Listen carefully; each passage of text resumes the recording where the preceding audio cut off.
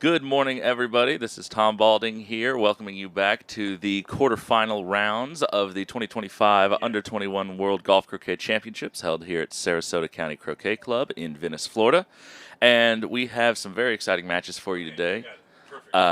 Here we're going to be covering mainly Court 5 and Court 7 today, and we're going to bop back and forth to some coverage on Court 6. So here on Court 5, we have Levi Franks and Eduardo Nunez. On Court 6, we have Blake Fields versus Sam Cuthbert. And on Court 7, we have Inigo Morenes versus Fawzy Helmy. So have a very good arrangement of players today. And as you can see in front of me here, we've just started the first game of the quarterfinal here on Court 5. Levi Franks will be playing red and yellow. You just saw that he missed the long clearance there after a good setup by Mr. Nunez. And we are going to be underway here. I don't know if Court 7 and Court 6 have quite started yet, but we'll be bopping back and forth between them as the action heats up. So I'm going to very quickly get my phone out here so that I can see your chat messages, because you know I love it when you guys chat with me. I can fill air, no problem, but it's always nice to know that there's people enjoying or have questions or things like that, so please don't be shy. But all right. Just pull this up. So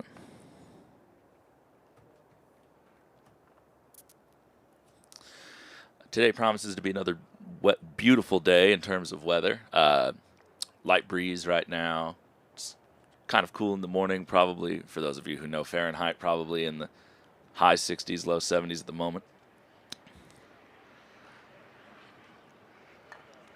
Levi with a big clearance. And missed the last one on the left, just missed that one on the right. So an early opportunity to take the lead here for Nunez. We'll see. First hoop shot of the day, slightly long, 3 yards. We'll see if he can convert. And never in doubt. All right, so we are off to the races here.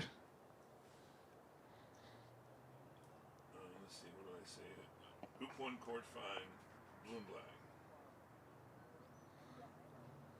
Right?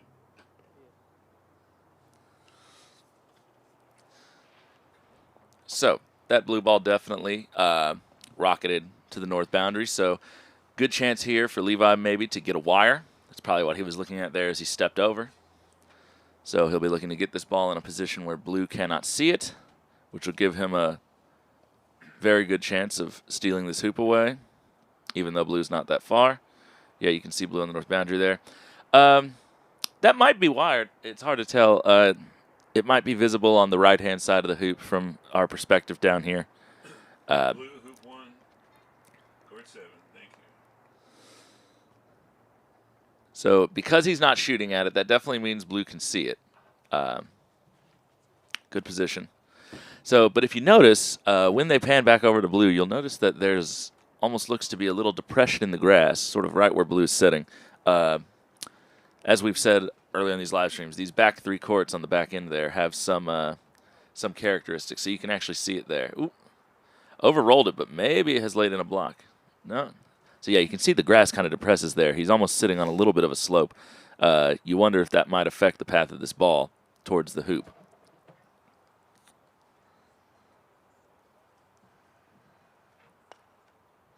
Yeah, and you could see that that ball started bouncing the second that it left his mallet. So that might have been a combination of whatever eccentricities were there in the grass. It might have also been due to the fact that he hit slightly down on it.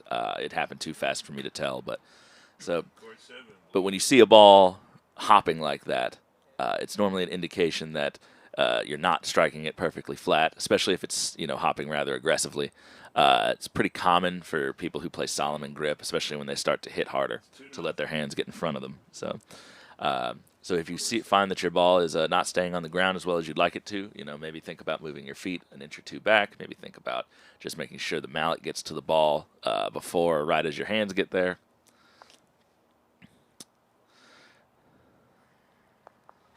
Yeah. All right, so Levi will be wishing that he had managed to put yellow in good position. There was an opportunity to get another wire there and also just to put a lot more pressure on this hoop. So because red is on the side boundary, cross-wiring from yellow on the other side of the hoop isn't really a great play. So he might be thinking of a couple of things. He's looking at this. He might be thinking he has to clear it now because he can't set up anywhere close to the hoop. He could go deep, but that still does give up a relatively short clearance for red. So this is a bit of a tricky situation. So yeah, so he's elected to set and go deep,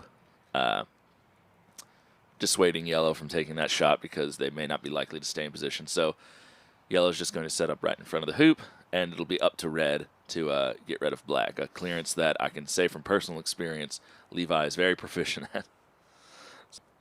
Levi will really like this position with blue where it is. And honestly, given where red is, this is a situation where I might be tempted, if I'm a hoop up and it's game one, I might be tempted to be aggressive and just try to clear yellow. There may even be a slight double there. There's a theory put forward by Kyle Maloof, which I'm a big fan of. It's caused some debate every time I've brought it up.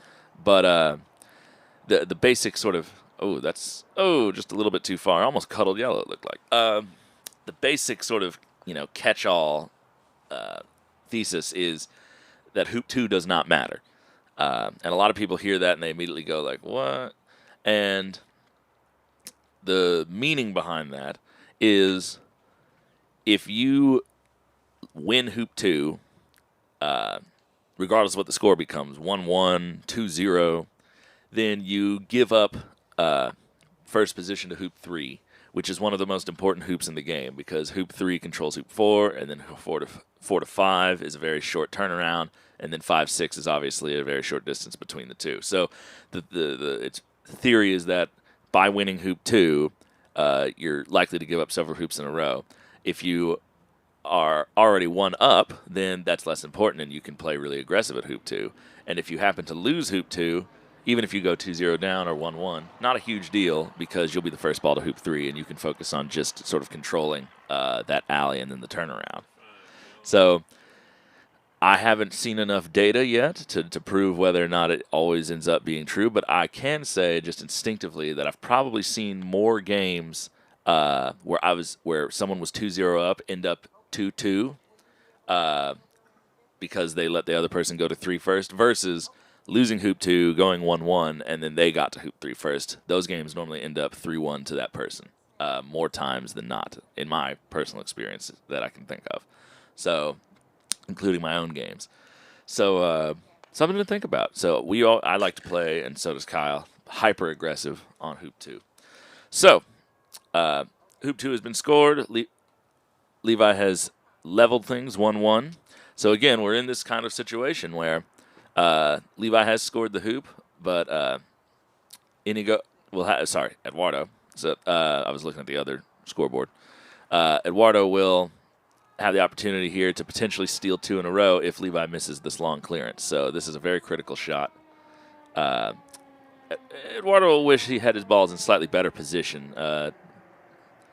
Black really needed to be set there to force anything here, but and that's just an amazing shot. Well, all the theory in the world can't get past someone just hitting everything.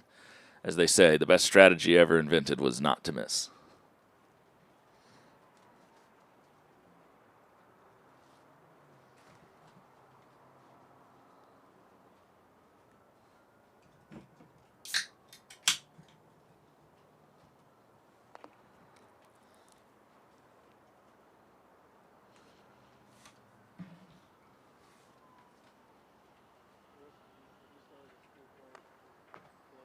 No, I know it's ready though.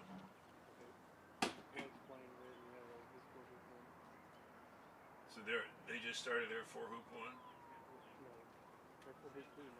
Okay, who scored 1? Oh, he's playing red and yellow. Oh shit. Okay. Okay, I gotta fix that. Shit.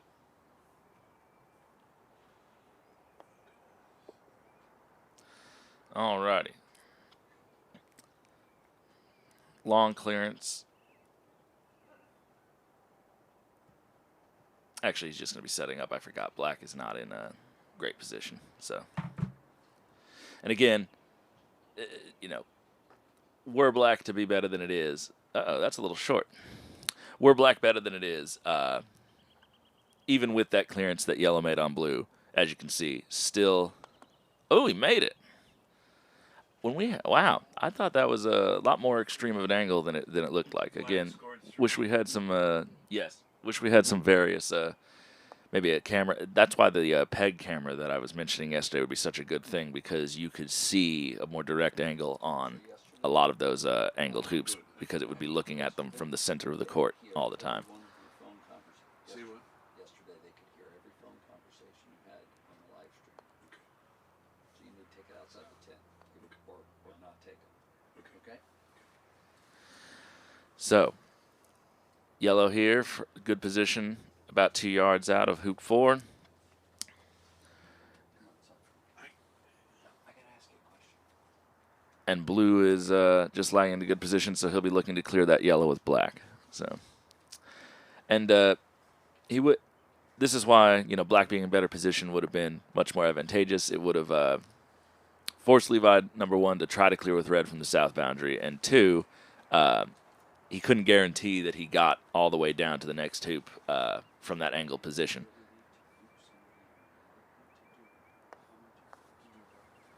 Beautiful clearance, beautiful.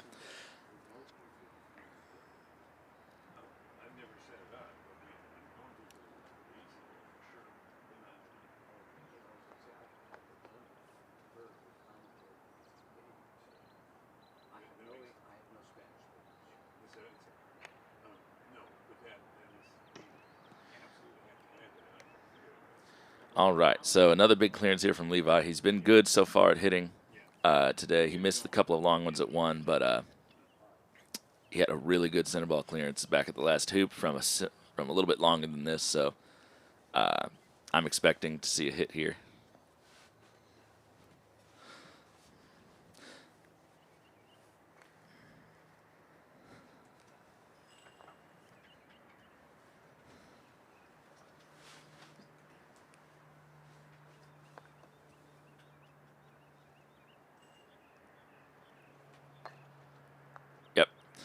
So, right half a ball, pushes blue over to the penalty area on the west boundary, and Eduardo is going to have a very, very long clearance in front of him if he wants to save this hoop. So, and this is kind of, you know, again, this can happen when you don't run hoop 3 a very long way. So for those of you looking to maybe improve your game or find that you end up losing losing some of these hoops where you make like an odd-numbered hoop and then you immediately lose the even-numbered hoop behind it. Most of the time it's due to the fact that you're not getting down through the hoop enough to get close to the next one to defend it. Oh, my gosh. Center ball hit. Now, you saw that ball was hopping a little bit again. He's striking down on it just a little bit, so, that may end up causing some problems later because if you hit the edge of a ball with your ball slightly in the air, the other ball's not going to go very far, and your ball's going to go a long way. But if you're hitting them in the center like that, then I guess it doesn't really matter. That was an amazing shot. Now has control of the short boundary, and will be in a position where if he gets black in good shape here, he'll really be liking his chances of clearing that red. But as I was saying, practice. Ooh, don't block your own clearance.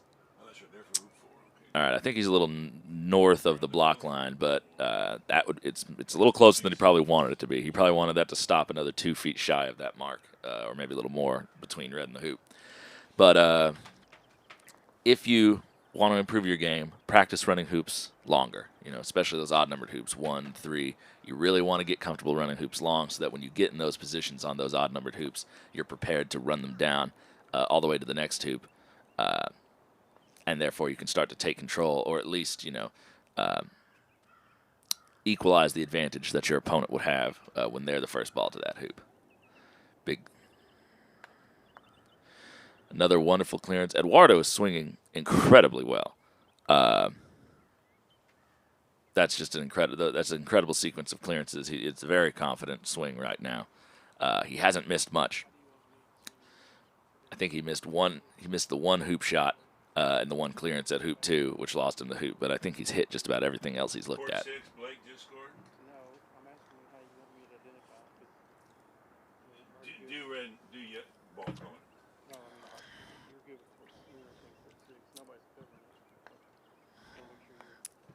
on court 6. I still haven't won the one. Just tell me what ball scored. Big clearance here for Levi from a similar position that Eduardo cleared. Oh, and if one of them can do it, both of them can do it. So both of these guys right now hitting incredibly well. This is going to be a very exciting game, I think.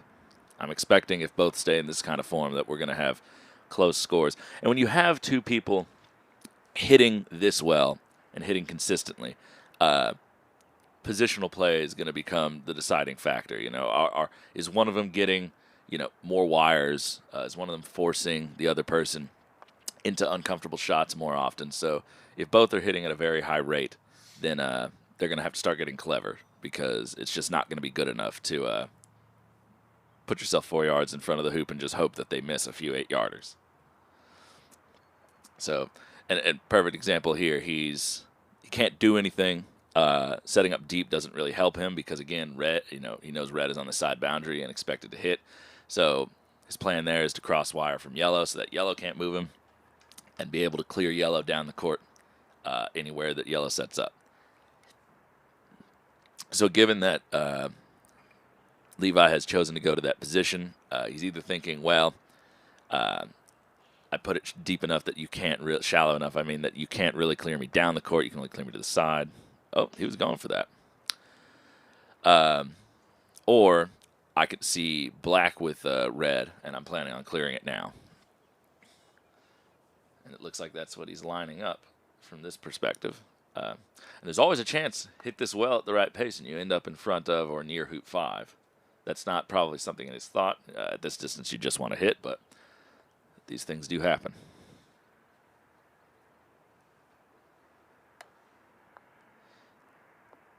Oh, now that's a little unlucky. He hit a good shot there. He actually is probably on the back boundary behind hoop 5. Hit a little less of that ball than maybe he wanted. It wouldn't have gone all the way to the other boundary, but that ball still had a decent amount of speed on it. We would have expected that to be sort of halfway between the hoop 5 and the boundary from our perspective. So now it gets a fairly easy 7-yarder to get back in shape of this hoop. Yeah. So both of them trade half ball clearances or fourth ball clearances. This is actually a really good outcome for Eduardo because, again, controlling the side boundary, nothing that red and yellow can do to prevent him from having that 7-yarder versus maybe a lucky block of some sort. But so you see Levi intentionally playing wide of the hoop on the other side, taking a less than perfect hoop shot. If he was worried about just perfect position, he would have played to this side of the hoop and come in at a better angle. Ooh. It's very hard to tell with this camera angle. I'm not sure that runs. If it does, it's going to require a really, really good shot. So we'll see if that ends up being a deciding factor here in the outcome of this hoop. And that doesn't run either, so he might get away with it. All right. Center ball. Both of these guys are just swinging. I mean, this is some of the best hitting I've seen this entire week right now. Not to say both these guys haven't been hitting and playing really well, but just this many repeated 7, 10-yard clearances. You love to see it.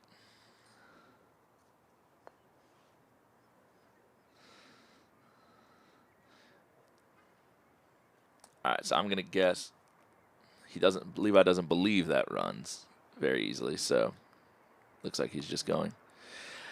So I don't mind that shot. I don't like the pace he hit it at. He kind of went for this in-between pace where, oh, I might be able to spin it through. I don't want to hit it too hard and have it bounce back. But quadways are so bouncy by their nature. If you hit it with that much pace and you're hitting into the wire that steeply, it's going to bounce out more times than not. And these hoops are still fresh. This one hasn't been played today at all. So, oh, that's a great shot. Great in off. So Levi has equalized the score here, 2-2. But, yeah, I think that if you're going to play that shot that Eduardo played, you either play it much softer and just go for jaws because neither red nor yellow is in a good position, or you play like the jump shot and try to use the extra spin of the jump shot to pop it through, which has been known to work fairly well in these quadways. So I just think he had yeah, Levi, not the best clearance there. So he hit it, obviously, but he was looking for center ball, wanted to stay relevant.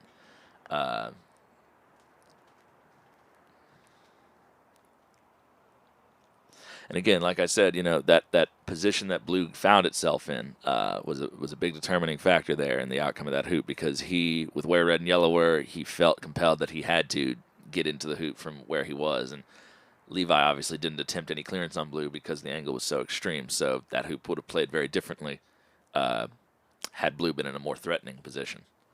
So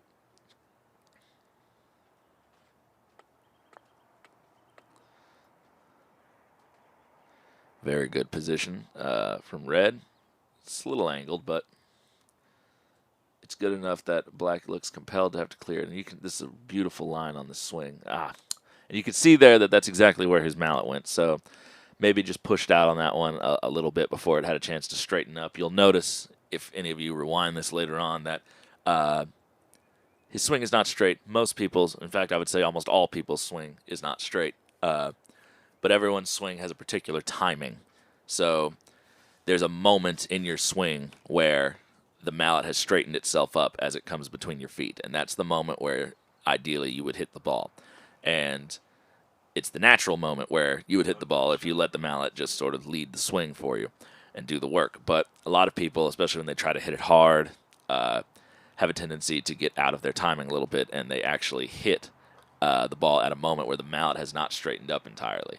So this is something to think about, is improving your tempo. There's a natural tempo the mallet wants to have for everyone's swing. It's different for every person, obviously, but oh, that's an amazing shot.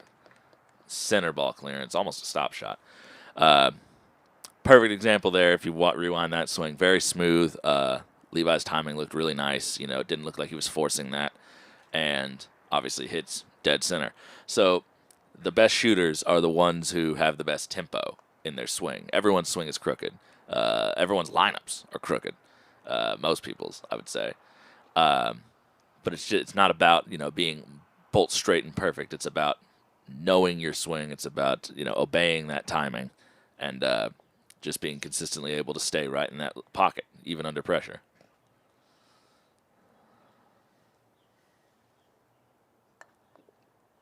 Nice hoop. All right. Rocketed through that. So Levi is now 3-2 up. So he's played amazing these last couple of hoops. And black will be hoping that he might have been able to get to a wide position there, but he's a little wide left of it, so I'm not sure. I can't exactly tell where red ended up. I think it was a little right of the line of the hoop based on where Levi's walking from. But we'll see in a minute if yellow feels compelled to clear this, then, and he is looking like he's lining it up. He's kicking in.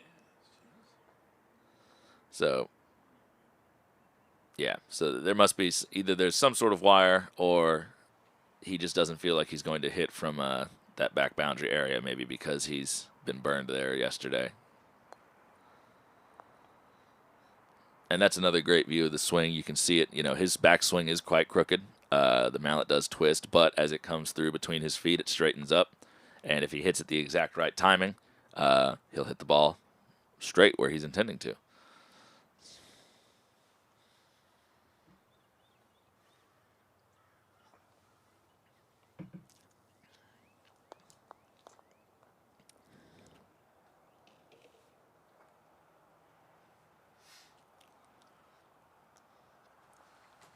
We don't have a chat going? What? We don't have a chat going. Not a separate one. I just have it right here. Oh, I can't see it on mine for some reason. Let me update it. Sometimes I have to. Yeah. So I'm sorry if I haven't engaged with any of y'all. I haven't been able to. I've been trying to get the chat to come up on my phone, but I just updated it, so it all should right. work. Let me see. Open Sesame. So let me go to. Sometimes the phone wants to act weird, but I'm gonna figure this out. I'm not the most, unfortunately, despite the fact that I'm a member of Gen Z, that me and the technology have never really gotten along in any way, shape, or form. There we go. All right. So, sorry for those comments who I seemed to ignore. It's just I could not see them, so I'm going to go back real quick and just make sure I acknowledge everybody who's might have asked me a question. Addison says, "Hey Tom, hope you've been well. What are you excited to see today?" Honestly, pretty much everyone in this field falls into one of two categories: someone I've played or someone I've never met before in my life. So there's a lot of I have not played or gotten to meet the Spaniards, Fawzy, Helmy.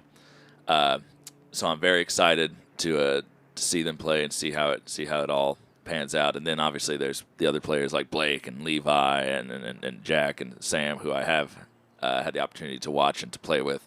So there's a nice mix here, and most of them are playing each other. So there's a nice mix here of there's a lot of unknowns for me in each game. That'll make things interesting. I know some of their play styles very much more closely than others.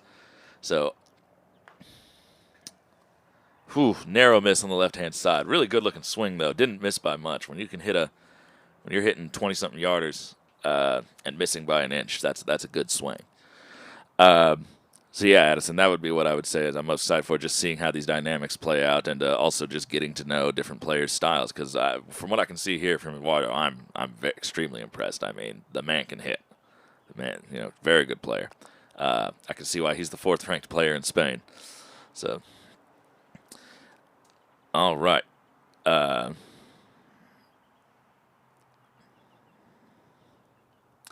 And then it's Sandra Harlinska says, "Hi from Latvia. I hope you will give info about Ivo Bosnievic's plate games." Yes, we will try to find someone to be able to run scores for us back and forth. It's going to be difficult at times just because we have 7 lawns going, but we will attempt to get those as we can. All right. So, no, actually, no. It's is it 3-2 or didn't? No, Frank's just scored 6. Yeah, so that should be 4-2, shouldn't it? He also scored 5. Right. Let's make sure we get the scores right after yesterday. I've got it 3-3, but it could be 4-2. I'm trying to remember. No, it should be 4-2. For Frank's? Yeah, Eduardo scored hoop 1. He scored hoop 3. Levi scored hoop 2, hoop 4 off the in-off, and then hoop 5 and 6. So we don't want. We're trying to make sure that we don't have another miscommunicate like we did. Oh, great clearance, really good clearance. So yellow taking the back boundary position, fairly straight behind hoop 7, and black sort of pushed halfway between the line of the hoop and the corner. So.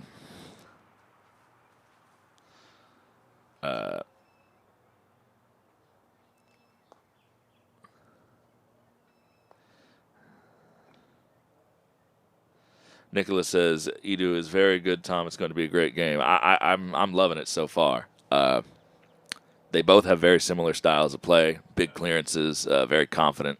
These large Solomon grip swings. So this is the kind of croquet you like to see: hard hitting, no fear, no hesitation.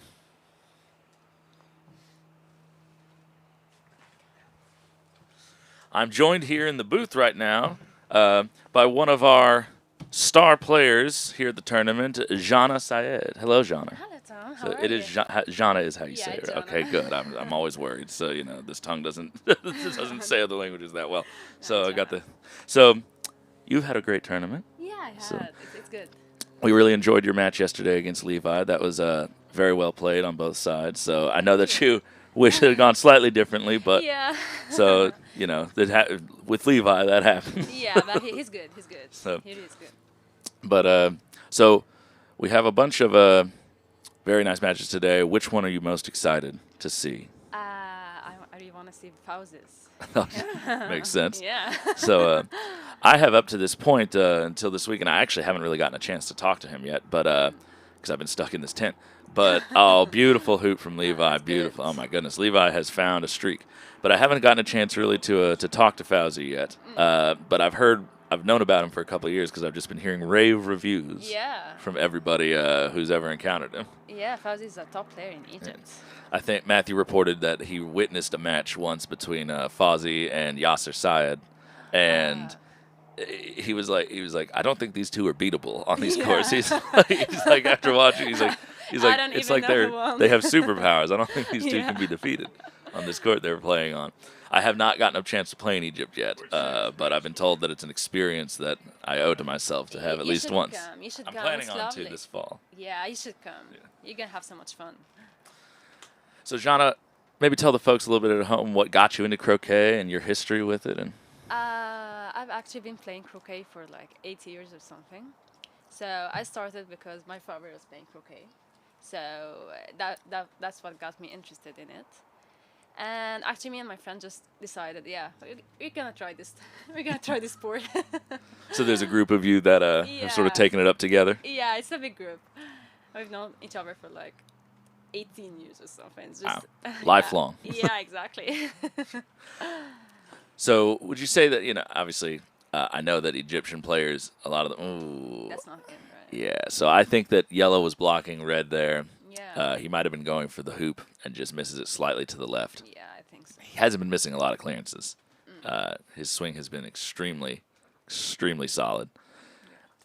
But so I know players in Egypt have a tendency to start much younger than maybe we do here in the States, when most yeah. people come in older. So do they have any sort of relationship with like schools or any local like youth program? Is that how they do it, or is it just more culturally like people bring their families and their children? Yeah, exactly. Just it's all about parents are playing, so kids are just interested because their parents are playing. But we're actually just trying to let kids play more in Egypt. Yeah. We are having like kids tournaments and things like this just to get more people to play it. Yeah, we need more of that here in the Yeah. States. Unfortunately, the kids don't think it's interesting because their parents do it. In I don't fact, think they think that has in the Egypt. opposite exact effect. So it's 6-2. But no, it's very good to see. I only asked because I know that like Edmund and Levi and all of these other young guys, most of them got into it in New Zealand because they do have sort of school-related programs, and a lot of them are exposed to it through the school system. So. No, but we don't really have this in Egypt. Okay. I don't think many people know croquet anyways in Egypt. Well, that it's at least it's whatever you have works. Yeah, So exactly. people are getting out there. How many croquet players would you say exist in Egypt? Like, just if there was a rough estimate. I don't know, maybe like 500, 600, maybe more. But I think maybe more. That few. Yeah, but no, I think there's more. But I don't know. We have like so many clubs in Egypt. Yeah. So it makes sense to have more. Uh-oh. He's blocked his own. Yeah. Black wasn't great to begin with, but he already blocked his own hoop shot. So Levi will not be feeling a whole lot of pressure to have to move that black ball now. Yeah, he doesn't So have to. before it could have maybe gotten in the jaws and caused some problems, but Levi seems to have and Levi seems to have just taken sort of the reins of this game. Eduardo has not played poorly, but Levi is just making everything he looks at. Yeah, I think Levi is good at positioning more than Eduardo. Yeah, It's all about that. For a He's man more who good- has a really big swing, he has actually surprisingly good touch. Yeah. I'm getting a score update here from Parts Unknown on the other side of the club. So court 4, Jack Good has 3 versus Ethan Gumbrell's 1 point in the first game. And, I just got another update. Jack Good is now up 4-1 against Ethan Gumbrell. So Jack Good coming out to a very hot start in that match, and we'll see if he can continue. You think he's going for the hoop or the... I think so. Okay. That's Yeah. close. Yeah, with red where it was, I don't think he'd be interested in clearing blue there. Yeah. With a commanding lead like 6-2, even if you give up this hoop, especially since it's an angled attempt. Very good angle on this swing. Just a little bit into that left wire. So, and you can see a little bit of frustration there on the part of Eduardo.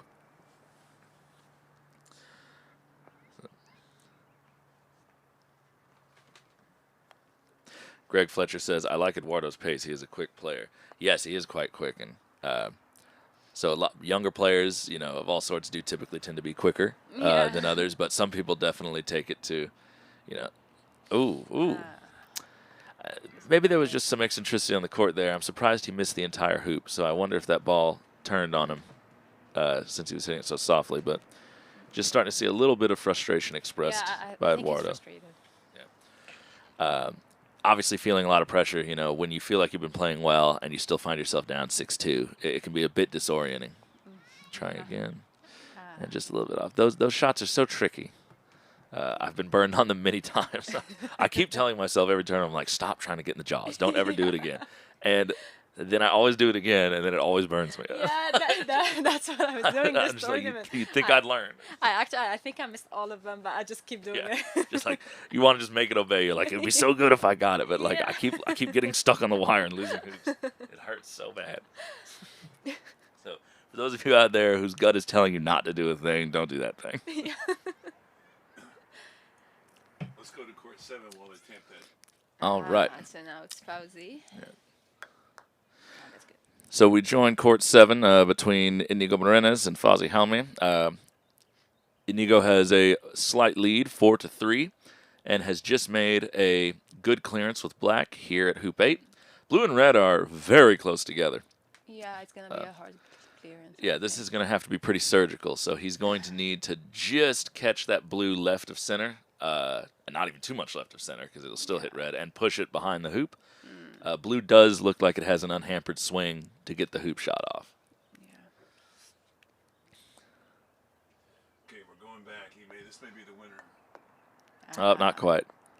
Can we go back and see this clearance on 7? Yes. All right. So I'm just going to say this in Arabic for the people back. Yeah. فوزي كان خسران 4-1 بس هو دلوقتي 4-3 يعني ادعوا له كده.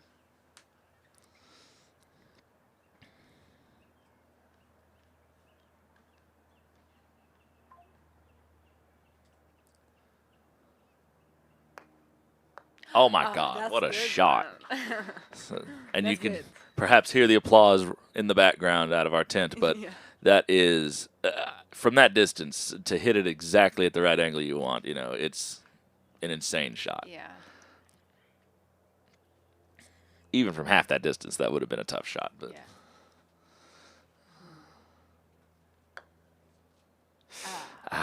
and again, you see that ball hopping a little bit. I wonder if he just let his hands get in front of him and just hit slightly down.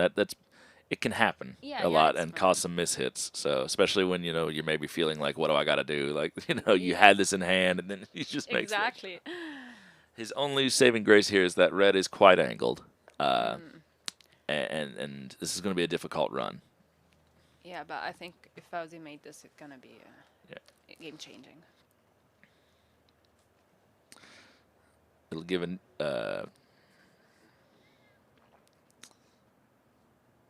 very careful pre-shot routine. Yeah.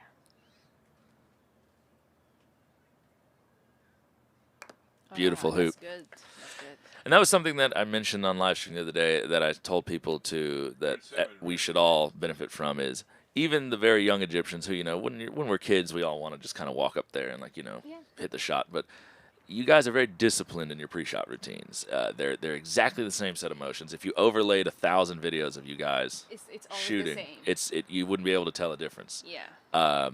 And I just think that that's a very important lesson that a lot of people, myself included, could probably learn, just because I think it really helps in those pressure situations to really zone in your mind. Yeah, exactly. And build that muscle memory. Yeah, exactly. So. Yeah. You think he's jumping, right? I think so. Black just attempted to jump. Oh. That's good. Okay, that's So- game. All right. So, unfortunately for Mr. Nunez, Levi Franks comes out firing hot and takes the first game 7-2 after a fairly close beginning. Look at yellow. Okay. Oh, goodness. Just went to court 7. So, So he just cleared and What's went going there? on with Blake? I think so. Right, so black manned the hoop. Yellow went there, went deep. And Oh, so they're still 4-1. did blue just attempt? I think blue just attempted to clear yellow and maybe was just hoping, if I cut it over there, I'll take back boundary. Gonna go to 7 So, now and if he second missed, game.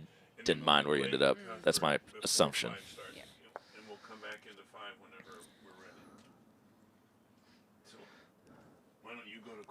touch short, but I think it runs. It's hard to tell with those Yeah, shadows. the hoops here are worse than Egypt. So. That's good. Well, that's No, going to be that's stymieing. short. Yeah, that's going to be stymieing for red, but not by much. So he's looking at this. He might take the hoop. Yeah. Yeah. I think it's pretty free to do so with black where it is. So.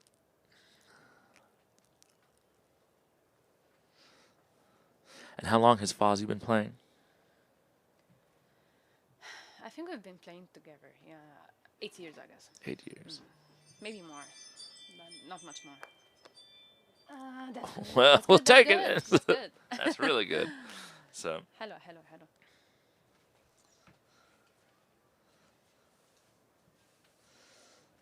Lami Rana says, hi, Jana.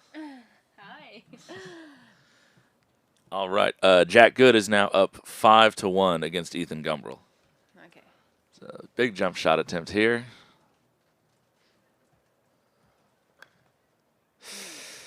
Height looks good. It's hard to tell at that speed, but a little bit to the left. So unfortunately, red will be able to completely. Just Black's clear not really in a position to do anything anyway, but Yeah, just for but- good measure, red will Exactly. get him away.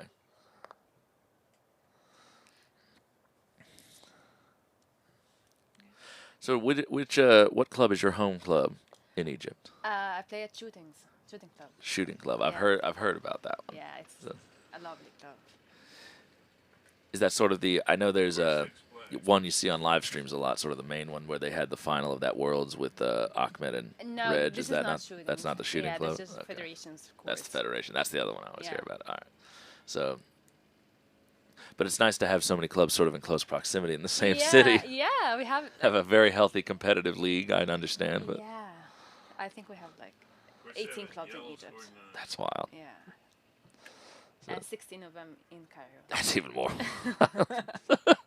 Where are the other two? Alexandria. Alexandria. I should have guessed. Yeah.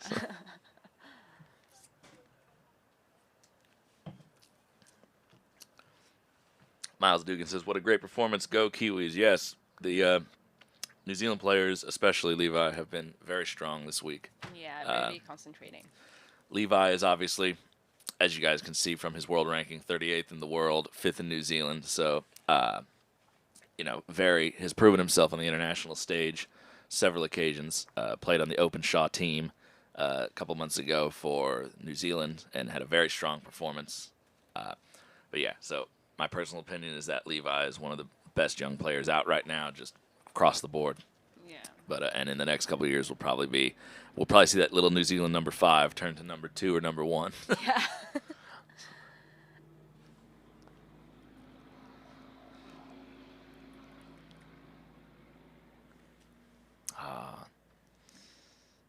Sometimes things just don't go right. Yeah. Actually, he was 4-1 up, so he's probably stressed now. Yeah. It can be a bit disorienting. So that rolled just a little further than he wanted. Yeah, but it's but not it's bad. fine. Yeah. Red will be able to control black. Exactly. So we have 119 people Ah, that's good. watching our live stream. So welcome from all corners of the world. I don't know what time it is in various places. What time is it in Egypt? Do you know? I think it's about 4 p.m. 4 p.m. Okay, I was like, whew. Hope some of y'all are able to watch it. Oh, it was 145 a minute ago. Oh, well, that's fluctuating. So I might need to refresh mine. But yes, so from all corners of the world, welcome to our live stream. I see Luis Alvarez Sala from Spain waving in the chat. I know we have some people from various corners that I recognize the names of here in the United States, Spain, Egypt, New Zealand, Australia, Canada. So thank you all. Some of you, I know it's probably some ungodly from France. Yes, some of you, it's probably an ungodly hour of the day, but we appreciate your sacrifice to your sleep schedule. But put some caffeine in your tea and let's go.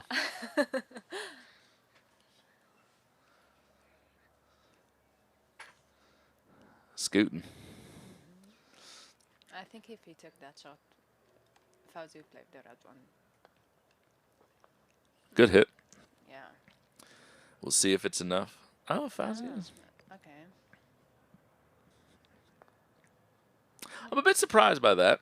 I would have thought that with how well he's been running things, Yeah, that he but would I have taken think that the on. blue one is just at the 11th. Oh, yes. Yeah. Good point.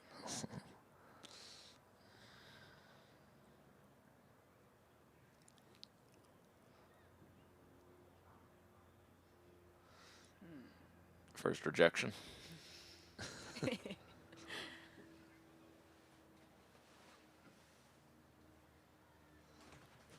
Tenerife Club de Croquet says 2:50 p.m. in Tenerife, 22 degrees. So You're doing good. Thanks. Did you get lots of my game? Yeah. Levi's here. Hello. Levi, how are you doing? Pretty good, I would guess. Watching you. Yeah, pretty good. All right. Well, don't get distracted. You ain't one Yeah. yet. But so Mo Karim says hello, Tom and Jana. Nice commentary. Thank you, Mo. Cute. I'll see you at the AC Worlds in October, I hear. So I don't really play AC, but I think it's cool. do many Egyptians play AC? No. Yeah, that's what. But It's a I'm great thinking about game. learning it. Oh, it's a great game. It's my favorite of the two. Oh, really? So yeah. So I mean, I love GC. Don't get me wrong, but there's just something beautiful about AC. So There's one Egyptian in the AC Worlds, I think. yeah, it's Yeah, Mo I Karim. think So, more, yeah. but so that'll be exciting. Yeah, And it then will. Sandra Harlinska says 5 p.m. in Sigulda will follow you till 3 a.m. Also 21 degrees in Latvia. Thank you for your lovely comments.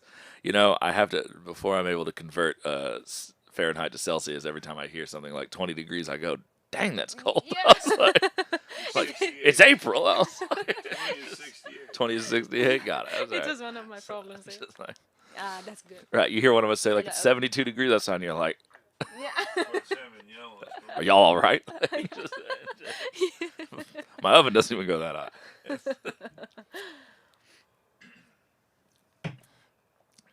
Paul Newbecker says bonjour, Tom. Yeah, Paul.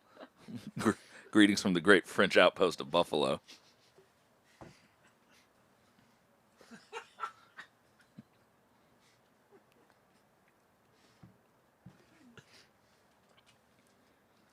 All right. So, Fawzy did take hoop 10 and now has a Did the red one? Did the red? red just block? lagged in. I don't know if it blocked. I think it's a little bit this side, Ah, okay. It's- towards our right. I think it's our clearance. He's asking for some relief from that back boundary. That back boundary has some character on it. Yeah. It's actually bad because a part of it is just higher than the other, so you can't really stand on it. So this is all these sort of three courts are part of the expansion, and they used to have sort of a different fence line here, and so a lot of the extension, the edges of these courts are just a little bit uneven. Yeah. They've done amazing work to make them as good as they are. A couple The years courts are ago when they were amazing. new, Yeah. they were a little bit bumpier, but big clearance coming up. Oh, I know. I thought he hit red for a second. It was Yeah, so me close too. to red. But I didn't even know that he had this much space. so this would be one of those moments where blue and black would be wishing they had put their balls in slightly better position. Not because they aren't able to get control of this hoop, but just the more shots you give your opponent, especially when he's playing well, the more chances for things to go wrong. Yeah. So you'd like to be able to just run this hoop confidently and just get down there. This is not good. Yeah, he would have wished he'd hit that more in the middle. Yeah. Stayed relevant. He will be able to clear anything that gets in front of him, but But I it's think much it's longer gonna- than he wanted it to be. He's playing the hoop. Right? All right. This looks fairly angled. Yeah, me too. I think so.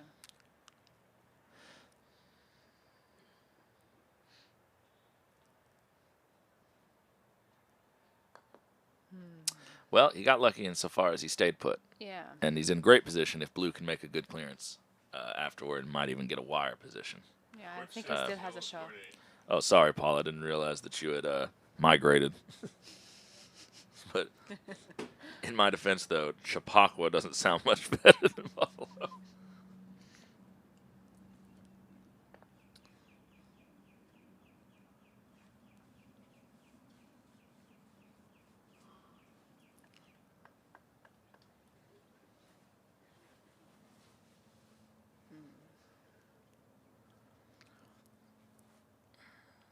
This is one of those tough situations. Do you clear? Do you Yeah. just be aggressive? You're up 6-4.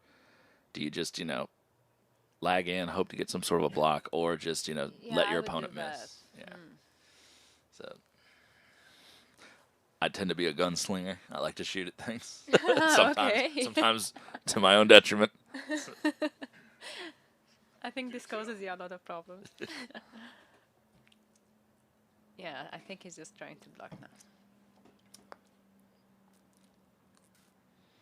Pace looks promising. Yeah, but I think Oh, it's it's gonna just- be a bit short. It's just dying. Yeah. Just a little bit. It's not bad. No, I think it runs. So if blue doesn't clear red to anywhere wired or too far away, then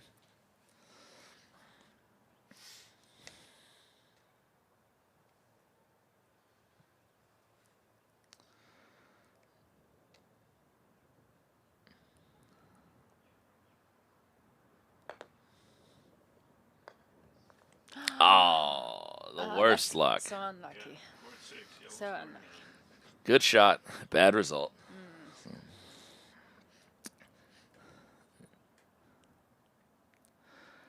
So now Fawzy with a great opportunity to just start taking complete control. I don't think blue's anywhere nearby. Yeah.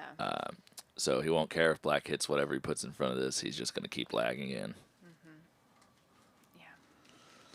Yeah. Seeing on court 6 our scoreboard, Blake Fields is up 6-3 against Sam Cuthbert. So Blake coming out strong in the opening stages of this match. Okay, so he's betting on himself to hit with I guess yellow was runnable, but didn't look nearly as good as red. Abdullah plays with a standard grip. Yeah. Yeah. Tell me, Yeah. that blew my mind actually, because I noticed him the first time I noticed it, like that I actually focused in. He was just doing a little tiny set, like trying to get a block. Yeah. And I was like, oh, that's weird. Maybe he's found that he has really minute touch with that standard grip. And then I saw him doing all of his shots for it. I'm like, wait a minute, that blew my Yeah. mind. How did he start that? I actually don't know, but he hasn't been playing for so long, so I think he just started like that. But I don't know how. Ooh. Well, that's going to hurt. It's a good swing like that, very close over that distance.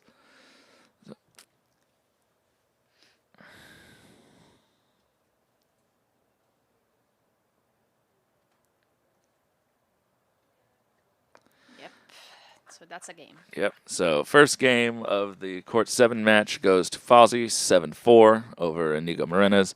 They'll presumably start game 2 here presently. We're going to cut quickly to Court 6 to witness Sam Cuthbert make an amazing clearance at hoop 10 to push Blake all the way to corner 2. Yes. Court 6, he won. You have a lot of fans in here, Jana. Gata says hello, Jana. And Tamer says you had a great tournament. Better luck next time. Thank you. And then we'll go back to 5. Tamer Hatata, ladies and gentlemen, by the way, is one of our Egyptian players here in America who I remember the first time that I heard about Tamer. He was playing in first flight at the GC Nationals in 22 in the Highlands area. And then the next thing I know, he's taking everybody, he's taking everybody down, and we're going to the hook, and he's, it's like, Tamer's so great. yeah. Tamer just had an absolute explosion. And is now one of the strongest players here that plays here in America. So shout out to Tamer.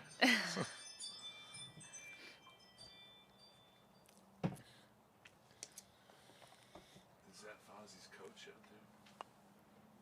I didn't see it. All right, so Sam here with about maybe a 2-yard, slightly less hoop shot to keep this dream alive.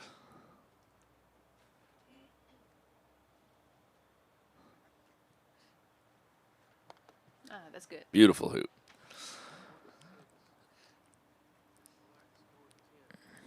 Court 6. Black scored 10. And with blue in that position, he's in really good shape Yeah. for this hoop. Do you think blue's just gonna clear yellow? Or I think should- so. I think he might decide he needs to play aggressive and get a Yeah. good ball in and then just do the long clearance. Sometimes you got to bet on yourself, but I haven't seen how he's played this game, so who knows what he's thinking. He's looking at it for sure.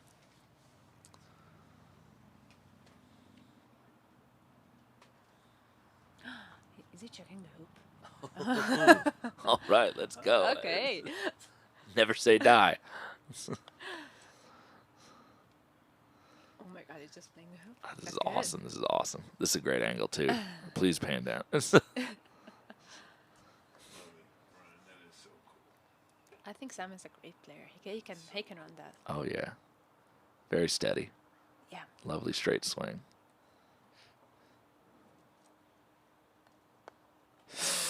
Yeah, just a little bit. You can see his feet were kind of pointed in that direction a Yeah. little, so.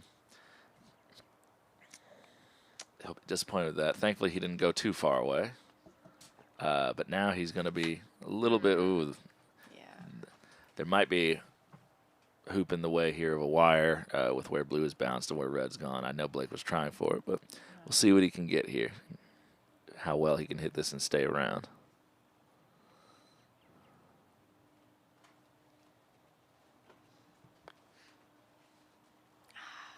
He missed it. Narrow. Just so close. Yeah. So that's a hard position to be in. Yeah. So, you know, you'd like to, if you had blue in position, you could just sort of open it up and do a full swing. Yeah, exactly. When you now are thinking about staying relevant and having to sort of take pace off of it, it can sort of throw your swing out of whack. There will be no pace taken off of this. Yeah. so So- that's a game to Blake. You can hear the hoop shout in pain. So, But you're going to go to 5 now? So, And we'll cut to you as soon as you so get it there. yeah, we're at hoop 2. What happened? Okay. we'll have to get an update. So Somebody scored hoop 1. We're not sure who.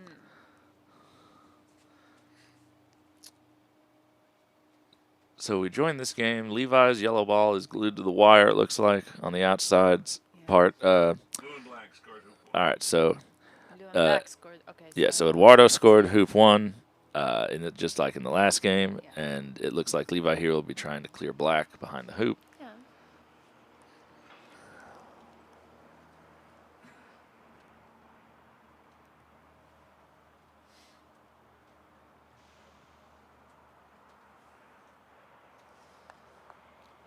Oh, no, he was trying to do the in-off. Okay. This is actually not so bad. No, Anyway. it wasn't. Did he get I don't think he got it, though. Yeah. So, yeah, he did not get it. So, and I don't know where blue is. I'm a bit surprised that he did that instead of. Yeah. It seems a little overly aggressive. Well, then again, I'm okay with being aggressive at hoop too. Oh, there you go. Okay, So, so it's 2-0 now. so as I was saying earlier, with my theory about hoop 2 does not matter. Even though he's 2-0 down, he does get to be the first ball to hoop 3 and could Yeah. potentially tie things 2-2. Yeah. And we did see last game that he went on a run from hoop 4 to hoop all the way to the end. But so we'll see if it pans out here. So blue is just at hoop 1. Yeah, so.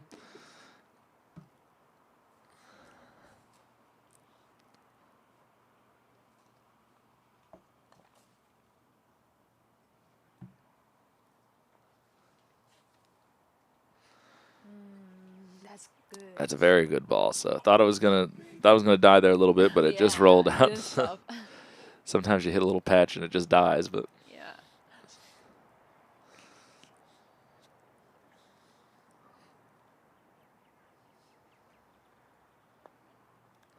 So now he really has to Yeah. just get into good position.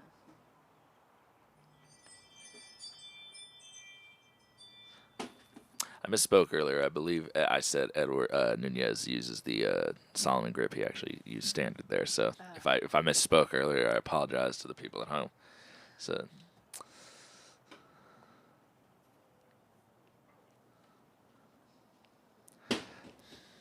That's surprisingly short. Yeah.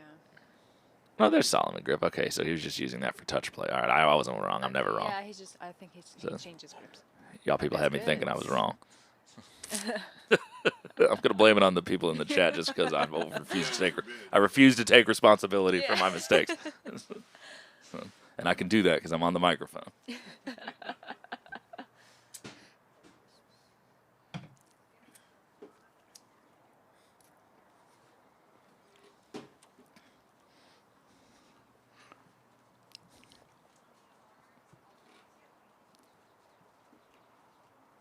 This is good. Shouldn't the score be 1-1? No, Helling. It's 2-0. It's 2-0. So Eduardo, blue and black, scored hoop 1 as well. Good cut there. Yeah.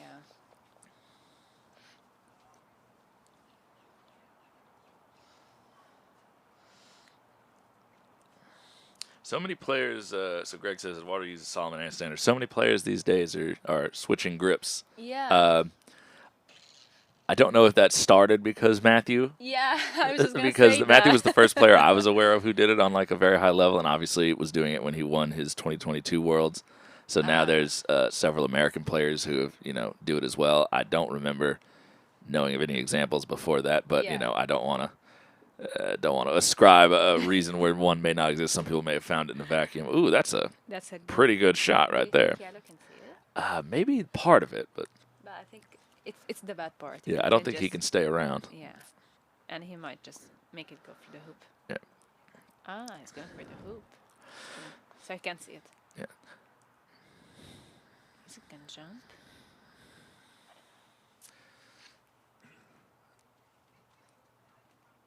Oh No, yeah, I think he's jumping. jumping. Yeah, Mhm. the hands have gone down. He's a very good jump shot Yeah, player. I was just gonna say that.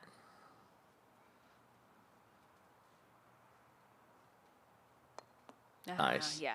I envy people who use Solomon grip as their normal grip for shooting, because I switched to Solomon grip for jump shots just to jump get the shot. Yeah, power, it's so and much better. I lose the accuracy Yeah. that I would like to have if I had standard. 1-2 now. So I really envy people who just use Solomon grip all the time and are very accurate with it, because their jump shots are so much more Yeah.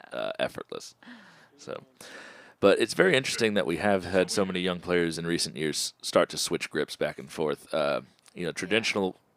Traditional wisdom being that, you have That- one grip, Yeah. so that, wow, that's an amazing shot. Yeah, To it's pace a so jump good. shot. So good. It's so good. Oh my God, that's what I'm saying. To pace a jump shot like that is crazy.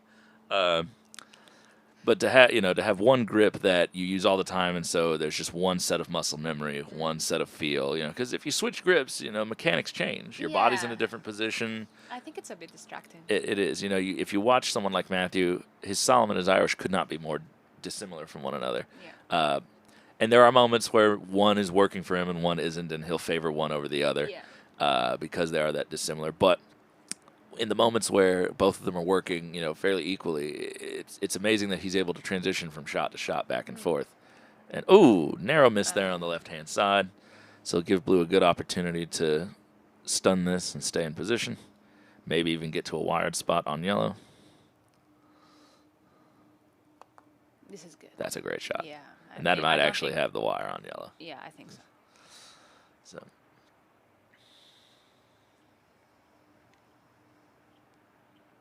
Yeah, I don't think yellow can see it. Or Yeah. it can. I don't know. So, small gripe, and it is a small one. He really, when a ball might be critical like that, and he was going, he might have wanted to have that marked in before he takes the shot, or at least mark it with let Levi mark it with the court to his back, just because. Not saying Eduardo in any way, shape, or form is going to do anything dishonest, but just like if there's a disagreement, and he did ask Levi, he was conferring with him, so there is agreement. But just as a general rule, if you know that the outcome of a shot you're about to hit might get a wire, be critical. Yeah, I think. For those of you out there who are newer to this, it's a good idea to maybe have the ball marked in before the shot's executed. So.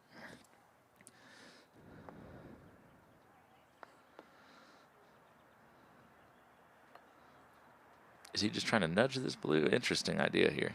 So maybe I think yellow can see blue. he almost blocked it. Probably. This is so. That's not bad. Yeah. Good shot, John. That's It did the job. It really doesn't look like he can see this. He's looking at it. It might be close.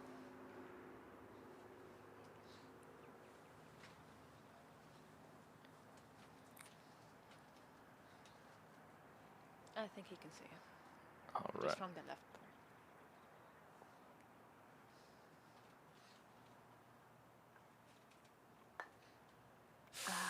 Just on the left. Yeah. Quick cut to court 7 for social observation. All right. So we this is have- our coach. Yeah. Who's with Fawzy? Our coach. Is he his coach? Yeah. What's his name? Ayman. Ayman. Ayman Abdulwahab. All yeah. right.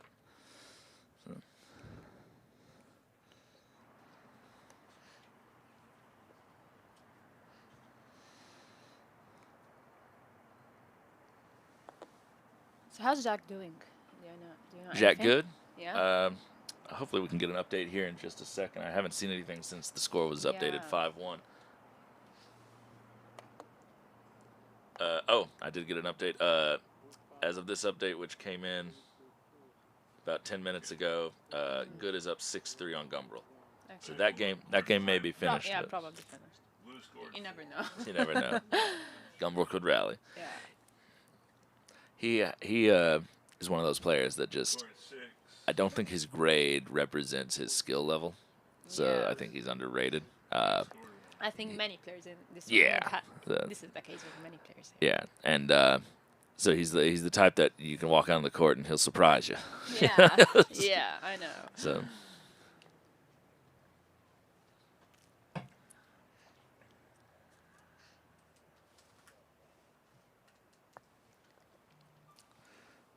all right, so Levi in good position over here at hoop 5, but blue will be all over that.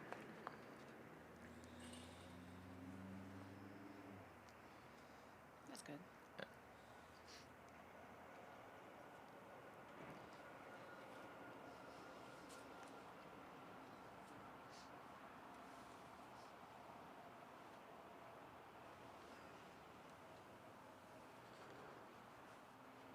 Is the winner from this match plays the winner from Fawzy's match, or it's just Blake's and Fawzy's?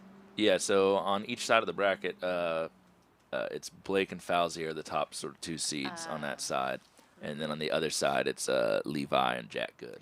I think it's gonna be a pretty good semifinals. Then. Yeah.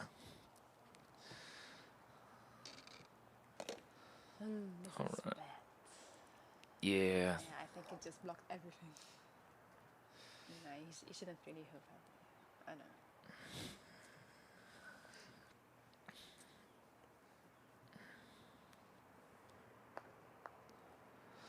All right.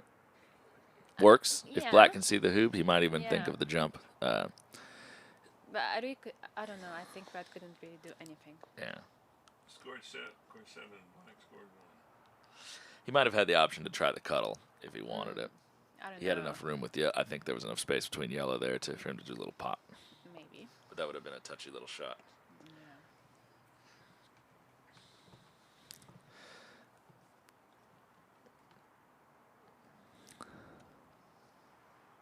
I think yellow is blocking the hoop. I think. So the question is, does Levi think he's got that jump in him?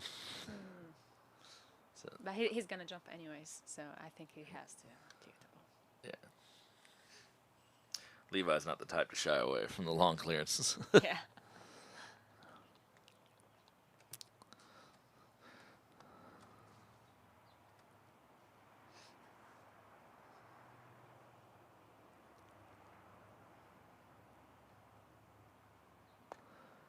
Good looking swing. Oh, narrow miss. But everyone can see from that angle very well that, like what we were saying earlier, his backswing does twist. Yeah. But as it straightens up and by the time it's coming up, it's now perfectly straight. Yeah. And most players, to some varying degree, are like that. Even world champions. Yeah. The only person, oh, that's a great That's shot. good. Wow. That's good. That's good. That's a really good shot. Yeah. Scored 6. Red Um, scored 2. I think the only person I've ever seen on a video that had a bolt straight swing was maybe like Reg Bamford for a series of years. Yeah. But everyone else, even from the top players to the bottom, I don't think I've seen a perfectly straight swing. Actually, there was one lady at a country club, and she was like 80, and I swear, if you just like grabbed her by the shoulders and pointed her in a direction, she could make 20-yard hoops every time. Like, I was like, man, if we'd found you Yeah. earlier, like we could have made a world champion out of you. She has the technically Irish grip too. She's wow. just like 80 years Wow. old. So, narrow miss. So. Yeah. But the It'll ball still is- require Levi to make a good shot, but you can see that Eduardo is, at this point, very respectful of Levi's hitting ability. Yeah, He's yeah. taking that shot on. So,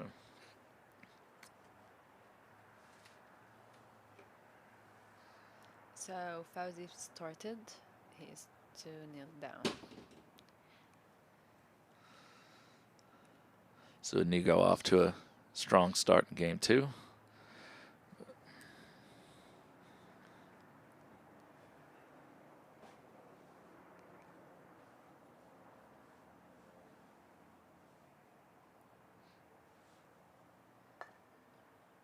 Very That's good. And he was smart to be respectful of Yeah. Levi's hitting ability. He doesn't miss 2 in a row very often. And puts that halfway between the hoop and corner 2. Yeah. So very big clearance coming in here to save hoop 5.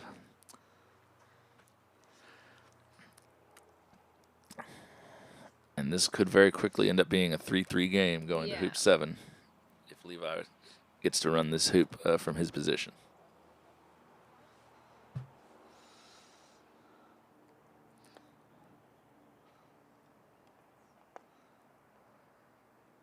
Yeah, narrow miss there on the left-hand Yeah. side. So, all right. So, question will be: is at this distance, how much pace is Levi going to try to hit this with? Levi naturally hits very big, Yeah. and I know for myself because I do the same. It's very uncertain for me to take pace off of that swing and Yeah. still hit as accurately as I want to. Yeah. So, he's probably just going to full power this Yeah, and I not think worry so. about holding position. I think so. If he were maybe a yard or 2 closer, but a yard closer.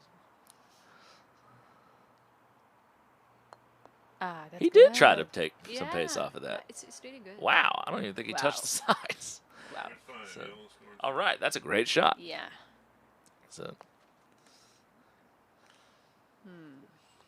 so blue going deep just to try and lengthen that return clearance. I don't think it's good. I would have tried to go for a wire there, just Yeah. because if he can hit 2 yards closer, he can hit that. That's Yeah, well within his exactly. range. And I get it. Sometimes it feels like, oh, if you can't get the wire, then you're just a sitting duck. But you have to try to go for it. That's right. Levi's going to let him off the hook a little bit with Yeah. that.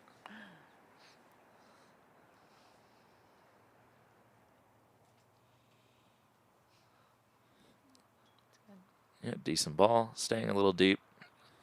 So, I think just Levi's gonna go for the. Wait, it's going for the Yeah.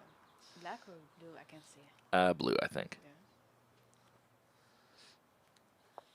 Yeah, sometimes these angles, it's hard to. Yeah.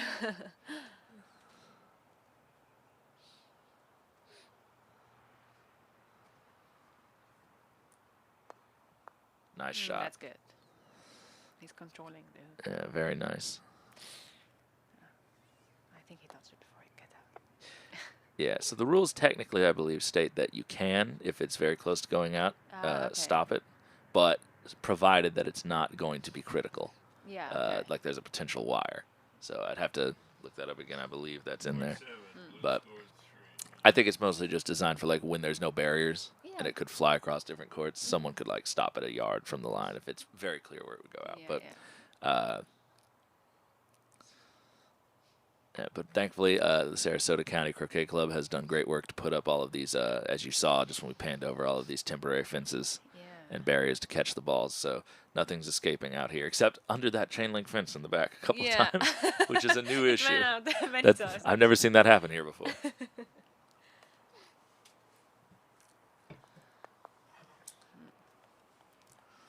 Not bad.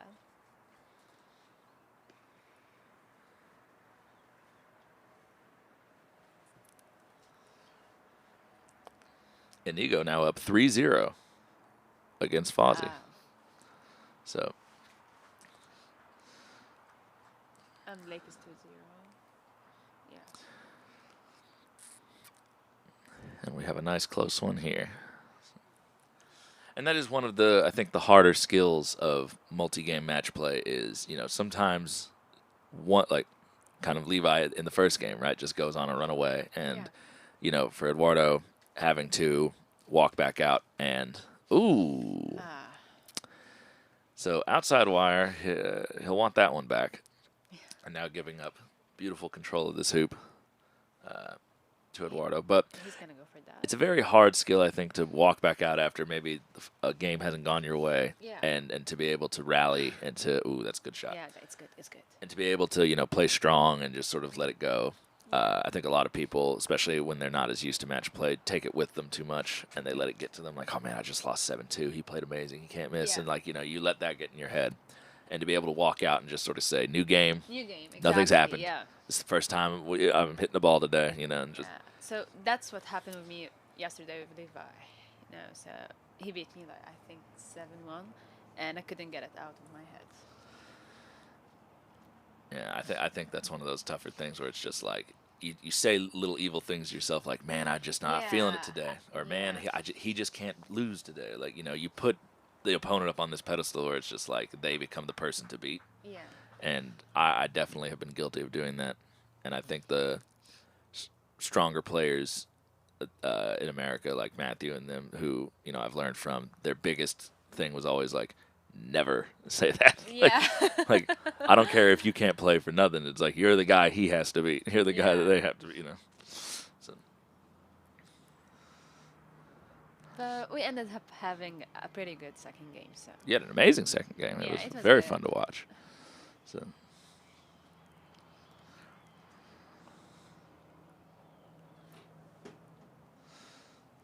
All right, so somewhat of a desperate shot coming up. Do you think he's gonna go for it?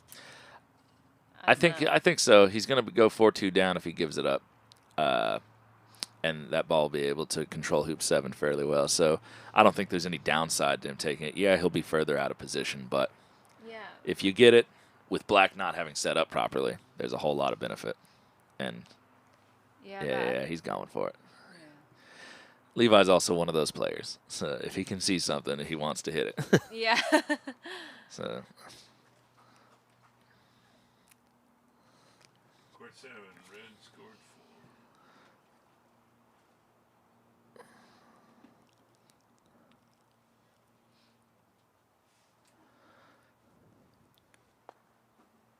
4. Ooh, It was almost got it. close. Yeah, Almost. It was very close. So,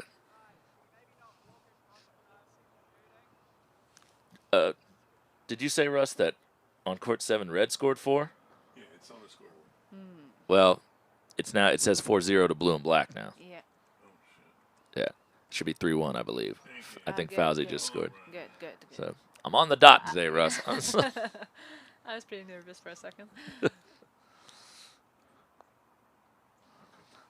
right, court 5. This is a good one. Yeah, we had a debacle yesterday evening where we had been bouncing back and forth between games, and the score was incorrect in the Ethan Gumbrell Callum McKinnon game, and we thought Callum McKinnon was up the entire time, and so I was judging Ethan very hard. I was like, Yeah. for his hoop 12 strategy when he's like 5-6 down, I'm like, he should have taken that clearance, Yeah. try to get up to 13, and then like when Callum puts it through the hoop, I'm like, why are they hugging? It's a pretty strange. We have time to war hug. left, gentlemen. Come on. Yeah. Then I see Jeff Sue out there with the clipboard. I'm like, oh, we've just been wrong this Yeah. entire time. Like we've been saying all sorts of crazy things.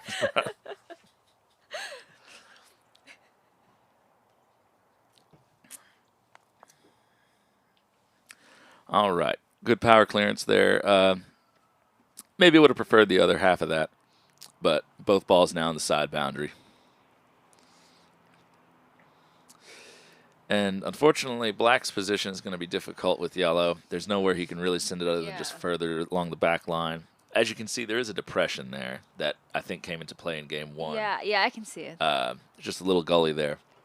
So balls from that position sometimes have a hard time staying true when you shoot out of that. But That's a good one. Where's blue? I can't see it. blue went down this way towards the left-hand side of the screen. Okay. So he had clipped the left half of yellow. Okay. Well, he hit the hoop, but he ended up Yeah. in decent position. He had a little Bit- assist there. Yeah. But do you think blue can see red now? He's looking at it. Yeah. I don't think so. Yeah, if he can only see the right side of it and would only push it back there. So Yeah. wouldn't be able to do much with it. Maybe just a little notch. Oh, I guess maybe it was open, and now maybe he's trying to make it a. So I think it's open. Ooh, Red scored 3. there may have only been a part of it. So, though I don't think yellow was exactly where Levi wanted, it worked. Yeah. In fact, I wonder if he was even trying to nudge into black there and just push black yeah, I in position. think Because that's when what- it turned sideways, Yeah, he he looked was disappointed. pretty upset. So I think that's what he was doing. So, but all right, so Levi will feel like he got away with one here. It's 4-2, right? Yes. So run this with control, and you could level the game pretty quickly. Yeah, exactly.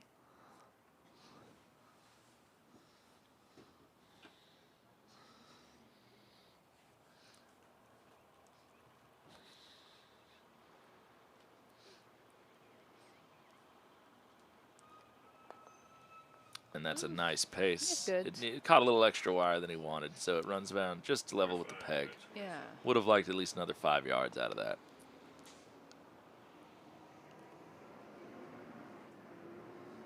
But he leaves that fairly short. Yeah. So, not the longest clearance in the world for red if he gets yellow in good position.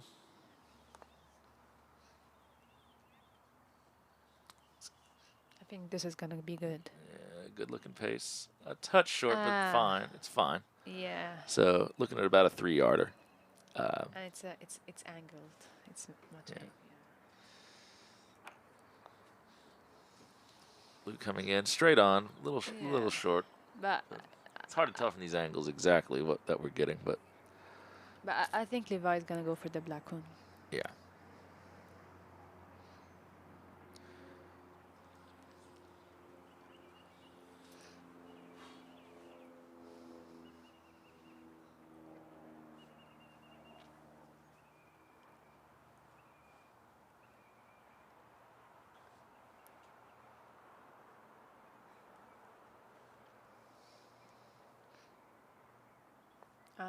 Okay.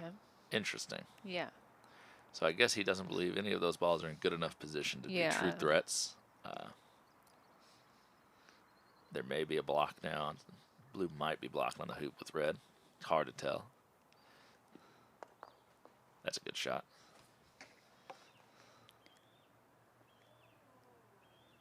I think red is blocking blue.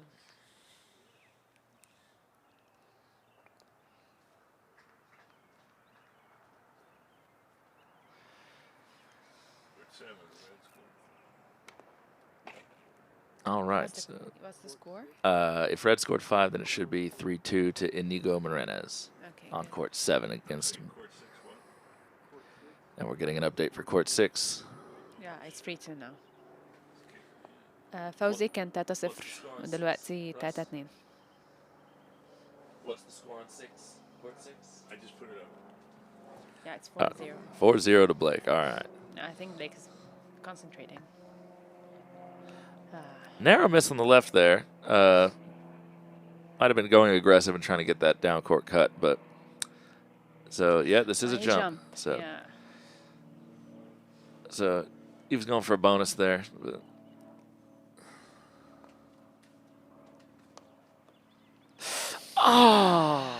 This is so bad. Yeah, Eduardo very frustrated with that. So Yeah. it just hit the ground right as it sort of hit the bottom of the hoop, which sometimes can cause very weird effects on the spin Yeah. back out. So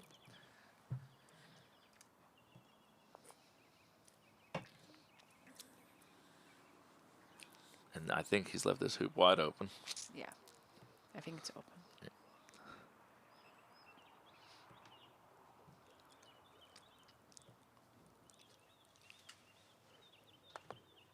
Good shot. Great hoop. All right, so the game is now level 4-4. Yeah. Eduardo with the first shot over to hoop 9. Good looking pace. I think it's good. Yeah. Yeah, good.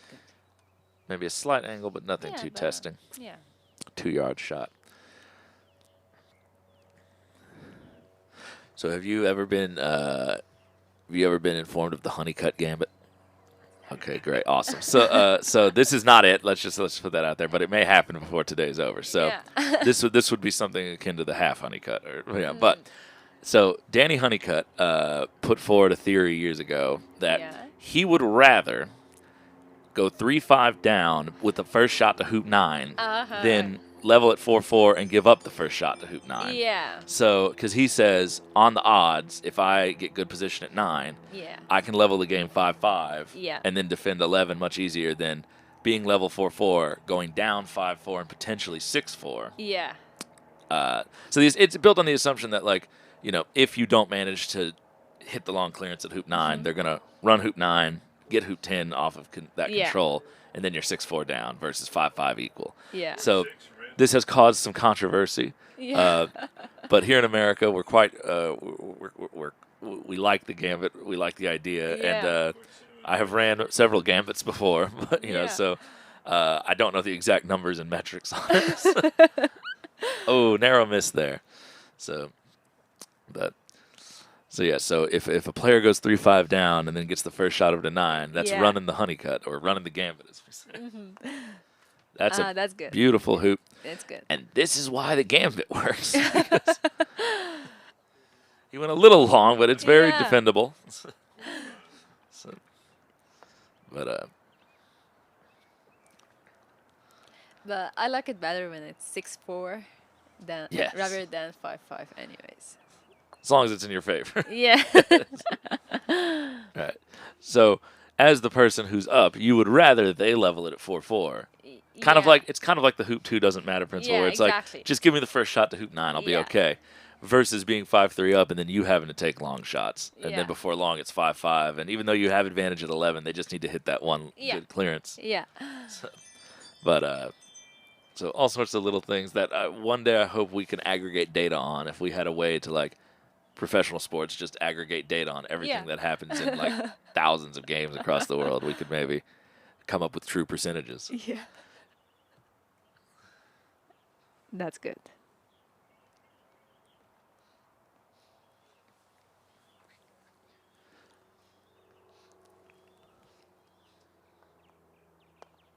Oh, that's a great shot.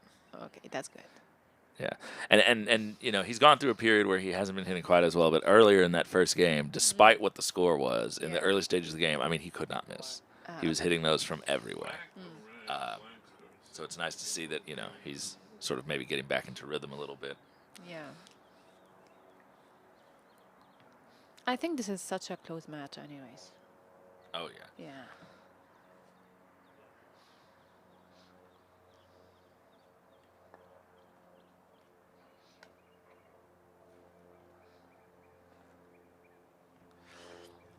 All right, I've refreshed my viewer count. We have 196 people watching live with us many. right now. So, Oh. great return shot. Hello. Really good save there.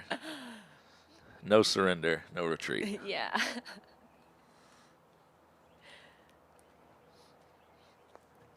He needs to clear that. Yeah, he'll be looking to control this. Yeah. Medium pace is fine. Just hit it in the middle.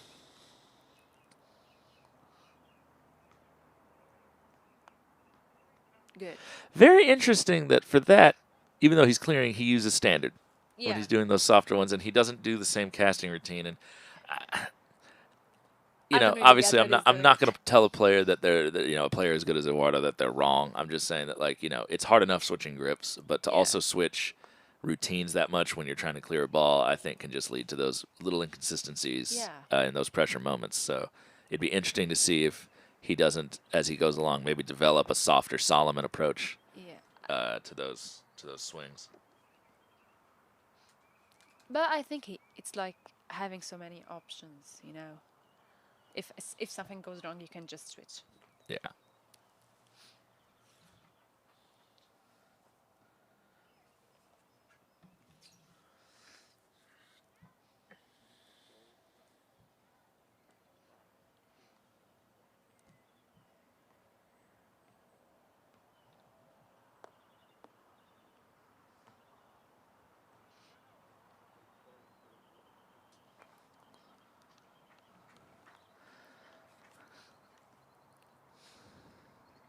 Very aggressive shot here. Yeah. And that back, you know, these back three courts shooting across that back boundary, I would not want to do it. There's just a little ridge line there that makes Yeah. things so inconsistent. And that's a great Good. shot. Good, good, good, good. So, yeah, everything past, like, for those at home, everything past maybe 2 yards from the boundary is very Yeah. flat, is very consistent. But that back boundary right there has a little character to it. That especially as you go across, like parallel with the north boundary, you really feel you're riding that ridge, and you can really feel it. Yeah. He gets it next to, then we'll go to him and you can watch him win the game. Oh, that's a great shot. Great shot from Levi. When he's ready to Yeah, A bit he'll be all right unlucky. with that. Yeah. He'll be all right with it.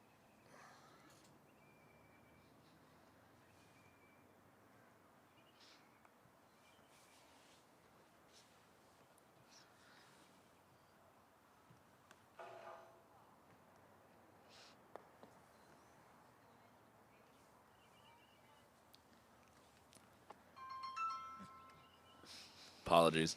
Thought I had my ringer off.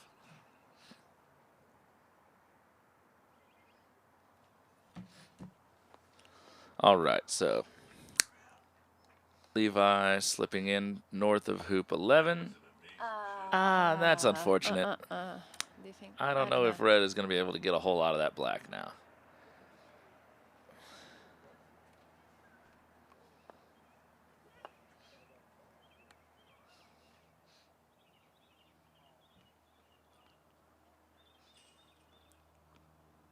I'm sorry. So Fawzy's up 4-3 now. That's good. All right, so Fawzy coming back from a big deficit Yeah. to take the lead. So. Court 7. And again, that run between hoop 4 and hoop 7 Yeah. makes a big difference coming up the middle there. Yeah. A lot of streaks happen up there. Sure. Okay, great.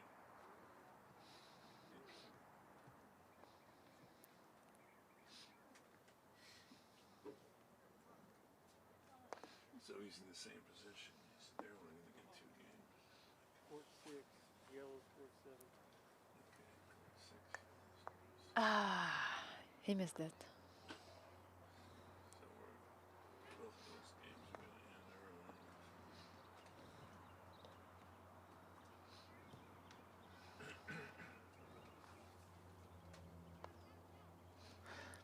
All right, so So I think the score at Fawzy is wrong.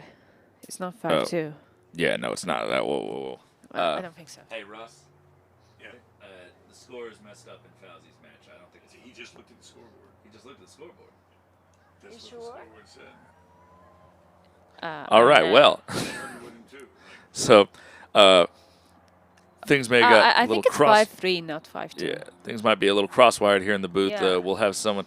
Brother, the problem with us here in the booth is we can't see the actual Yeah. scoreboards at the court, so we have to basically just go on sort of the telephone game of what people say the scores Yeah. is. So sometimes we get Yeah, it he wrong. was just So texting me I'm that. actually going to step out very briefly and go look at the scoreboards. Okay, good. they're for court 7. They're for hoop 7. I mean, hoop 8, I mean. So the addition is running.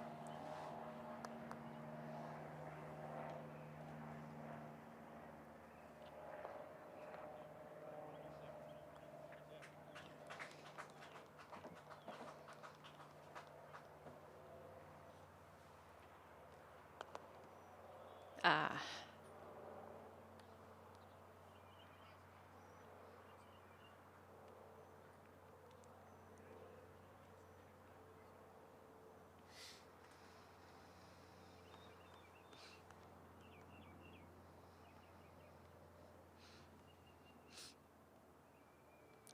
So we're just checking. بنشوف السكور كام عشان مش عارفين.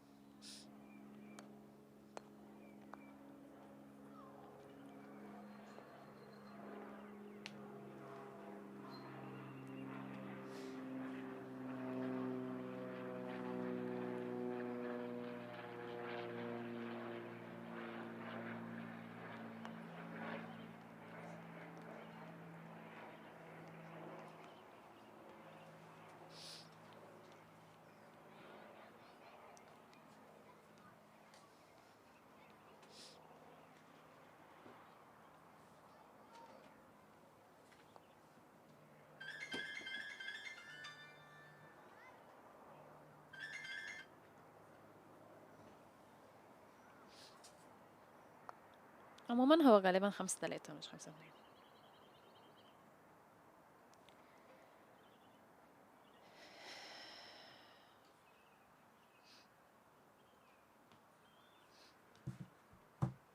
This is bad. I think just yellow is gonna clear blue now. And Levi actually, he can redo jump shots easily. So it's gonna be a good one. What's it? All right, so It's 5-3, right? they are at hoop 8 right now. They're fighting at hoop 8, so it is so it's 5-2. 5-2? Yeah. So it wasn't 3-0. No, it never Okay. was. Okay. So, you know, we got off track a long I was time ago. judging Fawzy. So we caught it. It's good. The score is correct, I believe, in the Blake Fields game. Okay. And then obviously we're watching But- Levi and Eduardo. Yeah. So So it's 5-2. 5-2 عادي. غالبا ما كانتش 3-0. So- That's a good one. yes, Luis, the score of Inigo is now correct. Yeah.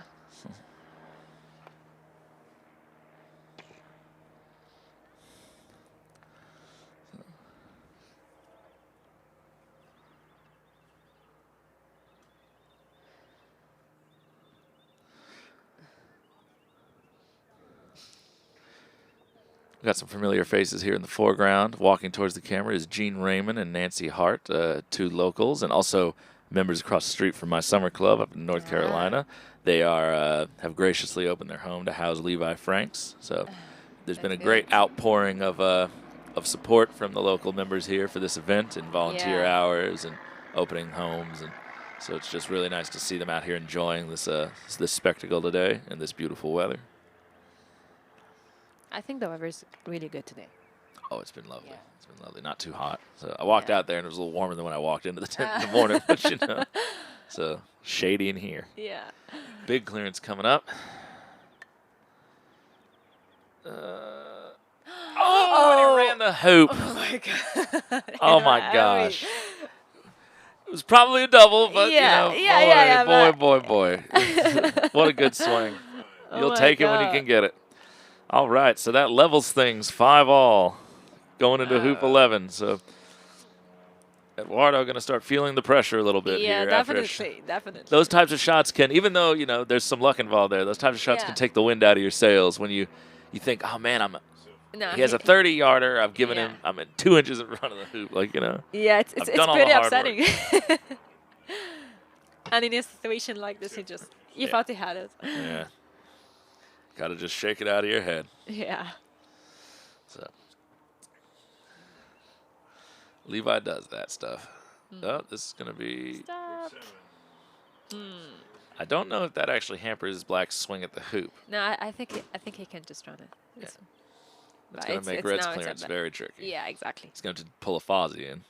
Oh, unless Blue gets somewhere. Blue ran. This is starting to look like some club play. Yeah. The ball's very close to one another. So I don't think Yellow can. Yeah, he's looking at it. It's going to be tight, but Maybe just go for the hoop now. yeah. The only thing is that Levi's, I think the face of Levi's mallet might be a little smaller than Eduardo's. So, Yeah. you know, for a shot like this, if your mallet head's a little wider, and I can't tell obviously from this distance, I haven't measured them, but not all mallets are created equal.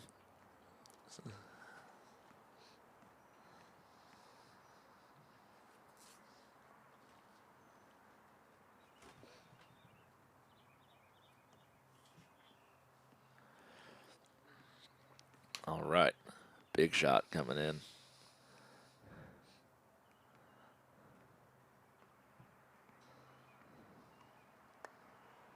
That's an amazing good. hit. Wow. That's Whoa. amazing. Now, the question is, I don't know if Yellow has a backswing at the hoop with Blue where it is. They're quite close to one another. I just can't tell the angle from here. No, I don't know. You know, Blue could be a whole foot behind it and a little bit at an angle. It Yeah. could be 3 inches behind it. I can't quite tell from here. But what a surgical hit that was. So he's clearing it, so I think he Yeah. has a shot. So there must be something. Yeah. Oh, another great hit. Good, So Good. a couple of really good Yeah. courts long clearances here. My gosh, hitting the sides that they want. So You think he's gonna go for the hoop? I think. I think he's gonna. shot check. Yeah, Yeah. I think he's going for it. So He's on a streak now. yeah, he's been making these. So Yeah. yeah, he made a boundary line in the last game. I like Levi to bet on himself. you know. Yeah. But this is one of those crucial moments, though. So, you know, standard wisdom might say to try to control clear Blue, just stay around, neutralize the hoop. But, you know, No, I think it's time to go for the hoop. yeah.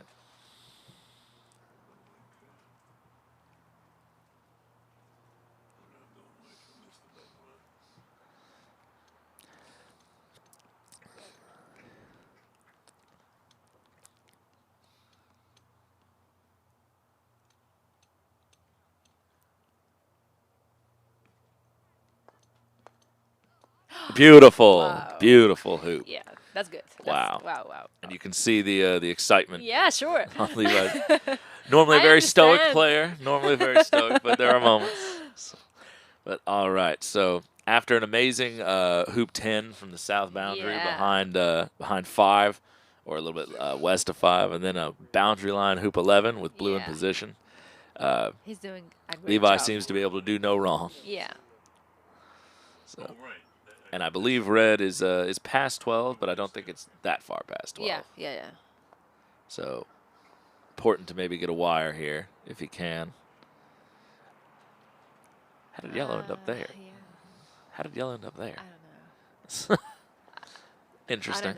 I don't know how. That's And how did oh, red it go? must have hit the peg. It Ah, must okay. have hit the peg and Okay, bounced. okay, maybe. All right, so then It in that was really case, fast, yeah, I don't yeah, know how. yeah, it laced through 11. It probably hit the peg.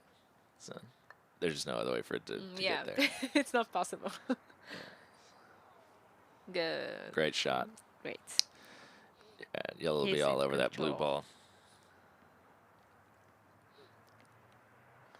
Big clearance here. Got to protect the hoop. Oh, I was that's- doing that yesterday. Oh goodness, that hurts.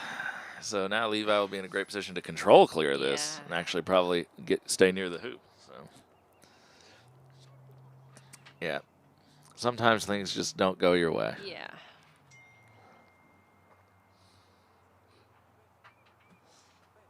Court 7, red score now. Oh, so it's 6-3 now to Fawzy. Yes.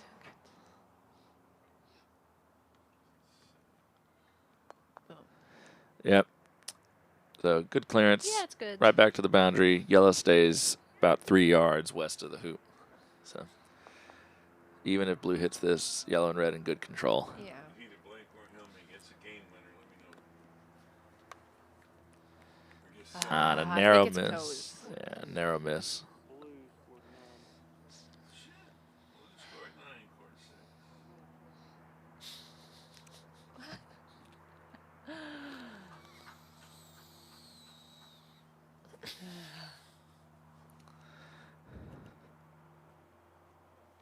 So,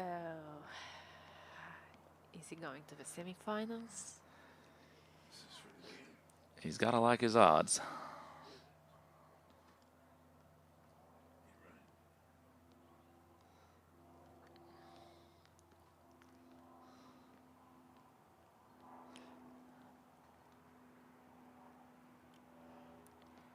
Yep, he's in. So Great match Yeah. from the New Zealander Levi Franks, a dominating performance, but Eduardo played very well. Yeah. Yeah. Had an advantage in that game, and honestly, had Levi had 1 or 2 shots gone differently, we Yeah, might be it going would to a so game much 3. different. Yeah. So great tournament to the Spaniard, Eduardo Nunez. Oh, what a clearance! What a Oh. combo here on court 7. So the other Spaniard not yet dead. Yeah, we're still here. Inigo Morenes. So the score, according to the board, is 6-3 to Fawzy. I hope to God it's accurate. But if it's not, then we'll figure out later. we're gonna know now. Did he block that? I think he did. Yeah.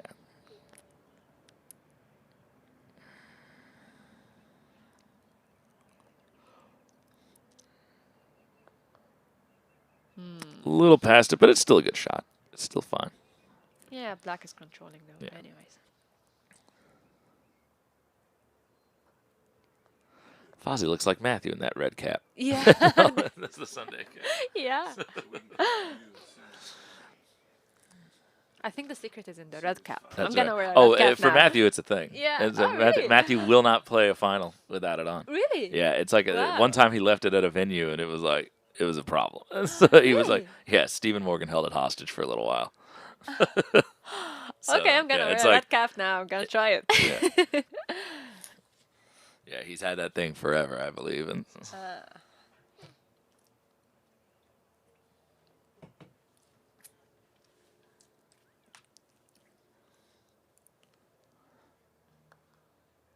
good control clearance with blue. Yeah. So just maintaining good hoop position here. Red and yellow aren't terribly far away. So we'll expect black to clear whatever Fawzy puts in front if he puts in a good ball.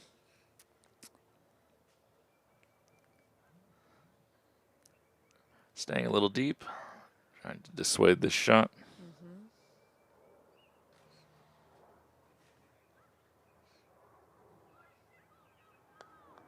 That's good. The very good shot. So getting a little further from the hoop, but both balls in front. Where's And yellow? so yellow will be going in for a blocking position here, ideally. And just comes up a little short. I don't know if Yeah. that runs. It might. It's hard to tell at this angle, but it's definitely not straight on. I think he has to go for the hoop. Yeah, no, I don't think there's a lot of debate here.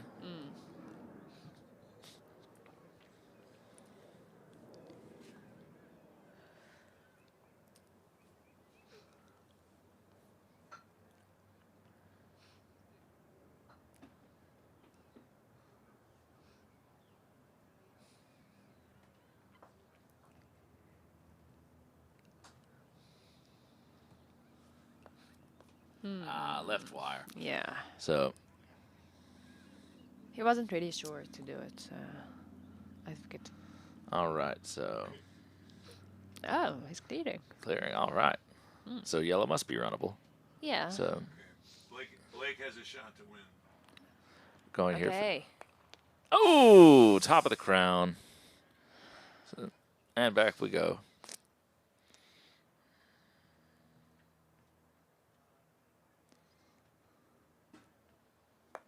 Oh, no, What's he's going for a that? hoop. All right. What's that? That's crazy. Yeah. That's crazy. That's That's- crazy. That's beyond modern tactics right there. We didn't even think about it. Just yeah, he's operating on a level we can't even fathom. Yeah. Right wire. So everyone's just So- going for the hoop So now. between both blue and black, it would have been a good shot. If you split the difference, you would have made it. All right, yellow must run. So Yeah. we're about to figure. We might figure out if the score is actually 6-3. Fawzy shoots. Yellow.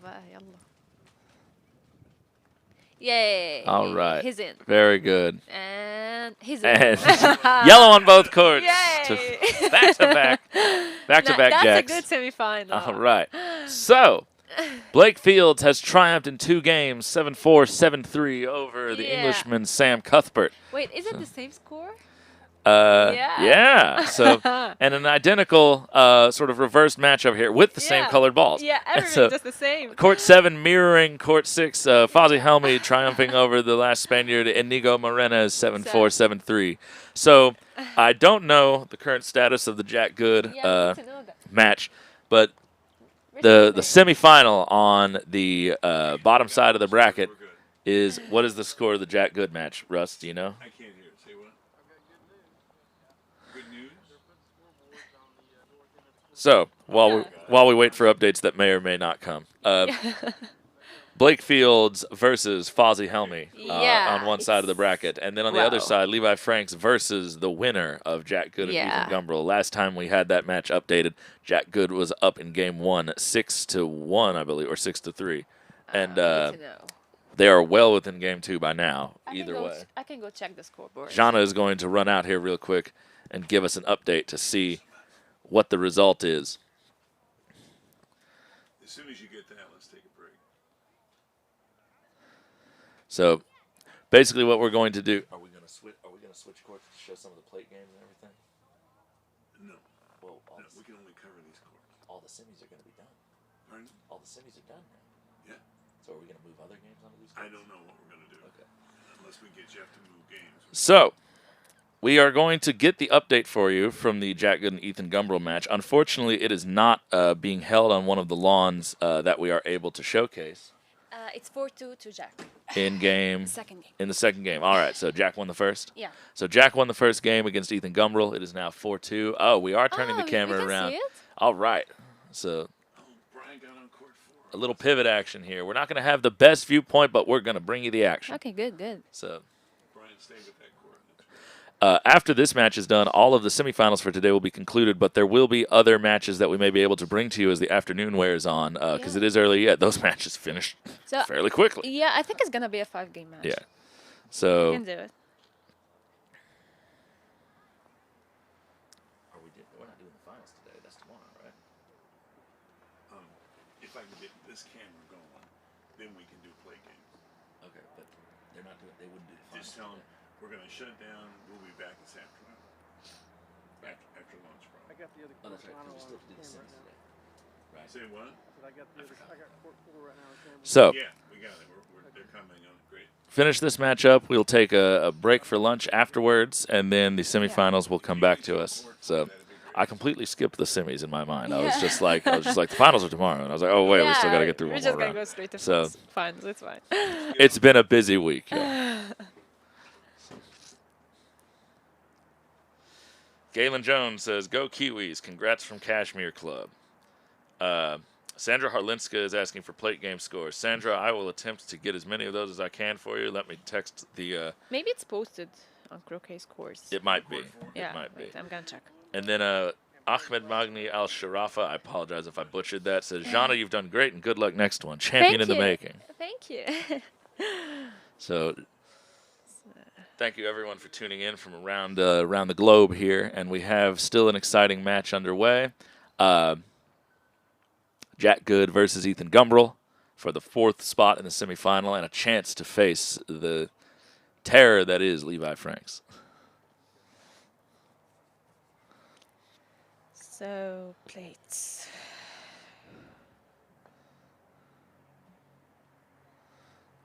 So the last score update that Jana gave us was 4-2 to Jack Good, but they've 4-3. So Red scored hoop 7 all the way down to this position. Unfortunately, it just went a little past a point where it can run. He would have loved to have stopped a foot short of that point. So, nothing's posted on the Okay. plate, so I don't know. We'll work on it. I'm not sure. But I will try to get a hold of somebody to run around and give me some plate game updates. Okay. Do you know who scored hoop 7? I believe it was Ethan, so I think it's okay. 4-3.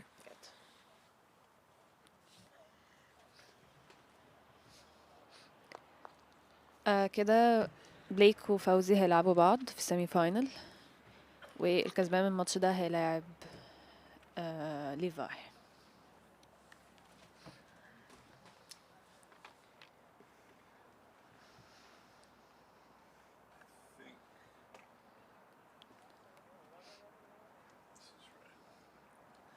All right, so he's been cleared all the way to corner 4. Looks like he'll just be laying a ball back in. Red is right in front of the hoop. Oh, no, he's gone. You think Red With is that- blocking? With that pace, he might have been going for the block. I thought with how big he swung at that, he might have been trying to. Yeah, but So, okay. so That's a long mallet. yes. So if you look, he has the.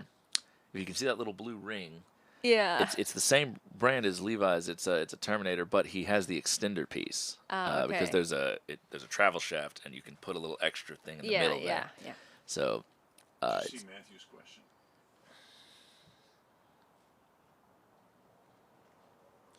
so, do we have any unbiased predictions for the Fawzy Fields matchup? Tom and Jana should be a cracking match. So, if we both have a bias, why don't we'll meet in the middle? Yeah. Exactly. But I think it's gonna be a. The interesting thing for me about that match is that Blake, was taught croquet by Egyptians.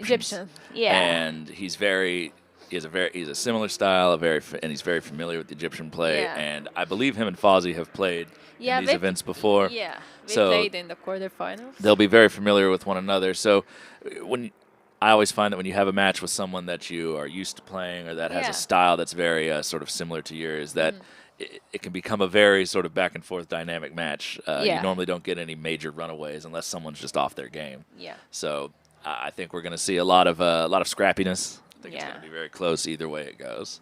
Yeah, it's gonna be so close, I think. So, I think it'll just come down to like someone hits 80%, someone hits 81%. Yeah. And you know.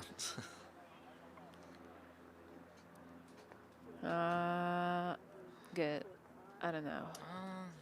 I don't think he I has a can't swing see- on the hoop anymore. I don't know. I can see. Yeah. But I don't think he has anything on the hoop. Yeah. He can turn around and hit black. Hit yellow. Yeah, So- he can do that. Mm-hmm. Yeah. No, we don't. If I'm Ethan, if this can see the hoop, this is a really good opportunity to get the combo clearance. I mean, any touch on blue, more or less, other than just scraping the left side of it, and even that, your ball might hit black. Yeah. You should be able to send both balls a fairly long distance. So.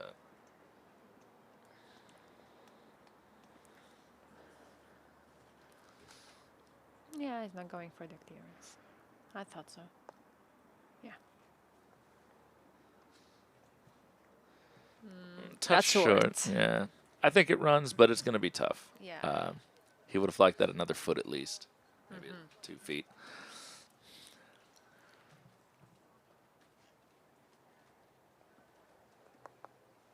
Okay.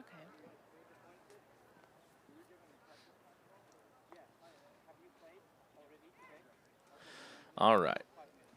He's gonna go for the blue one. Yep, big clearance here on blue, and then we'll see if he makes it. We'll see if he can convert with where red lies. If he hits this well and he hits it in the middle, if he truly doesn't like where red is and doesn't Yeah, think he he can can run, just- he can cut black and take Yeah. back boundary. But that's it if all yellow depends. doesn't end up nearby, he'd probably be less inclined to do that if black lays back in. Yeah. So blue. I mean, look, get my colors all wrong. It's fine. My color blindness is setting in. It's fine.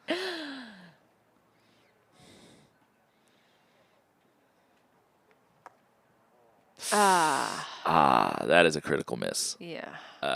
Blue is angled as well, but it's very runnable. Yeah. And Jack has been very good at these angled attempts. He plays them almost with a little hop. Yeah. So he has because he has such a tall mallet. If he steps forward just a little bit, it's very easy for him to hit slightly down. So he's doing a very flat, almost skipping shot when he wants to. Yeah. Gets that little bit of extra spin.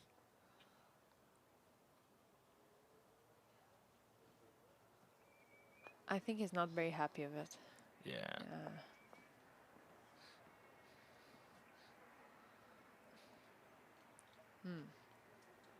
Uh-oh. One of the Yeah. Florida critters was trying to get him.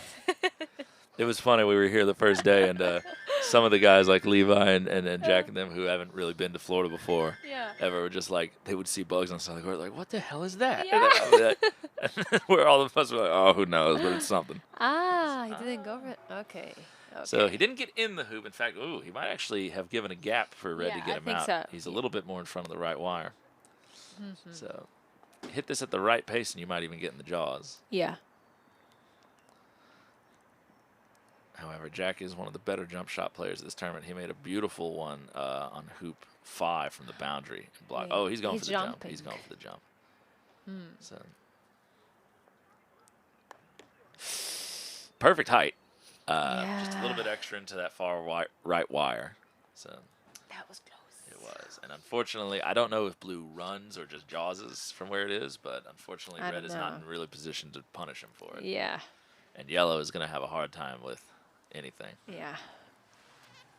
This is the first time we've seen the rest of the club like that. Yes, Yeah. so this is a nice view. So for those of you who've been watching us and have only seen the show courts so far, basically from where we were watching court 5 on Levi's match, which we basically turned the camera 180 degrees and are now facing the opposite way. Yeah. And the other 4 courts, the original 4 courts, are lined up down side by side in this orientation. So as you can see, it is quite the large venue. And it can be difficult to run up and down and keep track of everything. So that's one of the reasons we've had some issues getting you guys all the scores that you want at any given time. So we do apologize for that. But as you can see, it's size venue needed to make an event like this possible. So we will take the issues that we can deal with. But all right, big shot here. He's going for it. I think so. I think he feels like he has to. So it's probably runnable. That has a chance. Oh, he cleared himself. Blake Fields is in the booth, everybody. Yeah. Blake Fields with a commanding win over Sam Cuthbert. Blake, do you have any words for the audience at home, your adoring fans, and those who wish you ill tomorrow? Big congrats to Sam. He's been playing really good all week. Took down Levi in the block stage. So definitely a battle going up against him. Played against him in October at the Worlds. Was able to pull that one off. Just really good player. I'm excited to be able to get that one out of the way. Now I get a little rematch in the semis that I've been waiting for. So excited to be able to play in that one. And just excited for the rest of this tournament. How do you feel about going into your match against Fawzy tomorrow?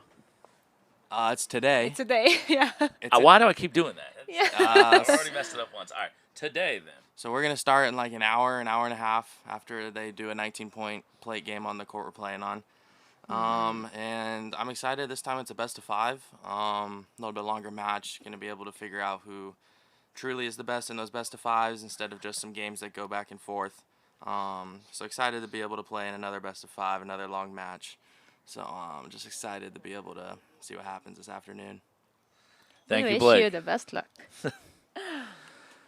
Blake Fields, everybody, the current reigning over 21 and everybody's age world champion. Yeah. One of our team members for the Openshaw Shield that we won recently back in March, and as well, sorry, late February technically, Yeah. and I stayed over there till 3rd March, so it all blended together for me. But so if Blake does manage to pull out a victory here at this tournament this week, he will have won 3 world championships in less than 6 Yeah. months' time. Yeah. So, which I think would be definitely a record. Yeah, definitely. I'm pretty excited for the semifinals. Yeah, we have 4 really good players. Yeah. No matter who wins this Yeah, match, we exactly. have a really good player. Like I said, I think Ethan is grossly underrated. You see that world ranking of 270 there, and he's the 25th player in Australia. Jack Good, obviously 15th in the world, 3rd in England. I would say, I've played Ethan. I've lost to Ethan. And I've watched Ethan play a lot of really great players and give them fits. Yeah. So, I think that I think if Ethan had the opportunity to play a little bit more internationally than he has, we would see that number probably be in the double digits instead of the triples. Yeah. Shot is good. They're going to play a 19-point game on that court, I think. I think he had such a good match yesterday, Ethan. Oh, yeah. Yeah. Just I hit- didn't see it, but center everyone balling just a talking lot about of 10-yarders. Yeah. Just relentless.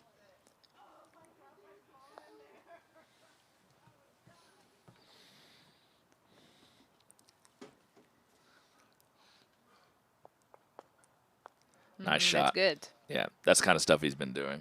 So Yeah. just constantly hitting.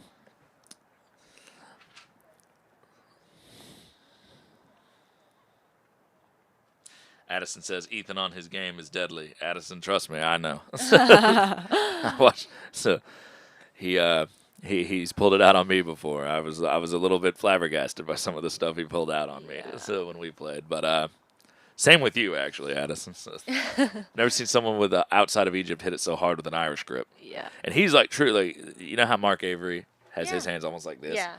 Addison's like that, and like Ah, okay. he can do like 10-yard jump shots with like and go Oh. over the hoop. Wow. So shout out to you, Addison.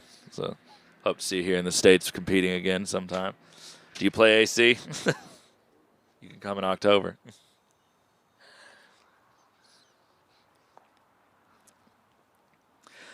And for those of you out there who only play one game or the other, oh, Addison does play AC. All right, let's go, Yeah. boy.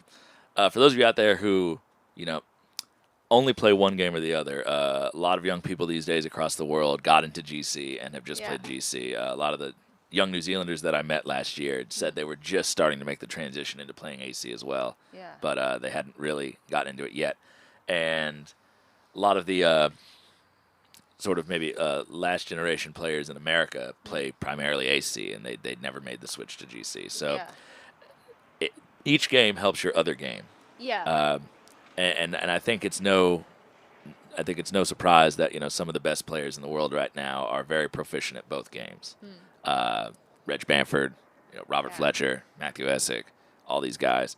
That or even someone like Fulford, who Yeah.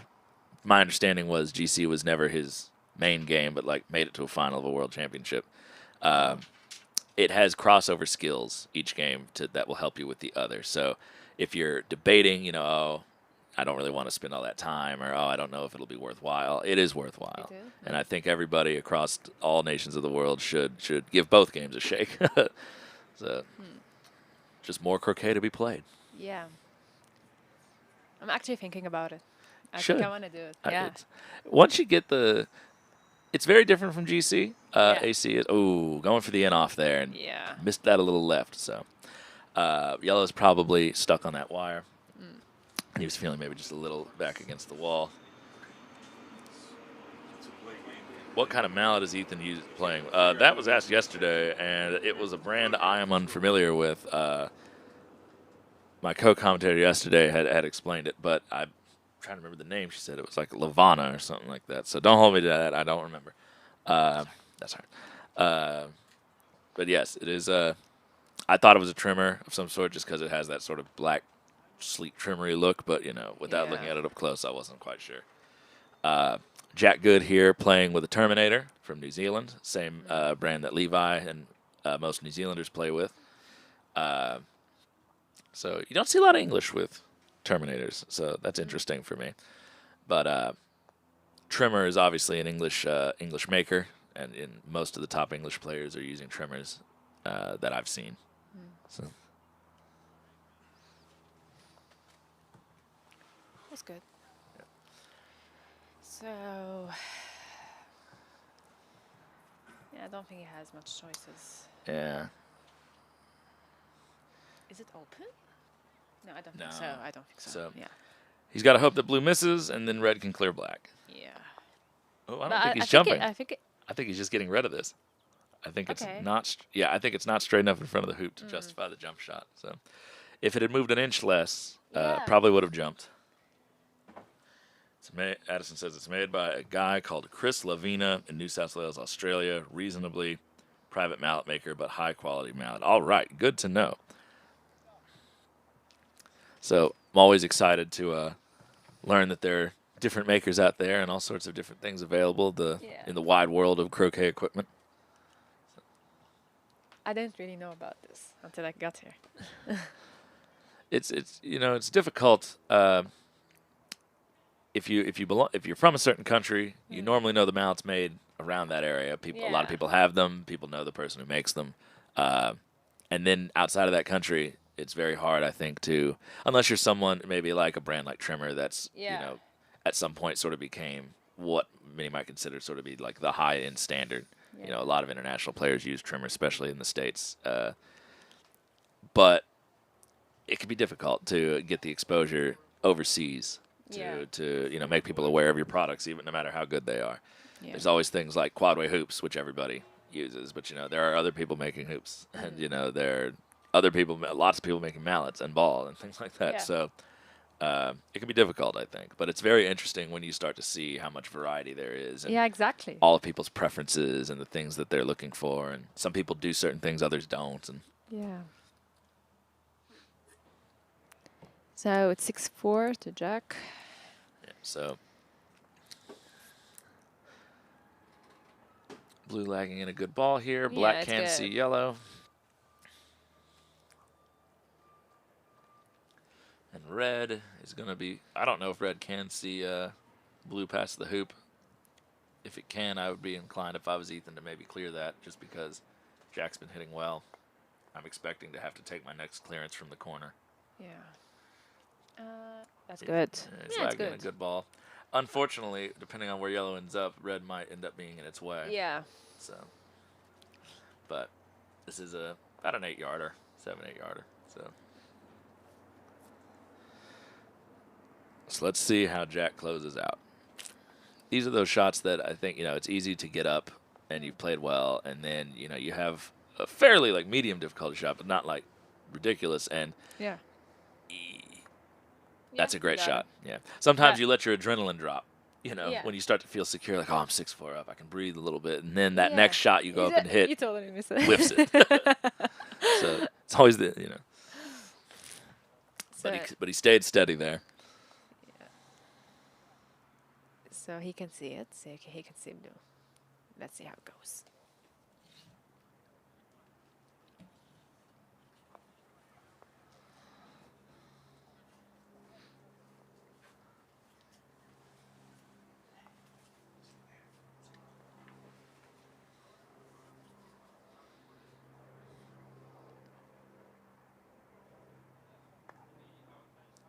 Oh, that's Oh, a great that's good. shot. That's good. That's good.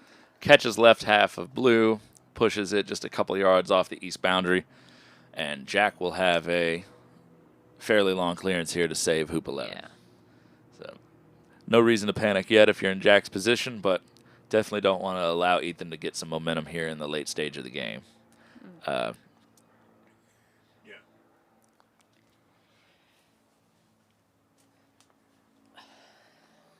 Okay, we're going to take a half-an-hour break and then come back to that game. Because if it's 19 points, it'll take them one. Yeah. Well, 2 out of 3. Okay, so no problem. We'll figure it out. So it's court 6. You're going to finish. We'll send somebody over. All right, so Oh, it's Karen Hernandez. probably about an 11-yarder here. Yeah. He's an American. It's an important clearance. Yeah. Is he one of the challengers? Yeah, so Jack said he put that extender on his mallet fairly recently because he said that he found that his swing was crooked. Oh, good hit, good hit. Good. So it's fine that he didn't stay around. He just needed to Yeah. If it's 2 out of get the 3, pressure off the hoop. we'll come back. But Probably after but that he found that his swing was crooked and he wanted to try and fix it. And when he put the extender on and had to move where he held the mallet and sort of stand more upright, it straightened his swing. Very interesting solution to a problem. Yeah. But I'm personally of the opinion that your swing being crooked is not necessarily a problem, Yeah. provided that it's consistent. Yeah. And I understand. But, you know, it definitely is. And I think Reg Bamford had that video about the mental game where he talks about it. He goes, there are people with crooked swings who are world champions who have played extremely well. But Yeah. when you're cold, it can be harder to groove in a crooked swing. It makes you less consistent. So Jack probably just looking for that little extra bit of consistency Yeah. with that solution there. It's just whatever makes you comfy. Yeah.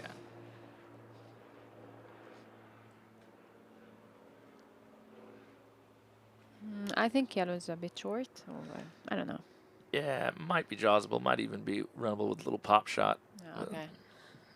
Hard to tell.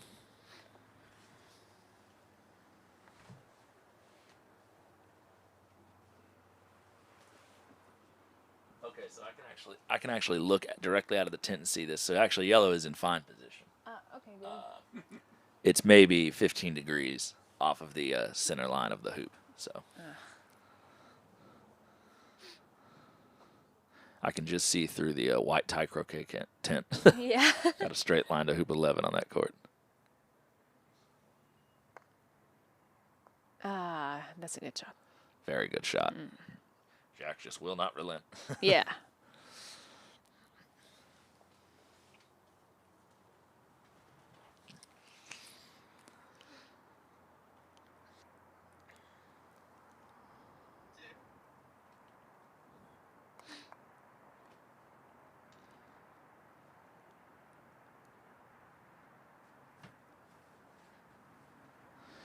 All right. Potentially game-saving clearance Yeah. here.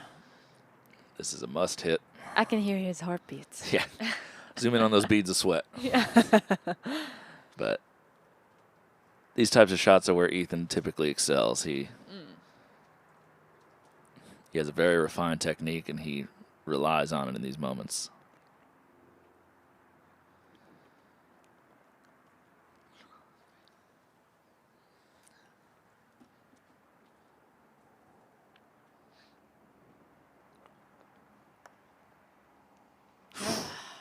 Narrow miss on the left-hand side there. Very unlucky. So this could be the last shot of the match. Yeah. Jack here with a fairly straight-on short hoop attempt.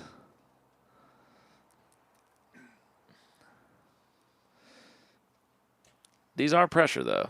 Yeah. It can't, you know, when you feel like, oh man, I'm about to win, you know, it's like you let yourself get a little distracted and you don't focus as much just on the shot in front of you. It's just like any other shot.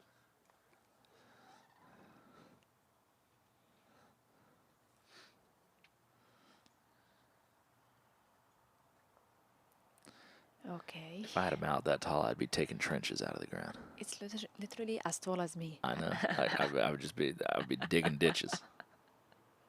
Beautiful hoop. All right.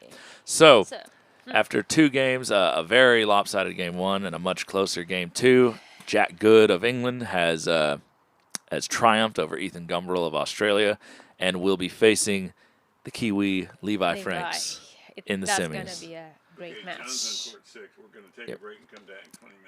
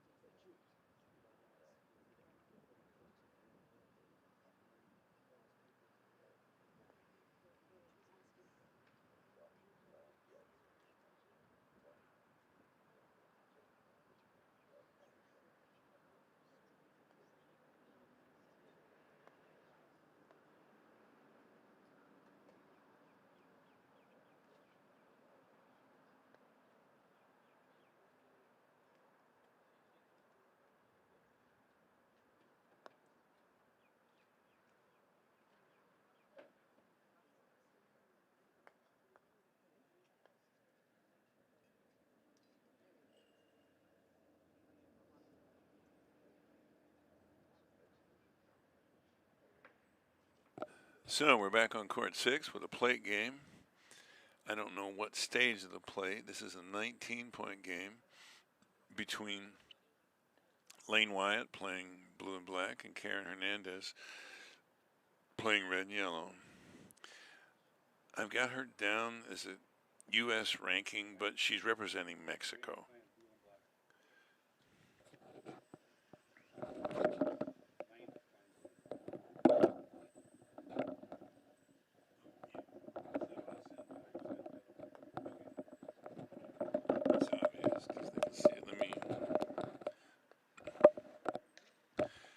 And just in case it wasn't clear or I was wrong, Lane Wyatt, one of the Twin Towers from Oklahoma Wesleyan, is playing blue and black.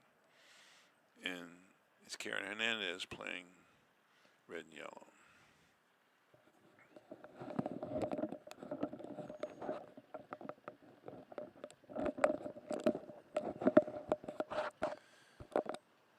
And again, her U.S. ranking is 259. I don't have a ranking for her in Mexico. That's why it's not there.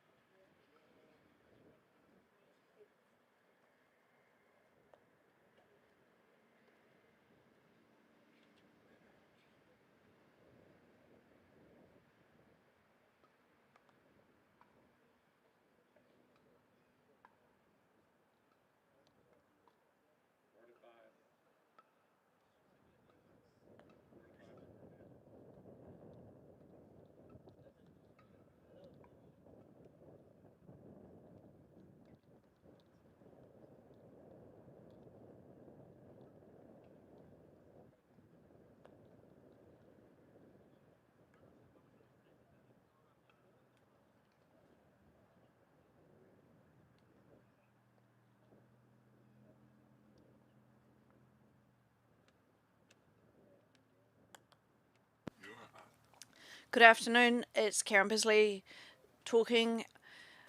We're currently watching a game between Karen Hernandez, who is representing Mexico, and Lane Wyatt, who's representing the USA. So these guys are both playing a 19-point game, and the score is 4-5 to Karen. And yeah, both of them are at the same university. So, as my understanding, I may have this wrong, but I think they both have been at the same university and are playing together as teammates. So Karen has been, I think she started playing croquet when she started at university. She saw this fun game and participated. I'm not sure of Lane, how long Lane has been playing. He's 19 years old, unless it's changed of recent times, and he was formerly from Turkey, and yeah, he discovered croquet too when he started college, and he's competed for croquet in Houston and Philadelphia, and he got third in the collegiate nationals.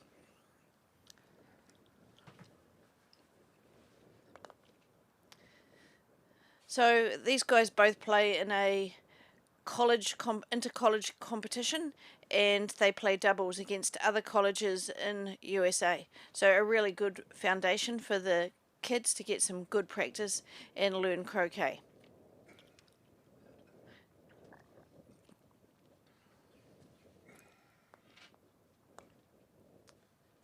So my understanding is that these kids are encouraged to find a freshman or a new person to the college when they have the introduction year, and encouraged to get a new person into the croquet.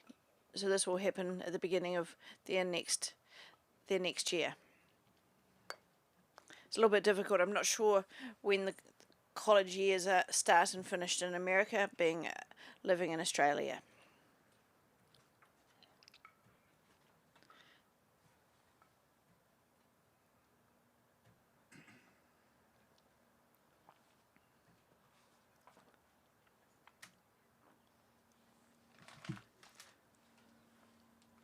So there's been some very good games this morning, and most of the players are having a little bit of a break before they go on for the next game. The plate games are continuous, so that's why you're seeing some of the plate games at the moment, but there'll be some very good championship knockout games following these games. It'll be the semifinals. So it'll be semi-finals, and I'm just pulling up. I think it is Levi and Fawzy and Jack and Blake playing each other. So we're just waiting and giving them a bit of a break, having just finished their main event, the quarterfinals, and then the semi-finals will be starting later today. It's actually Blake and Fawzy. I got it wrong. Blake and Fawzy, and then Jack and Levi. Okay, that's what happens when I'm talking on the top of my head. So it's going to be Blake and Fawzy playing each other, and Levi and Jack.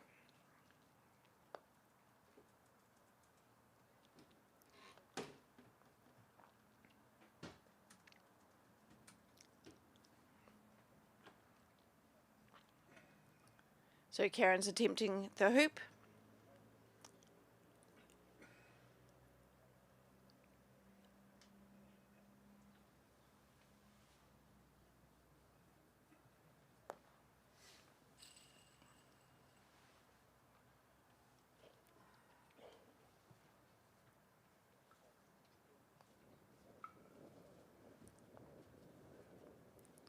Okay, so that makes it 6-4 to Karen.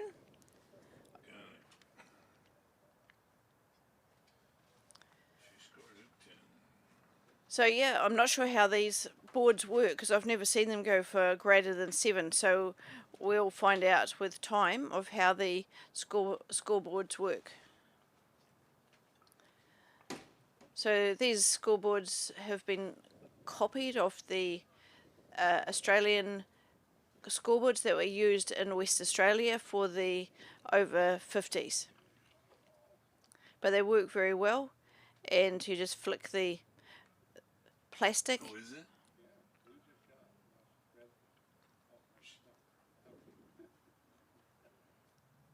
Can't be a wrong one.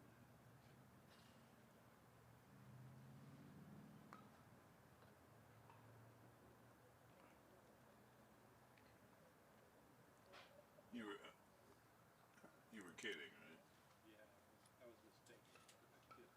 You kidder, you. So Lane's just come up a little bit short, but he's still got control of the hoop. So Karen will be shooting again.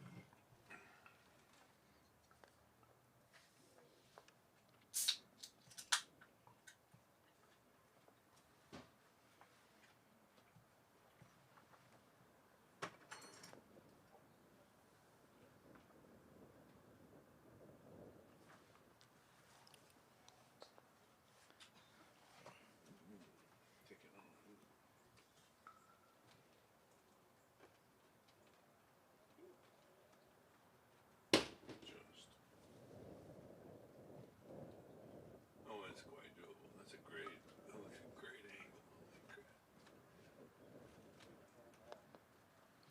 Well, he's jaws dip. And I don't think Karen's got much of a chance to get this out, but we'll just see where she is. She's on the boundary.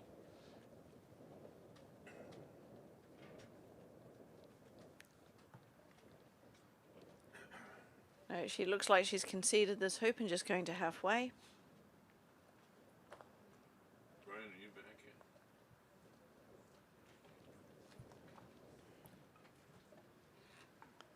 So the time here locally is about 12:15 in the afternoon. Another sunny day in Florida, and it's been great weather. Other than having a bit of wind, we can't complain. The good thing about having some wind is it does actually keep it relatively cool. So even though it's quite sunny, the wind has really helped cool things down.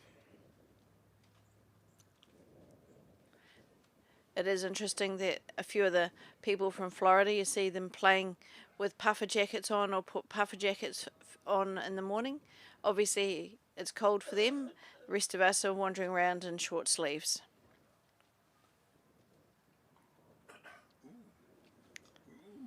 I'm not sure that she's across that line. So, Unless he knocks her on. oh, so she's now onside.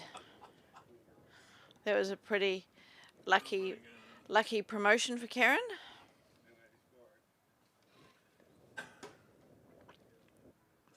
Blue and black scored 11.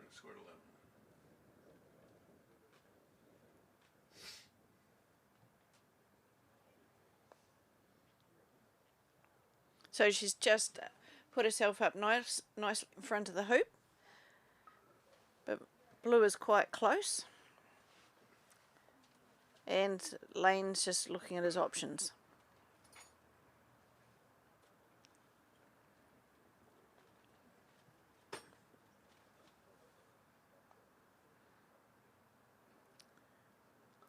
Going for yellow.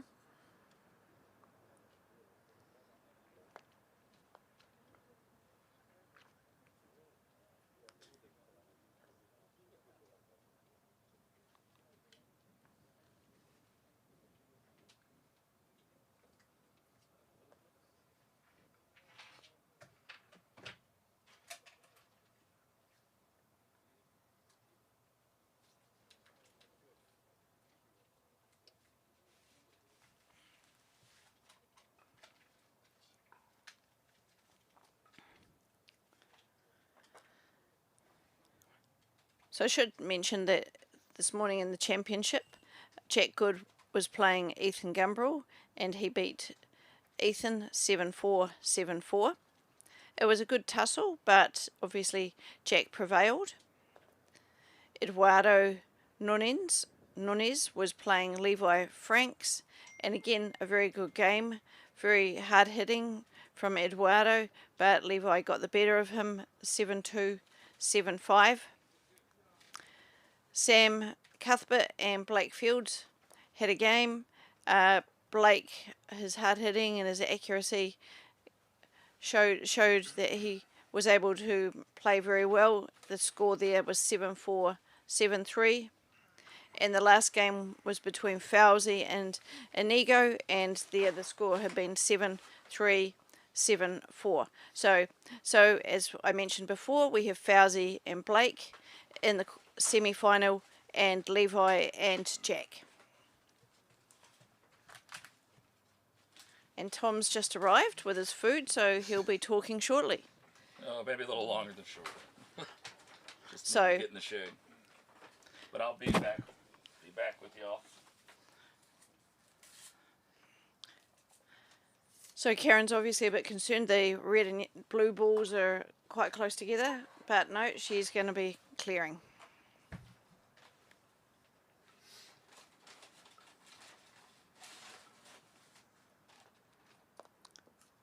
I don't think that was the clearance that she wanted.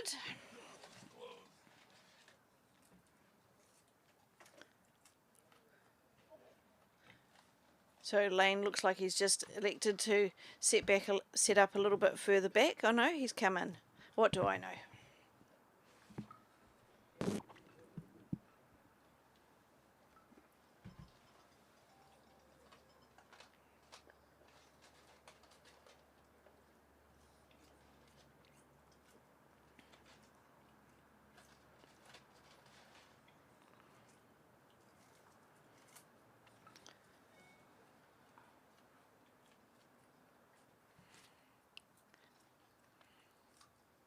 So evidently these guys play together quite a bit, so they're used to each other's play.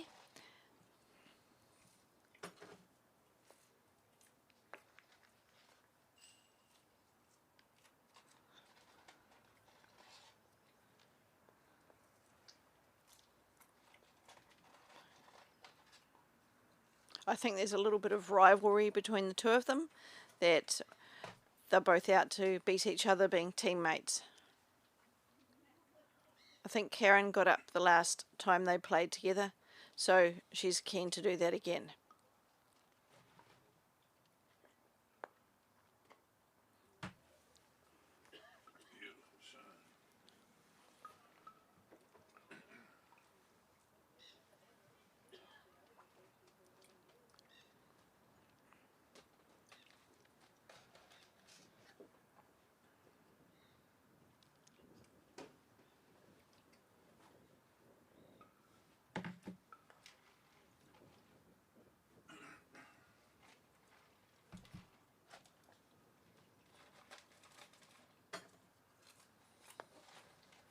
Oh, beautiful clearance by Lane.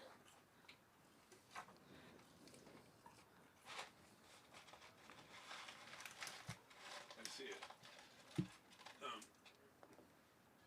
Well, we're probably halfway through this game on 6. Are they doing a 19-point over there too, you think? Okay, so that's where do you know which semifinal's going to be there? All right, so you'll do the semi on 5 and John will do the semi on 6.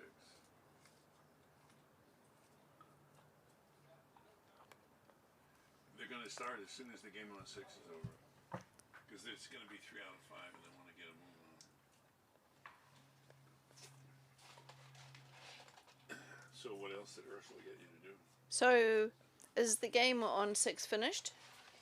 It looks like it has. So what?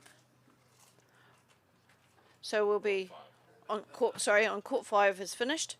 So once they've sorted out, they'll be starting the semi-finals on 5, and once this game is finished, they'll be starting the second semi-final on this lawn. So lots of good croquet coming on this afternoon. 6 each, and then we the hook, and then 7 more hoops after that.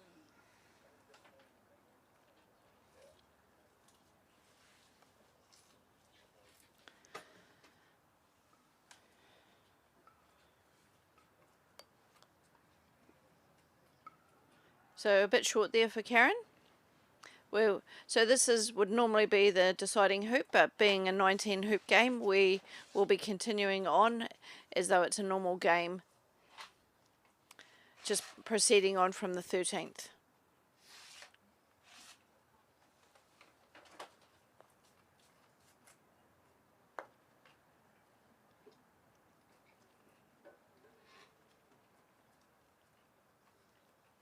You don't have to rush.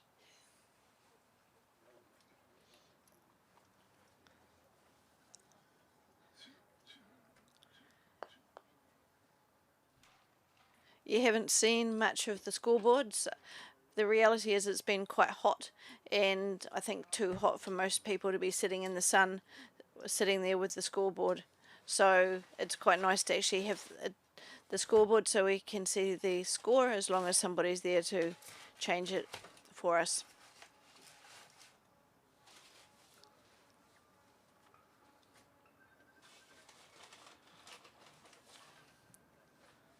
So talking to the referees. They have to explain the 19-point round. Yep, he's just figuring out where he has to go after 13.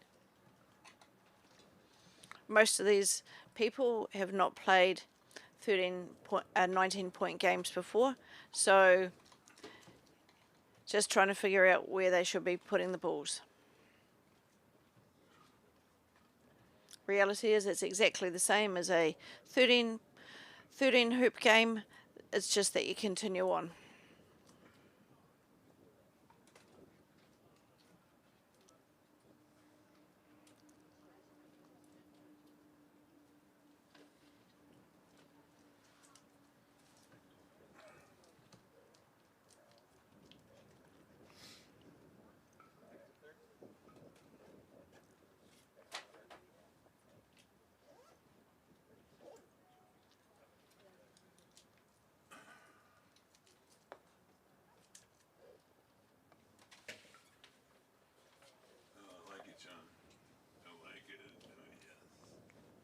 So she's shot past the hoop. Just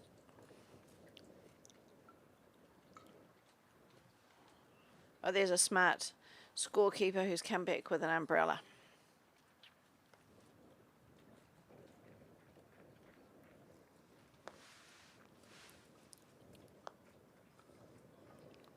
Blue coming in, just in looking as though it's just on the boundary at an angle, and now Karen coming in.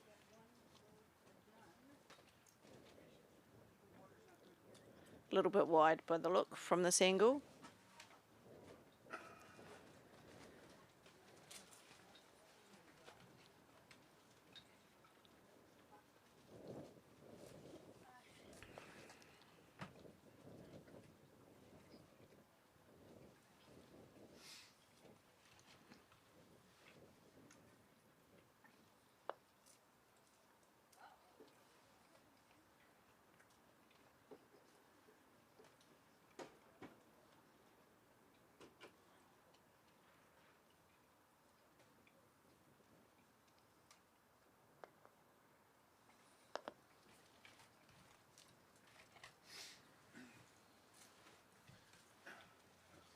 I've never seen a 19-point game go to the second hook. It would be fun to do it.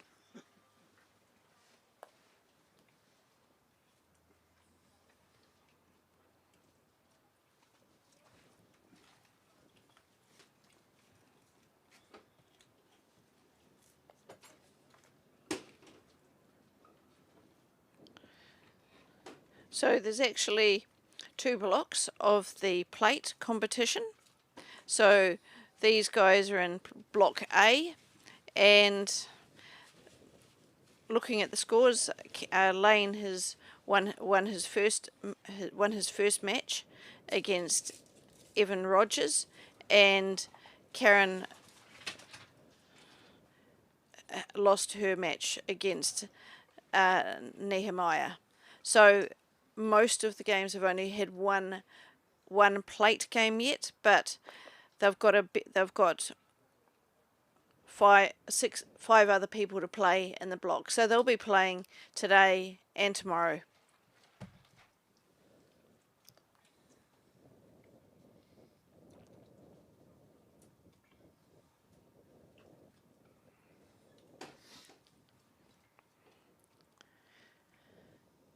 But as I mentioned, these guys are teammates, so there's a bit of in-house rivalry between them.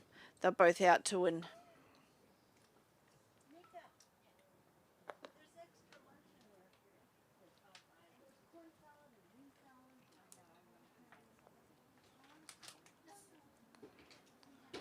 So he's just come a little wide.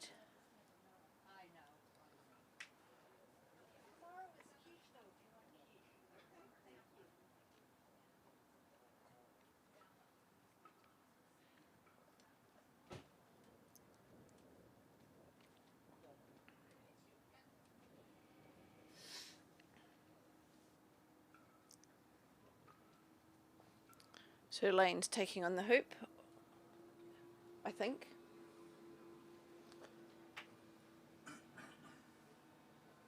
Or maybe he's being more conservative and clearing red. It's really hard to tell from this angle.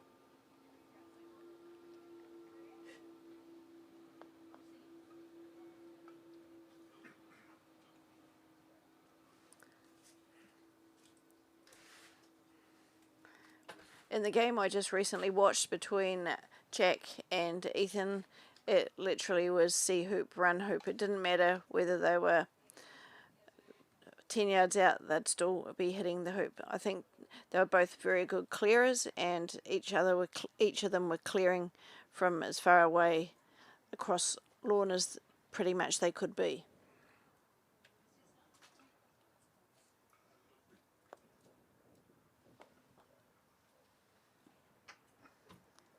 So again, Karen looks a little bit wide, maybe slightly behind.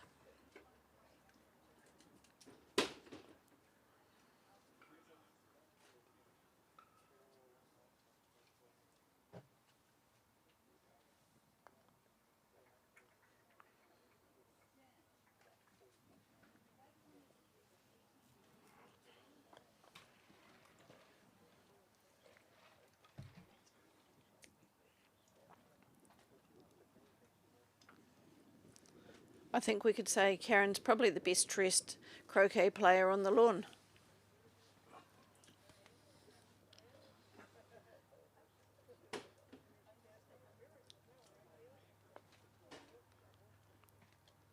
She looks good.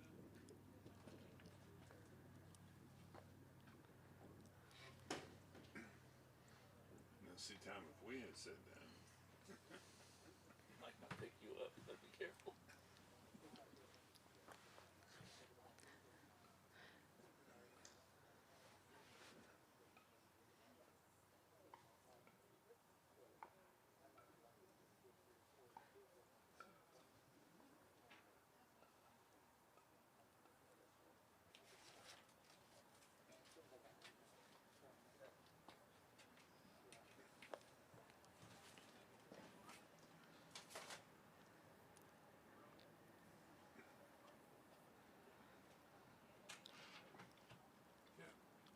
yeah.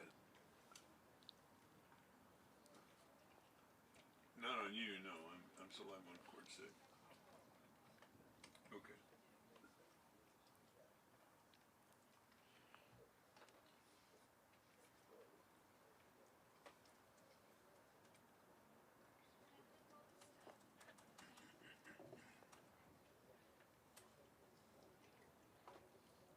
Again, that looks like it might just be able to run, but we'll see what Karen does. She's going to be clearing blue to the boundary.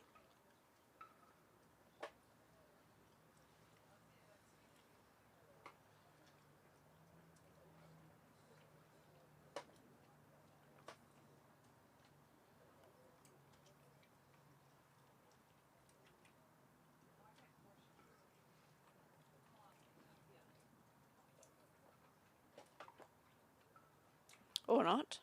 Going for the cuddle. Went for the cuddle and missed. Now,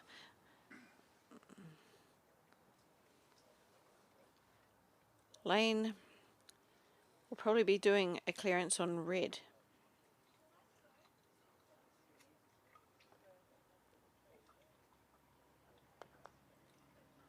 Great shot. Excellent shot, and now nobody's directly in front of the hoop, so we'll start the fight out again. Not far away though.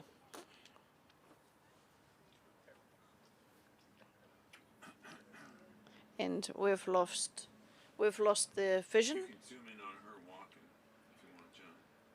We've lost vision. Russ? Oh, back again. She's the best looking thing on the courts. Give her some airtime.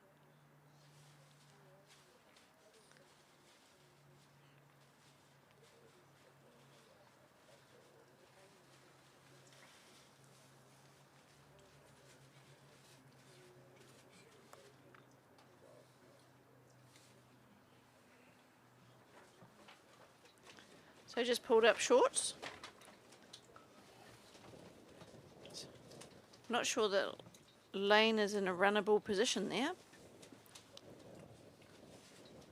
Yellow definitely.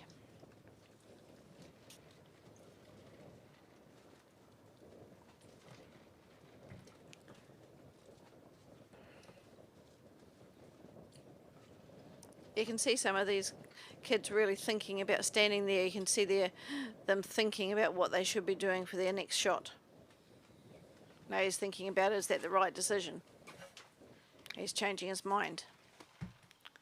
I don't know, sometimes changing your mind is a bit worse than not making a definitive decision.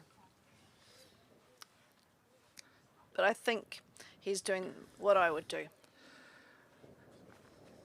All right, y'all, I'm back. So, well fed and content. So.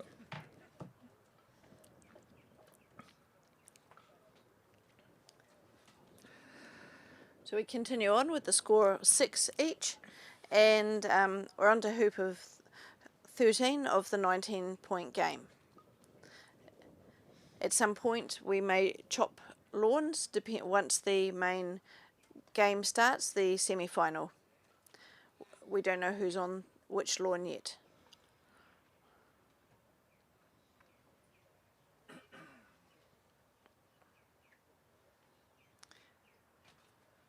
Sometime this afternoon there's also a shield event, which are for the people that did not get through, who got knocked out in the quarterfinals.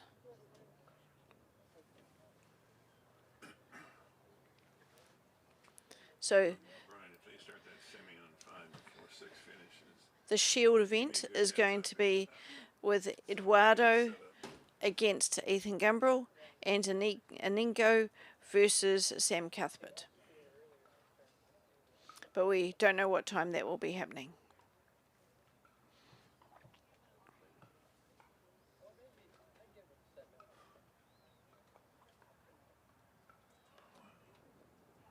he must be getting to it.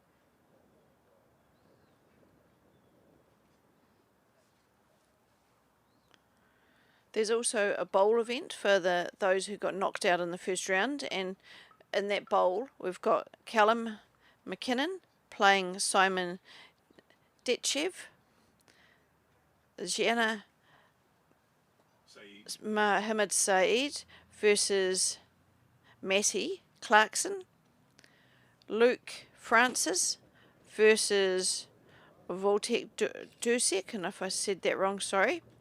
And in the last group is Abdullah versus Jessica Bullen.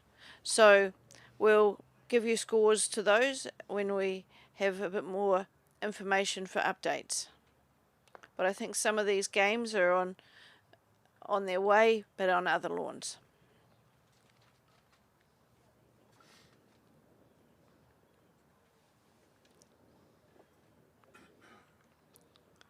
So this is a long 13th hoop here. Neither of them seem to have been rushing to score the hoop. They just keep on clearing and setting up. So hopefully we'll have a 13th hoop soon to move on.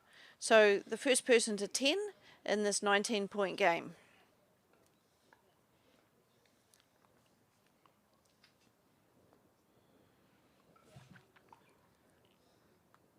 What do you think of 19-point games, Tom?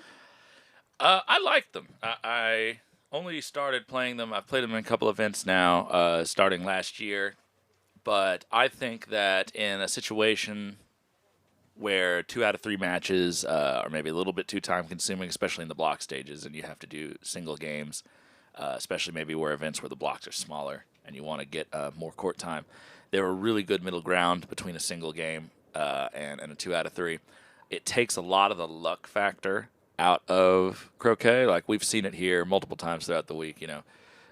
Critical hoop, you make a really good shot and you just get unlucky. It ricochets into the hoop or into the other ball, from a 12-yard clearance. And just little things like that can sometimes, ruin an otherwise beautiful stroke and change a game. And that obviously still happens in a 19-point game, but because there's so many more opportunities, so many more hoops, the luck normally equalizes a lot more and doesn't sway the outcome of the game nearly as much, I've found. So I really think that, honestly, it should be more standard to play 19-point games if you're playing single game blocks or matches. But obviously, time constraints and different things, and a lot of people are used to 13-point games, and it can be a little confusing to do 19. But I really think, especially for the higher level play, it just is it's a truer test of over the course of time who's playing better. So you're recommending we all change to 19-point games for our block play rather than 13? Yes. So if you have the time to do like what a Worlds does and do best of 3 13-point games, that's fine too. I like that better, honestly. But if you're just playing a single game, it can be so up and down. 19-point games are the way to go, I think. So it just gives you more time on the court, more time to get grooved in. Less opportunities for the luck to really sway the ultimate outcome. Yes, there's so many games I can think of that you play one game and it's sometimes just somebody's having a number of lucky shots. Right, and the game's over.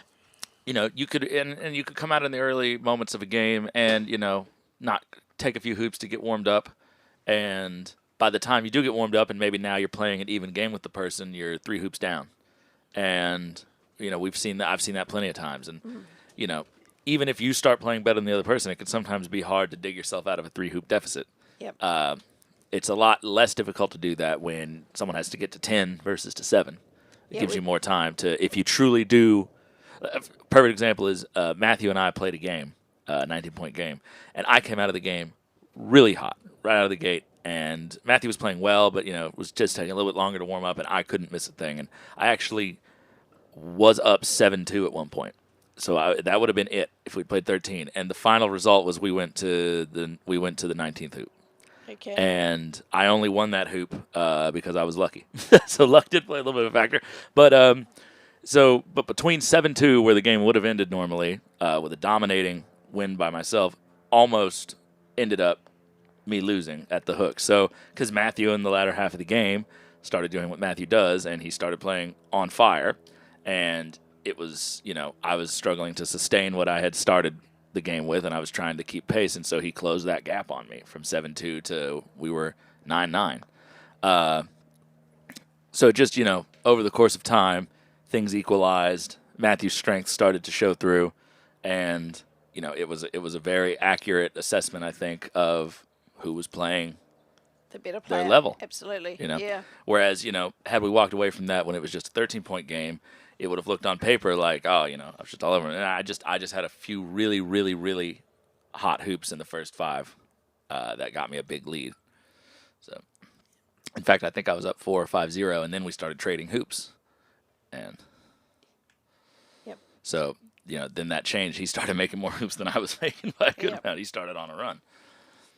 Interesting. I just noticed you called the 13th hoop the hook, whereas I've known it as the golden hoop. So, just different places, different terminologies. Yes. So we call it the hook because it's the only hoop in the normal sequence where you have to go around the back of it to score it.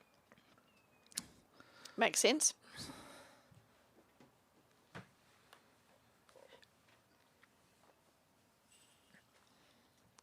You got a couple of other interesting terms as well. I heard the term donut, that people can get a donut or be donutted. That actually came from, I don't know if that was us. I know Greg Fletcher and I had a conversation about, and he was coming up with all these bakery-related terms for different scores you could get. So I think 7-0 is you got a donut. 7-1 might have been like a breadstick. So we were just we're just being goofy and coming up with all these different ones. I don't remember what we came up with for 2 right off the top of my hand. That was the tricky one. So these kids are adopting the donut term, and it's all you and Greg's talk. I don't know if it's all us. I don't know. I don't know if I told them that, but like that was my first experience with anyone calling it that. But I just say I don't know if it originated in the U.S. Let's just put it that way. But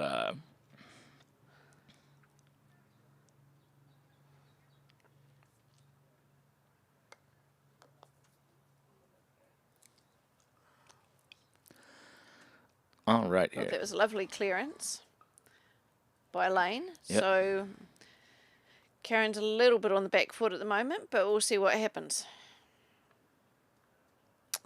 Yeah, blue will still have to.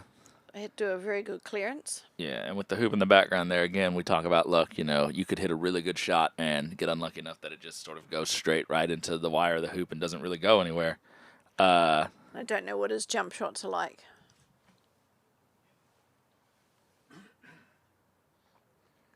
This might even it up again to 7-7, but we'll wait and see because Karen has to do a clearance first. But I think blue's in a blocked position on the hoop, so we'll see what Lane can manage.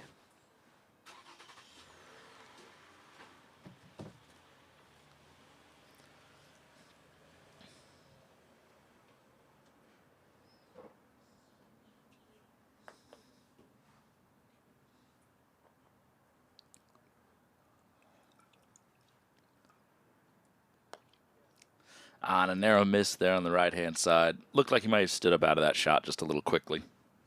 So we'll be seeing a hoop shot here. And gives Karen the opportunity to equalise the score at 7-0.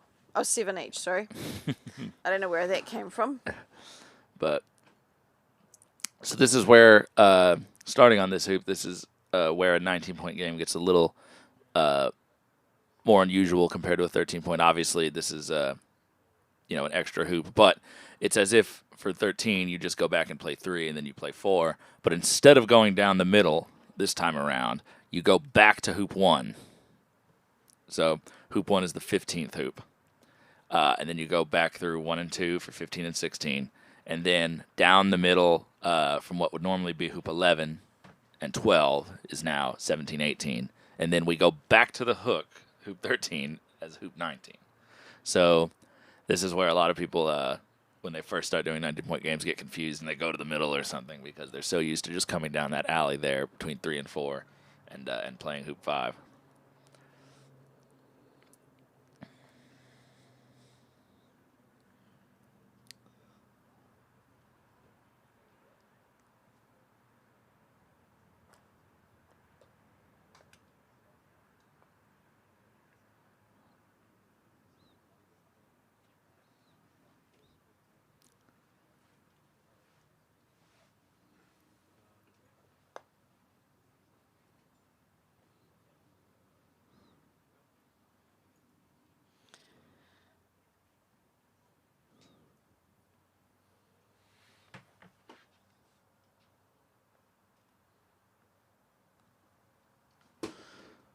All right, so doesn't look like she's attempting a clearance here. Just coming in. Yeah. So, and this is the difference that depending the opponent and different levels of play. A lot of people would be perfectly comfortable shooting blue at the hoop here, and Lane might take it on. I don't necessarily know his level of confidence or aggression in situations like this versus just clearing yellow. Yep. But if he believes that he's very likely to run the hoop with blue, then this is perfectly fine. But a lot of people would clear that ball with red into the corner area just because they know that black is likely to hit yellow, even if it elects not to run the hoop, and you're going to have a very long clearance back, as you do right now, to hit this blue ball out of position. Yeah, and these two know each other's game, so they'll very much know what the other person's thinking or going to do. So it does hometown advantage potentially when you're playing your opponent.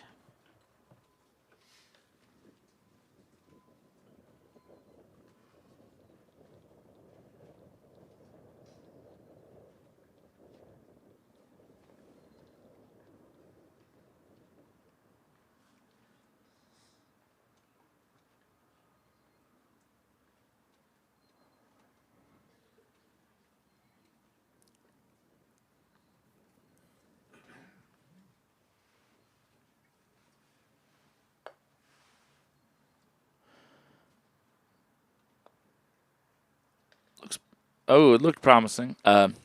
Karen, one of those players who has a very sort of methodical pre-shot routine. She takes a lot of casts, nice big Solomon grip swing.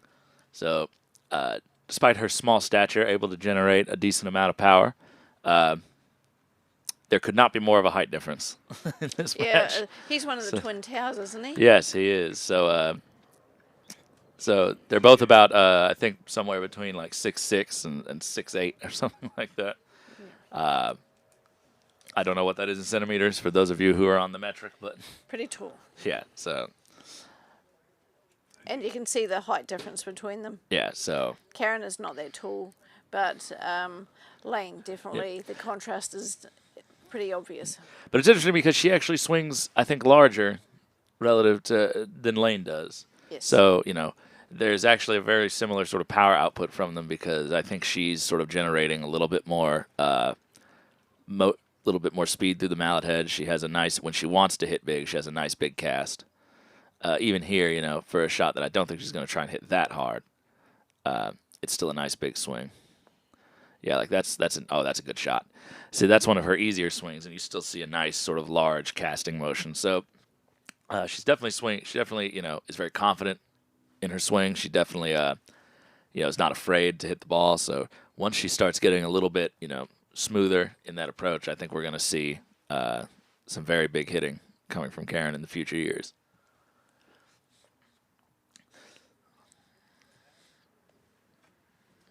I think she outcast Dan Fields.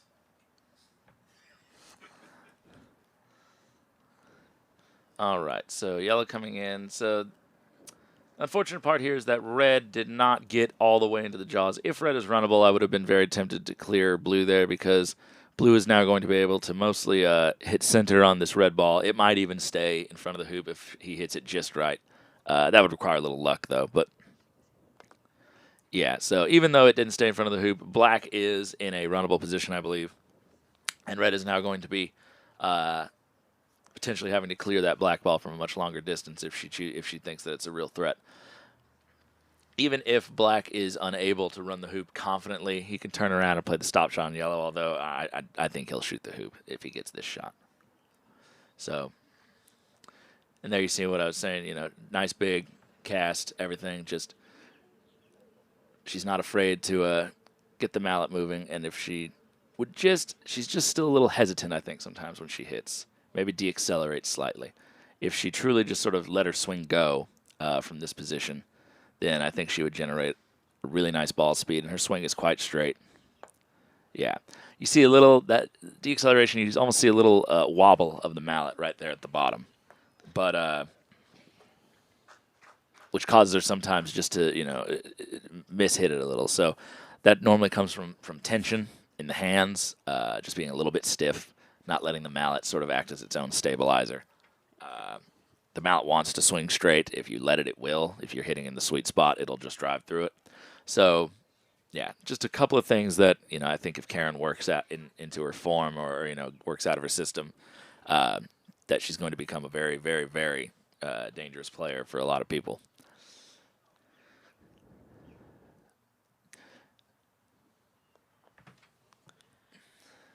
And then what's interesting for me is that on the other side, you know, Lane, very tall, you know, doesn't really use a super tall mallet, you know, kind of bends down more, has a much smaller general swing profile. You know, I've noticed he doesn't really like to swing super big. You know, you see players like Ed Wilson that, you know, are sort of really tall like that, and they have these big upright mallets, and they have these huge swing arcs and just hit the ball a million miles an hour. I don't think Ed is in the tallness of Lane, though. No. Lane is very, very tall, but just sort of that same sort of, you know, same sort of build, you know, just very. And Lane seems to still just be, you know, prefers a little bit more compact stance, you know, a little bit more of an easy swing. Doesn't really, Doesn't have much of a backswing, does he? No, he's very, and obviously he's swinging small there, but like, you know, sort of keeps the elbows rather sort of locked in. Has a little bit of movement with the wrist. So, you know, there's a lot of potential there for him to open up his swing as well. The fundamentals are there, just becoming a little looser, you know, letting the mallet just lead the way a little bit more. I think he's trying to control the mallet a little much at times. Most people do when they're in those early stages of their swing. But you see Karen has started to, and I worked with her and Lane both about a year ago. That's a good hit. And Karen, I think you're starting to see, is letting the mallet sort of lead the swing a little bit more. You're starting to see a little bit more dynamic motion there in the wrists and then the elbows. Not too much, obviously. We don't want to be wristy in our swing. We don't want to be leading with the wrists, but, you know, to not just be rigid and stiff is a good thing. So it's one of my things I most enjoy is watching a new player, as they gain experience, change their swing just naturally without even thinking. Like, their swing just becomes more natural to them. It becomes smoother. Normally gets a little bit bigger when they want it to be. So I saw a video of myself from that thankfully I think has been scrubbed from the internet of swinging a shot in my first year in 2018 playing a tournament. And I got to tell you, it gave me the heebie-jeebies. It was a bad swing. I forgot how horrific my form had been. Oh, we have a jump shot opportunity. So it was a different Tom Balding, wasn't it? Oh, my goodness. It was unrecognizably bad. How I won anything was beyond me.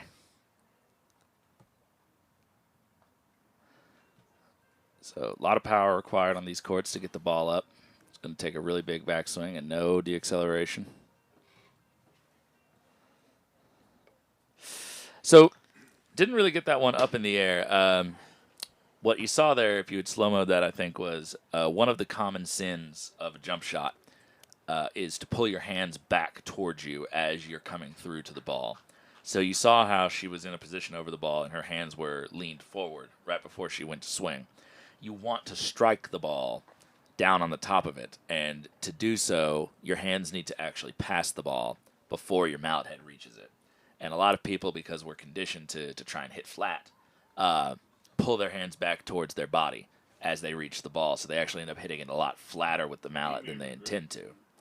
So I think that's what happened right there. She just kind of looked like she pulled up a little bit. So staying down over the ball, keeping your head and sort of body weight forward, making sure that you keep your hands forward, very important when you're trying to execute a jump shot.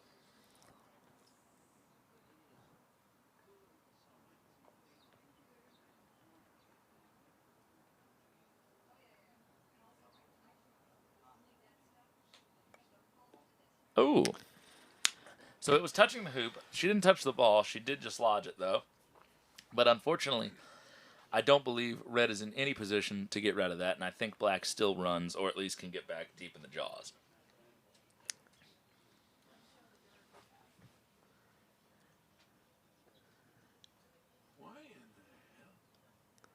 So, yeah, we can't quite see where red is at the moment, but it looks like the far end.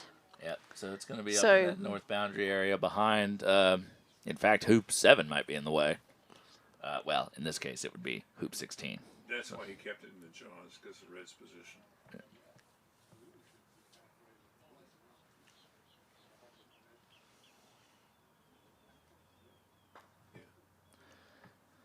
Yes, he sure could have done that. So Karen's just going to go halfway, basically conceding that she cannot save this hoop and is just preparing to battle it out for the next one. It's a prudent decision. I wonder if blue accidentally put himself set in a position where he's hampered to get down to the next hoop. He looks to be fairly straight in front of it, and that is an unfortunate thing that happens sometimes where you intend to maybe set up slightly to the side and it just rolls a little bit longer than you intend or a little bit shorter and then ends up hampered. He was not able to get black through a long way, so Karen will actually be in pretty good position to take advantage of this hoop if she can lay in a good yellow here. There's Eileen Sue, our tournament referee for this event.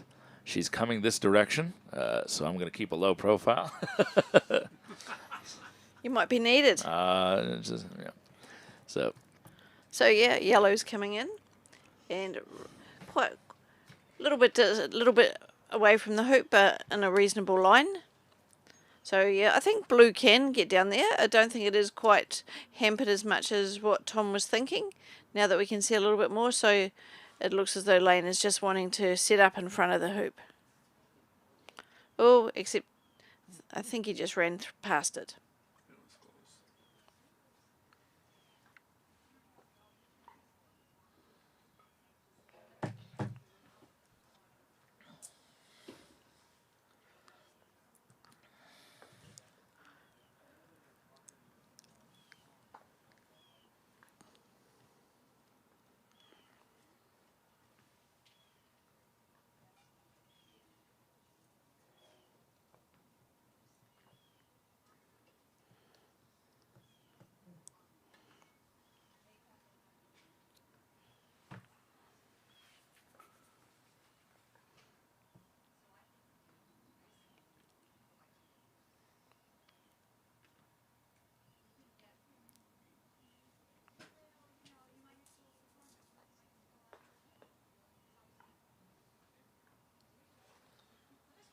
All right, so.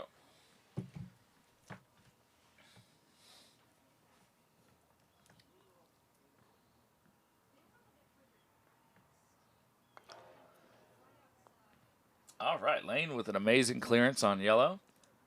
From down deep, manages to get yellow over to the side boundary and elongate this hoop just a little bit more. So Karen will be playing yellow back in, looking for better position than she had previously.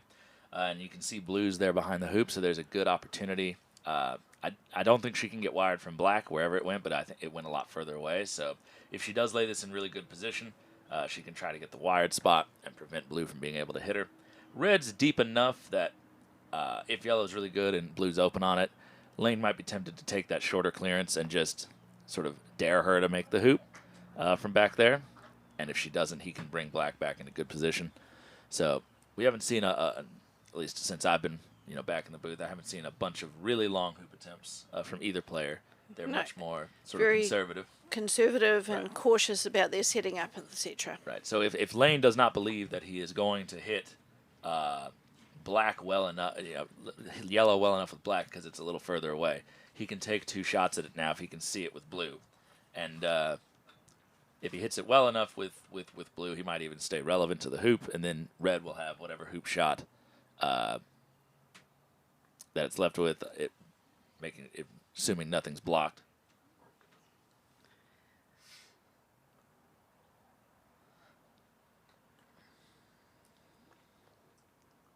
And he's just going in for tight position. So lays up a good ball. I think that runs fairly easily. Don't think it's that angled. Karen will probably be looking she's looking to see if she can get by through the hoop, but Karen will probably just be looking to clear this ball and force black into making a good clearance on yellow from deep. That'd be a little over a 10-yarder probably.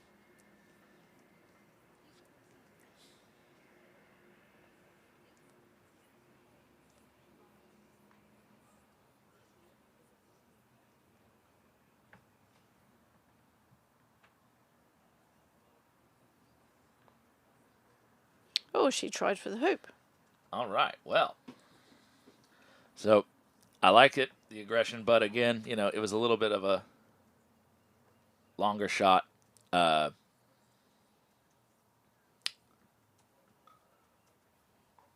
wait, did she make it? Yeah. Oh. She had put her hand up. Yep. Sorry, we weren't expecting that, but yes. I looked away for a split second. Yep, and now Lane's trying to figure out where he's going next. But I think he's worked it out. All right. So, Karen. So it is now 8-8. And Lane from that position, lagging a ball in really well at hoop 17. So Karen's going to have to consider taking 2 shots at that ball. Nothing wrong with that. Setting up and leaving it for red is a little bit more aggressive of a tactic. You only get 1 slightly longer clearance at it. So it looks like she will be taking her best chances here of getting rid of that really nice set.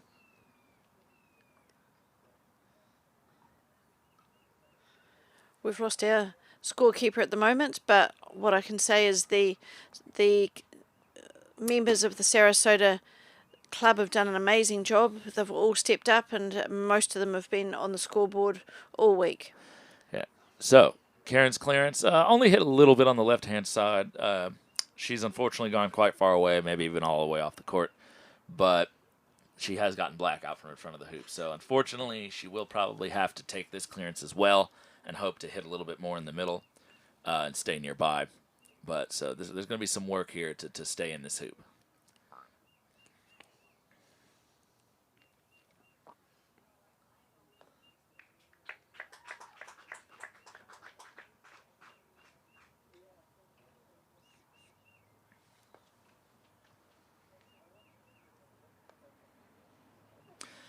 And she picked her head and shoulders up just a little bit early, so you saw that miss slightly to the right.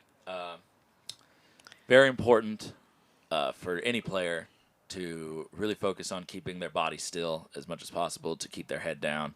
What ends up happening is when you start to look up prematurely, you pull your shoulders up with your head and neck, and that moves the mallet as it swings through, and you often end up mishitting, not quite finding the sweet spot, maybe even twisting.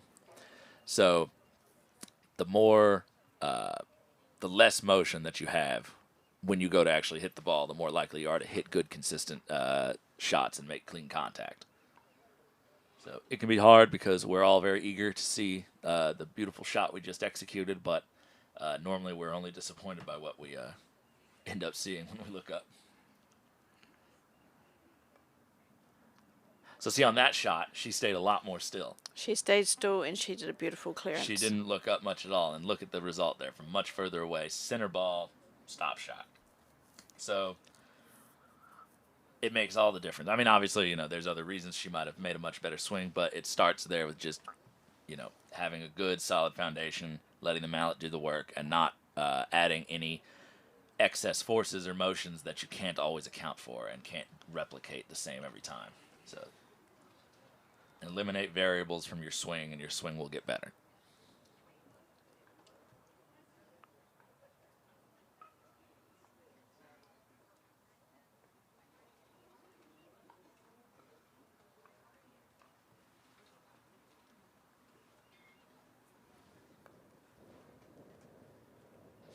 Oh, that needs legs. Just didn't quite make it. So there's a little bit of a, this is court 6, the fun court. There's a little bit of a ridge and a trench right behind it, so a lot of balls lose a little speed over that. So very difficult to judge the speed coming from that east side of the court sometimes.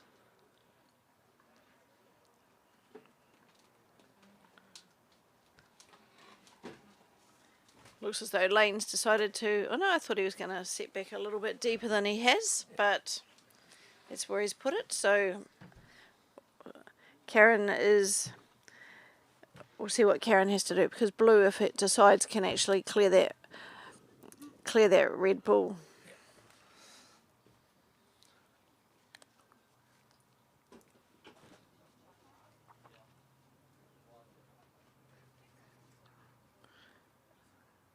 Okay, so she's overhit that. So this actually, blue could justify an attempt on the hoop here. Clearing red is also fine, but with neither of the opponent balls in position, you have a lot of options. He could set up in a better position. He could shoot the hoop. He can clear red, which he's opted to clear red, which is, you know. I think that it's hard to tell, but it looks like there's quite a wide angle on blue on the hoop, whereas black's in a much better position, so he's probably... yeah. Good shot. So when Lane wants to, Lane can get quite amount of power. It does look to me like he's maybe somewhat pushing on the mallet to get that power because he's compensating for the lack of a big backswing. And again, if we're trying to generate, you know, power, if you look at the players like Blake Fields, you know, the Egyptians, Ed Wilson, all these sort of power players, Levi Franks, you know, they all have one thing in common. They have pretty big backswings. And that's how you're generating the speed through the ball with the mallet head. You're letting weight and gravity do a lot of the work, and it keeps it more stable even when you're swinging at a higher velocity versus trying to take it over with your hands and arms and to push it forward, which can sometimes be very inconsistent if you do it wrong. So, and it's going to be short. So some of these long sets, Karen's just been struggling a little bit to get the pace. She's been coming up short on a few of these. Obviously, we would have liked to put pressure on this hoop shot with black. It's not a gimme by any means, but you know, you feel a lot better about it when you know you won't be punished immediately for missing. So just as long as he hits the hoop, it won't be the end of the world, because yellow could set up wide from blue if black's not around. Oh, and he laces it. All right. Good pace on that, too. Right down to the peg. Caught a little extra wire maybe than he intended, but he's happy to get that. Yep, so it makes us 9-8. So all right. We'll see how we go with what Karen can manage for the next hoop. Yes. So Russ said earlier that he's never filmed a 19-point game go to the hook, so he'll definitely be an advocate over here in the booth for a 19-point endeavor.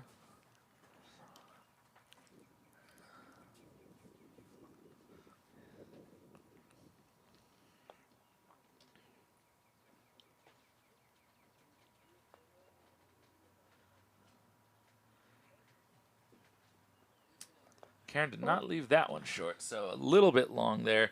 Had a bit of a hampered pathway. I think she's sort of slipped between the red and the blue and the peg. And it just looked like the path she had to choose kind of took her to that position a little wide of the hoop. So would have benefited from maybe hanging back just a touch. Blue, thankfully for Karen, I don't think can get down to any great position in front of the hoop. I think red's right in its way. Might be able to get to some set position a little bit wide, but he'll have to hang this one back a bit if he doesn't want to be super. Oh, wait. He's jumping. Who scored the last hoop? Lane scored the last hoop. So, okay, this is ambitious. There's almost no way to guarantee this stays in front of the hoop, so this is just a hoop attempt, more or less. And a narrow miss. So he actually played that okay. It's a really tricky shot, though, to make sure he doesn't go past the hoop. And this is maybe just a sign of, a little less experience. A perfectly usable play there with where yellow is you could just lag up behind red, prevent red from getting anywhere near the hoop, and then play black down to some position, maybe a little bit deeper, cross-wired from yellow, all sorts of places.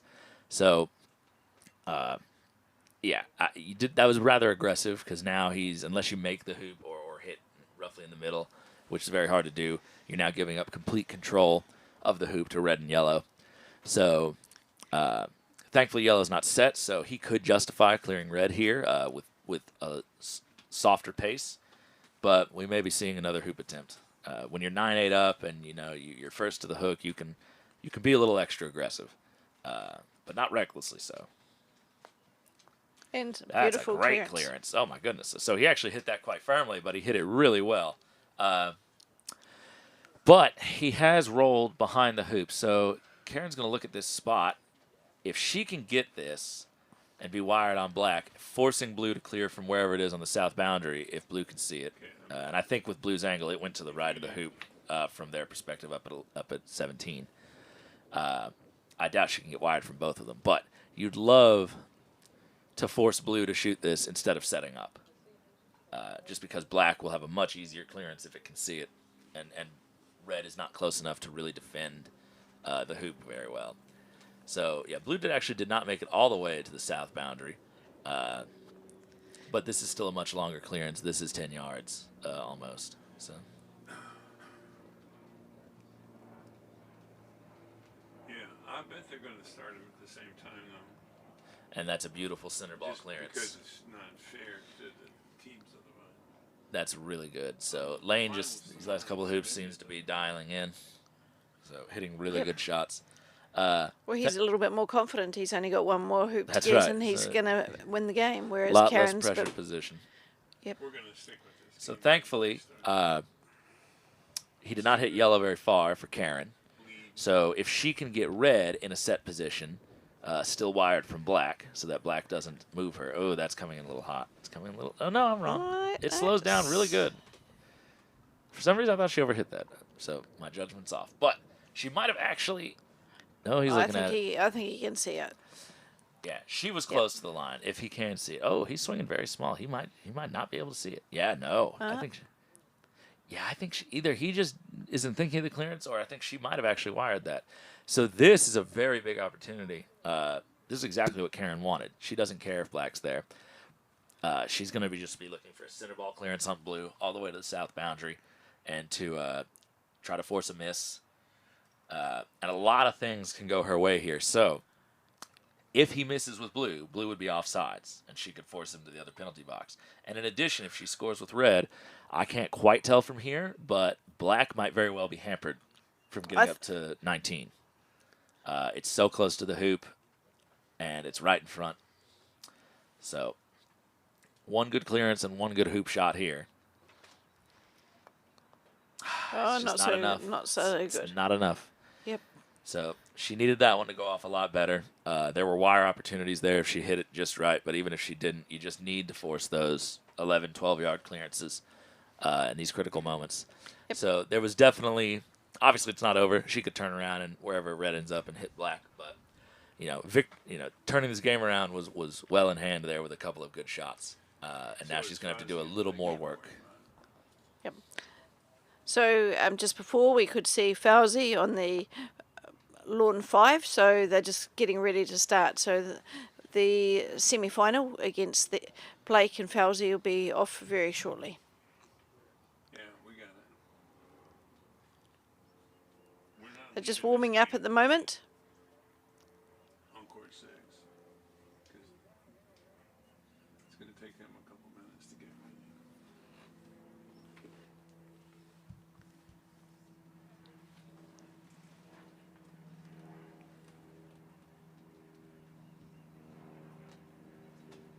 If she misses, he might win.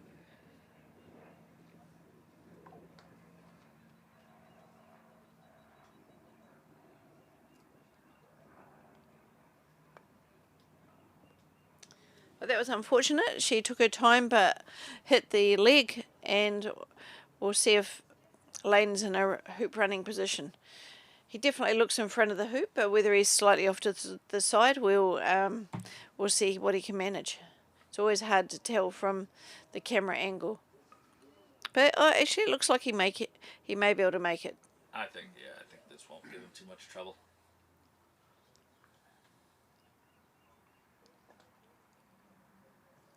Yeah, it's fairly straight. Little angle, but nothing bad. Oh, well, he just kind of gave up on that one. It's Jaws, so it's fine, but Red's position, Red will have an opportunity. Red has a great opportunity at that one. So, set here with yellow, clear with red, and you're back in business. So. And this, again, you saw that he was close to the hoop, but he wasn't terribly close. He stopped his mallet as he shot, so just a little hesitation there, kind of deaccelerating, giving up on the swing, and he just gave it enough to sort of stick on that wire into the hoop. Just want to, this is inexperienced. She's clearing this with the first ball from a longer distance, and she won't even have a ball in position if she gets rid of it. So, not a huge fan of this. Much better serve just setting up and doing this with red. Same angle, basically, but a lot closer. distance. A lot closer. Yeah, and putting pressure because you'll have a ball in front already. Yep.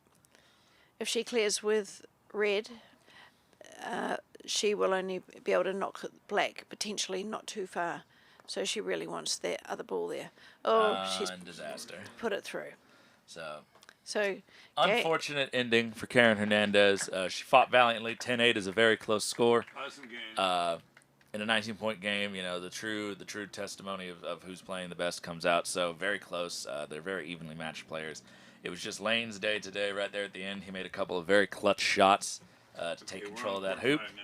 And as we've just changed screens here, you can see our two semifinalists on one side of the bracket getting ready. We have Blake Fields and Fawzy Helmy meandering near the court. So I don't know if they've already had their coin toss and if we know who's going to be who in the color. But we will, that match will be starting shortly, I presume. And then on the other court, shortly we will have the second semifinal between Levi Franks and Jack Good. So that was the coin toss right there. Obviously.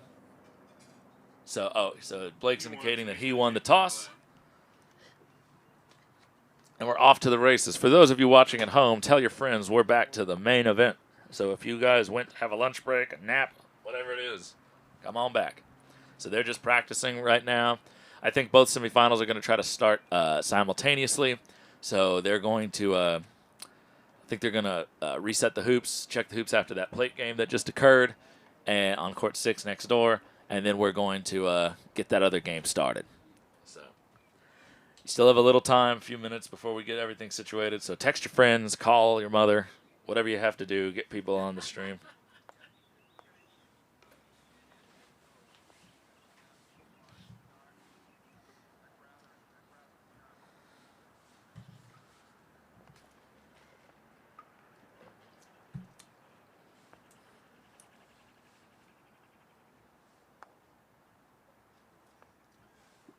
Is this 3 out of 5, you think?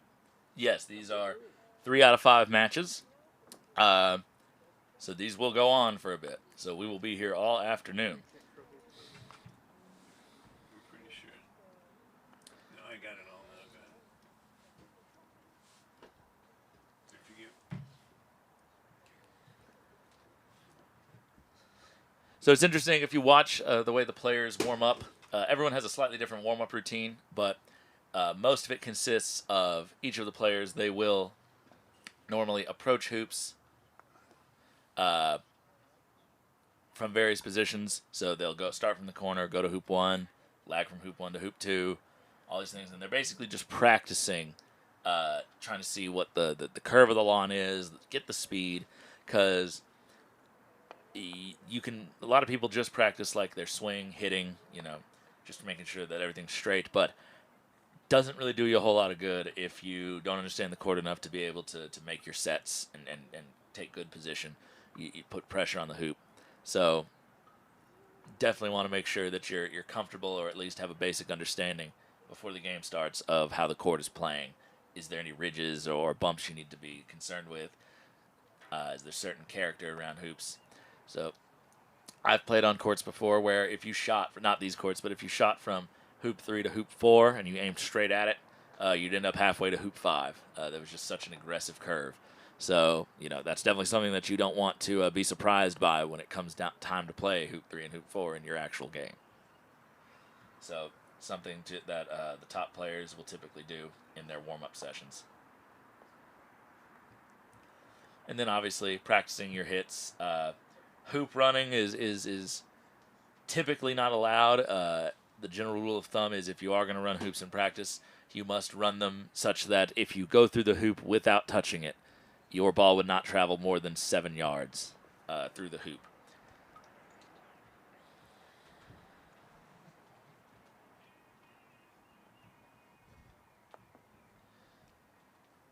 So, and that's just because, especially in soft soil like this here in Florida, these hoops can get rattled. They can get loosened fairly easily, and we want to try and sustain them for as long as possible when we go into the real game and not have to adjust them as often. So the players in their warm-up should either avoid shooting hoops entirely. Certain tournament directors or managers, if we're not in the U.S., will forbid hoop running during practice, or they may allow soft hoop running as defined earlier. So obviously neither of these players inclined to shoot real hoops softly. So some players, when they're not allowed to shoot at their full pace, will just forego running hoops entirely just because that's not how they run hoops, and it doesn't really help them. So that's an example right there. That might be considered by many to be too hard of an attempt on a hoop, just for practice. Obviously, if both players are, if both of them are inclined to do it that way, yes, the tournament director could take issue with it, but most of them will just leave it up to the discrimination of the players if neither of them has an issue with it.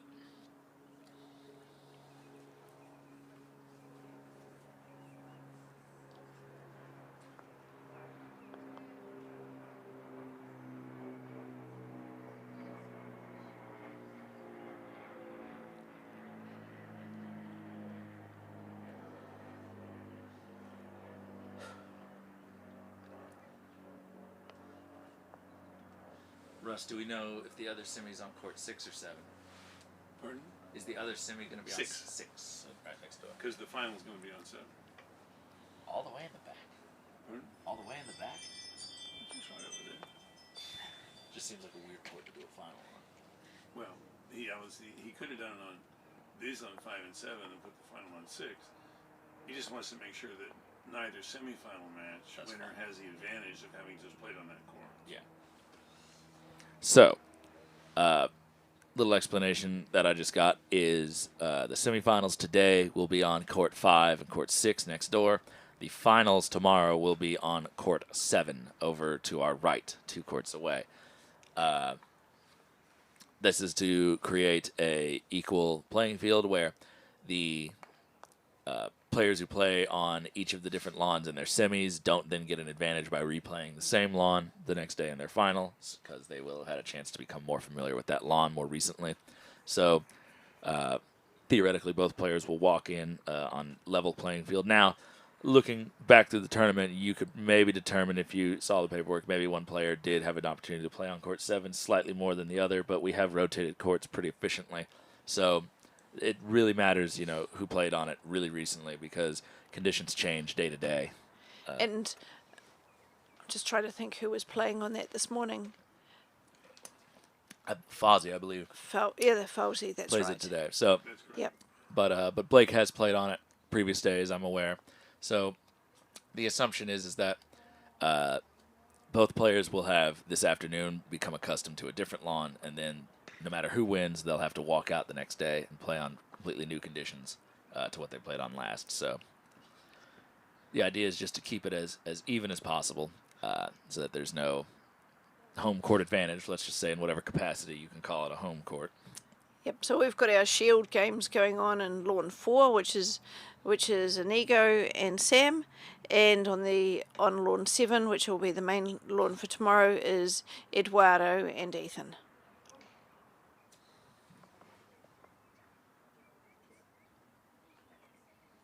So they're all just warming up, and all the games will be starting shortly.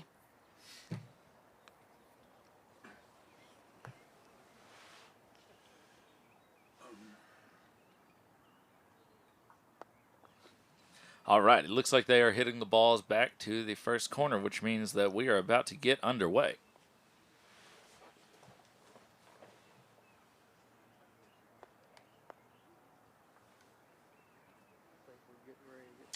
I can look out of the tent here, and I can see that Court 6, they are just finishing up resetting the hoops after that last match. So we'll expect the semifinal on that game to start slightly in tandem to this game. So these guys will get a bit of the ways through game 1 before that match has a chance to start, because both those players are still entitled to their warm-up period. Blake with the opening shot with blue. Does not get in a runnable position from this perspective. Maybe about a yard shy of being runnable.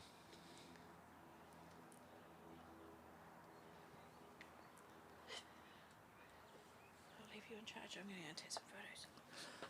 So, Fawzy with a chance to get the first ball in hoop running position. So as you can see, he's chosen to go much deeper than where the blue ball was. That should be runnable by virtue of the fact that it's that deep. It's still a little short.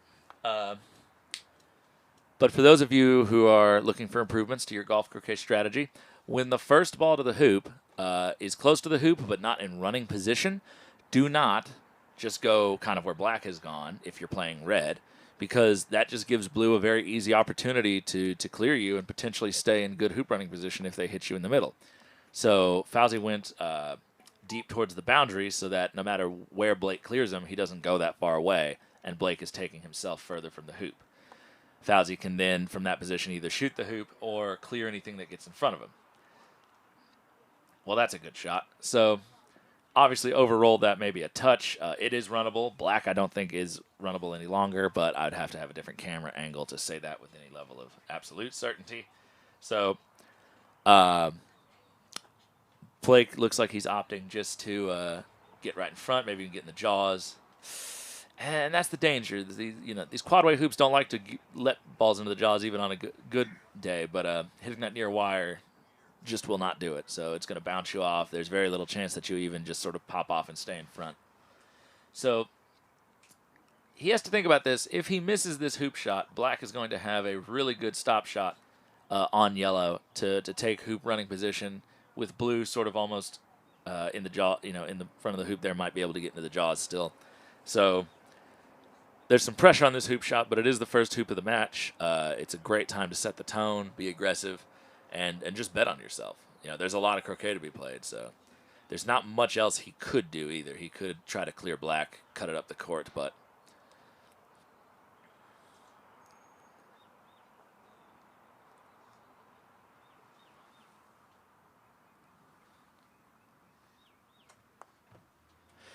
and he missed that one wide. I'm pretty certain that went between blue and the left wire of the hoop. I have lost my monitor. Oh, and it's back again. So, temporarily blinded. So, like Saul on the road to Jerusalem. But all right, so we're back. Black and blue in a wonderful position now. Red has gotten itself sort of down the court behind the hoop on the west boundary. Black with a perfect stun shot there. sending yellow all the way back to the starting corner. And you can see Fawzy just marking in red there, about 2 yards shy of the halfway peg.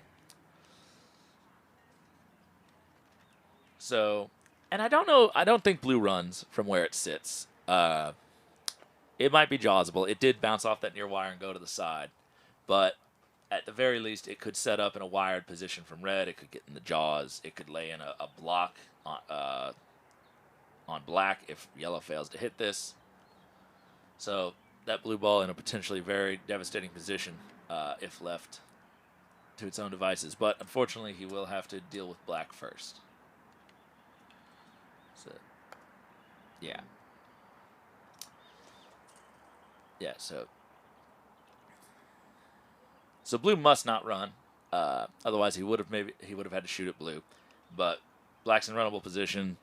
And like I said, there's a lot of bad things that blue can do if black's still in position. So just would have alleviated some of the pressure there. Even if blue got in the jaws, red could knock it out from the back. If it's set up wired, yellow would be on the side boundary. So he's trying. Once again, just hits that near wire. However, this time he's definitely in some runnable position, right in front of the hoop there. Might be slightly more in front of this right-hand wire. The worry here, if black cannot run this hoop cleanly, and it cannot. Oh, is he trying to nudge it? Oh, Blake. All right. A little ambitious there maybe to promote that into the hoop, and unfortunately he's put himself in a really rough spot. Blue is now glued to the wire, not in a runnable position from what I can see. Black is runnable, but it's hampered by blue, and this gives a really big target area and potentially a sort of a funnel into the hoop for Fawzy. We're expecting a double clearance here of some sort. He's going to aim right in the middle of black and blue.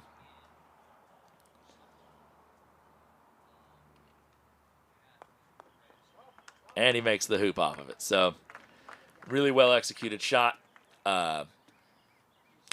Hit black just a little left of center, skipped off of blue, popped through the hoop with a little jump.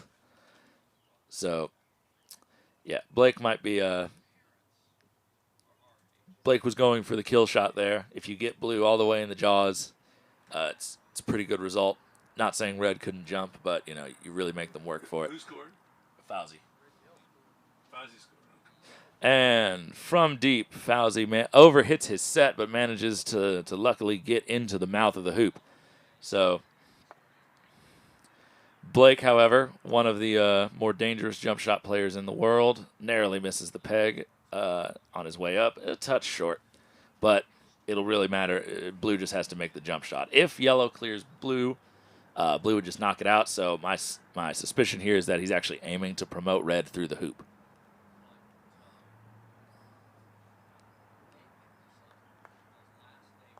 No, he is going for blue. And he's hit it really well over to the side boundary and skipped himself over towards the hoop 3 direction. As you can see, the scorekeeper there tossing the ball back that landed near his feet. So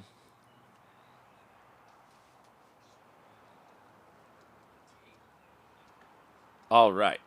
So the question here is, red is not deep in the jaws. How much of it can Blake see? He's a little bit behind the line of the hoop. So there's not a whole lot of risk of hitting red in through the hoop, but you don't have a lot of ball to aim at. Yeah, and he didn't quite get it. So just missed it narrowly on that right-hand side. He was put in a tough position, so Fawzy will steal hoop 2. But as we heard earlier, folks, hoop 2 may not matter.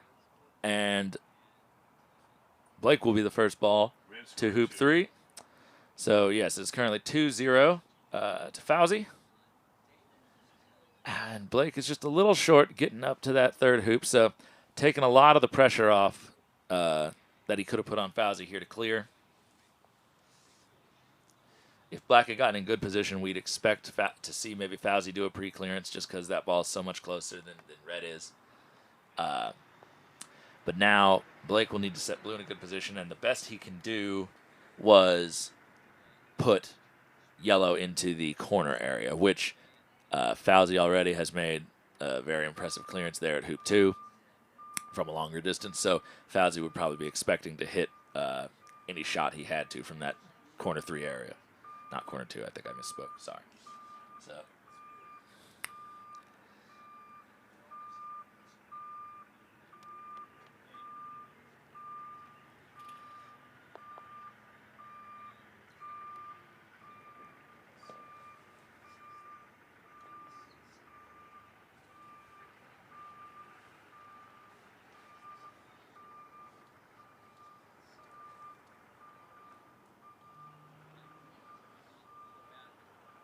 So blue going to be lagging in from the penalty position.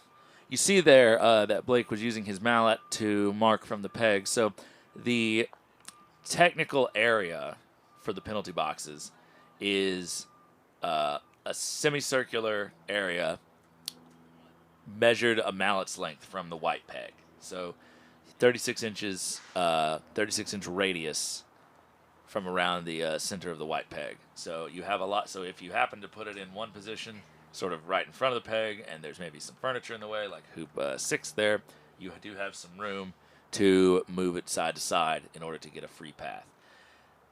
This position starting to get a little bit dire for Blake at this hoop. He's decided just to give up the medium length hoop attempt. Unfortunately, even if Fawzy misses this, Black has ran into blue and will be hampering it from getting any good hoop running position, I believe. Might be able to slip just to the left of it, but it would be tight. Fawzy with about a 3-yarder.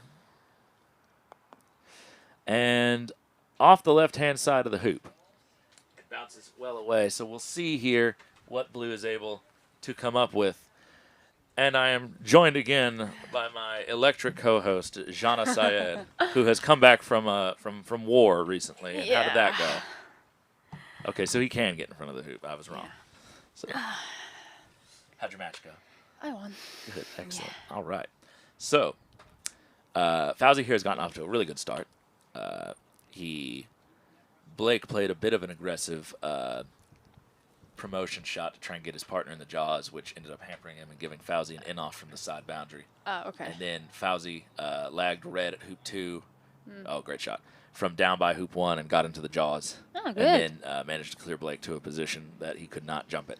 Okay. So far it's been all Fawzy. Yeah. We did just see the first sort of bad shot from Fawzy where he missed, he missed hoop 1 too. He took an attempt, but that was not a trivial hoop 1. It was more like 6 yards. So this one was about a 3-yarder, and yellow ended up in that position from the missed hoop. So Blake back in control of this hoop for the time being. Fawzy will be looking to hit this on the left-hand side, take the back boundary, and push Blake to the corner. This is good. He hits it perfectly. Yeah.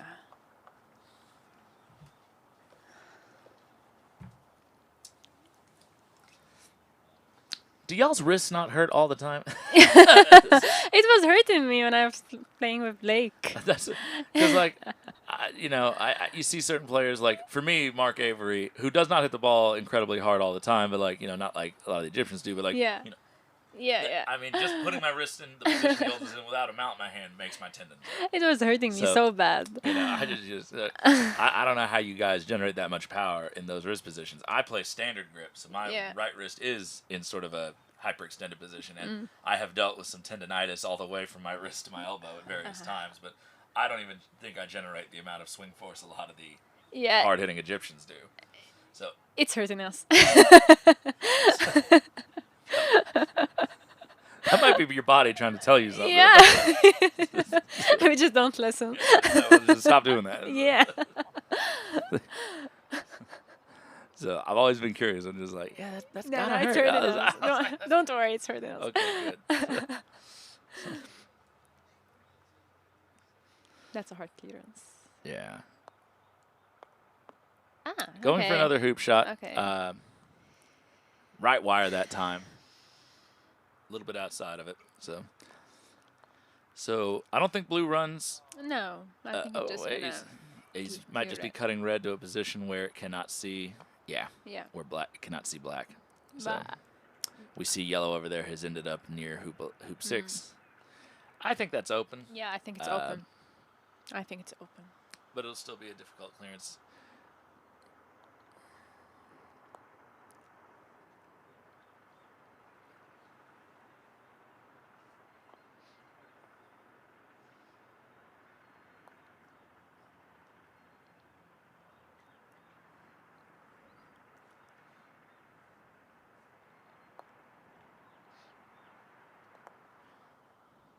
Ah. little bit to the right there. Yeah. Probably missed that ball by 1.5 feet. It's been so long since I've played on these courts, and they have changed over the last few years, so I can't, other than that back boundary area, I can't speak to what character there is on that lawn. You've played it, though, the other day. Yeah. Is there any noticeable character between those hoops 3 and 4?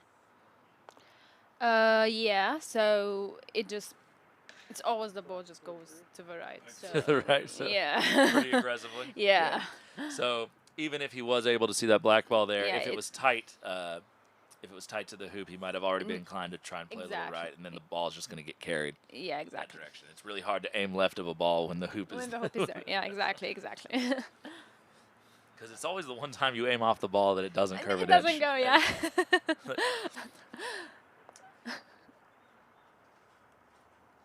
There's a in America, there's a very popular sort of anecdote from Ben Rothman back in the day. He was playing out in Mission Hills in California, and in practice, I think it was before Solomon or something, and in practice, there was this one part of the court that always curved very aggressively. Like if you were trying to like hit a Pioneer over there, you had to like aim to the left of it because it would just curve to the right so hard and hit it soft. Yeah. So he gets there. So in practice the day before, it's that way every time. And he gets in the real game and he does that same shot and it goes bolt straight and he misses the ball.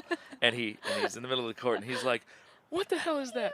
Every day in practice, hard banana, hard banana." And it's like, so apparently that phrase "hard banana" got picked up by a British game show. Oh, okay. I can't remember off the top of my head. If Ben's in the chat, he can type it out. Ooh, that's a great that's shot. great. Oh.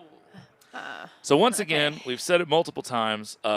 Luck is a factor. Yeah. That ball was good off of his mallet. It stayed true the whole way. And had he hit it just a fraction of an inch to the left or right, it would have been clean. So not the end of the world because it wasn't the next ball in sequence. So it was kind of an it must have been wired from his ball on the south boundary. I think so. So the only saving grace of this is I don't think it's wired anymore because Black came out on this side, this right side of the hoop from our perspective here at the camera. So yeah, he's wired. So So but it was wired. yeah, not what he was hoping for necessarily, but it'll work. Yeah. So a controlled clearance here from Blake. Very good. nice, very nice. For a man who really hits the hell out of it, Yeah. Blake does surprisingly have a very nice soft to mid-pace clearance. Yeah. And it's consistent. It is. Yeah. So I would say, and obviously I don't know all the players in Egypt. Traditionally, I was always told that Ahmed Nasser and was the hardest hitter in the world in his heyday. There was a while where everyone thought that the Edmund was the hardest hitter, just with that ginormous swing. I watched him hit a few shots back at the MAC, and I was like, and he said that was about 90% power, and I was like, okay. Oh, okay. So, but right now, just from everyone I've seen, I think Blake is generating the most power of any, when he wants to, of any player in the world. I mean, and he makes it look effortless to generate that power. Just the mallet is moving so fast. Yeah. It's just a blur. Yeah. So normally he's able to channel that power accurately, but that time did not quite come off.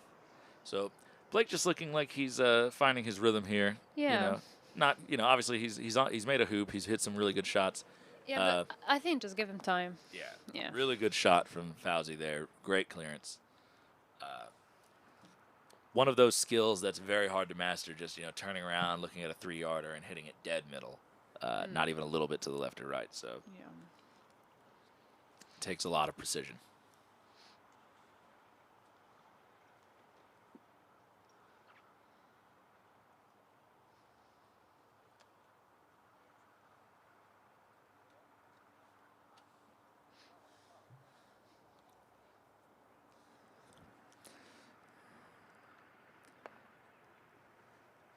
Oh, okay. So that was a hoop attempt. He was never aiming for yellow on that one. Yeah. He didn't even look at it. Didn't even look at yellow. But, Yeah. and understandable, given the position of blue. Yeah. And believing that Fawzy is likely to run that hoop from where red sits. But aggressive. Yeah. Blake has been known to grip it and rip Yeah, it. that's how we do it. Angled attempt here. He'll be happy with jaws. I'm not sure if it's thrownable. Yeah.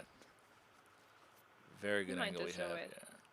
You just see it drift a little bit to the right Yeah, there. You yeah. just everything down towards this boundary. It started on a good line. Yeah. But when you hit a ball that softly, there's just no telling what the court's going to do to it. And this is something that I tell to a lot of my students when I teach at different clubs is a lot of people want to shoot, even straight on hoops, they want to shoot softly Yeah. And we've seen even players this week, some of the Americans, the less experienced ones, lagging at hoops, kind of. And you can see right there, you don't know when you hit it that soft pace what kind of character the court's going to have. And it started on a great line, and within 2 feet that it probably had to travel 3 feet, it was off enough to not be in the hoop. So obviously he was just trying to jaws there, so there was no reason to hit it hard. But when you're running hoops, watch what he does. Yeah. he's not going to hit this soft. He's not going to hit it soft. Beautiful hoop. Good. Hello. So, all right. So Fawzy here with a lovely hoop 4 from deep, probably about 6 yards or so, maybe a little longer. So we have 3-1 to Fawzy in this opening game, but there's a lot of croquet left, 5-game match. As spectators, we'd love to see it go all 5 until the sun's setting. Both players are probably hoping to close it out a little bit before that. Is it short? No, I think that runs. Okay. I think it's a touch left of center line, but I think it's in very runnable position.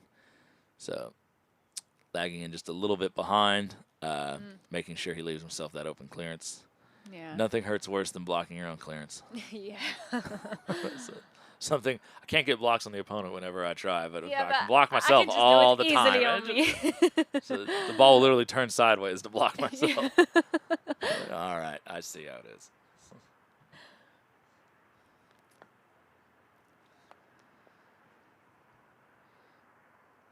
Blake trying to get the block on that clearance, and that's going to be close. I think so. Oh, I think he got it. It's definitely I close. think he got it.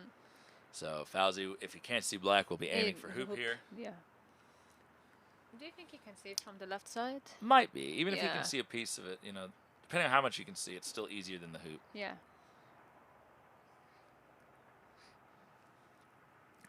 The only thing you'd worry about is if you catch blue on the left, you might promote it down to 6. 6, yeah. And that would be rough. Okay, never mind. Okay. We're wrong. Okay.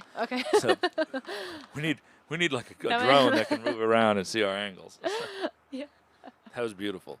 So I remember in the MAC, this is the only time I've seen it, they actually had a camera person with a shoulder-mounted camera who would, like, if you were on the featured lawn, they would, like, follow around. And, like, you could, like, feel them behind you with the camera when that's you're so trying bad. to take a shot. So 'cause they were right there. Like, it was cool, but, they should have. Yeah, I think it's a bit distracting. Yeah. A couple of, like, I think ideally one day we need a top-down camera. Yeah. They've experimented with having cameras. There's some videos out there. They had a camera on the peg that records 360. Okay. And you can just scroll around the 360 during the video. Yeah. So you could theoretically have double bank games and watch each one of them. Yeah, I know. And narrow miss. Yeah. But yeah, croquet demands a lot of good angles on the cameras. Yeah. So having one straight down the south and north boundary right through each alley of the hoops would be nice. But so many people watching. I also think croquet courts should start being built into like pits, like so that you can like have like bleacher seats, because it's so much nicer to watch croquet from up top.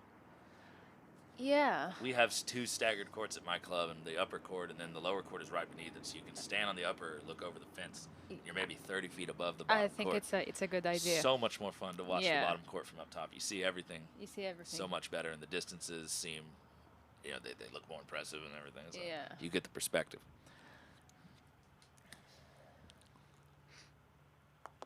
And that's All it. right, Fawzy here with a good controlled hoop. He caught enough wire there so that it didn't roll too far. So just a little past the peg, going through 5 to 6. So it'll be 4-1 now to Fawzy. And we can see here from the world ranking numbers that these two players are incredibly close in the world standings. Fawzy at 16th in the world, 7th in Egypt. Blake Fields at 20th in the world, 4th in the USA. Which just speaks, by the way, to the depth of the field that is in Egypt. So Fawzy is 4 world ranking spots ahead of Blake and 3 ranking spots in his country behind him. So the USA is closing the gap, but still have a ways to go. Oh, he's clearing yellow.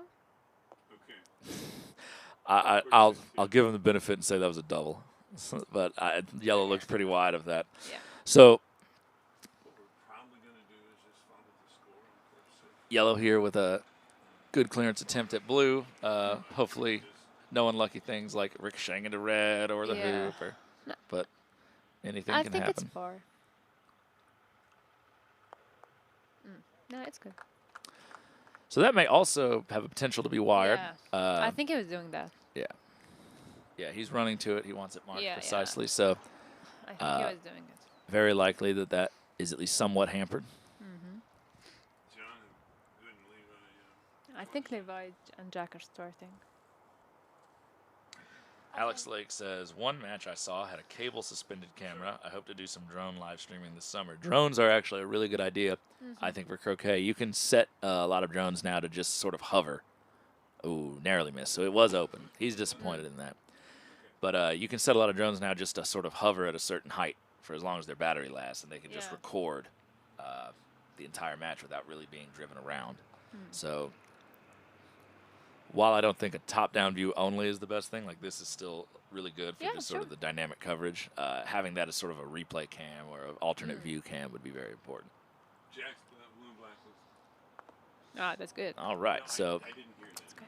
yeah, he's a little bit. He's like, yeah, oh, why it is didn't he go." upset? I think he wanted the back boundary so he could, if he had to Yeah, make a he clearance, just he could can't- cut it Yeah, yeah. over. So now he'll only be clearing into the corner, but a marginal issue.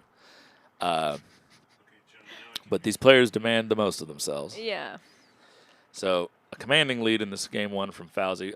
Blake has hit some good shots. He's been forced into some longer ones, had a couple of misfires on those long clearances. So just looking to sort of find his tempo.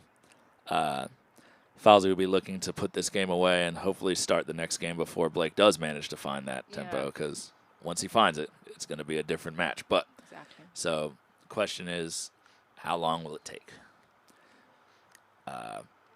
Blake a little short with that black ball. Did not get in hoop running position. Only benefit is, again, Fawzy cannot clear black anywhere too far away, so he is going to remain deep.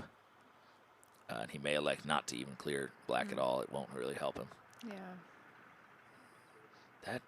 That looks like it's going to be short. I think so. Yeah, it's very short. It just looks like Blake is getting a little fast. He's just sort of firing away Yeah. at things, and and he does that from time to time, especially when he's just trying to feel his swing Yeah. and work it out. He might need to just slow down, take a breather for a second, Yeah. compose himself. I think it's gonna be a long match, anyways. Yeah. It may be one of those matches where they trade games where they're both just Exactly, in the yeah. zone, and we end up at a game 5 just because, Yeah. Yep. So, denying him the hoop shot, giving him a longer one. And he managed to clear him into that little gully there.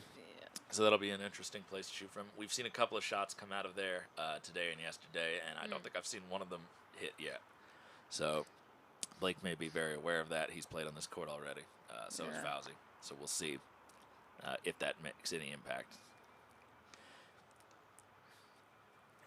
Fawzy can either set. He's just gonna. Yeah. He's gonna put a good position. He wouldn't clear blue. No. Normally? No.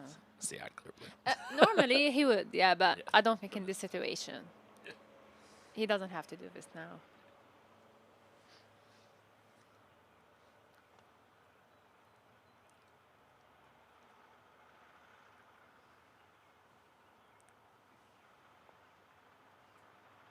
Promoting red to a wired position.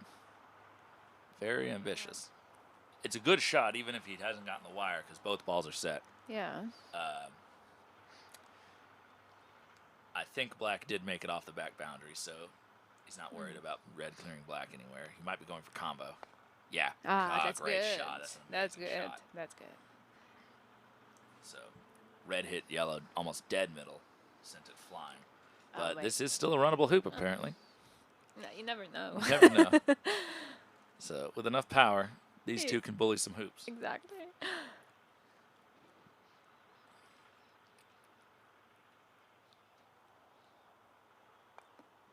Almost a little bit heavy into that right wire from his perspective. So Blake with an opportunity here with a couple of good shots to maybe get a streak going of his own in this game.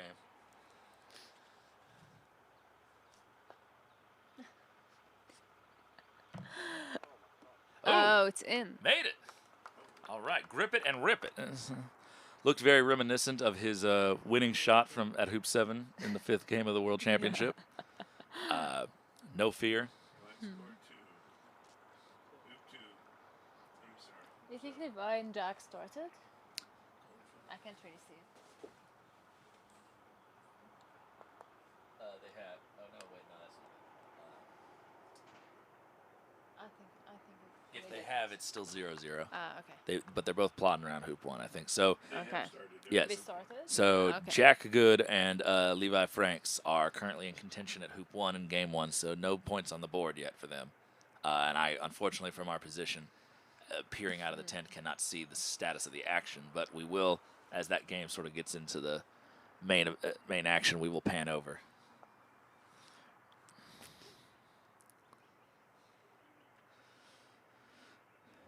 All right, so That's good. yep, 2 good balls, and it'll be interesting to see what Black can see.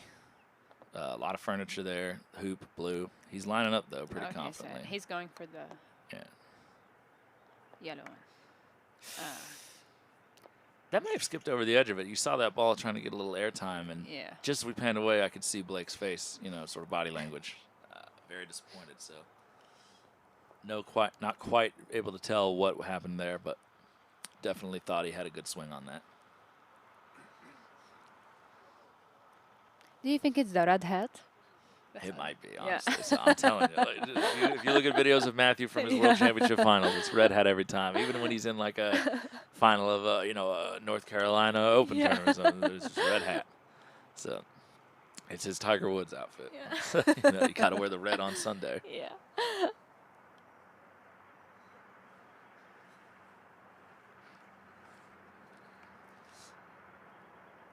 Blake attempting the controlled clearance, and once again missing slightly to the left. So pressure-free hoop attempt here with no opponents around for Fawzy to go up 6-2 in game 1.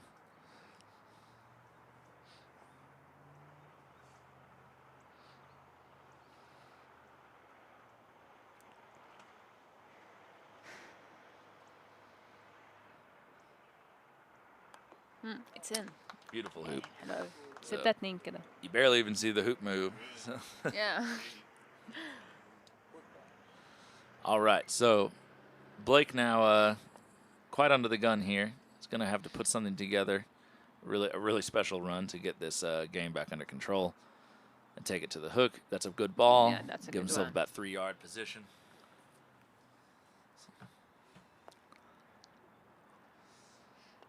Fawzy trying to lay in a good ball of his own. Good. Yeah, it's runnable. Yeah. So he's probably wanting the block there, but whether he got it or not, he'd be happy with that.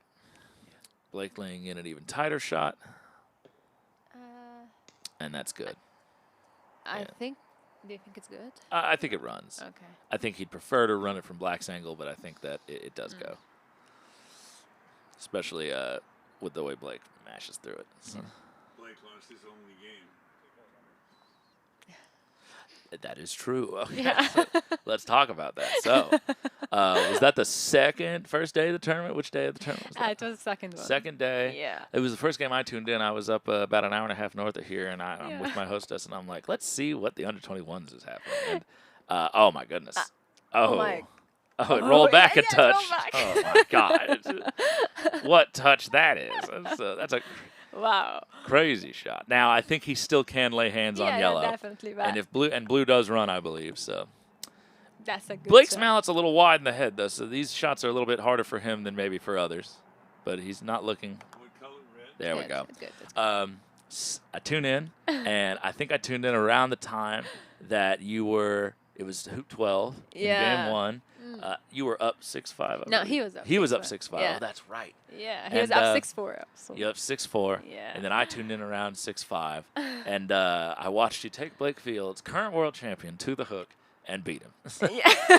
We won't talk about game 2 and 3, but we'll talk about game 1. Especially not game 2. Yes, but a very impressive victory. That's the first time I had the opportunity to see you play. Okay, and so I was like, who the hell is this? I was like, because I'm like, let's go, Blake. Like, there's no chance. Just like, I was like, all right, this girl can ball. Let's go. I think I was just focused. I don't even know how I did that, but I was just focused. There is a phenomenon where, like, when I play players that I know aren't ranked as well as me or, like, should not beat me, I play worse. And when I play players who it's like, oh, man, Exactly. I gotta beat Yeah. like this person, and then you play your best croquet because you're just that much more intense and locked in. Yeah, I think that was the best match I played. Definitely. So yeah, this runs pretty well. I think he's not standing super angled. Oh, okay. So Beautiful. it's triangle. That's good. Beautiful. Right into the back fence. So the balls won't go under the fence if they hit the middle of the fence. Yeah.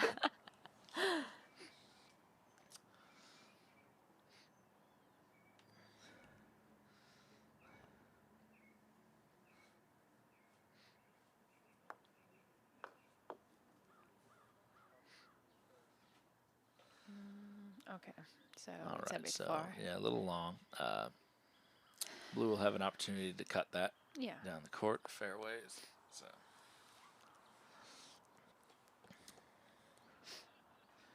Black scores from 2 on court 6.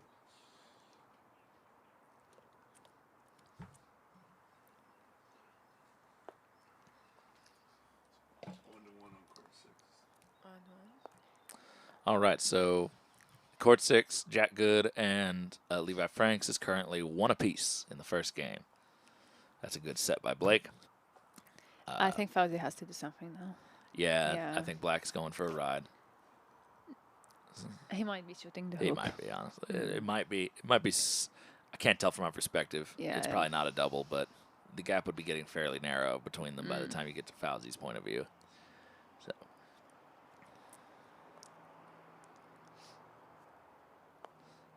It was Oh, it hoop was a all the hoop. way. So Yeah, I knew it. right hand wire. So Blake will now be looking to strike this red ball slightly left of center from his point of view. Yeah. And push it all the way back down towards hoop 9. And if he does so and Fawzy misses, Blake will actually be pretty okay with where he's at. Yeah. Playing a little bit better, getting some more good shots off. That mouse moves so fast. Oh. So he hit it. I mean, he hit yeah, dead center. but it was gonna A bit jump unlucky over. there, and you see what I've been talking about for all of you at home who were tuned in earlier. When the ball starts hopping right off your mallet, it's a combination of you probably striking slightly down on it and just natural bumps of the court. So when it hit the other ball, it was in the air. And even if it's Yeah. in the air a fraction, if there's any sliver of air between the ground and your ball, it's going to hop up some amount and ramp off the other. And unfortunately, his ball went further than the red did. Yeah. So, This is an important. yeah, this is. It's still quite a long shot. Yeah. Nothing guaranteed here. He'll be offsides if he misses. Oh, he's going for the soft hit clearance. Oh. Yeah. He doesn't want yeah, to I be don't mind that, offside. yeah. Yeah, I'm sure. And when you're 6'4" up, That way. you're Okay. in good position to. Yeah, I don't mind that at all. I don't have the self-restraint to do that, but like, it's good to see that he does. Yeah. Okay, so Yep. All right, full penetration. it's closed now. So Yeah. 6-4. So all of a sudden, a game that was about as lopsided as it could get now is a lot closer, and we've seen Yeah. plenty of games come back from a 4-6 deficit, but Fawzy is still in control. Ooh, that does not run. Yeah. That looks to be resting in sort of the old hoop hole dirt next to the hoop. So that one probably curled in off that ridge just a little bit more than he was expecting Yeah. from that corner area. Because I can guarantee he wasn't playing that tight to the hoop on purpose. No, he wasn't. Believe me, he So, wasn't. He doesn't have to do this. So it alleviates a little pressure from having to clear that. Blake is just going to set this directly back where yellow could not clear it anywhere to the back, but to the back boundary. And Oh, looks okay, like so red he's is going to take this pre-clear. Yeah. Not a bad idea. Yellow can always slip right in front. If red stays somewhere nearby, then you're still in good control.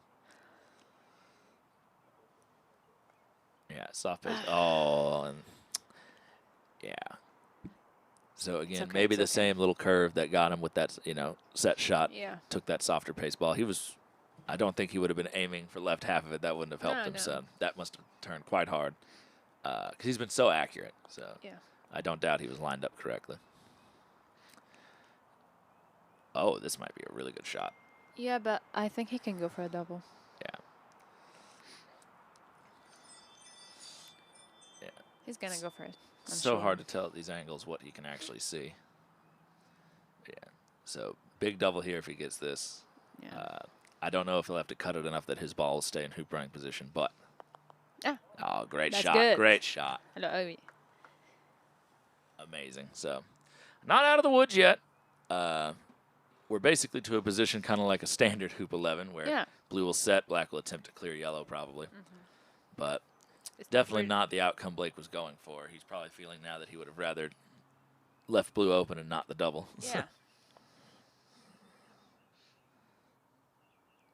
Lagging That's in. good. Really good distance. Yeah.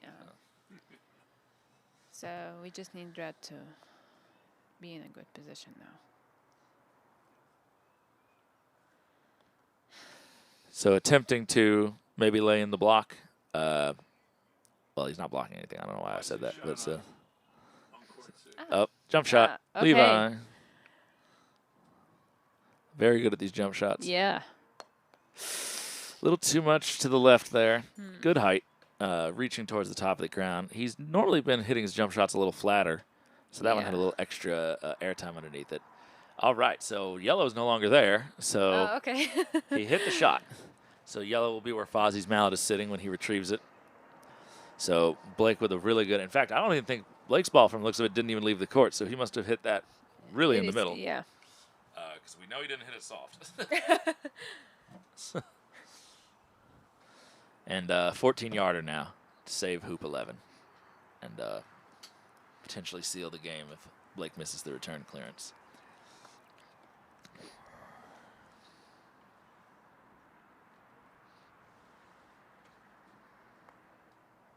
Yeah, that's a beautiful clearance.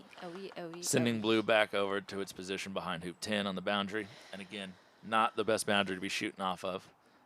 He will have to move red. It's not the best position, but it does run. Or at least I believe it runs from here. Who's to say? We don't know. So you can see the heat in the back there coming off of the sidewalk. It's very sunny out there. Yeah, welcome to Florida. Yeah. And this isn't even the hot season.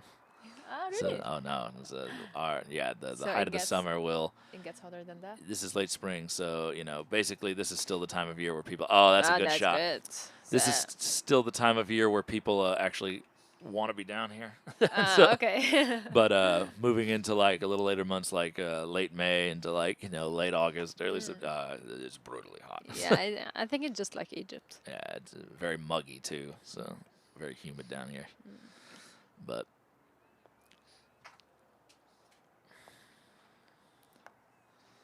all right, lagging in from the south. Oh, that's in danger of being a little short. I don't think that runs. I think it lagged a little to the right. It's not runnable at all. So Blake, once again, we've been in a similar situation here before. Blake running in deep so that red cannot clear him anywhere. So Blake's long clearance is starting to to zone in, and you're seeing the effects now. So it'll be interesting if this continues and they both keep hitting so well from 14 yards. It's going to come down to a very small percentage of difference in. Yeah. Do they hit half ball or center ball maybe? So, who's hitting like not even making more contacts, who's hitting just slightly better, like keeping their ball around. So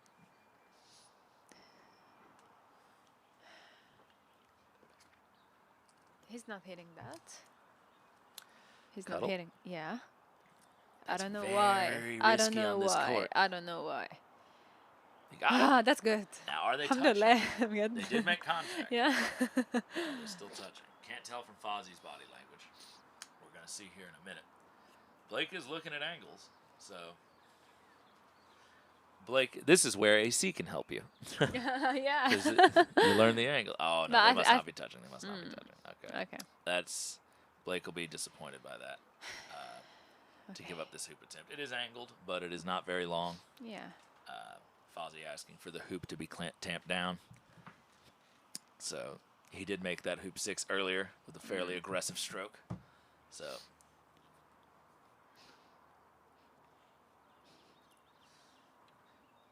and over here we are quickly just tuning in to our sponsors for this event. So first we can see here Diesel Mallets by Tate Russick.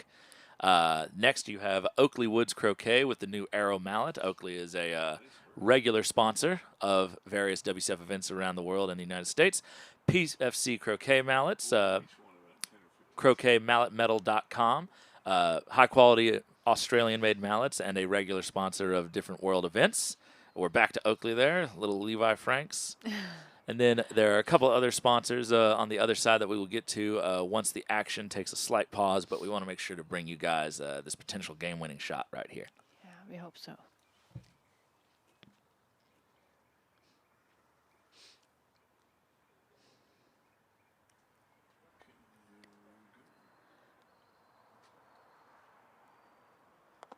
And just manages to squeak through. Yeah, it's in. So, game 1 in the books to Fawzy Helmy, 7-4. So, Blake Fields will start us off again in game 2. We're going to jot back over here to our sponsor. Oh, we're changing cameras. All right. Okay. So, I can remember the sponsors from memory. So, we have, just so that they get their equal shout out, we do have the real estate office of Michael Saunders and Company with the support of the brokers Hans Peterson and Rebecca Peterson, I believe. Please excuse me if that is a name I've forgotten. But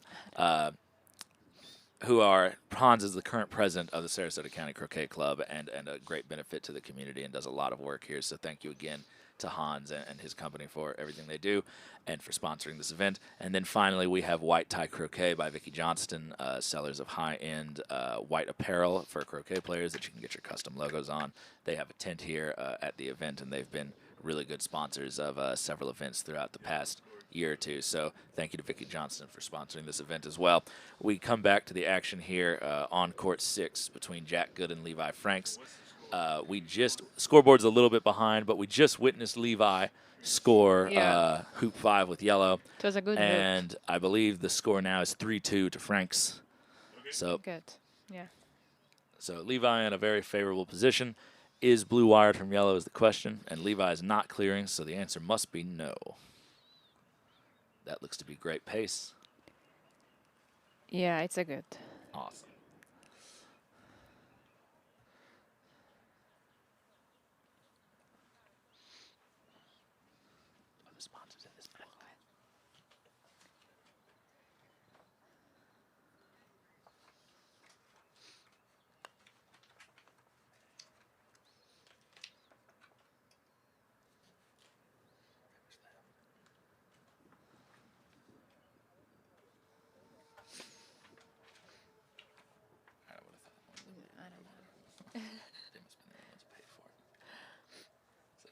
All right. Yeah.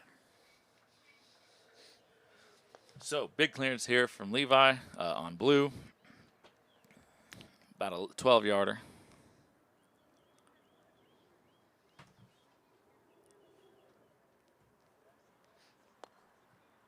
Beautiful shot. That's really good.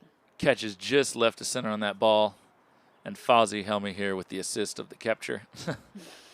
Does not manage to get it wide behind hoop 1 almost, but nevertheless, Jack Good will not enjoy staring down this long shot to save the hoop. So,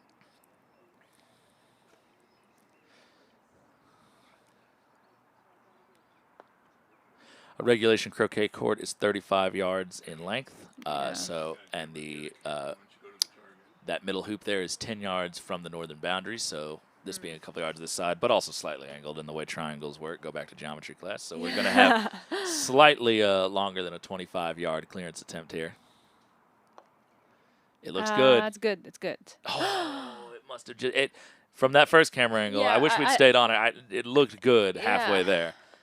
It had a little bounce to it, so it may have just trickled off. Yeah, I think so. And one of the reasons that these players do hit the ball so hard and want to clear things so far away is that kind of stuff can happen. A ball that you hit 10 yards away is much more likely that your ball stays on line for that duration of time versus 2.5 times that long. With little eccentricities of the court, things can happen where you could have started where you would have hit that ball dead in the middle, and by the time it gets there, it just misses on the one side or the other. So Levi here with a fairly easy hoop attempt at 6. He's been running these really well all week. That's and good. that is no exception. So Levi now taking a 4-2 lead in game 1 over Jack Good. The colonist's revenge. Man after my own American heart. So I'm not being partial anymore. I'm just making jokes. It's fine. It's fine. So black is really good here.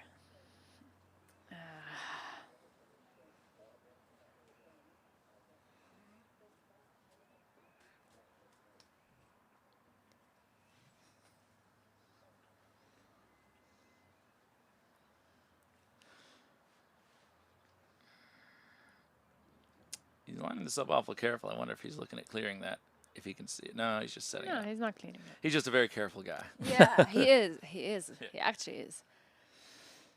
He's sort of slapped his hip there in disappointment. He overhit that. I don't think he wanted it quite that deep. He didn't like something about the shot. But there we see in the background our Michael Saunders and company and White Tie Croquet. So glad that we're getting them on camera there. So thank you to both of them again for sponsoring this event. And then you can kind of see our other sponsors there as we pan back. So. And this might be a good time also to once again recognize the continued volunteer efforts and support of the various members of the Sarasota County Croquet Club and all that they've done, opening their lawns to us, sacrificing their court time for this event, volunteering their hours to be scorekeepers, to be referees, to organize food for us all. The City of Venice and the Sarasota County Tourism Board and their support and ongoing a partnership with the club, allowing these beautiful new lawns to be here and to continue support for this wonderful sport of croquet and these youth players that we have here today. Big clearance here coming from Levi. Touched it. Yeah, it did. Moved it an inch or two. So Yeah. at that power, you have to barely nick the paint off of it, not to move it very far. So he'll consider that a missed opportunity there. It was a good swing. Once again, maybe court 6 has the most ridge back there, so he might have been a great swing off his mallet and just didn't stay true. But either way, whatever the reason, Jack will be happy to take this fairly short hoop shot and be looking to run this with some control down to hoop 8 to level this game 4-4.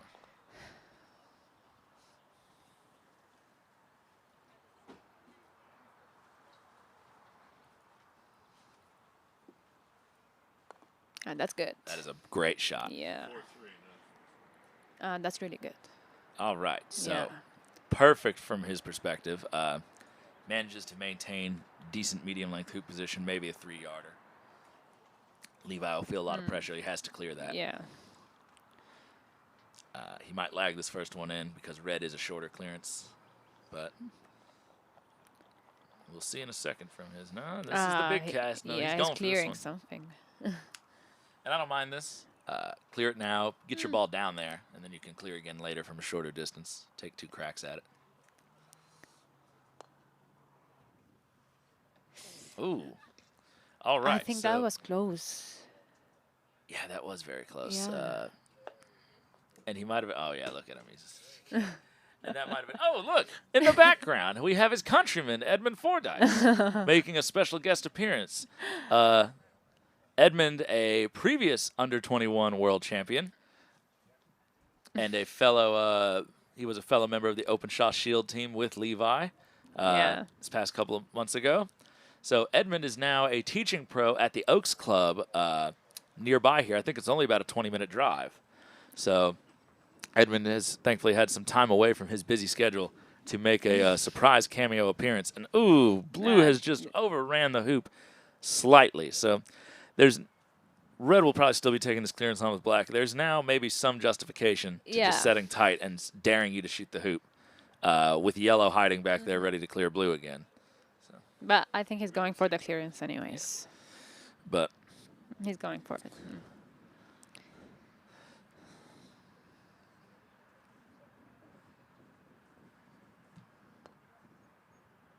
That's good. Beautiful clearance. That's good. Beautiful. And it's landed in a position where I do not think blue would be able to get a clean backswing on it. So whatever will get in front of the hoop, red will have an opportunity to clear from that position. Yeah. Unless he lays in a block. Fawzy and Blake are starting their second game. I think so. Yeah, I just saw. Yeah, they're walking over to hoop 1, I think. Fawzy och Blake Cape to do. فإن شاء الله خير بقى.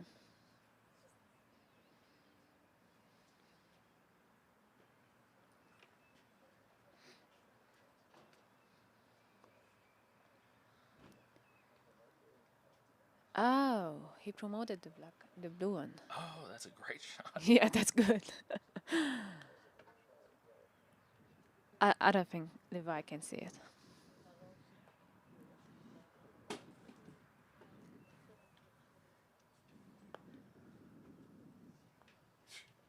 That's a great shot. I just texted Mr. Fordyce to see if we can get a comment from the previous champion here on the live stream. Give us his 2 cents on what he thinks of the field so far.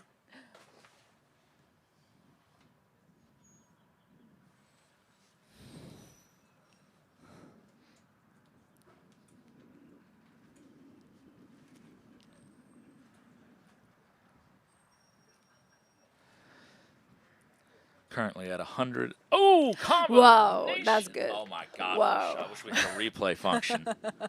So, after a beautiful promotion shot on blue to put it right in front of the hoop and block it from yellow, yellow then plays a 7-yard combination clearance, hitting it so perfectly that he sent blue all the way back up to the boundary next to hoop 7.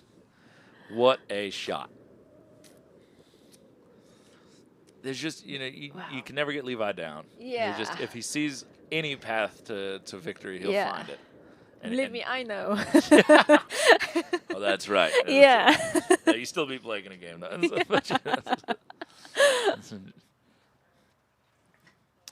Oh, and blue right back to where it was at the start of all this. Yeah. A little overroll there. There's David Malouf with his referee armband on, and he's been dutifully setting hoops. David is one of the best players that America's put out over the last couple generations. There he goes again. My great mentor, and I can say with absolute certainty, the only reason that I've been able to achieve anything in this game close to what I've done is because of David Malouf's constant work with me and his unwillingness to accept the fact that I'm mediocre. So He's clearing black.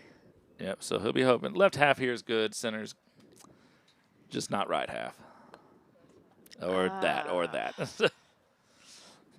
I just, you know, when I see him swinging, I'm like, I just don't believe he's going to miss. Yeah, I'm me just like, he doesn't want to hit the right half.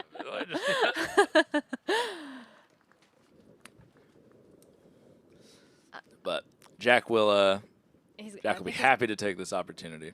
So this was definitely a freebie. I feel like check it's the such a hoop. hard hoop. I don't know. Yeah, there's pressure on it. Yeah. You know, you still are giving up the first shot to hoop 9. Can't tell how close blue is to the hoop. It might be in his stance if he wants to get a good position over at I hoop don't 9. know.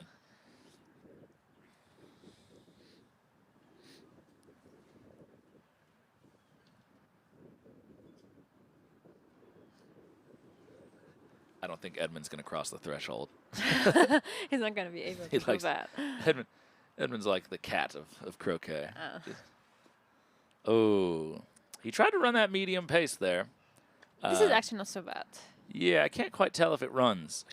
I don't see a gap between it and the wire, and I'm not sure. Like, Levi's looking at it. Ooh, it might be on the wire. Yeah, Yeah, but he's looking to see if it actually. But he has to clear something. Yeah. Blue's going to promote it. It's easy.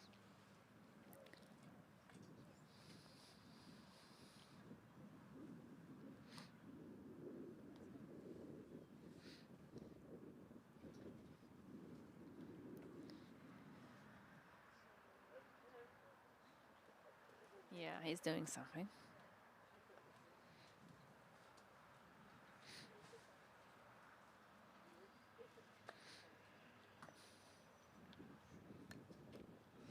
All right, That's so good.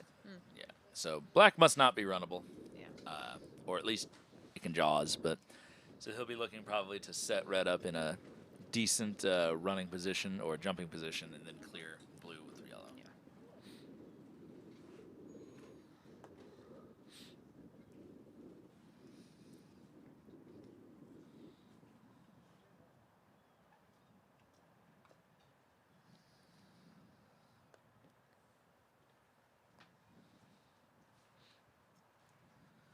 Blue lags in, a little deep. Yeah. Yeah, but it's good. Yeah.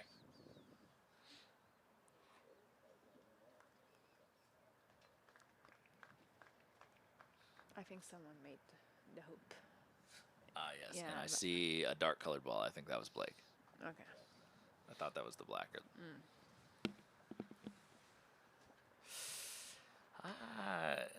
If Black can't get in the jaws, I think you want that a little closer. Yeah. I think that was a little hesitant. Yeah. Okay, good.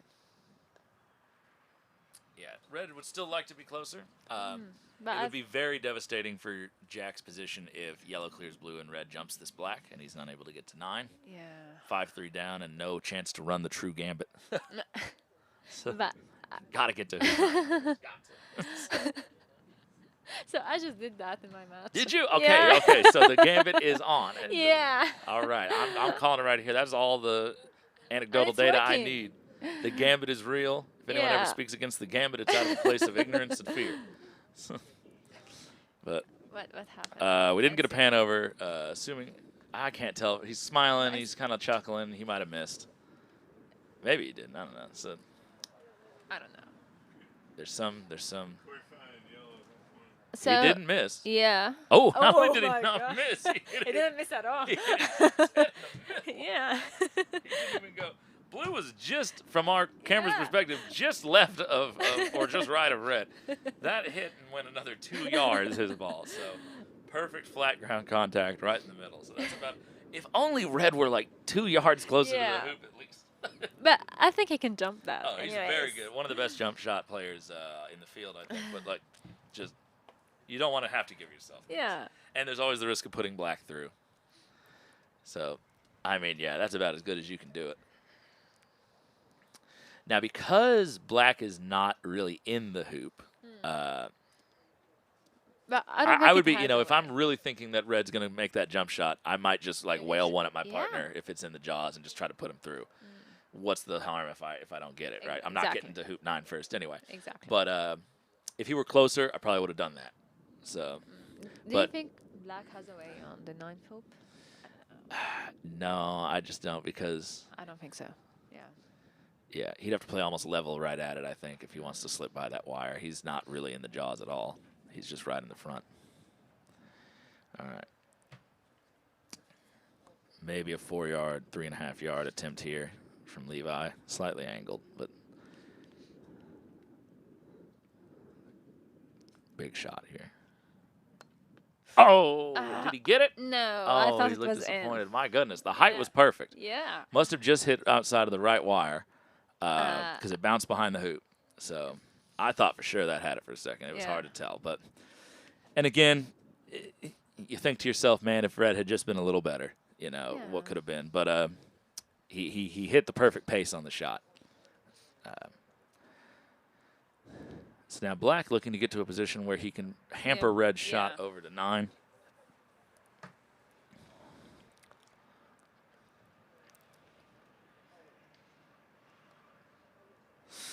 Came through that a little. That might actually get it. I It's think hard to tell with this pole here.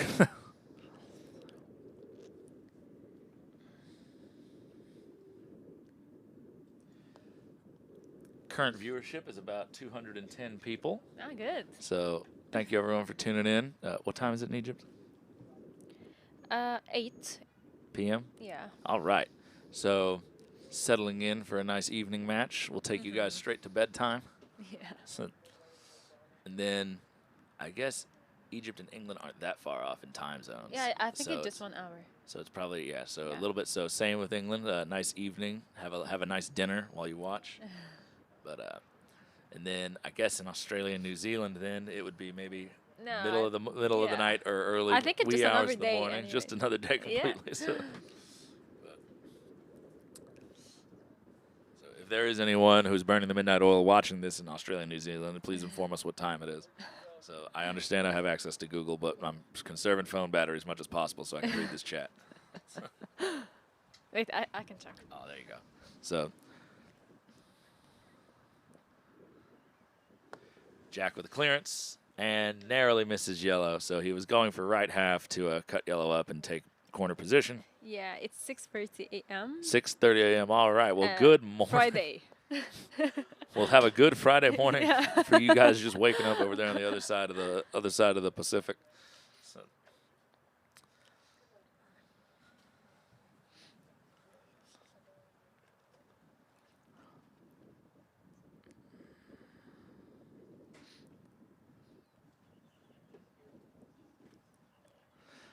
So there's a good chance that the majority of our spectators are in pajamas right now. Yeah, I think for all of various them. reasons. So 2:30 a.m. in Perth. My God Almighty. So, that's right. You guys do have multiple time zones because Australia's big as hell. Yeah. So, Dennis Turnbull from Cape Town. Oh, I love Cape Town. So if anyone gets a chance to go, Somerset West, wonderful place. So they have a beautiful croquet club. So a little bit outside of Cape Town. All right. Somewhat difficult angled hoop here. 3-yarder from Levi to take 5-4 lead. Oh my goodness! I'm telling you, he's just never misses those. I mean, just and runs it with great pace down to the next hoop. So, not the most runnable position ever, but it is threatening. So. Red, yellow, red, 9, 4, 6. Ooh, and it's curling in a touch. You could see it, and then it curls back a bit.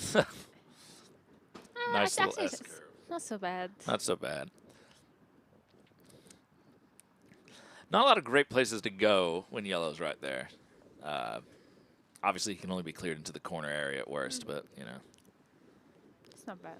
Oh, well, he might not be cleared anywhere if Red gets right up on him. I think yellow's open. Yeah.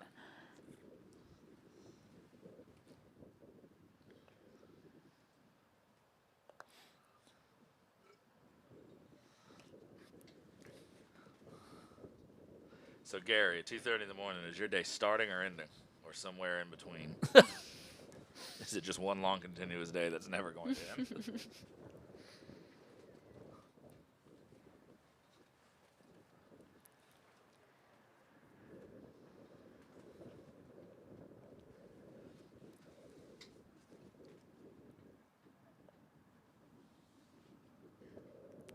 You think he's going for the hoop? Yeah, I think so. With blue there, yeah.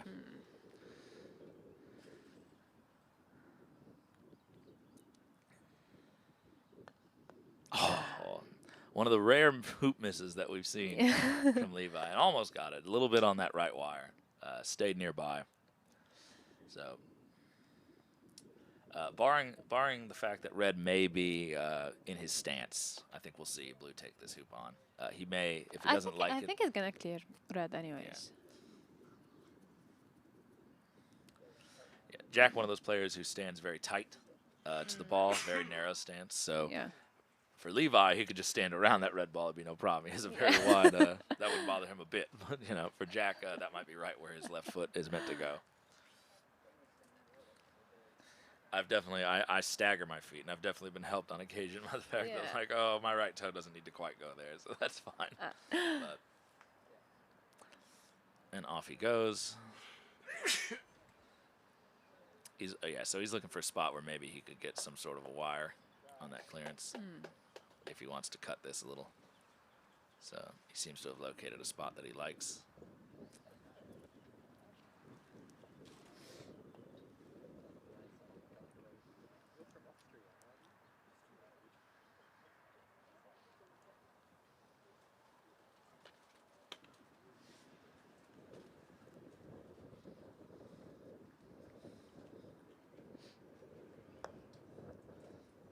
And though spectators at home cannot quite tell, there's a reason he's clutching that umbrella so hard.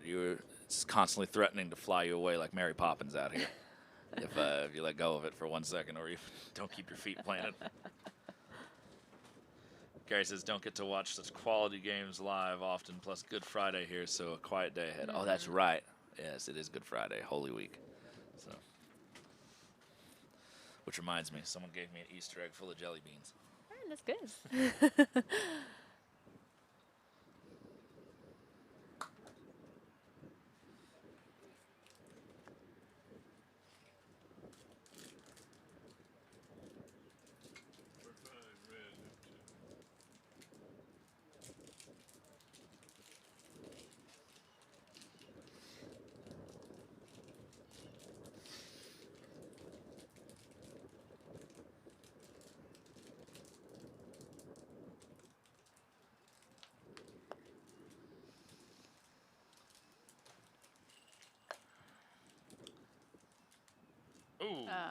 It's close. Narrow miss on the right-hand side.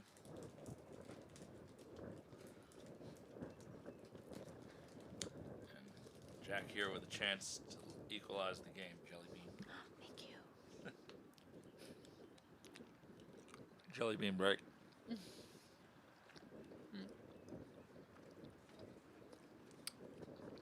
Perfect timing. They're tamping the hoop.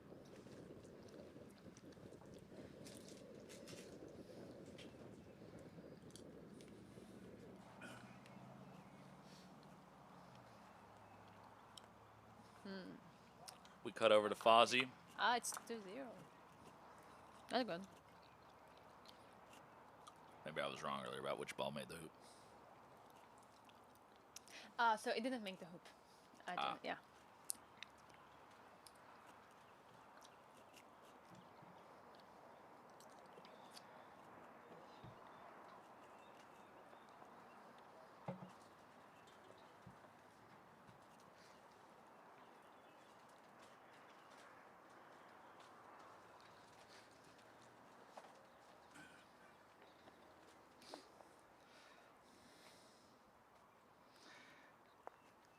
Mark Tatasco says, great commentary. Less ums and ahs would be nice. Well, Mark, all I'll say is you get what you pay for, and I'm a volunteer. Okay,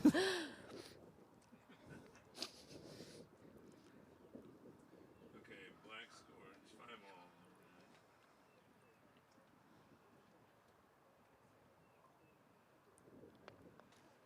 5-all. Okay. Levi looking for a wire opportunity. Yeah. Be very strong from this position, especially because red will have an opportunity to lag in a block.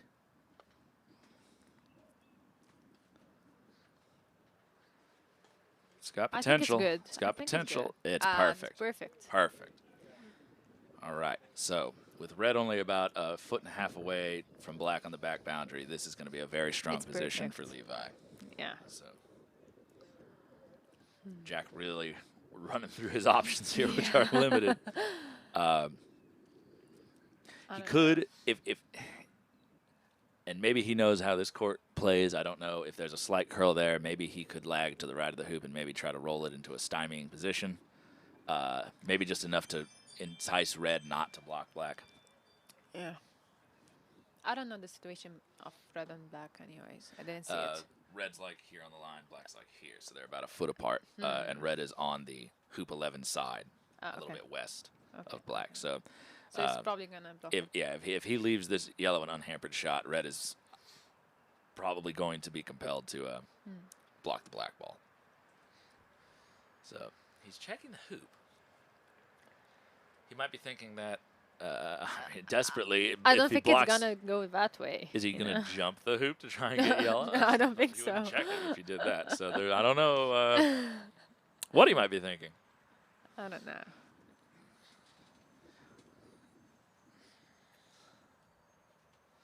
You know, what do they say? Necessity is the mother of invention. Yeah. We might be seeing something really clever here. Yeah.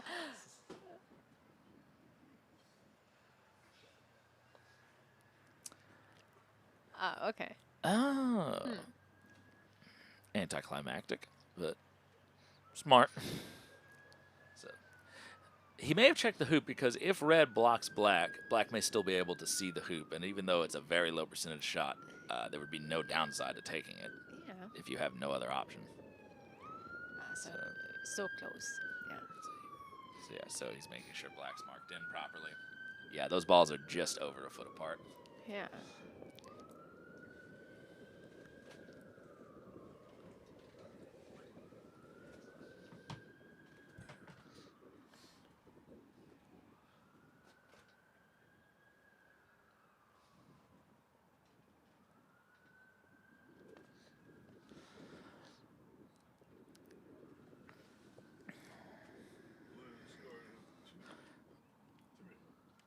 Very tiny. All right, that should do it. Yeah. Now, question is, has he left enough room if Jack hits this really steep to maybe hop over the red? I don't think so on these lawns. Might be able to ramp over the red and get a ball out, but that's almost impossible to keep straight. And I don't think he can see the hoop either. Yeah. I think red's too close. I think it's super blocked. Everything just blocked. He can try to double clear. At this clearance point, or yeah. something. You could maybe, I don't know the angle. You could flick off a red and just trying to get down towards 12. He'd probably end up more in this yeah, 3/4 vicinity, but He might be. or just I the think he straight can up do it. combo clearance. Oh, what is this? Oh, is he jumping Yeah, he's over gonna it? jump. Oh. Could use I don't think it's possible, but okay. could use red as a ramp with a little pop jump to get down to hoop 12. Yeah. He can That do would let you play a slightly different angle if you come over the top of the ball. Matthew Essick actually has started practicing the shot where if you're blocked, you get to like the next hoop, hoop 10 at 9, let's say, that he practices landing a jump shot kind of on the top of the ball in front of him, and then that deaccelerates the ball and then rolls it up to the next hoop. So That's he's so cool. practicing the little precise jump like 2-yarder. Like, That's so cool. yeah, I don't think he's had the opportunity yet to use it in real game. And Matthew, He's if you're, gonna use it. if you're watching and you can say otherwise, please let me know. But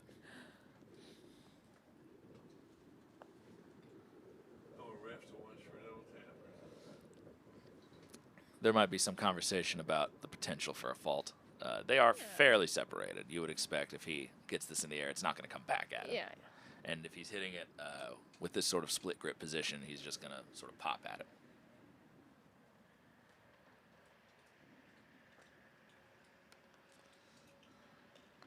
I don't think so.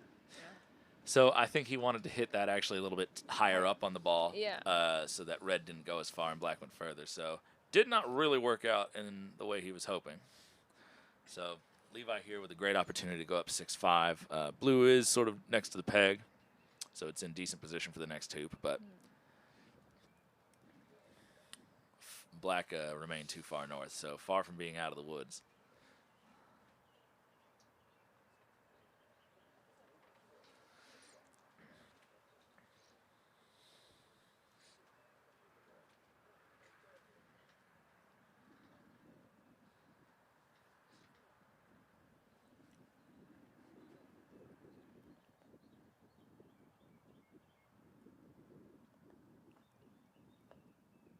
Beautiful hoop. He's just been so consistent on those hoops. Doesn't matter the distance, the angle. Yeah, there are days I come out and I can hit all the clearances I want, and for some reason the hoops just don't go. Like every time I go to take a hoop shot, I'm just smack in the middle of a wire. I could then turn around and hit center ball 10 yards, 3 in a row, but the hoop just won't go. And it just seems like Levi, every time I see him play, one of his greatest strengths is he's just an ace on those hoops. He is actually. You know, never gets nervous about it, never forces the mallet to do anything it shouldn't be doing. So we can see the scoreboard over there, and it is 2-1 to Fawzy. Good. Currently in game 2. Looks like Fawzy just took a clearance of some sort from that east boundary position, and he may have been waving his hand a bit in frustration there to miss, so can't quite tell. Blake may be about to equalize the game, but without a camera view on it, I can't say for certainty.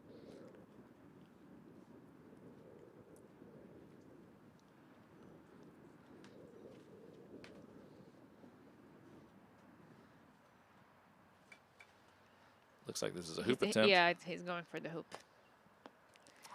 And with black where it was legally, that would have actually been an awesome shot. Because black is legally up in position. Yeah, I know. So it was pretty much an all or nothing a shot, though. Yeah. If he had hit the middle of the hoop and stayed around, yeah, he'd be in better position. But that unfortunately caught right wire and is now, I think, on the south boundary, close behind hoop 1.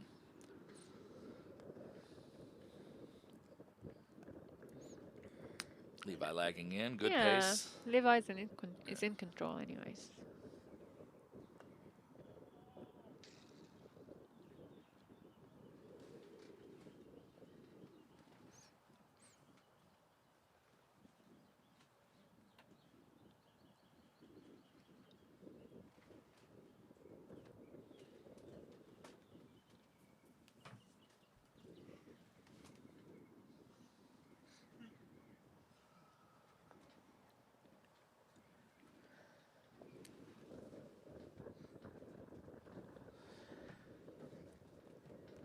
All right. I suspect this is a clearance on red.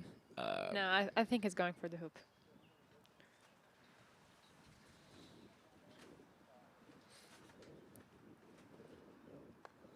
Fire away. You would be correct. Oh, my God. So close, so close. left wire there. Really good effort from deep. This is going to be a close match. I think so. Yeah. I think so. They're both playing well.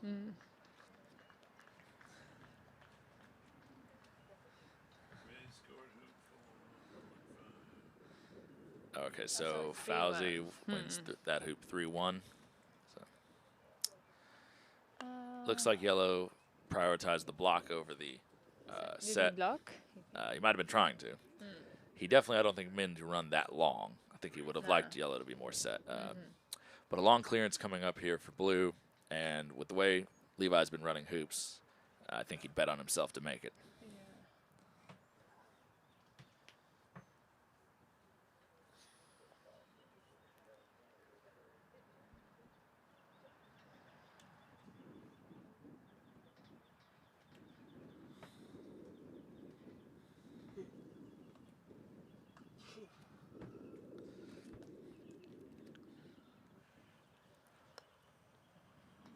Oh, got the wrong one, so there must have been a partial on that. Yeah, I think he blocked it. Unfortunate. Ran down to the north boundary, which would have been awesome had he had a ball in position. Yeah. And he hit the correct ball. So, in other circumstances. Yeah. But Levi will now have a chance to take game one here off of about a 2-yard straight on hoop shot with no other real pressure around.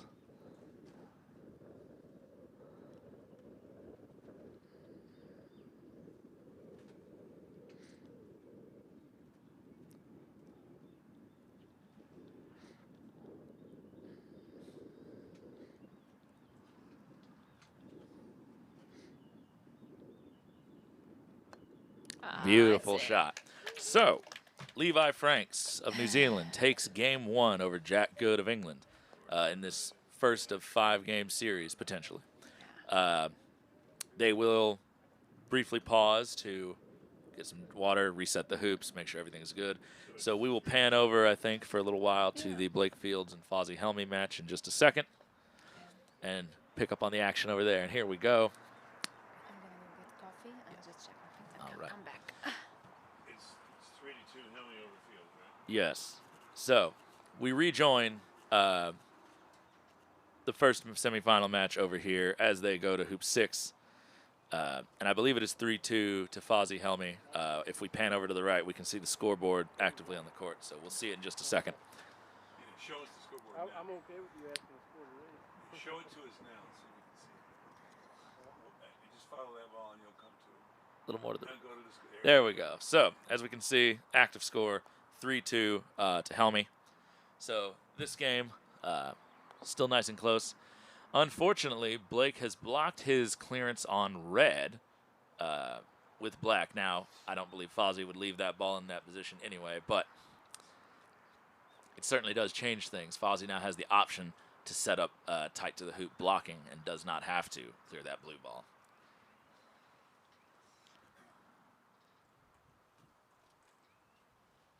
John, hold it there. After this shot, I'm going to cut to that.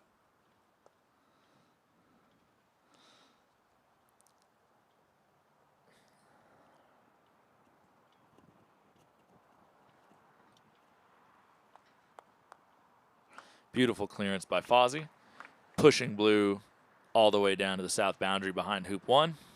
This just shows him the scoreboard. Yes, so this is just a quick, while we're waiting for that ball to be marked in, this is just a quick peek at the scoreboards that the WCF and the USCA have been using recently. As you can see, each ball color is represented on the left and right there with bright green tactile numbers that are very visible from a long distance. We also have these plastic name cards that are Velcroable to the bottom of the board to show which player is playing which colored balls. And then you can see those little round holes towards the top of the board. If a player wins a game in a best-of-3 series, there is a little green and a little orange 1 token, and you can put those into those holes to show who has a game up. So it is 3-2 to Helmy in this second game, and it looks to me Blue scored 6. from the south boundary. Shit. Sorry, we missed Yeah, we missed that. All right. my fault. So we apologize. We did not expect blue to be taking the shot that it did from the south boundary. It might have been a double with the clearance on red. I don't remember offhand where red was. So, anyway.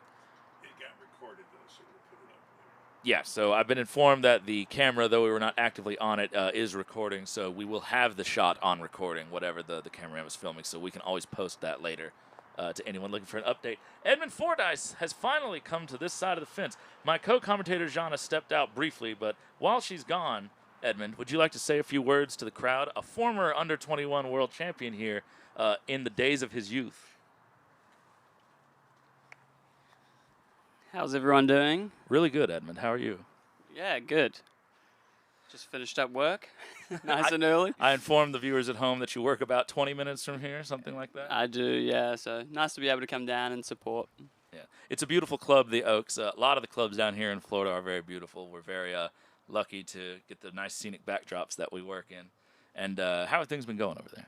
Yeah, really good season so far. Really enjoying it there. So finish up in about a week's time and then head up into the mountains to join up with Highlands. So looking forward to that as well. Excellent.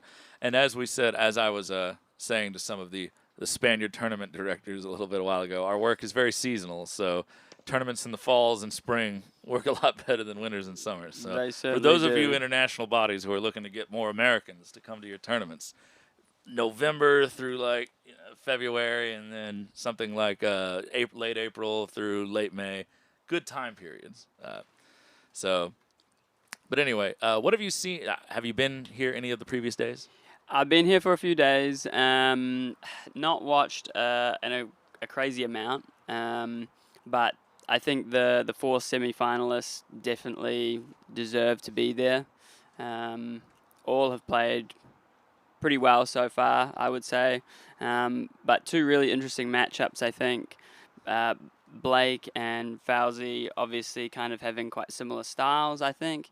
And Levi and Jack also having similar styles. So it'll be interesting to see who kind of comes out on top and then how those styles maybe match up in the final, whoever it might be. Yeah, Fawzy has been looking in absolute great form today. That first game, he just could hardly do any wrong. Blake looked like he had just a little bit of a slow start. Towards the end of game 1, he started hitting a lot better. But let Fawzy take an early lead that he was then able to maintain. We have a hoop shot here. Quite an angled shot, it looks like. And just a little bit on that right wire from his perspective. So hit outside and is now on the side boundary. I don't know if yellow's in runnable position. It looks to be, but it's quite angled. And it's close to the hoop. I suspect since he bothered to take that shot with red that yellow may not be in a threatening position. But so, yeah, no, I think that just from the play I've seen today, Fawzy looks to be in the best form of anyone so far. Yeah, I would agree with that. I'm like an anglerfish, just catching people as they go by the tent. So I've managed to catch a very young little guppy here. We have Simon Denchev here. Say hi, Simon. Hi, guys. So Simon Denchev, speaking to the mic. So Simon Denchev here, for those of you who've tuned in for the last few days, is the youngest player in an under-21 World Championship to ever make the knockout at 11 years old. Yes. All right. So congratulations, Simon. We're very proud of you. You've played amazing. And what can you say to all the other young players who might be watching you at home about this experience and what you've taken from it? It seems boring, but when you try it, it's not that bad. All right. Straight from the horse's mouth, ladies and gentlemen. Croquet is not as boring as it looks. Somewhere between watching grass grow and paint dry, this wonderful game that we have. So thank you so much, Simon, and we look forward to seeing your future endeavors. Thank you. He's going to be like you one day, just winning all the medals. Yeah. And I said to his dad that I hope he takes up tennis so we don't have to play him in a few years' time. I think Reg Bamford said that about his kids. I want them to play a sport that actually pays for itself. But so, all right.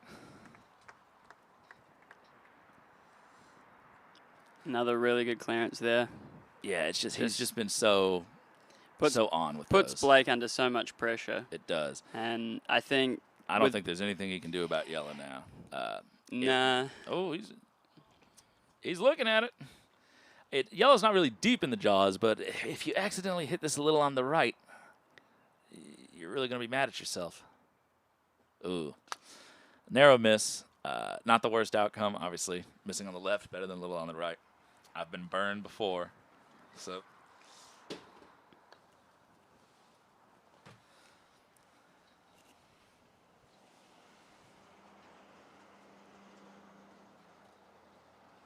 So he's going to be looking to run this with control all the way down to good position at hoop 8.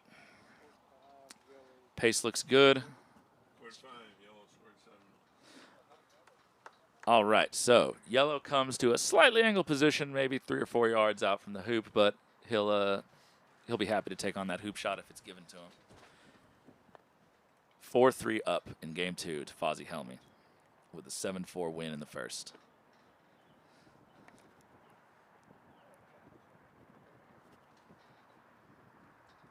So Edmund, I've been saying throughout the whole week how impressed I am with Levi Franks. I've had the opportunity to play Levi a couple of times now. Yep. It's my personal opinion that next to his name you see a little New Zealand 5, and I think that number is going to continue to get smaller. It will. Now that we've stolen you. So, but first time I played him was at the Fletcher Sharp tournament a year ago, and I had no idea who he was, and I remember underestimating him when we first started playing because of what little I saw. I was like, I didn't see anything that I thought was super standout. And then I must have seen the wrong moments because he came out against me and I was 5-1 down. I'm like, who is this kid? Oh, he makes the hoop all the way from the side boundary level with hoop 7. Blake Fields steals one. I don't know if he was aiming at a double target there with yellow, but the way he's been firing recently, he's been taking these long hoops. He made hoop 6 from the south boundary behind 1 a second ago, and now he makes hoop 8 from level with hoop 7. When you got it, you got it. I mean, just the way Blake's been shooting, it wouldn't surprise me if he had been going for yellow and just hit it slightly off. But, I mean, the hoop's the hoop, so who knows? That could be a really important hoop in the grand scheme of the whole match, just because 5-3, you know. He'd have to run the gambit. The way Fawzy's playing, you know. So Red was maybe a little bit in Fawzy's way to get the position he wanted, so he's played it a little deeper, slipping by that. So allowing Blake the opportunity to lay in a very tight block. Oh, and that's a good touch right there. A little past the line of the hoop, but runnable. So Fawzy will need to get Red in good position here. Otherwise, a clearance on yellow to the corner could put the control of this hoop in jeopardy. Short. And that's short. So, yeah, I don't think that runs. It might jaws, but so a good clearance on yellow here, and even if yellow returns on blue, you're not in bad shape. Yeah, it's a great shot. Would have preferred hitting it on the other half, just, a small margin of preference. But I think that last hoop shot just gave Blake a little bit more confidence, and he's slowly building back up to the shooting that we have come to expect from him. So if he can kind of pick that up a little bit more, it could make this second game really interesting. Yeah, with the way golf croquet works on just such a momentum basis, Blake is a master of taking what little momentum he can get and just multiplying it. So, he makes that one amazing shot to save hoop 6, and then he just, he can carry that through for whole games sometimes. I mean, we saw it in his final against Robert Fletcher. Just, when he gets on a roll, it just never stops almost. It's a freight train you can't get off the track.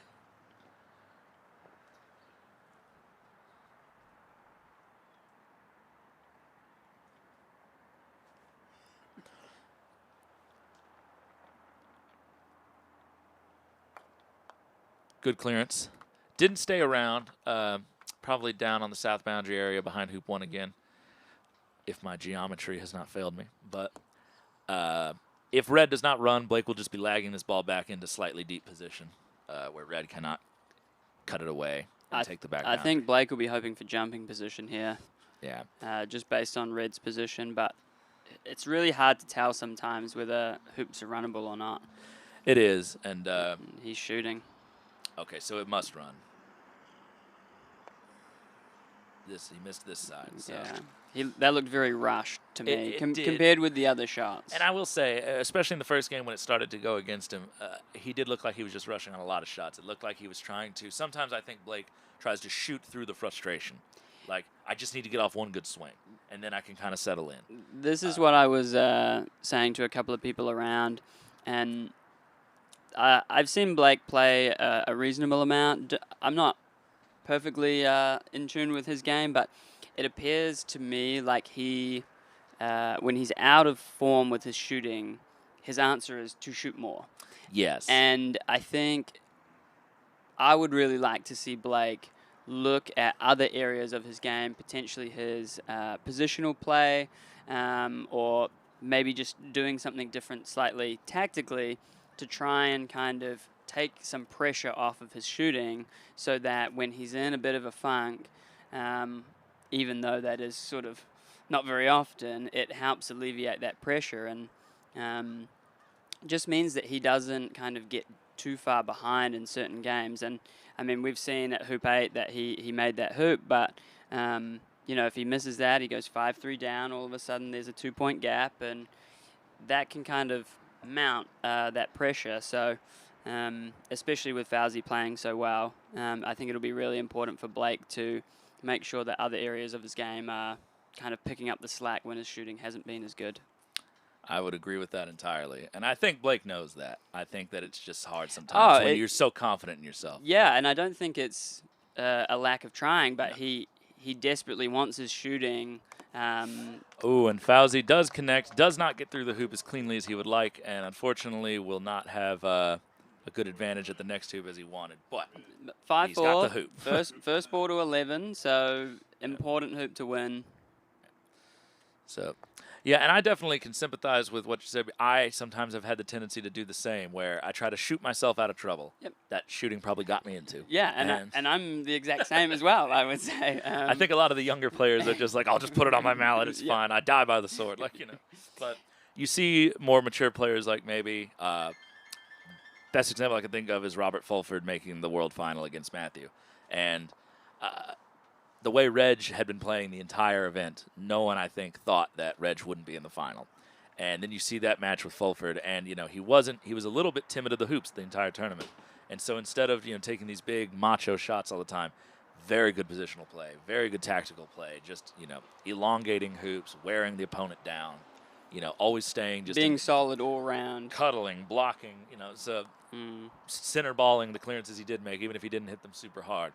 So just focusing on precision and control. And, you know, that can be a very devastating game, even if you don't have the power that players like Blake and Fawzy have. If you can combine the power that Blake and Fawzy have with that, you would theoretically make an unbeatable croquet player, I think, on the golf croquet court. Ooh. It just ran a little past the hoop. He was going for tight position. I think chance to get a block there if he did. I think we might be seeing a hoop adjustment needed after this next shot. Yeah. This could be a this big might swing end up from Blake. This might end up on the west boundary. I can't tell the angle on this camera. So to me, it looks runnable, but yeah, the way he's approaching it, that's a runnable angle. It's a little outside the 45, maybe. I think he's jawsing. Oh.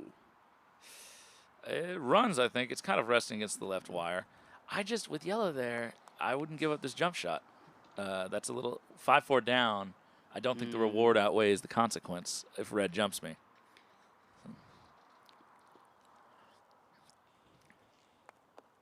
Well, now, wow. And puts himself in front of hoop 11. I think blue can see red, but I think it's close. Yeah, it must maybe be half ball. Oh. He's not swinging at it. He's got to try to lag in a block. And it rolled away. Rolled the other side. Oh, man, this is devastating for Blake if Fawzy runs this because yellow is a running position. I think Blake should have just shot at the hoop rather than playing for the jaws. I don't think blue's position was really good enough to afford to kind of just put it in the jaws and either give him the jump shot or allow him to play the clearance that he did. Right, if yellow's significantly further away or at a worse angle, you know, just hitting you sort of back there, then fine. But yellow had a sure thing clearance across the court on blue. Yeah. You can't hope that he'll just hit it into the hoop even though you're close to it. Ooh. Outside left wire. Big and bounces to 11. Yeah, that looked like a shot where he was thinking about yellow's great position at 11. You're looking at your corner of your eye, you're like, yeah, just I gotta make I think this. he knew how big that hoop would be, and just that extra pressure that you're almost putting on yourself can be all the difference in that sort of a shot. So yeah, those unforced errors are the ones that hurt the most, just because you know there's no good reason why they happen other than just I let something get into my mind. Oh. That's a very aggressive idea. And see, I think that is the sort of shot that I was speaking about just before, where Blake's shooting hasn't been quite at it. And, you know, if he's shooting really well, cool, Right. you can take yellow, but Right. he just needs to reset. He's in control if he Right. puts 2 balls in front. Right. Fawzy's not far away, but he's not in front of the hoop. No. Force him to keep clearing. Yeah. Eventually, even a guy as good as Fawzy will miss one or nick one. And I think another point to that That's is, a good shot. as Fawzy's been shooting so well, Blake hasn't given him enough to shoot at. Right. And Force him to get out of that rhythm. Exactly. Just as Blake is trying to shoot his way into that rhythm, you want Fawzy to be shooting his way out of that rhythm, not just for this game or this hoop, but for the future games, hopefully for Blake. Right. Yeah, you know, we talk about things in this game we mentioned earlier, like momentum and rhythm and all of these, you know, words of these things we're trying to achieve. And a lot of them just come from how many swings are you taking back to back? You know, what opportunities are you being given? You can be swinging really well for a period of a few hoops and then sort of lose it for whatever reason. So Matthew always says if his opponent is playing poorly, he tries to play as quickly as he possibly can. I want to score as many hoops in the time that he's playing poorly because I know at some point he will stop that. He will find his rhythm. He'll gain some momentum. You really need to take advantage of it. When he finds his momentum, I want to be 5-1 up. I don't want to be, 3-3. So, and then inversely, when he says, "Oh, when my opponent is playing well, I don't want to play that quickly. I want to drag slowing down. Right. I'm going to maybe take some more conservative shots, clear you away from the hoop, not try and take the aggressive shots because I want to spend as much time on this hoop as possible and let you work your way out of that." And see, again, I don't like this option. Yeah. Black is in a much better position. He has an easy clearance on red, although not super far, but now he's just losing control of the hoop to take on a super aggressive hoop shot where, it's not like he's down by 3 hoops. He's, very much in the game. He just needed to kind of keep maintaining control and, I think just a super aggressive option there from Blake, which if he's playing well is great, but as we've kind of seen, his shooting's not been as perfect as he normally is, and I think that's just let him down a little bit there. Yeah, we'll see if this is a very difficult hoop, I think, for Fawzy here. So if he misses, Blake has a good opportunity to get back in the swing of this. He'll most certainly swing it red the way he's playing right now and then bank on making it with black. And on paper, that's actually not a bad play if yellow's not set. Yeah, all depends on yellow's position for me. I mean, red's clearing black to a shorter boundary. So, if yellow misses the hoop here, I would be pretty keen to just sit 1 foot in front with blue and kind of pose a different question to Fawzy rather than taking on the big clearance where if he hits it, great, but Fawzy knows he just has to hit red then. Yeah. Rather than Fawzy being faced with maybe 2 or 3 clearances, albeit from 7 to 10 yards. But asking Fawzy to kind of hit clearances in a row, I don't think we've seen enough from Blake. Yeah, he's sort of taking the first hoop attempt that he gets. And then Fawzy, and when he misses big. And Fawzy's able to then start setting. Yep. So Fawzy has hit some amazing clearances to get Blake off the hoop, but he's been able to sort of string them along, sort of spread them out. Mm-hmm. So it's sort of like when you play association, you only have to hit really 2 or 3 big shots a game. The rest of it's all controlled, and you can hype yourself up for that big shot. You can kind of work your way off the bench, and I just need to swing 1 good time. Yeah. Whereas in GC, I have to swing 20 times a hoop maybe if my opponent's forcing me to, and you're going to miss. Speaking of missing and not missing. Oh, what a shot. Now, I wish we could have seen the man himself from behind this pillar, but the important part was out there at the hoop. So what a shot from Levi Franks, and I think that's left blue completely hampered behind hoop 1. I mean, he's a really good jumper, So Levi. Both of these guys can jump from 7 yards easily, as we've just seen. And that's a really good way to start the second game for Levi after taking game 1. Puts Jack under a lot of pressure early on, not only with being 1-0 down, but maybe not being able to get perfect position at 2. I think he's trying to run through this hoop. Yeah. And he's done it well. It exited at a wide angle. See, to me, it looked like he went to the side. Did it? I could don't have sworn know. it went through the uprights, but who's to say?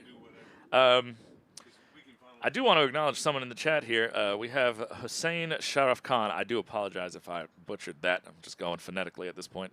But he says he's the secretary of the Iranian Croquet Association, and currently there are more than 1,000 players playing GC in Iran. Wow. And he hopes to see us in competitions in the future. So get us out there. Let's there could maybe be an arrangement of a USA Iranian test. We have the Egyptian one. We have the British couple of those. So always looking for more things. There's so many things to travel to, though. There's so much time in a year. But I would love to go see some Iranian croquet. Yeah, I think that would be really interesting. But so thank you for tuning in, Mr. Sharaf Khan, and we appreciate your viewership and that you're a steward of the game in all corners of the earth. So, but I don't know what time it is in Iran right now, but I thank you for staying up with us if it's late, or tuning in early if it's the morning. I think in Egypt it's evening time, so I think Iran's pretty similar. So. All right, yellow here, angled hoop attempt, and no doubts about it. 6-4 in game 2 to Fawzy Helmy. So Blake was in this position in the first game, 6-4 down. And that was off the back of Blake's missed angled hoop shot. Was that right? Yes, off of blue. So because, actually, I'm trying to remember now what the exact sequence of events was. We've panned away, so red ended up there somehow. Oh, I think that red cleared black. Black went back to that position we saw it in, and he was basically banking on yellow missing. Yeah. So. But now 6-4 to Fawzy. I think just that aggressive hoop shot that Blake had at hoop 10 there, really letting him down, and then another missed position. And you can see it on Blake's face. He's really upset with that, but he doesn't appear to be kind of putting any more extra emphasis into that part of his game. Yeah, it's easy to overlook, I think, when, I'll speak from personal experiences that I have often overlooked. Oh, big miss there from Fawzy, though. So Blake with an opportunity to get back in control with a good clearance here. I have always practiced my hitting and relied on my hitting and hoop shooting more than my touch. And when I was playing AC a lot, that was fine because I actually, had good touch with AC strokes, rushes, and splits. But when I started playing more GC, it was a great deficit in my game that I've just started. Oh, my goodness. Sometimes things just can't go your way. He clears red into black. I don't think black runs, but it's just not the position that you want that to be in. And blue did not stay in hoop running position either. But I find that touch has been the great deficit in my game that, I look at other players in my same sort of caliber, and their touch is just more consistent than mine. And it's the thing that gets me into the most trouble.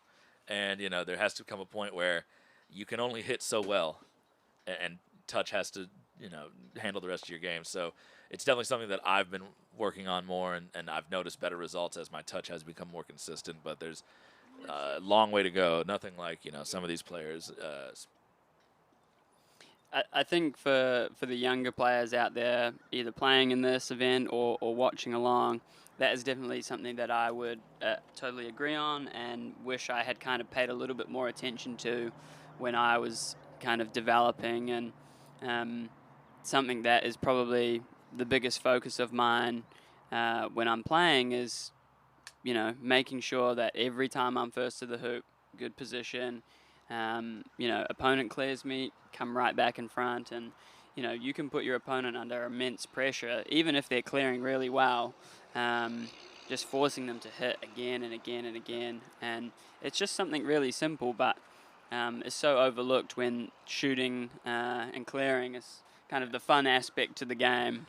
Well, the way I've explained it to my students, because it was explained to me this way, is touch is 60% of what makes you a great golf croquet player. Hitting is the other 40%. Yeah. So you have a lot of 40, 60 players out there who are amazing hitters and can win a lot of games off of that hitting, especially when they're playing players who maybe aren't quite as skilled. But, oh, great jump clearance. Wow. So gets over yellow there and hits, lands right on the back of the black ball and pushes it most of the way down to the south boundary, I believe. But and just a little fist bump there I noticed from Fawzy. Yeah. He hasn't shown a lot of emotion, which is really interesting. But yeah, just kind of quite happy with that shot there. There's history with these two.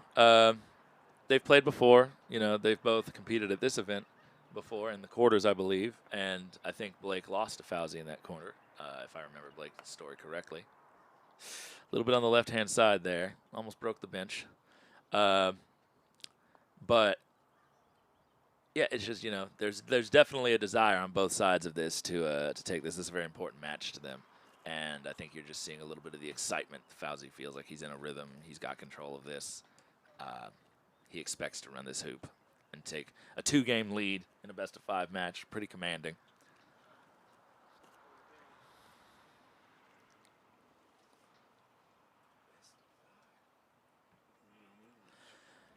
So, Fawzy here with the potential Game 2 winning shot.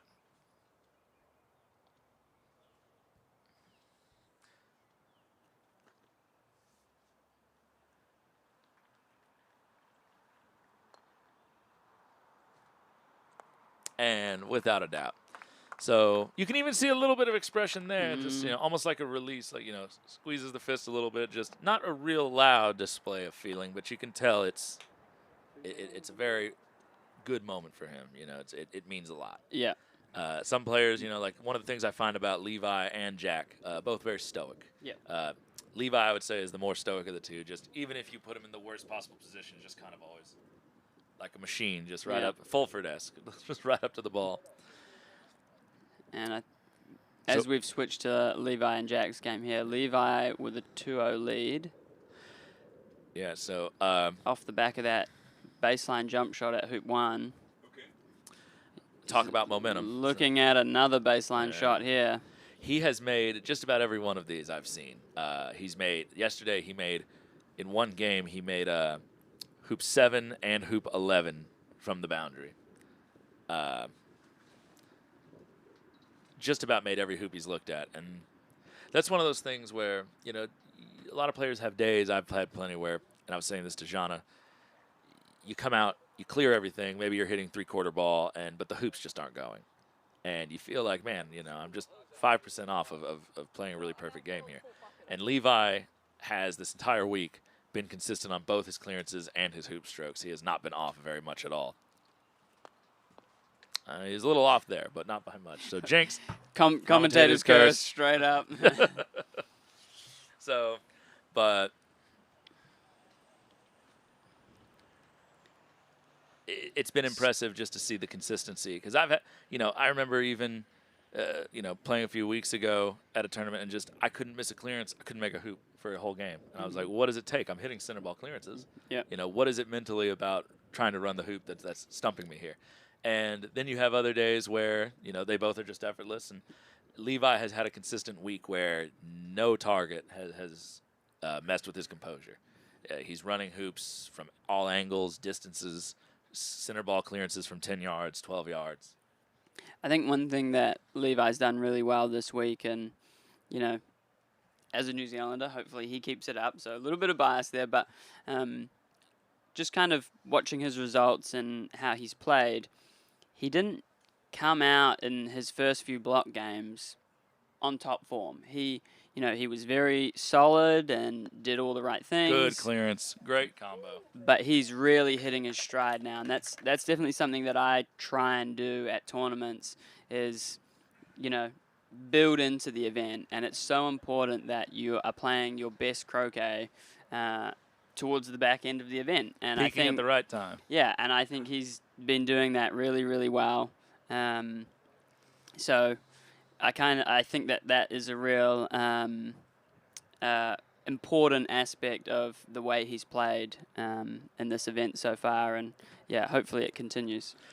We currently have, I've just been informed by Russ Dilly, 252 people watching our live stream right now from around the world. We thank you all for tuning in with us here at the Sarasota County Croquet Club in Venice, Florida. We're currently watching the semifinal match, for those of you just tuning in, between Jack Good of England and Levi Franks of New Zealand. You can see their scorecard down there on the bottom right. We're game 2. Jack Good manages to get the third hoop to go 2-1 down against Levi. After an amazing combo clearance by Levi, but that gave up the boundary liner. And where Levi failed to convert that, Jack did it no problem. So, and then on the other lawn, we've just had our second game finish between Blake Fields and Fawzy Helmy. Unfortunately for the Stars and Stripes, it is 7-4, 7-4 the other way. So Fawzy in rare form. Blake just looking like he needs to find a little bit of rhythm here and there. But there's still plenty of croquet left to be played. So I see Alex Lake in the chat. Commentator's curse, question mark. The commentator's curse is when you say something right before someone's going to take a shot, like you basically sort of preemptively say, he's never missed. He's going to make He's this. really good at these types of shots. Yeah. You expect him to make it. Basically, like, talk him up, and then they miss, and you're the one who cursed them to miss because you said they wouldn't miss. And to be fair, I've cursed him several times this week, and he hasn't fallen victim to it yet. So his spells are powerful. So, but unfortunately, that time I might have gotten him. So he just knows his fellow countrymen's here in the booth, eyeing him down.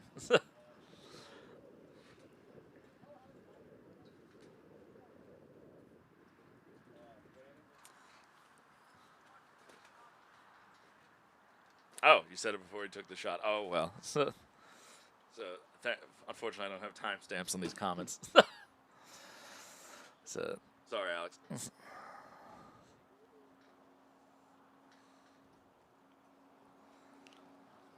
Interesting ball there by Jack. Yeah. Shorter than where he would have liked it, I'm sure.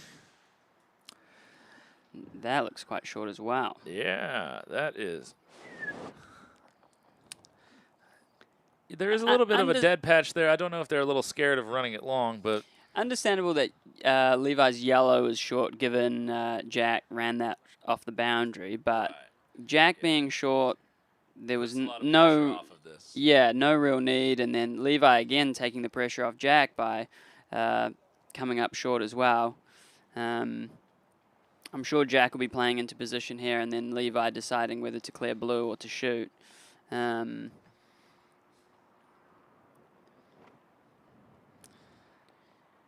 So instead, with no balls in great threatening position, he chooses to roll in. He's a little bit, that rolled off. I don't know if that actually really runs. It's hard to tell from this angle, but it's definitely this side. Levi shooting at the hoop here. I really like this option. You game up, 2-1 up. Yes, black's in good position, but you know, you're assuming that if blue clears red, you're going to at least have a shot at black. Really be the one to go and take the game. He's been making these. Not another commentator's curse. I know, I just realized. Oh, but it didn't work that time. So, okay, so it must be you.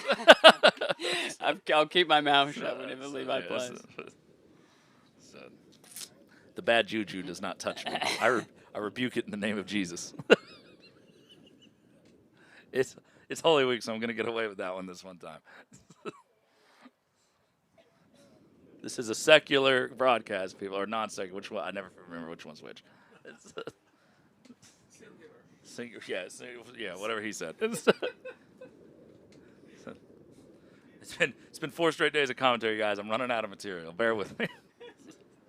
And again, we're seeing more poor positional play from Jack and Levi. Red is barely acceptable, but blue is just pretty terrible, really. You go 3-1 down, and you just really want to put a ball right in front of the hoop to put some of that pressure back onto Levi. And by missing position with blue, you just kind of alleviate all of that. Now, interesting that red went for such tight position. I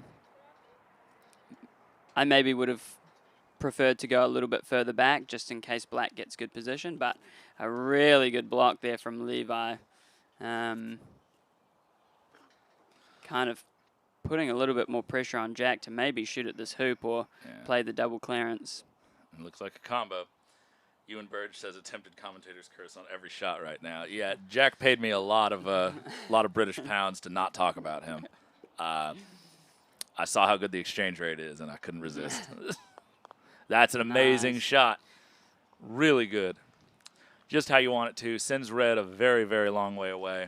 A lot of times when you get those combos, sometimes yellow doesn't go quite straight, and you send yellow rocketing, and red just sort of slides 5 or 6 feet off to the side.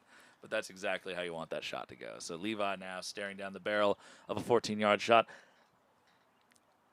and I will not say anything about it. One thing I really liked about the way that Jack played that shot was he didn't try and overhit it.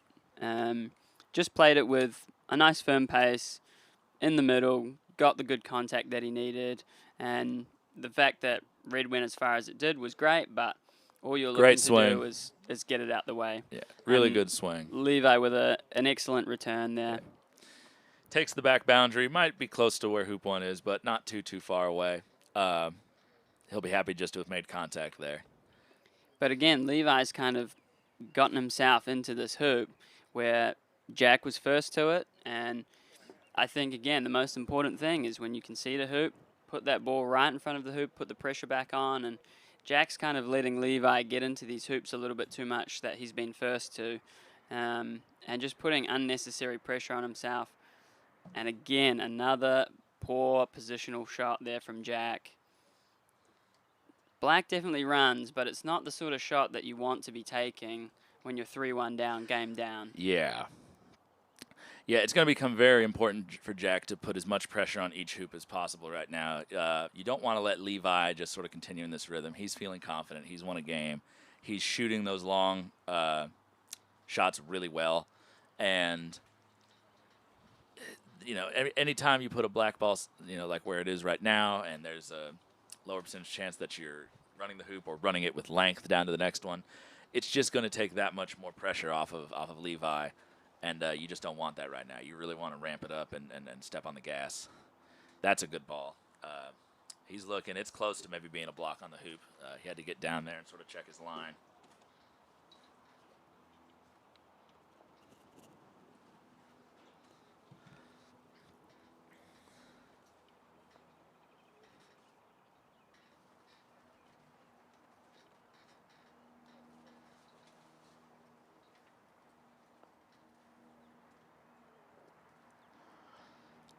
So, he's still looking to see how open that hoop is. He's going to take black on, I think. That's where he's lined up. I think black's the right option. Yeah. Even if you miss, it's going to give you the clearance with yellow onto blue anyway. So, yeah. No reason to not be shooting at black here. And maybe even got a slight double with the hoop in blue.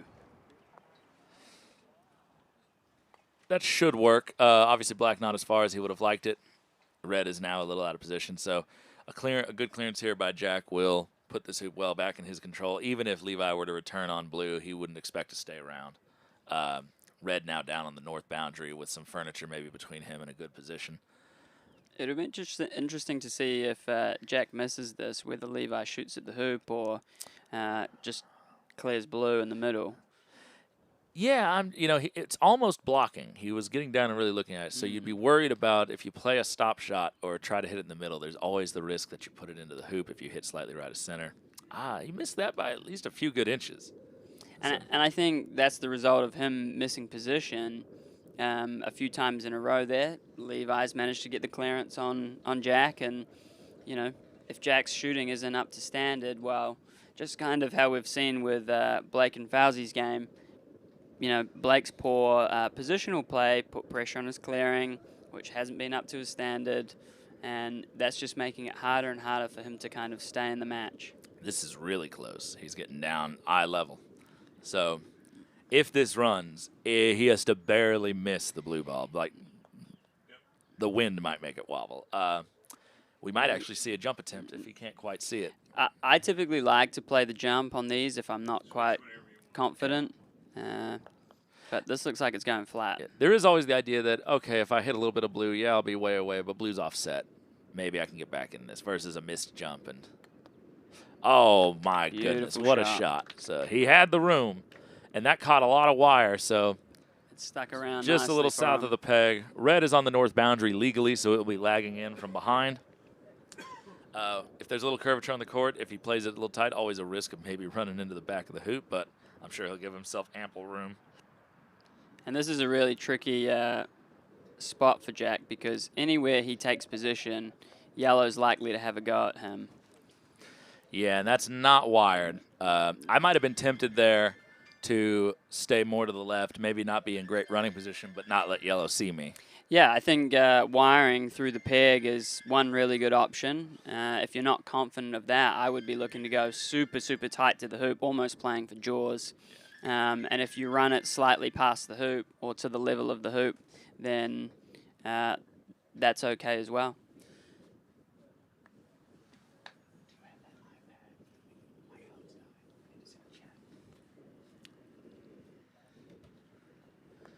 All right, so just a nice set here. He's going to go for tight position. That is short. He just made it and rolled around it. They've so just got a bit of extra roll, these lawns. there's a little ridge on the back there that it's rolling, has to roll over it and then down it. Downhill, yeah. So I am judging these courts, by the way. I've talked about them a lot. I am judging these courts based on when they were really new back in November of 23, the first time they were ever used for the Solomon. They have been, I've maybe played on them once since then, but it was still a while ago. They have really done a lot of hard work to smooth these courts out, and they are almost the same as the first 4 courts that have been here for a much longer period of time. So,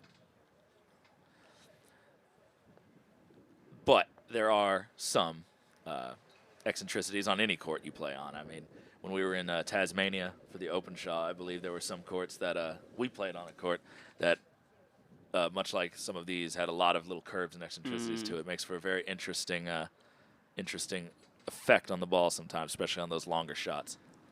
And again, we see Jack missing position with black. Puts himself under more pressure here. Especially, well, makes it wide now. So, but I don't know if it runs cleanly anymore. Well, so I think it's fine, just based on the way that we've seen Levi shooting. That should be fine for him. But again, poor position from black. You know, really puts more pressure on this clearance. And Jack's unfortunate that he can't see this one. But even if he could, you know, blue clears red. Black's not in a great position, and Levi can just play in again. So Jack really struggling at the moment to find the pace of these lawns, under-hitting a lot. So clearly thinking they're a little bit faster than they are. Probably just the heat doing that. But we finally get a good position from Jack, but could be a bit redundant. Check at the hoop here. We'll see if he plays this maybe with a little bit of jump. The New Zealanders are very proficient at sort of playing those sort of flat jump strokes, where they almost like if you slow-moed it or freeze-framed it, you actually hit the hoop maybe 2 inches up in the air. And it's very effective on these angled quadways. Yeah. Yeah. He's playing it with a significant amount of jump. So.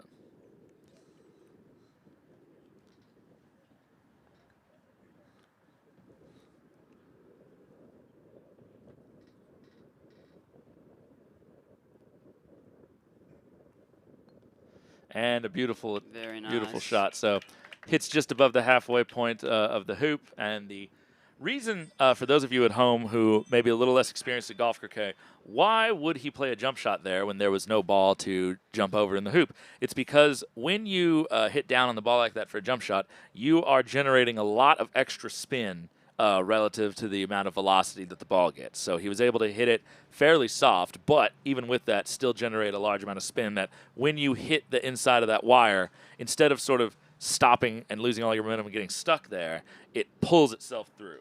The other reason is that because these hoops are obviously, you know, clamped and pressed into the ground, the top of the hoop is just marginally a little bit wider and a little bit more forgiving than the bottom. It has a little more flex to it. So you can sort of, quote-unquote, cheat things a little towards the top of the hoop. There's a wonderful video, I think, on the Wilson Fletcher Croquet channel from years ago showing some slow-mo, really hard hits on quadway hoops, some of them jump shots that hit the crown, some of them flat strokes. And you would be amazed how much these hoops flex in firm ground and how much they resist. And you start to understand why they can be so difficult for people to make, especially from angles.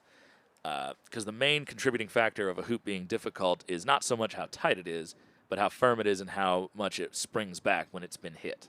If you see sort of like the old hoops, the Foxys or some of the old narrow hoops with the narrow carrots, they bend backwards and they don't really come back very fast, right? And so they just sort of and give way. And versus these new modern hoops where they do move, you can see them, but they spring back really quickly. And they do not like to have balls bully through them. On this soft soil, they don't have their full potency, so you can kind of bully them. But I think Edmund and I can both attest that in Chesapeake Bay, in that very firm loam that they had there, They were tough. my knees were not, I hardly could make a hoop from outside of 2 yards straight on. My knees were knocking. I literally would hit the middle of the hoop and it would bounce straight back to my mallet. And I was like, all right, well, there's nothing more I can do there. You know, and that just puts more pressure on your positional play exactly. to be straight on. Right. So I mean, it was no secret why, you know, Blake was one of the few people at the tournament who was able to sort of bully his way past those hoops. Didn't really see that from hardly anyone else. And then on the other side of that final, Robert, who probably has some of the best positional play in the world, in addition to being incredibly accurate. And it was, if you go back and watch that final, one of the things that maybe caused Robert to get behind in those early games was his position just was not good enough compared to Blake's. Blake was out playing a better positional game than Robert, which is very rare for anyone to play a better positional game than Robert. So, so it's just the, you know, like what we've been talking about, it's a part of your game that you really need to work on if you're trying to be an improved player. It's fun to hit the big shots. It's fun to make the 7-yarders. It's not fun to just be setting up in nice position necessarily. But, you know, it's the paperwork if you want to be good. It's just like driving and putting, you know? Yes, exactly. Everybody wants to bang one down the fairway, but, you know, what do they say? Drive for show, putt for dough, right? Mm-hmm. If you can't make that 7-foot putt. And just quietly, Levi's moved along to a 5-1 lead here in Game 2, which it hasn't really felt like a 5-1 type of game, but I think, again, Jack's just lack of consistency with his positional shot, as we see another one there, shorter than it probably needs to be. Just, again, putting a little bit more pressure on himself to hit red away here with black. And it just means he's not being rewarded when he does hit these clearances. Right. Yeah. And, I mean, this is one that he should hit. But it does just mean that now, instead of Levi taking blue with yellow, yellow has a chance to shoot at the hoop here. And Levi's been making a lot of these, as we've sort of mentioned earlier. Yeah. And going to check the hoop again. And it was a beautiful clearance, but like you said, it might be for naught, you know. Yeah. And I think if blue is in a much better position here, even if Levi does want to shoot at the hoop, the pressure he knows is much more. that blue is guaranteed to run the hoop next shot. Whereas there's some plausibility here that blue doesn't run. I can definitely see them both missing hoop shots here. Yeah.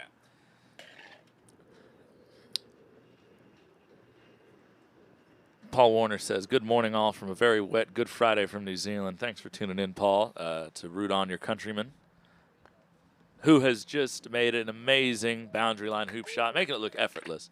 You said a minute ago that, you know, it very quietly became 5-1, and I think the reason is there's just not a lot of flashiness from either of these players. No. They kind of have the same affect whether they're winning or losing.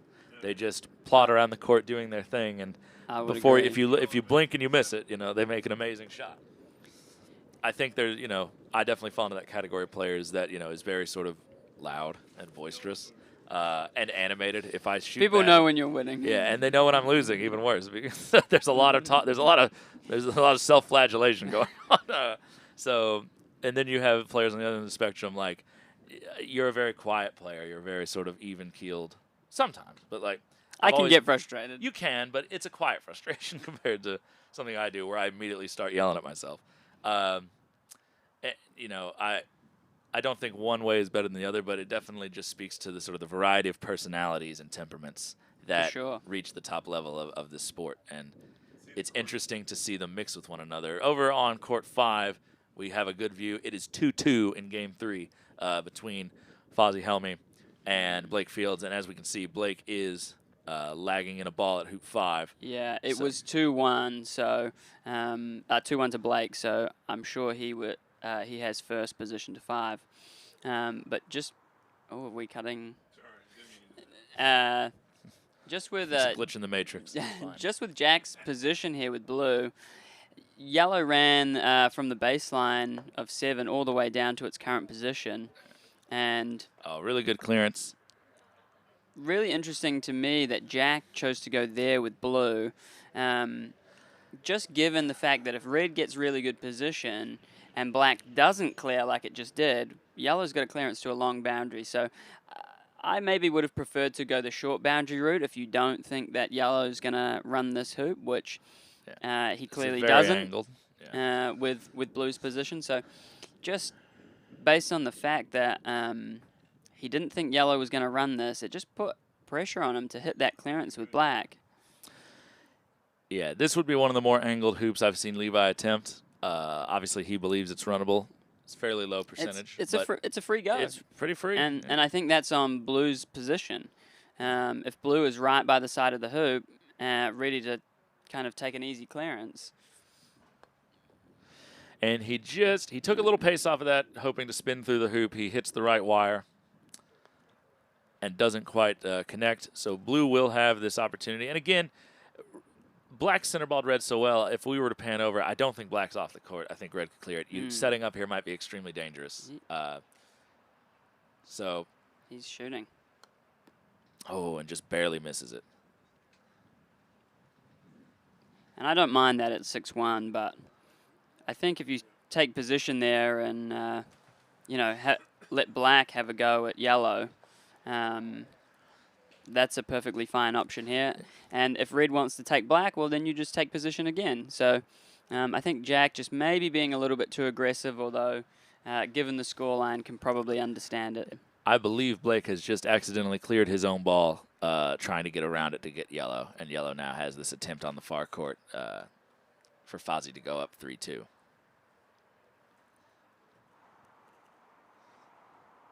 So we'll see this hoop really quick while the players sort of cat and mouse on the near court.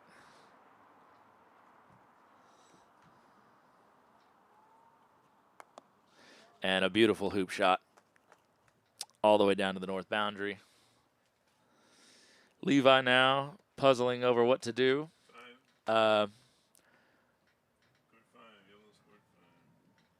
So it is yellow to play in this position. He looks to be preparing to hide his yellow ball from blue behind black. Rather risky position if you don't get it.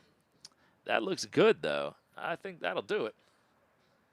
It's close. So basically saying, okay, if I can get this ball hidden, I'm not worried or about you laying in a block. If it happens, I'll deal with it, but I'm going to hit the 7-yarder, take control of the hoop. If you don't happen to get that shot off, though, if yellow just rolls a little bit too far or too short, blue obviously is going to have a really good stop shot. So it's a very sort of all or nothing maneuver there versus maybe doing something a little more defensive. I mean, I think he can afford to be aggressive at 6-1. Yeah, 6-1, you can do whatever you want. So. And again, just keeping Jack under pressure. It's not just about this game. It's about the next game and those that potentially follow afterwards. So I think for Levi, he's just really looking to make sure that Jack doesn't find any momentum towards the end of this game. You know, 6-1, people have come back from that, but I think the way Levi's playing, it'd be a pretty difficult task for Jack to come back from here, at least in this game. So I guess for Jack, just really looking to try and find some sort of form. Yeah, there's a certain point where if you can't outshoot him, you gotta outthink him. You gotta, again, going back to the positional play, the blocks, you know, the hampering of strokes.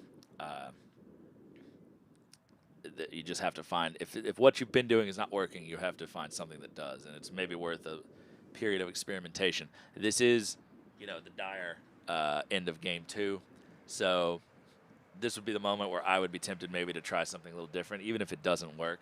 And Taryn Guffey is asking, Ed, do you think they're having fun? Ed, do you think they are having fun? I certainly hope they are. I mean, this is probably some of the most entertaining croquet that I've watched. Not that I typically watch a lot, but I'm sure at least Levi and Fawzy are having a lot of fun out there at the moment. As we see Blake just miss another long clearance. So yeah, Blake I don't think is having a lot of fun. Yeah. Jack neither at this point. It's one of those things. I love croquet. As you know, I'm obsessed. There are many times on the court in these intense matches I am not enjoying myself just because it's very mentally intense, especially when you're not playing up to the level that you want to. You can sort of step back from it later and say, like, wow, this is an awesome game, and that was so cool, and, it's great. But in the moment, it's like war. You're not really thinking about anything but just surviving the next minute. And we've got a jump shot clearance here from Levi. Haven't seen him attempt one of these yet, but we did see Fawzy get one in the other game. His jumps have been good, but it's all about the pace here. Oh, very really nice. Good shot. So sort of almost came down on the top of it a little bit, just past the center mass of that ball. So he didn't roll it too far, but far enough. So it'll force a clearance. I'm slightly surprised he went on the full there. That was a full 7-yard jump. So fair play to Levi. I thought he was going to bounce that one, but Blue might have just been thinking that with how soft these courts are and Blue being in his way, there's a good chance that if he bounces it, he doesn't get over Blue again. Yeah. Because I think if he bounces it past Blue, he goes over Black, and if he bounces it before Blue, he may not get the airtime he wants. But no, executed perfectly. North Toronto Croquet Club says, hello from Canada. Thank you for the live streaming commentary. So the North Toronto Croquet Club has a very interesting series of videos at the U.S. Open they did where the camera is on the center post and it films 360. We mentioned that a little bit the other day. Oh, great clearance from Jack there. So the yellow will now be forced to maybe try to control clearance on this blue. So please go check out, everybody, the North Toronto Croquet Club's videos. And we're experimenting with different cameras and looking forward to the future of filming croquet. And then we also have Angus Michael saying, Edmund, it looks to me like Levi started this morning with a big glass of water. Well hydrated. What does that mean, Edmund? He certainly is. Yeah, shout out to Angus Coulter back in New Zealand. Oh, that's Angus Coulter. Hi, Angus. Yeah. Shouldn't you be at work, Angus? Yeah. We appreciate you tuning in, but yeah, it definitely appears as though Levi took probably an extra big glass of water to start this morning. Certainly not feeling any effects from the sun. Really good as shot. we see another really good clearance. So yeah, I would suggest he possibly even had 2 of them.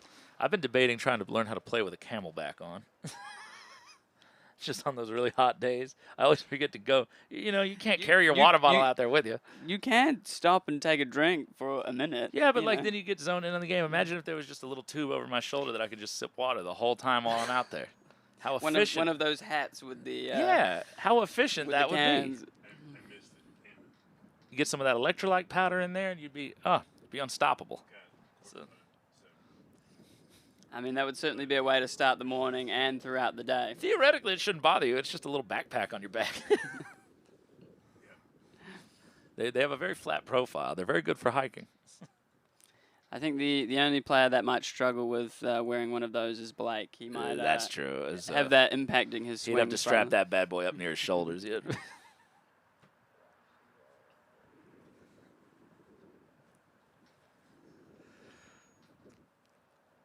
All right, so back to our regularly scheduled programming. So we're still here, sort of having a fight out at Hoop 8. You just witnessed Blake in the background hit an amazing long clearance on the yellow ball there with Black. Blue in about 3.5 yard running position. And again, going back to that idea of just, another yard really guarantees a much higher percentage of running that hoop. From there, it's difficult. From a yard in, it's very high percentage. Good clearance from Jack and gets himself over towards hoop 9 on the side boundary. And that's the sort of shot that even if he doesn't necessarily win this game, is kind of a big momentum changer for him. Just feeling a really solid contact on the ball, really good clearance, and that'll just lift his confidence a little bit, which we might see later on in the match. We missed it, but apparently in the background, Blake ran hoop 7 from the line, which I believe he also did in the last game as well. Hello from Egypt. Did someone try the Ray-Ban Meta glasses with camera, film his own game? There are a couple of videos of Patty Chapman just at his club doing sort of filming a POV triple peel and other turns with a on his head, which probably similar effect, a little bit different probably positioning. But but I don't think there's much difference between being a little bit over your forehead and being right where your eyes are. But I think it would be very interesting to have sort of a POV version of the camera. I have acquired a GoPro and wish to mount it somewhere on my mallet. However, I only currently own one mallet and do not wish to be banned, given that would probably be outside of the requirements for a mallet. And Jack has just ran hoop 8 from a slide angle position and has now put a second point up on the board, 6-2, with his black ball now on short boundary position beside hoop 9. So it looks to me like Levi here lagging in, and he was probably trying to get another couple feet, stay a little bit this side of the hoop, but I don't think that actually runs. So that won't really force. We might see black come in deep here. Let's look at 5 for a second. All right, so we're going over to court 5. 4-all at the moment here. Yeah. Blake just missing with that shot. Hitting a big clearance. Hitting a big clearance. Okay. Yeah, blue onto red. So. I see. I see. Where's black? Ooh, black's got a pretty nice hoop shot. Yeah. Not the closest hoop shot, red. but. North Toronto Cricket Club says to Ali's question about the Ray-Bans, the battery is not sufficient yet with the glasses for a full game. So next, the Camelback will have to have a battery pack extension. Keep you hydrated and electrified. But it will be interesting, you know, if you go back and watch videos, well, there's not a lot of videos from over maybe 6-7 years ago, but if you go back and watch the ones that did exist, not very good camera quality, not a whole lot of selection, no commentary, no graphics. Just in the last 6 or 7 years, the quality of what we can now watch on YouTube. Ooh, narrow miss there on the right to give up the 4-yarder. Again, Blake not in the best position. Yellow isn't either, so. But I think what we've seen with that is Blake finally hitting a few more clearances and Fawzy missing a clearance. And just like Fawzy in the last game, gets hoop 9 but doesn't get it very far. Yeah. It's 3 in a row. So Blake has scored the last 3 hoops in a row to flip the score of the game, 5-4 in his favor. So, but the quality of the filming and the video quality that we have now, we're very spoiled compared to the last generation of croquet that came before us. So it's really nice that people from around the world are able to tune in and actually keep up with some of their hometown heroes and just players from all around that maybe they've never met before.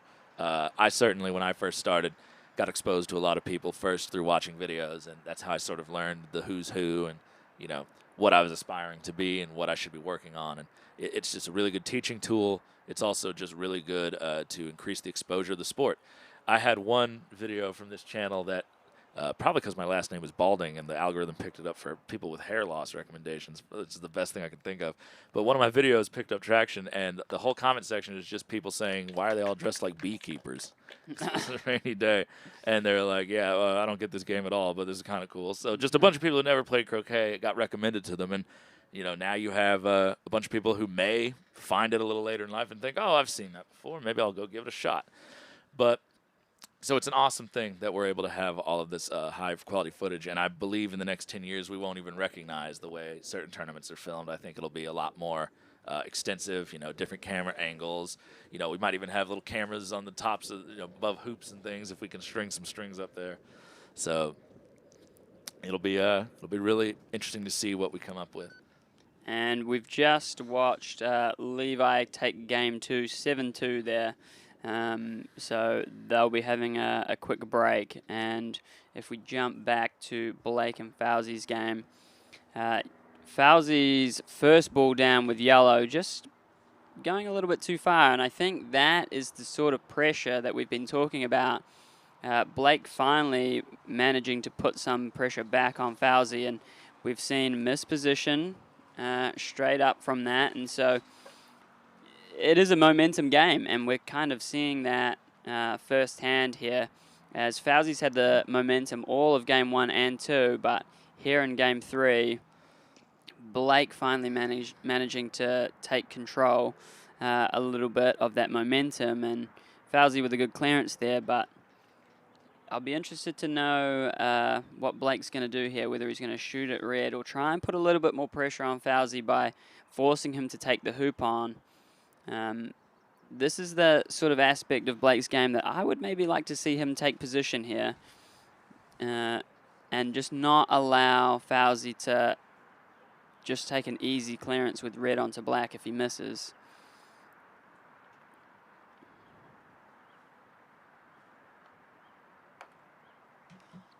Ooh, narrow miss there on the right-hand side of red. Slips in between the two balls. So. And again, that just takes the pressure off Fawzy. You know, the 3 hoops in a row that Blake's got, he wants to keep that going. Fawzy's just missed position, although played a really good clearing shot. Now Fawzy can just take care of black, stay in control, and I would say looking towards being 5-all, but we will see.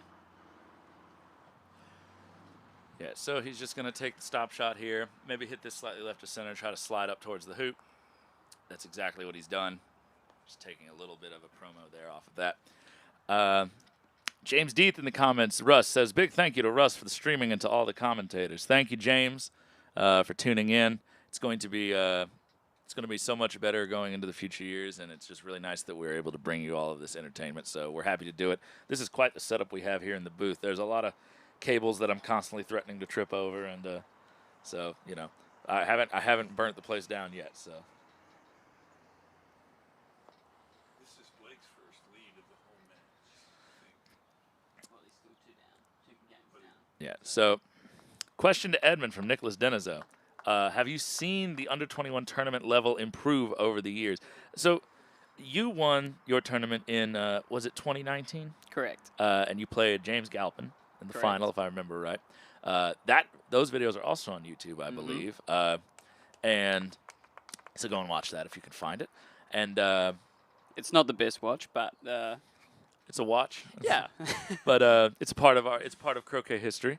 And so yeah, so you know, have you seen the level improve? And what has been the main? I guess I would add to the question: what has been the main areas of improvement that you've seen? Yeah. So really good question there. Thank you, Nicholas. So my first under-21 tournament was actually 2015, and that was in New Zealand. And I also played in 2017 in Melbourne, Australia, and then my final one was in Nottingham in England. Ooh, so, narrow miss.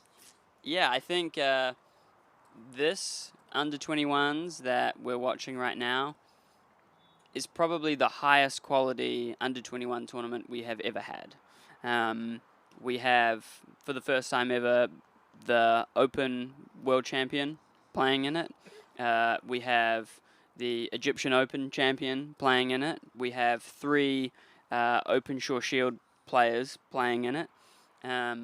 So I guess just based on those sorts of things, we are seeing a massive increase in improvement in the level, at least at the top end. I think the other aspects where we're seeing improvement is the coverage of these games, the overall coaching and number of players eligible to come to these events is growing year upon year, and that's credit to all of the work that all of the development officers from around the world, all of the hard work that they put in to just give these youngsters confidence and the belief that they can go and play in a world championship. And that's definitely the thing that I always come back to talking to people is, you know, how many people at this age get to say that they've played in a world championship? So that's a pretty special thing, and I think that is, wow, as we just see Blake run hoop 10 from basically corner 4, gives a big yell of, come on. Fawzy just taking a second here to compose himself, it appears.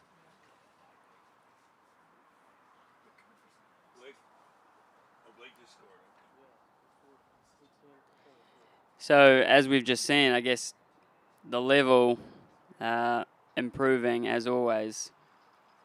And we see things like that shot there from Blake, and a really nice return of shot there from Fawzy, putting it dead in front of 11.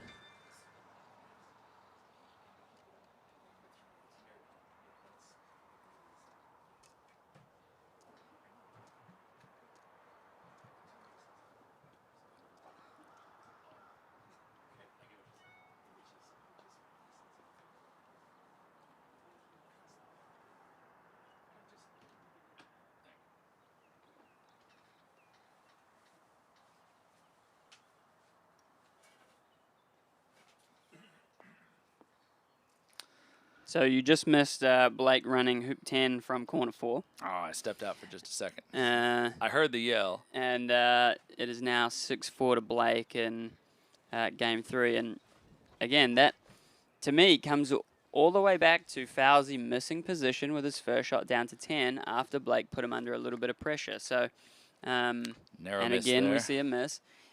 No need to shoot at that for me. Starting to feel maybe a little bit extra pressure. Yeah, and I think that this is kind of maybe the difference that we see at the under-21 level is these players. Great hit. Oh, unlucky. These hit players really well. Struck the hoop. These players feel that pressure a little bit more, and you don't need to necessarily be so aggressive in your approach. But yeah, really good shot again there from Blake, and slightly unfortunate that yellow cannon into the hoop, but also maybe fortunate that he didn't rush peel it. So right, there are worse fates. Fawzy Yellow will here still have to control this, and that's a good shot. Good clearance. That's really good. So, but again, I have to say, Fawzy shot at blue. Didn't need to. Could have set up, and he would have. Yeah, well, he would have had. I think red in front of the hoop right now after that clearing shot and put Blake under more pressure. So, again, I'm sure that I played like this I've done it. It's, years ago. Just but think to yourself, well, I can hit one, I'll hit the other. Yeah, I like 2 chances. I like to think I'll be a little bit more controlled, or just at least trying to put my opponent under a little bit more pressure and force them to be the ones to hit the big shots. Yeah. And we see again a missed position there from Fawzy, just taking the pressure off Blake.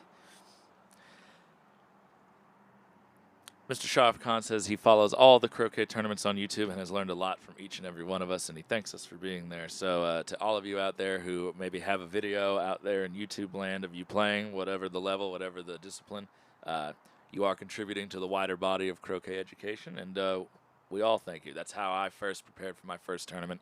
Was I just watched a bunch of YouTube videos of American rules being played because that was what I was going to be doing, and I had no idea what I was supposed to do. So I spent weeks just watching whatever videos I could off of this YouTube channel that we're live streaming on now, and it really prepared me for what was coming. Blake there with an amazing clearance, rolling into a position to hamper Yellow's stroke on the hoop.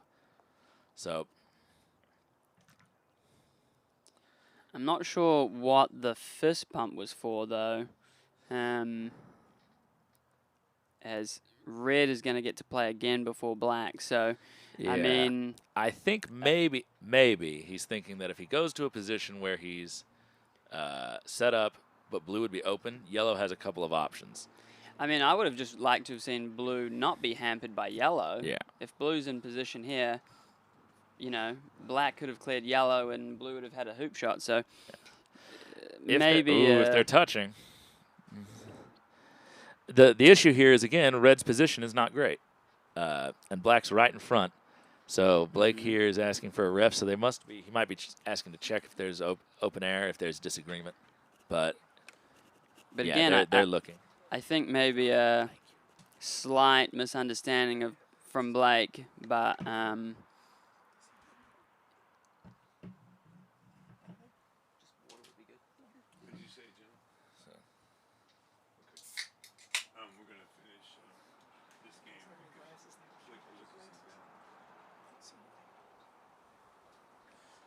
All right, we have a referee coming out here. There might be some disagreement about whether or not the balls are in contact. Blake was also indicating of what type of shot he might be attempting to play. So we're just getting the best possible view we can. If these balls are not touching, I imagine Blake would play this like an AC stop shot and attempt to roll blue into a position blocking red from either black or the hoop, whichever one that he can get it to. That's assuming that red is not already partially blocked on the hoop with black, which would be an ideal for Blake if he could block both of them and force a jump shot of some sort.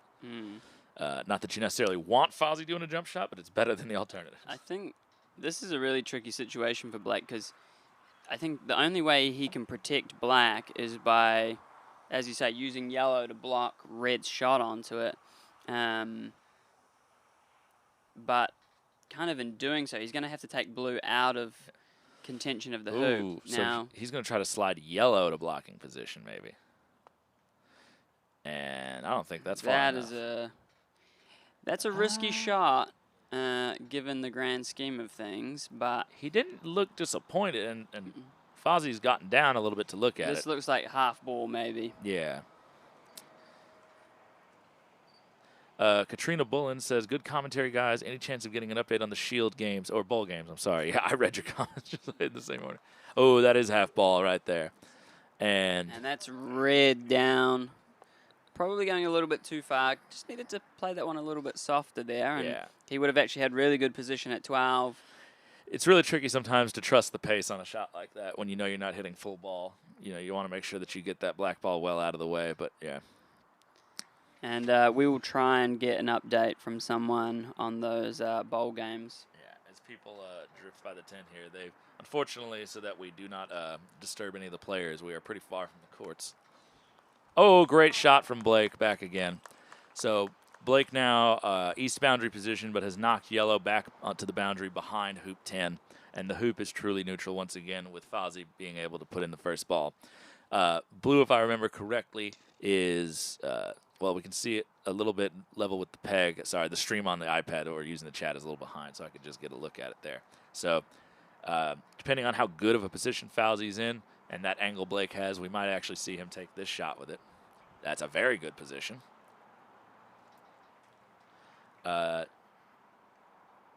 Yes, James, the Shield final will be Sam versus Ethan. So. And Blake does look to be taking on this clearance with the blue ball. And he gets it. Ooh, and he hopped. My goodness, that ball was head level. So little skipping action there, but he did get the yellow. Thank God no one was sitting back there. So that umbrella would not have saved that poor score. And this is curving a little bit, and this is going to be short, too. Very short. That's going to be easy. Well, not easy, but it's going to be very possible for Blake to get a wire here that's going to force Fawzy again into a really tough spot with this clearance with yellow. And I'm going to sound like a broken record, but again, it's the poor positional play, just alleviating any pressure that Fawzy had. It's long. It's long. And that's still okay. It's fine. It could be cut over to the corner. It went a little long. It's not great hoop running position. He would have liked a yard short of that spot. Would have been just about perfect, I think. But again, for all of you out there, positional play is pretty much king at the moment. So pretty much king. When both players are hitting about equally well. Yeah. And I think I said this yesterday. It really will come down to just who sets better. Yep. Who's constantly in the more pressuring position. Who's putting more pressure on each shot the other person does. You know, if you and I both have to make the same amount of 14-yarders, but yours are more, you know, I'm forcing you into 14-yarders that you need to hit more than I need to hit mine. Exactly, You know, that's just a little bit more pressure that's going to, if you miss even one of them, you know, going to flip the game in my favor. And we see Blake missing there. Fawzy's going to, I think, attempt to hit right half of this and push it well over sort of to where that chain link fence is and that little gully on the back of the court, which is behind hoop 7. All right. Hits it mostly in the middle. You can see a little bit of maybe a disappointment in his step away from I think we're going to get a hoop shot here from Blake. I think you might be right. So, and it's not a horrible idea with 6-4 up. You know, now Fawzy is in position. I really don't mind it. I would probably be taking the hoop on here too. Right, with red where it is, and we know that blue's on the south boundary. Yeah, he's lining up hoop. Got it. Laced it. Little hop and skip and a jump to victory right there. And again, that missed position by Fawzy at hoop 10 and hoop 11. Blake right now is starting to find his long swing, and that's He a is. problem. Yeah. Because And as we've seen plenty of times before, he will stare down anything with no fear. Doesn't Yep. matter where your ball is. And we've seen Fawzy's shooting slowly get back into probably a more normal kind of pattern of misses, you know, rather than just kind of hitting everything, missing one every Percentages now are and again. equalizer. Exactly. So we can kind of see the two games shifting, and Fawzy still probably feeling quite good with his 2-1 lead, but yeah, definitely the momentum shifting again. Oh, he went between them. He did not like it. So. And this looks like it's going to be 1-1 in game 3 of Jack versus Levi. Levi taking hoop 1 again. Hoop 2 does not matter. After not having the first ball to hoop 1. So interesting that Jack has been struggling a little bit this tournament. I think every hoop 1 I've seen Jack play, he's lost. So nice again, hoop shot there. Assuming that, you know, coin flips being what they are, he's played a fair amount of them in first position, right?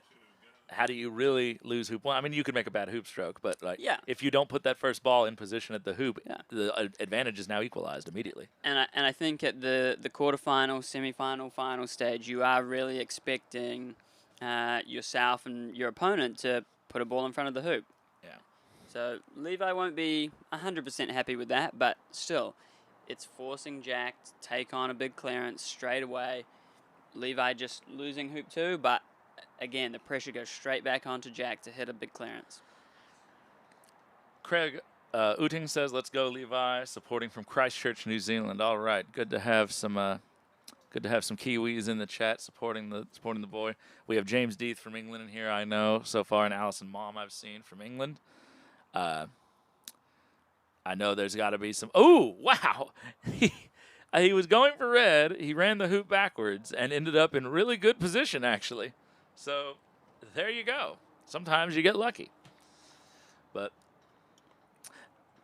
by the way, I think I missed earlier. Greg Fletcher put in the comments, "I'm planning on filming some POV AC next month. We'll post if it's worth watching." I would really enjoy to see that. I think any POV AC will be worth watching, just for players to see how you how it looks when you're getting down for split shots and things like that. So we have our update from the bowl. Yana versus Simon is in game 1 at the moment, with Yana being 4-3 up, and Jessica is starting her match now against Wojciech. And they've just played the first ball, so we will try and keep you updated on those matches as well. Excellent. So lots of great games going on here. Very fortunate for those who are able to come and spectate in person to be able to go around to all 7 lawns going at one time every day with high-quality matches. Great clearance from Jack. Starting to find his rhythm a bit. He is. I will say that shot with Black was not good off his mallet. He got lucky with its position. He did, yeah. You know, most of the time that would just bounce off the back of the hoop and be nowhere in particular. But luck is a factor in this game. And even a shot that you know didn't come off quite right but gets you something decent can still sort of maintain the momentum for you. Makes you think like, oh, okay, yeah, you know, like things are kind of going my way.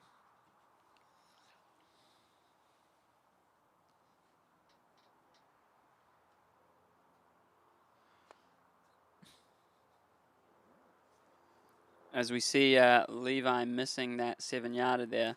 And very uncharacteristic. Yeah, for this match, for sure. For this match, everyone misses. But as we're kind of seeing in both semifinals, the 2-0 lead, the person losing is slowly starting to get a little bit of momentum into the game, and good that both Fawzy and Levi managed to take advantage of them playing so well. But it's how do you maintain that, and how do you keep on top of your opposition?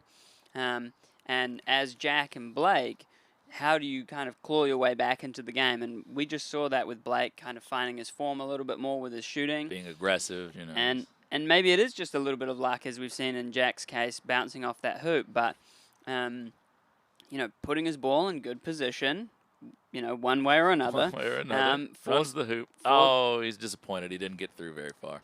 Yeah, but I mean, he's 2-1 up now. I think the way he's played compared with Levi, I think he should be happy with the point. Yeah. And just that the fact that he's building a bit of momentum there is more important than him kind of running it down. Now, obviously, that would be helpful, but I think looking at the match as a whole, you know, just important to keep, you know, making hoops, putting points on the board, especially when you're 2 matches down, or 2 games down, you need to kind of block that out and start again, and just keep building good shot after good shot. And that takes a little bit of pressure off, but he will still have that clearance with black onto yellow, which is not the longest clearance he's had today. And Levi taking the pressure off again with another bad positional shot.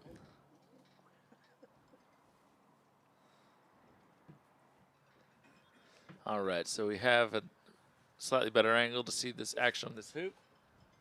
He'll be taking on this clearance on yellow. 10-yarder, 11-yarder, something of that nature. This court 6, this ridge line is probably one of the harder things to do. Down this 3 and 4 alley, so I have to put a really good swing on it, and he does that. Hits it almost square in the middle.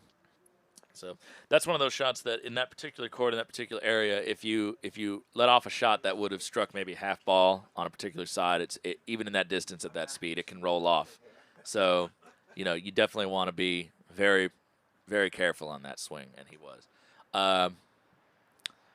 So yellow now has the option. He could set in tight, really pressure the shot with blue, or if he thinks Jack is now in rhythm and is swinging well and is willing to take this on and make it, he's probably going to clear, and it looks like he's lining up the clearance. I think I would like to see a positional shot here. Obviously playing for the block, but Levi wants to be thinking about this in terms of the entire match. He's 2 games up, and Another we miss from see Levi. another miss. And I think when you play into position there with yellow, you don't feel negatively about the shot, even if you miss the block. Yeah. Whereas I think 2 in a row, kind of 7 to 10 yard clearances that he's missed is going to start to play in his mind maybe a little bit. As calm as he seems to be, but yeah, you saw a little bit of reaction there from him. Yeah, a little bit of frustration. Exasperation, yeah. But especially if Jack's going to run this, Ooh. which thankfully he stayed in some runnable position. But again, you know, Levi sits up, puts a little bit more pressure on. He's going for hoop. Wow. This is fine. It's a free shot at the hoop. Yeah. Yellow is a very long way away, and black is only is. just south of the camera here in the corner. Yeah, and so I think could even promote blue into a better running position if it wanted to, and just banking on yellow missing. Yeah. If blue is truly at an angle, it's difficult. So yeah, I don't mind hoop here. Soft clearance on blue doesn't really help you just because you're only going into the corner, you know, and you expect Jack to clear back most of the time. So you could clear it hard and try to take side boundary, and then put yellow back in and just try to do that clearance. But at that point, he might as well he's probably thinking that, I can just make the hoop. James says, I hope we will see both Tom and Edmund at NCC in October. You will see me there, yes. The only time I've had the privilege of playing James, though, in a match of AC, he did a sextuple on me on the second lawn of Hurlingham, I believe. So I'll be looking to get my get back, as they say, James. So, well, we played doubles at the MAC, but singles, that was it. Oh, man. Really close once again. So both shots almost going. Just hitting a little heavy on those far wires and bouncing back and off. Slightly fortunate place to reject to there for Levi, being short boundary side. But I think Jack is going to be looking to promote blue into slightly better hoop running position here. Yeah. Yeah, it's hard to tell the exact angle, but that does look to be what he's doing. And it's an okay shot. Even if it curls off and you miss it, if black's in decent position, it's fine. Oh, he's under-hit that. He has under-hit that. Oh, no. I think that could be the worst shot we've seen. Yeah. since this commentary started, for me at least. But that just had no power in it at all, and it looked like he wanted to move it just ever so slightly. But as we've seen, Jack under-hitting a lot today, so slightly surprising. Yeah, there's just so many acceptable, like, if you don't get the shot that Yeah. you want, there's so many acceptable outcomes, but all of them involve black going past blue. Yeah, and black barely touched blue, I think. So, yeah, a bit of a strange one, especially a player of Jack's quality, but looks like Levi's going to be shooting hoop here. Or this double clearance. If blue might still be able to run. It might have been able to run technically the entire time. It might have been a good enough bad shot Yeah. that actually by not reaching it. Now it might be forcing, if he hits it, he'll get both balls out of the way. And if he hits hoop, it's going to really stymie them to get to hoop 5. That's going for hoop. Oh, my God. That was unbelievable. Oh, close. my God. That was one of the best swings I've seen in a while. Across that length of this court, that's accurate. One really interesting thing, though, we've seen Levi check the hoop every single time he's taken on a hoop shot. He did not check the hoop then. Now, I'm not a big believer in checking hoops. I don't think I've ever checked a hoop in my life. But interesting that Levi wouldn't check the hoop for a long shot. Where it might matter. I don't know if it played a big enough factor there, but just something to kind of think about as we kind of progress in this game. Yeah. And it looks as though Blake and Fawzy have started up game 4 with Fawzy taking a 1-0 lead. Yeah, so now very much Jack wants this hoop as firm as he can get it.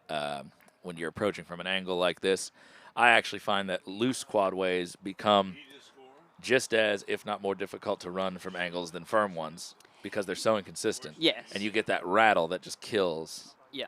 It just jiggles your ball right in the middle of the hoop. It just kills everything. And I think that really matters if you're not hitting with really top power. Yeah. You know, someone like Blake, who has heaps of power, just go through. Doesn't worry about the rattle. It's going to go through. Yeah. But Jack is a more sort of medium pace. He puts a nice smooth stroke on the ball. And He's Levi as well. And Levi as well. Levi can hit it hard, but he chooses a lot of times on his hoops not to, which even though he has a really big swing, Solomon grip, a lot of power on his clearances. Shows really good control. He's able to run his hoops, like his odd-numbered hoops, with control down to the next one a lot of the time, even when he's not that close. Something that I personally have struggled with when I'm 3 or 4 yards out of a hoop. It's like, well, I kind of have to full blast this, otherwise I'm probably not going to run it at all. But again, taking the point is a perfectly reasonable thing to do, and you back yourself to hit the clearance afterwards. So different styles suit different things, and you just want to play to your strengths. That's As we a great see ball. Blake put a really good ball in front of hoop 3 there, which and he this needs is what we've to been talking about. Yeah. And now look at the situation. If black can only clear yellow to the back line, but if you can clear yellow directly behind it with blue 6 inches in front, there's a whole lot of things that can go wrong for Fawzy if he tries to clear that blue. And really important for Blake as well, given he's 2-0 down in this 4th game, to put a little bit more pressure on Fawzy. It's still early on in the game, but it all matters. You'd rather be 2-1 than 3-0. So he goes for black and misses on the left. And I think that's because of how good Blue's position was. Yeah. Forces Fawzy to shoot at black. Darren is calling Edmund's veracity into question with checking the hoop. He's seen you check a hoop. He goes for the block. He goes for the cuddle. He may have left Fawzy jumping room, though. He's a little bit... I've not seen Fawzy jump too much other than his jump clearance. And there's something to be said for, if someone hasn't been making or at least attempting a lot of jump shots, let's see what you got. The only downside is blue will be extremely hampered getting down to hoop 4. So.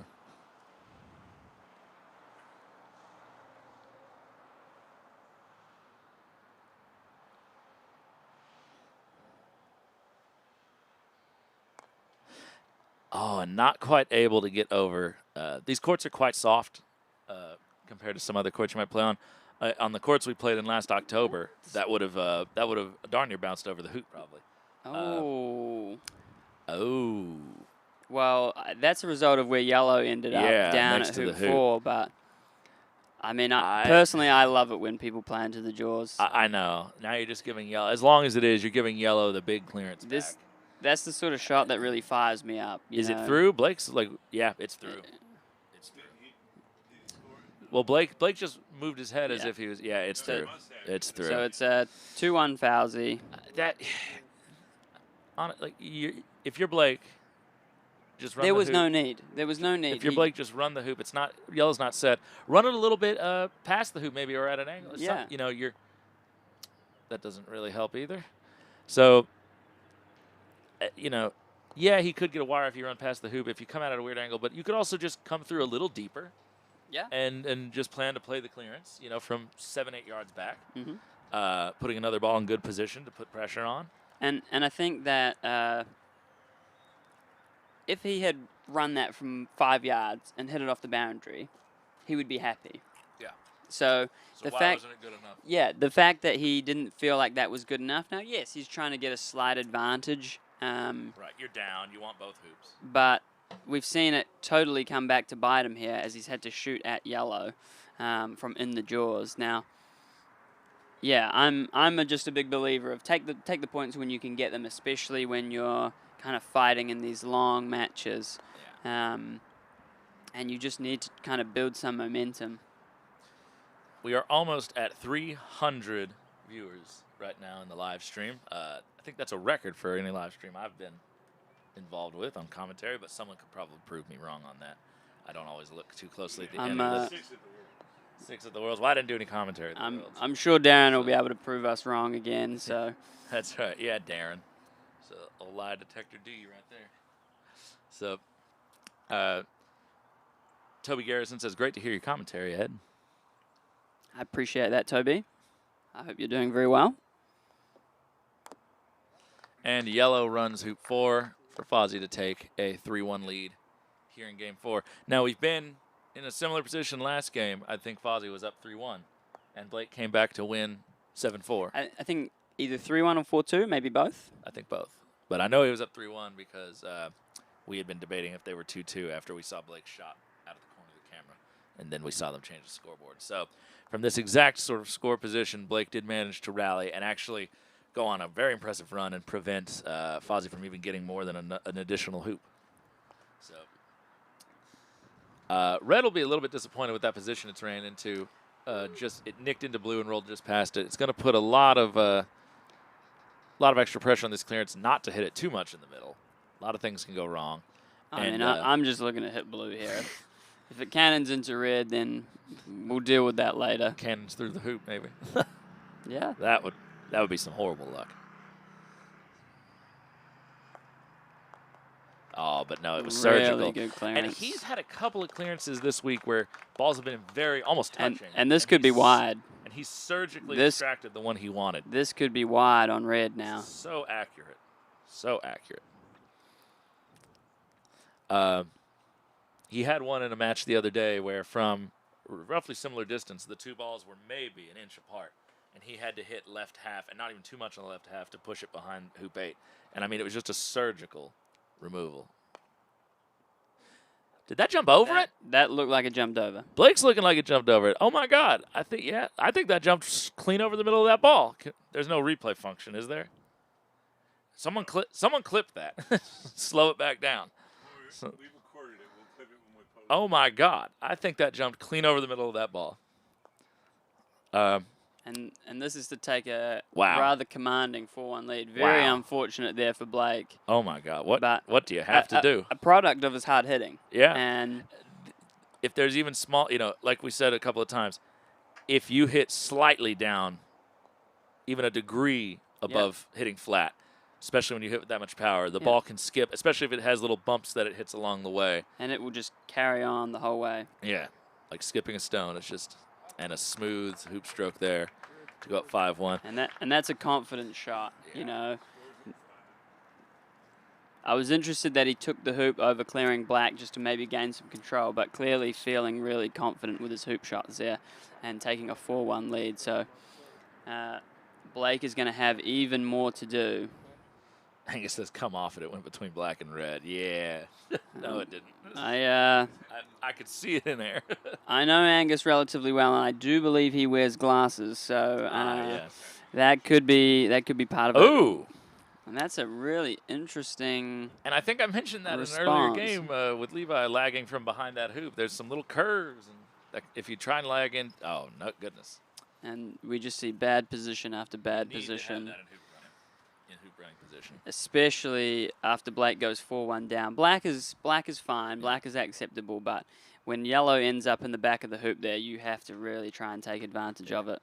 The same sort of hill back towards the right from the camera's view that got yellow into the back of that hoop has sort of rolled blue off of that spot. He was going to be very tight if it went straight, but you don't need that tight a position from that spot. Now this is still fine. If black stops red here and holds and gets slightly better position, blue is at a good angle if yellow trickles through to knock it out to the side. So it's not the end of the world by any means, but oh, he's going to bully his way through the hoop. He made it. Ramped up off of yellow and went clean through. And that's where his power hitting it in the air actually does come in handy. That's right. So we've seen both sides of it now. That happened a lot at the Worlds in Chesapeake. I remember there was actually several clips from the live stream of like Ahmed Nasser and a couple of the really hard hitters. They would hit these beautiful clearances, and you could see it right down the line of the camera, center ball, and it would just hop over the ball from 12 or 13 yards away. Which you'd think, oh, I couldn't do a jump shot from 13 yards hitting it that flat if I tried, but. And we've just seen Levi run hoop 4 there after a bit of a battle for that hoop. They've been here for a while, haven't they? But really nice to see Jack getting in front of hoop 5 there, albeit from a relatively close position. But that just puts a little bit more pressure on Levi to hit a clearance now, even though he's just run the hoop. So any positive thoughts that Levi might have had from that hoop are kind of gone very quickly.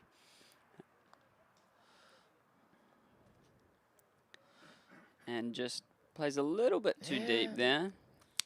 And there's always a tendency to do that when you're worried about blocking your own clearance from that south boundary, but you still want to be, again, pressuring the hoop, making sure you're giving yourself a high enough percentage shot. We've peaked over 300, baby. 317 viewers currently watching. So the times of days in the various croquet-playing countries of the world might be aligning in our favor here. We're drawing on until about 4:30 p.m. here in the evening, Eastern Standard Time on the East Coast of the United States, meaning it should be about noon in the land of California. And parts unknown. I would need an update on the time, but hopefully I think by now probably most of the Egyptians have gone to sleep. It was 8 p.m. a little while ago in Egypt. But if any of you are still with us, we thank you for burning the midnight oil to stay here and watch this amazing match and support your countrymen. And good clearance, well, an okay clearance from... after Jack plays what can probably only be described as another terrible position. Right. And again... going for the block, but there's just no need to be that close to Levi's ball. So, again, just completely takes the pressure off this clearing shot that he has. You know, if Blue's right in front of the hoop, whether he had blocked Red's shot or not, he would have had this clearance to win the hoop, and he's hit that relatively well, and his balls are still close together, but just really not doing what he needs to be doing right now when he's 2 games down and 2-2. Just needs to find something to put a little bit more pressure on Levi, find his positional play a little bit more, and at least be a little bit more consistent. We have some time updates. It is 9:30 p.m. in the UK. It is 10:30 p.m. In Egypt. So not quite the wee hours yet, so should be plenty of people still in the chat with us. We know it's been morning time over a little further in Australia and New Zealand, so they should be getting into the mid-morning right about now.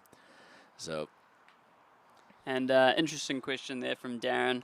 Yes. When balls jump over, like we've seen with Blake's shot a few minutes ago, do we change our pacing at all? And Darren says that he noticed it a lot at the Worlds in October. I'm guessing that is the bumpy lawns that we saw in Chesapeake. Do we change our pace or do we just chalk it up to bad luck? Now, I think it's one of those ones for me where if the lawns are of the condition as they were in Chesapeake, where they were bouncing a lot, then I would maybe look to change the pace. But for the most part, I'm looking to play with the same pace each time. Yeah. And that's purely just for accuracy reasons. You know, there's no point hitting a softer shot to not let it bounce if it means I'm not going to hit it straight at my target. So I'm always looking to swing in the same way every single time if I can, but I will adjust if it gets to kind of extreme conditions. And while Blake is waiting for a referee here, so Blake, I will just say while we were talking, Blake did attempt, yellow missed a boundary line hoop shot, stayed nearby. Blake played for a jaws position, but it was a runnable hoop, so he managed to slip through the hoop about, looks to be 8 inches or so. And unfortunately now he'll be in a very hampered position to defend hoop 8 from 3-4 down. So again, one of those moments where if the hoop was runnable, maybe just take the shot and be happy with wherever you end up. But yeah, building off of that, I experienced the same in October. During that tournament, I actually found that the medium pace was working better for me. It wasn't because of the bumpiness. It was just because, for whatever reason, my big swing that week was not cooperating. So I actually didn't feel the bumpiness as much as I might have otherwise. I have been on lawns, such as maybe some of the lawns at Cairn Lay, that I have jumped over clearances from 10 yards away. It hasn't prevented me from playing hard, my full-pace shots, just because it's my best swing. I know not all of the lawn is going to do that. And even when the ball jumps, it's very rare at those long distances that it jumps over the ball. You might hit the top third or the top half of the ball, but it would have to hit a very particular ridge or a bump. Yeah, it's normally on its something path. specific on the lawn in that shot rather than something that you're doing. Think about how difficult it is to do a jump shot from 14 yards when you're trying to. How difficult it is to keep it in the air. Well, okay, yeah, Edmund over here looking like, yeah, maybe for you, loser. And so, but, you know. But, yeah, ladies and gentlemen, my co-commentator just called me a scrub. So he didn't want to say it on the mic, but I can see what he's saying. But so, but anyway, for most of us, so it's, you know, just getting the airtime to get over a ball at 14 yards is a great challenge, especially on soft lawns. So the expectation that you would hit a shot mostly flat and it would hop over a ball, it's not from just something you did. No. It's something that the lawn did to you. And I think another aspect to think about there is how firm the lawns are. So just like you would think about with your jumping, that can also play a factor as well. If you've got super hard lawns, that's going to make the ball want to kind of bounce and react a little bit more than it maybe would on softer lawns. So a little bit surprising that we've seen it on these lawns just because they are so soft, and that's from being sand-based, but it can happen when you're hitting harder like Blake does. Yeah, it speaks to I was saying, I think, back in the day, I said earlier that I'd always been told Ahmed Nasser was maybe the hardest hitter in the world. There was a period of time where people were saying you were the hardest hitter in the world, and that might still, you're in contention. But right now, the mallet head speed Blake is generating, I think he's hitting the ball harder than just about anybody. Yeah, I would agree with that. He basically is just, his whole swing is just designed and just to swing really hard. Ooh, big miss from Fawzy there. After Blake missed a long hoop shot. So, and to put blue where it was. Just updating you on the score in the other semifinal, it looks as though it's 4-2 to Levi.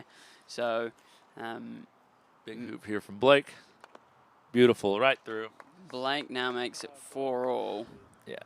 Blue, I believe, is offsides. After being 4-1 down, Blake has won 3 hoops in a row again. And we saw this in the previous game as well. And Fawzy missing that clearing shot. Big momentum shifter. This is going to be a very important shot for Fawzy. Even with Blake there, no, he's offside. So even more important now that Fawzy puts this in front of hoop 9. And this is not something that we've seen a lot of, but we've kind of talked about a lot. And it will make a really big difference as to whether or not he can get this in front. I think with what we're seeing from Blake now, and the way that's not going to stop. Yeah, and that that's doesn't run. subpar. That does not run. Blake's going to go deep here. He can even go all the way off the boundary if he wants. Just don't be short. Just don't be short. And that's just the momentum. Yeah. That needs to be a touch longer, I think. Unfortunately, that gives a decent cut. So just going off the boundary would have been fine. fine. Going off the boundary is fine, yeah, but you need to be at least within a yard. Or it looks as though Fawzy's clearing this, which is no, he's just lined up crooked. That would be crazy. Oh my God!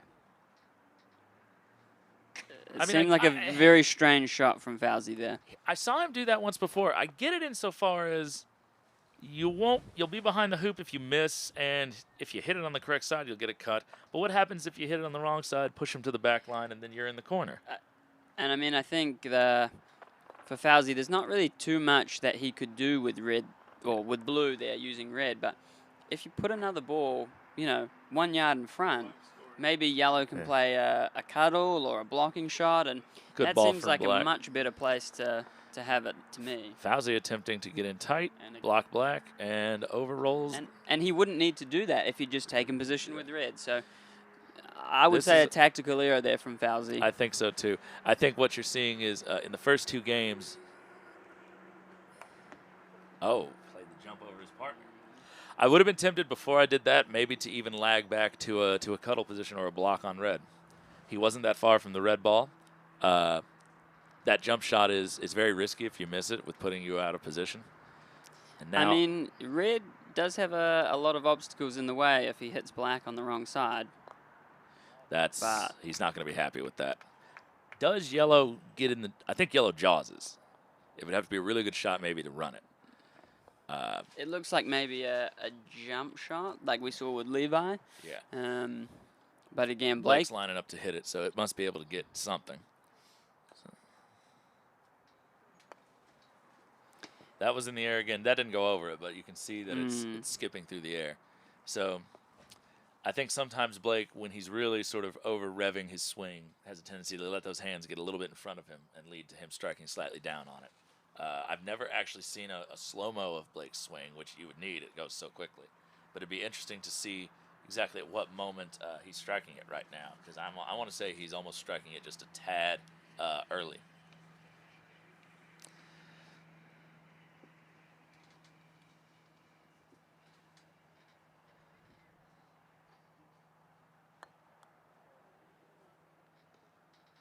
James giving a plausible defense to Fawzy's shot. If he hits the wrong side, this is in reference to the shot Fawzy hit from way down up north.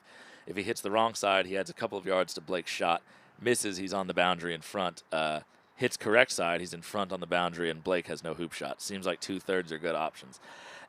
And by just pure numbers, that is true. But we've already seen that yellow is not in good position.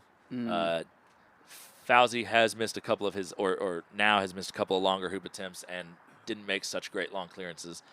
I would be looking to really put a good ball in position now and then allow yellow to clear and put pressure on Blake shooting the hoop from back there. And I would say you're anticipating that you're going to miss the shot, just based on the length. And so you're giving yourself a baseline hoop shot, which, even if you are feeling good, is by the percentages the hardest shot to play at hoop 9. Yeah. Now, if you put your ball, 1 yard in front, you start to put a little bit more pressure on Blake's clearance, even if you can't clear it super far, just based on the fact that Blake knows that if he misses that return clearance, he is going to lose the hoop. Whereas, he missed the jump shot, and Fawzy didn't have a go at the hoop because he was clearing. But I think for me, I like to try and put more pressure on my opponent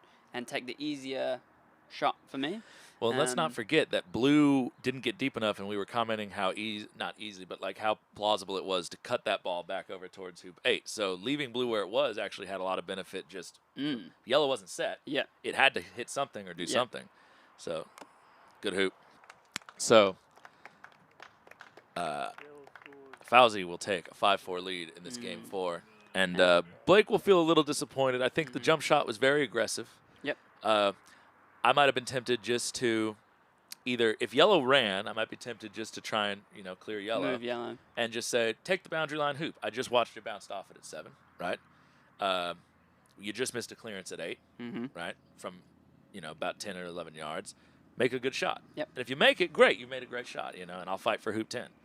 But, yeah, I just think if I want my opponent running long hoops, that even if he makes them, he's not getting any sort of control. Yep. Because, like, right now, yeah, yellow's in a pretty decent position to defend this hoop, I'd rather him, especially on this boundary, I'd rather him be in the back corner. Yep. So, and also just any small deviation in your swing is going to cause a miss at 7 yards. It may not punish you as badly at 1 yard.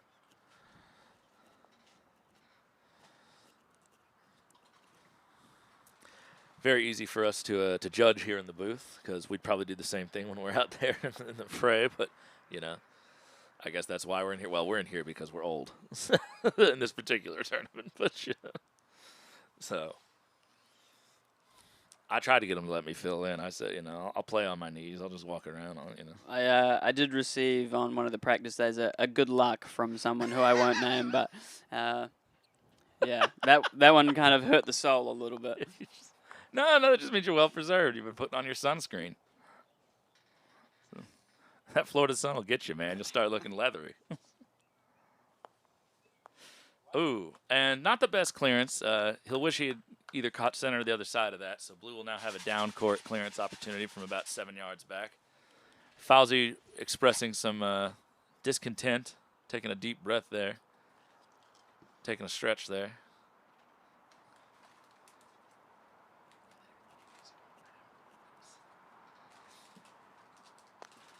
All right.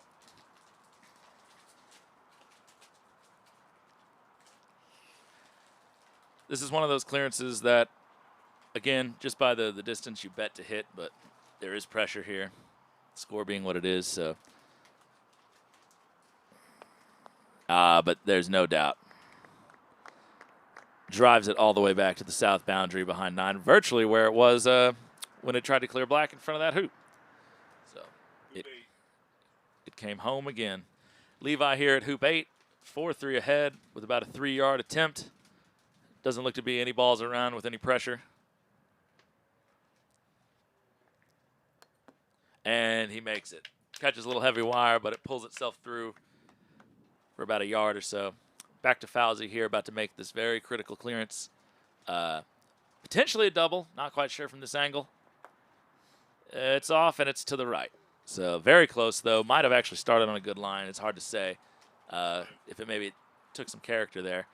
I believe Jana said from her match with Levi on this court yesterday that everything falls slightly to the right on this side of the court. So there's always potential that that was a good swing, and it just didn't have a good result.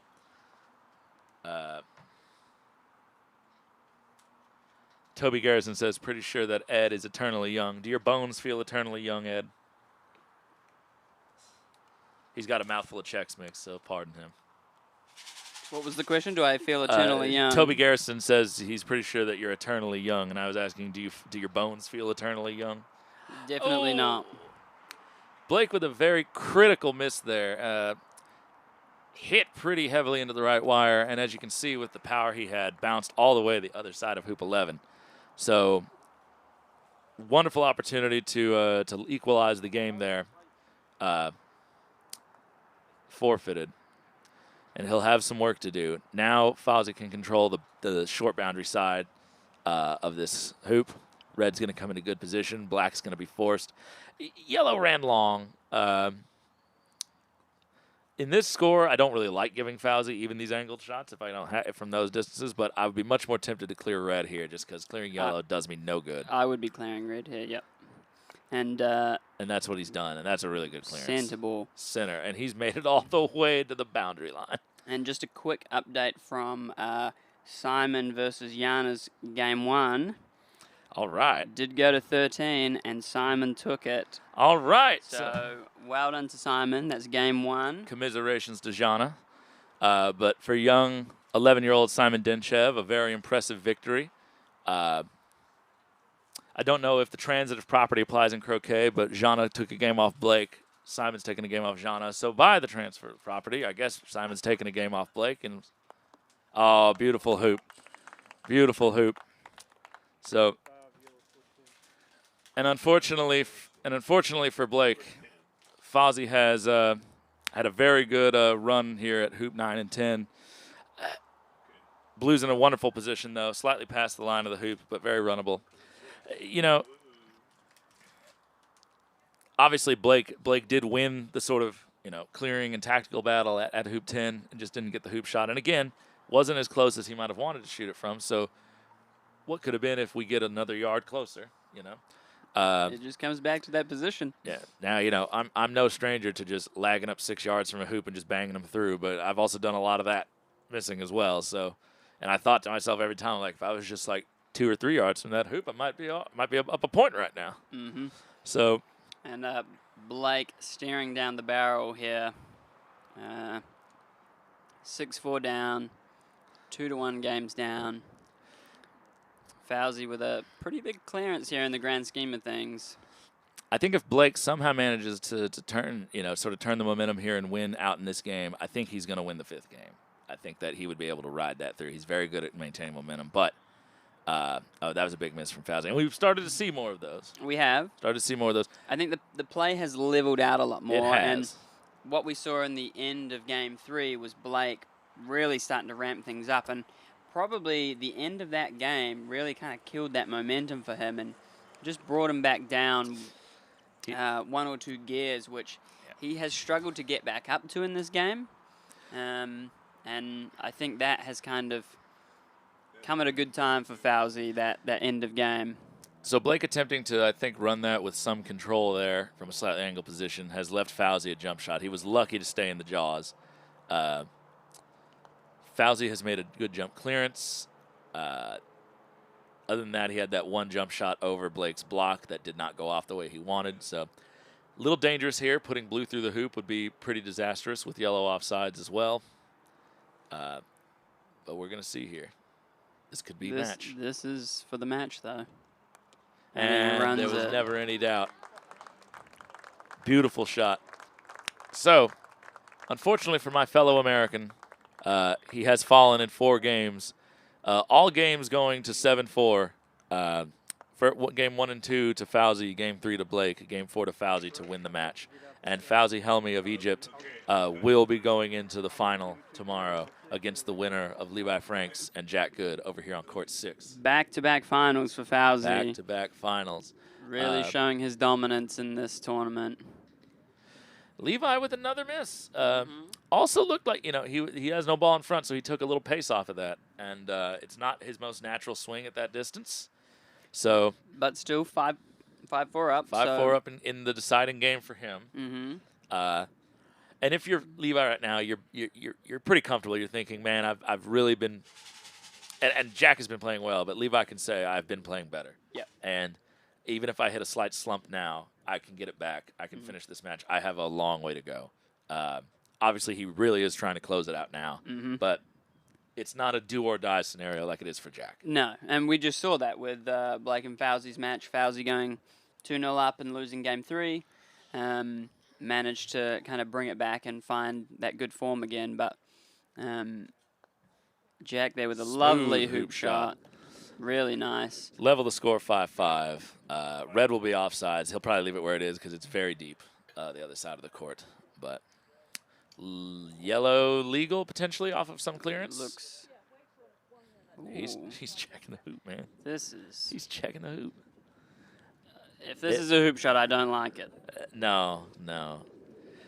Like, yeah, neither blue or black is very far away for this clearance, but at the same time, again, you're not.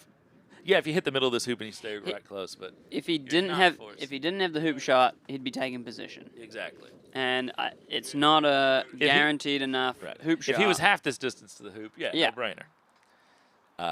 But he's out there, we're in here.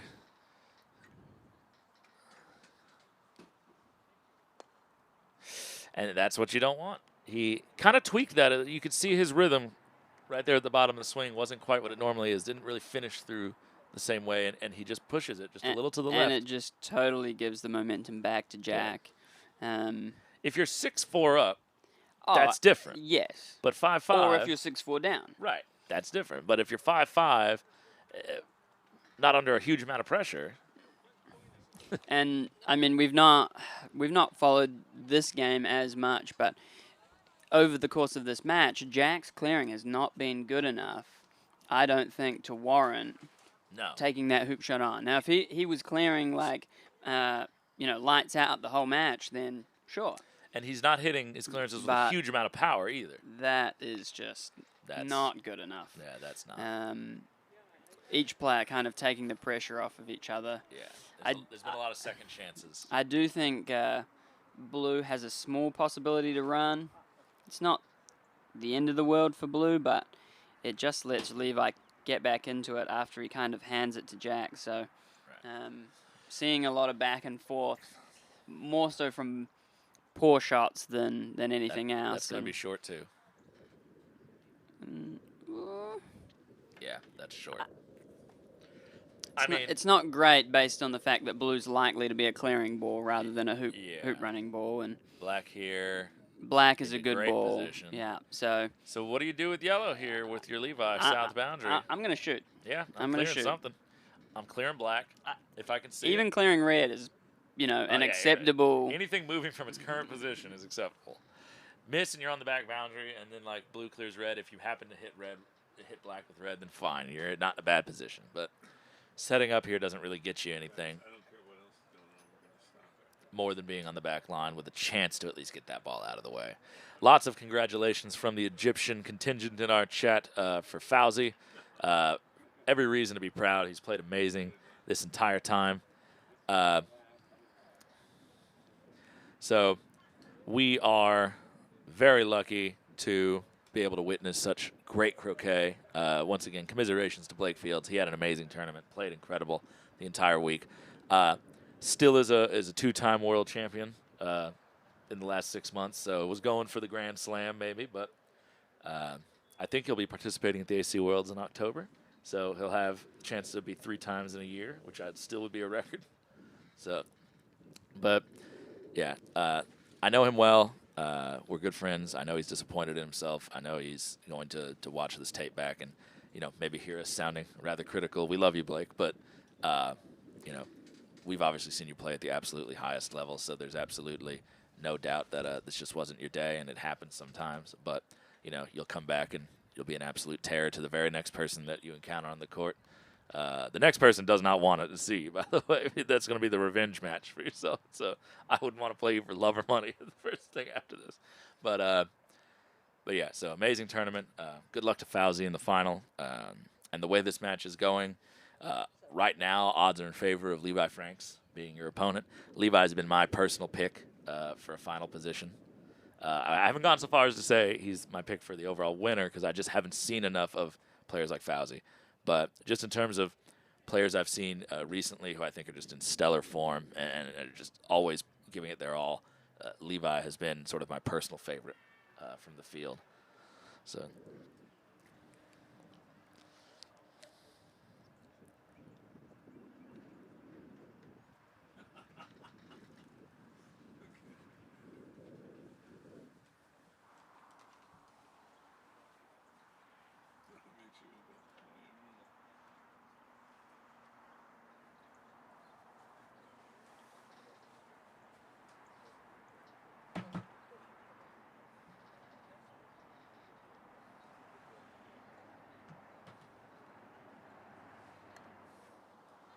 Oh, and a great clearance there from Levi to save hoop 11.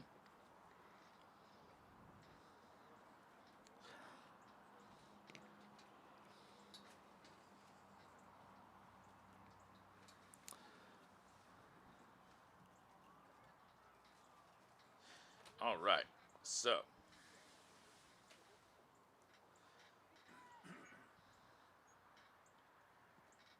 Takiri King says, I don't know exactly what shot this is in reference to because we lost a connection on the chat, but he says that's an Edmund smack angle on some shot. Yeah, so, I can't fix the chat. That's a you. We got it back, don't worry. And so,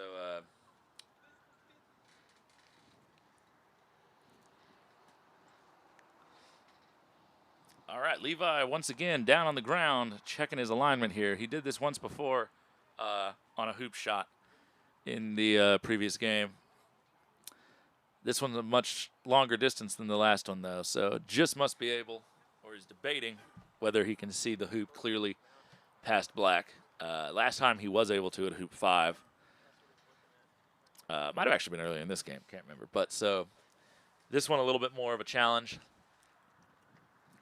I've somewhat lost track of where blue and red are. I know red cleared black to its current position, so I think red is somewhere near the east boundary, midway down the court. Blue, I would imagine, is more to the west here because it cleared red and probably is up towards corner 2. But so there, you know, if you can't see the hoop, not the end of the world. I don't think you need to play the jump shot. I think you can just sort of medium pace black, try and get it out of the way. Just say, I'm going to keep the hoop neutral. I'm betting on myself to hit a couple more. He just hit a wonderful 14, 15-yarder to get black off the hoop before. But if the hoop's open, he's taking it. Yeah, I think in Levi's mind at the moment, it's a jump. Just being 2 games up, he really does not want to go Pressure to advantage. a 4th game. No. So looking to really kind of kill this one off. Yeah, and he's been so good at these jump shots. A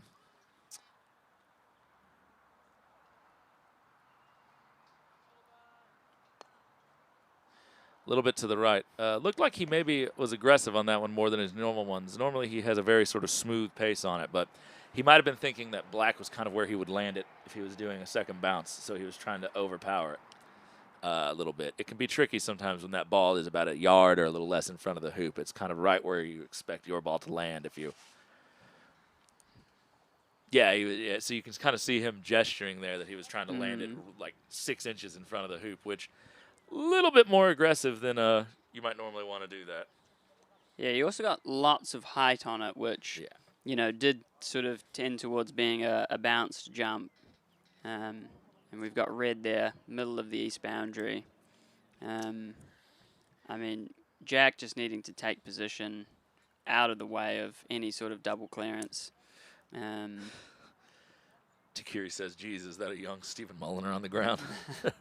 It might be. He might have snuck his way into the tournament. I don't think Stephen Mulliner swung like that.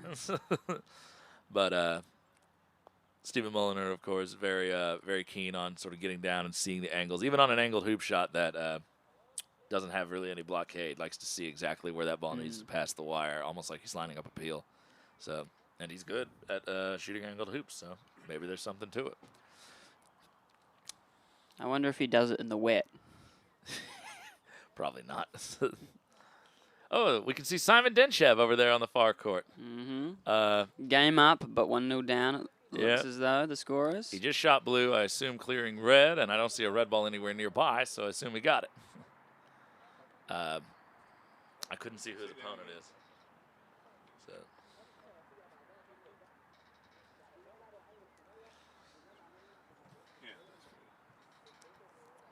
Richard Bilton's in the chat. Hello, Richard. Thanks for tuning in. I know it's getting on in the evening over there in the UK. So, oh, narrow miss from Levi on another 14-yarder on black. So Jack here with a wonderful opportunity to go up 6-5. Ooh, something bothered him. So to go up 6-5 in this deciding match. And I will say, when I had the opportunity a few days before this tournament to play a little bit with Jack and Levi and them, and I'm one of those players who's extra sensitive to the wind, and you can see the bushes in the background are blowing a little bit. And this tent here, it's not as aggressive as it was maybe the other day, but Jack was feeling a little extra sensitive to the wind when we were practicing. So sometimes it'll gust right as you're trying to swing, and you can see that he has that really long sort of mallet and really long. There you go. That's wind right there. It's gusting up. You can see it in the background. So for a caster like Jack, especially a slow caster who's sort of trying to, hold his mallet in control, it can really start to blow it off of line and make you feel really uncomfortable, especially when you're trying to run something as precise as a hoop. But he waits for the gust to die down, and he makes a very smooth shot that goes just level with hoop 12. So a very good controlling ball there. Levi's best position is actually cross-wired on that to the other side of 12. There's no point in putting a ball even deep in front because black will just be able to clear it all the way back up the court. Levi, of course, now that he's down 6-5, will be looking to hopefully not only make hoop 12, but also press an advantage to get to 13.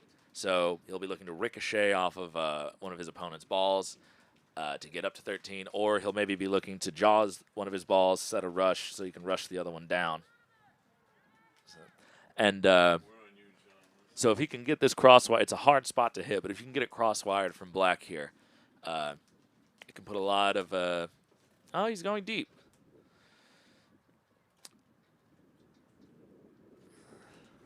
Okay, so I don't know. Blue gets in good position and black's all over that, so I guess you bet on yourself to hit a long one. Edmund's signaling that he likes this. So Blue does get in really good position from there. Bank holiday weekend. All right, awesome.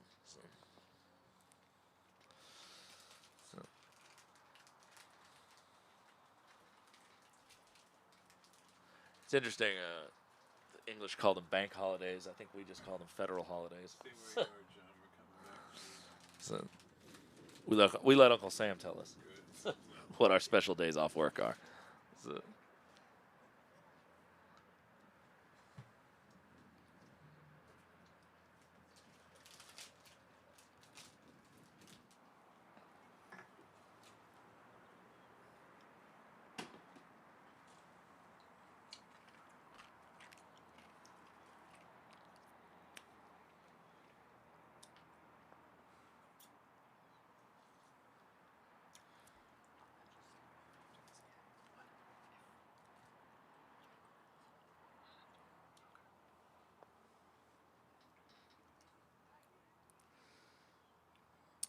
Red almost got into a blocking position. Unfortunately, it was not blocked, and unfortunately for Jack, this could be blocked though. Could be. It's really hard to tell. If we had a camera down in the fourth corner of this court, we'd be able to get a much better view. Oh, look at that. Never mind. We do. From this angle, he's lining it up. It must be open, but you can see how close it is. I think he's just going to have to slide by this on the right-hand side from his perspective. Yeah. Ooh. And he actually, there was more room than we thought there was.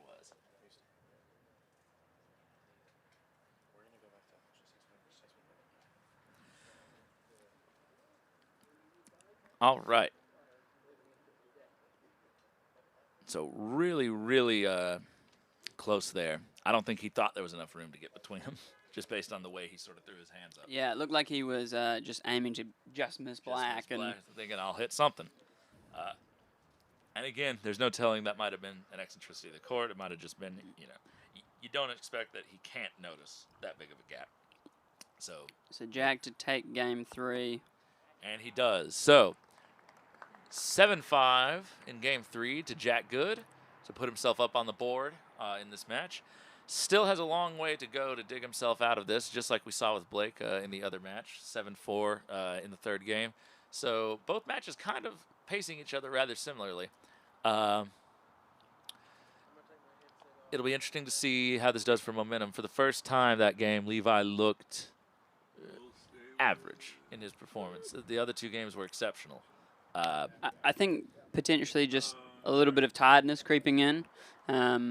Obviously, the other semifinal finished 4 games in the time it's taken these guys to play 3. So definitely just time on the lawn, being out in the sun. It's really hot out there. Making sure you're drinking enough water, all of that sort of thing can play a really big part, especially in these later games. So Camelback. Kind of the people that have been looking after themselves are the ones that tend to just have that little bit of energy left, maybe helps them with their shot. So. By the way, Richard Bilton says, good comeback from Jack from 3-5 down. Richard, we don't call that a good comeback. We call that running the gambit, man. That's the honeycut right there. I've been telling y'all all week this thing's real. But, all right. What was that, Russ?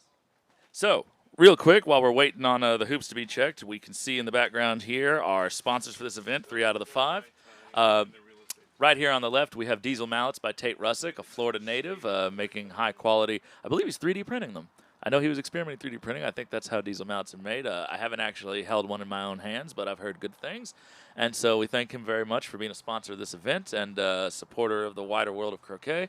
You have there in the center Oakley Woods Croquet, a regular sponsor of not only this event, but the USCA YouTube channel and many other WCF and USCA events. And with the new Arrow mallet that you'll see many players around the states having in their hands too. Sort of like what we were saying earlier with Jack, you know, that wind sort of bothers you when you swing. It's trying to decrease the amount of wind resistance you get across the side of that mallet. And people say it works wonders. Just like sort of the same style as the PFC mallets that have the holes there in the side. Not only does it help with the peripheral weighting, but also it gives you a much smoother swing in windy conditions. Very high-quality Australian-made mallets from Peter Coles. Vicki Johnston is the United States representative for that company, and she is also here this week with her own sponsor company, which we'll pan over to momentarily in just a second. But thank you to all three of these mallet makers for helping elevate the play of croquet across this country and the world. We have our two other sponsors right here. We have Michael Saunders and Company, licensed real estate brokers. In particular, Hans and Rebecca Peterson. Hans, as I've said, is the president of this croquet club at Sarasota County. And we thank him and his company's support of this event and that they are helping to elevate the Sarasota County croquet membership here through high-quality real estate. And finally, as I mentioned with Vicki Johnston, we have White Tie Croquet, sellers of fine white croquet apparel that you can get your custom club logos imprinted on. She has a tent here at the event, and she's also available online at that website you see there. So we thank them all so much for their sponsorships of this event. Mike and Karen Albert. And also, we want to thank Mike and Karen Albert for their continued support. Mike Albert is the vice president of the USCA. He is also a very leading figure in helping us develop our USCA youth program. He runs the Lee Olson Fund, which helps the national team, as well as gets donations for the High Performance Talent Development series of events, which target the development and practice of youth players across this nation and help develop us. So big thank you to them and all the work that they've put into making this event possible. And obviously, we'd also like to thank again the City of Venice, Sarasota County, the Croquet Club, and all the volunteers, one of whom you can see checking hoops there in the background, setting hoops and refereeing. And it's a Herculean effort.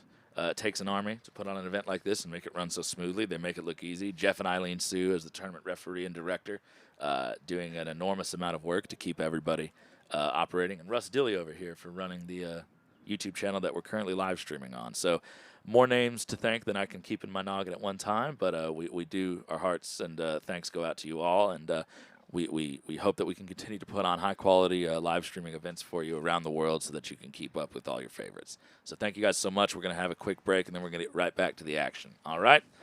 Tune back in.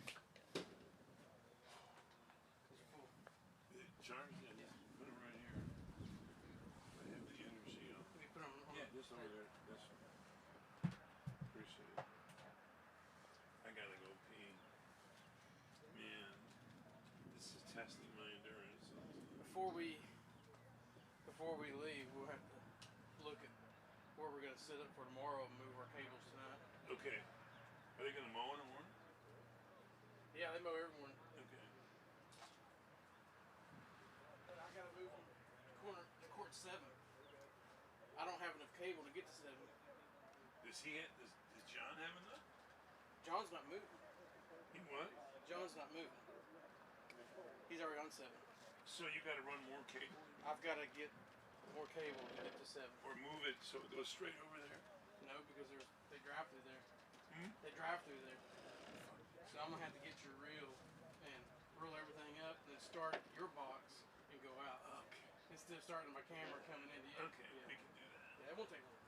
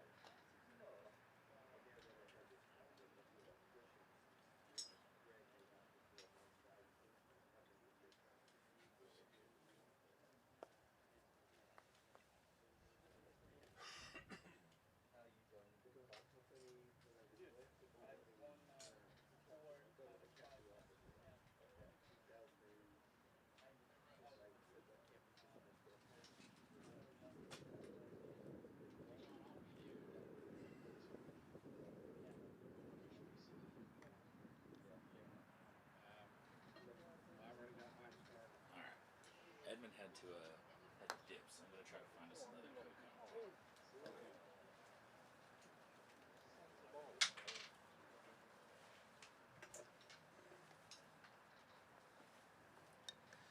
All right, guys. So we're back. They're just starting. Oh, so just back starting game 4. Edmund unfortunately had to run duty calls, so I'm going to step out for just one moment and see if we can't locate another co-commentator. There's a lot of people in games right now, but I'm going to try to find someone for us. So bear with me for just one moment. Tom, turn the monitor on.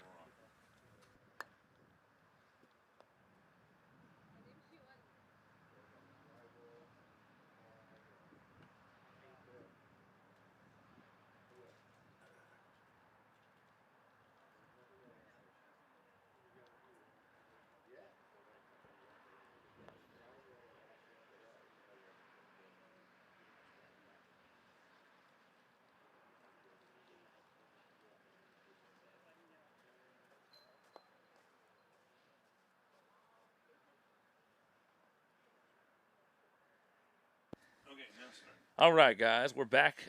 We have a treat for you guys from down under. Ethan Gumbrell will be joining me momentarily in the booth once someone hunts him down. But he is done performing for the day.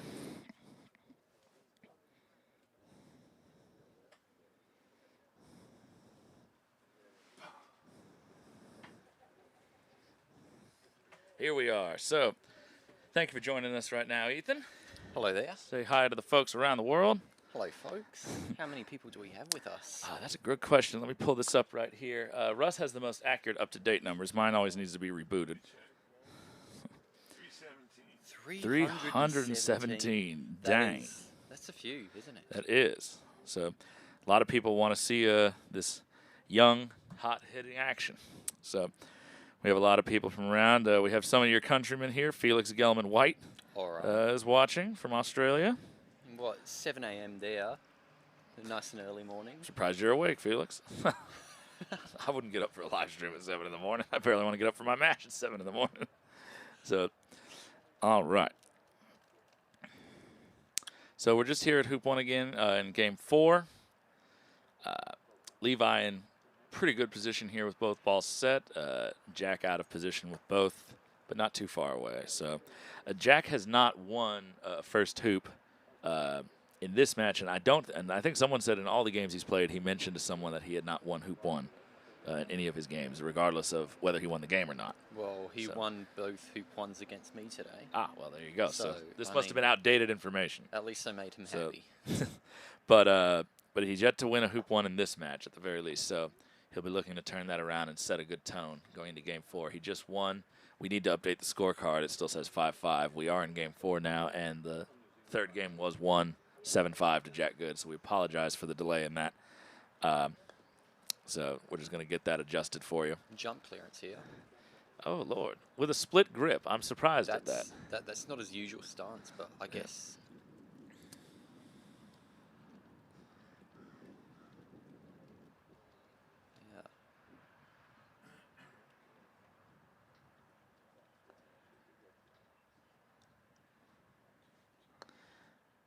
Oh, what a shot.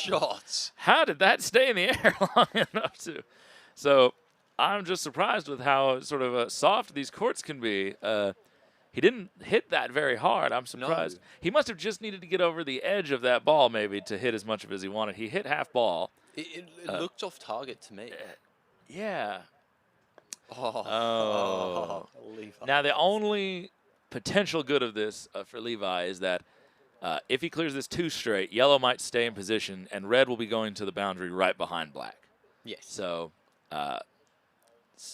he's going to actually want to hit this a little bit off center.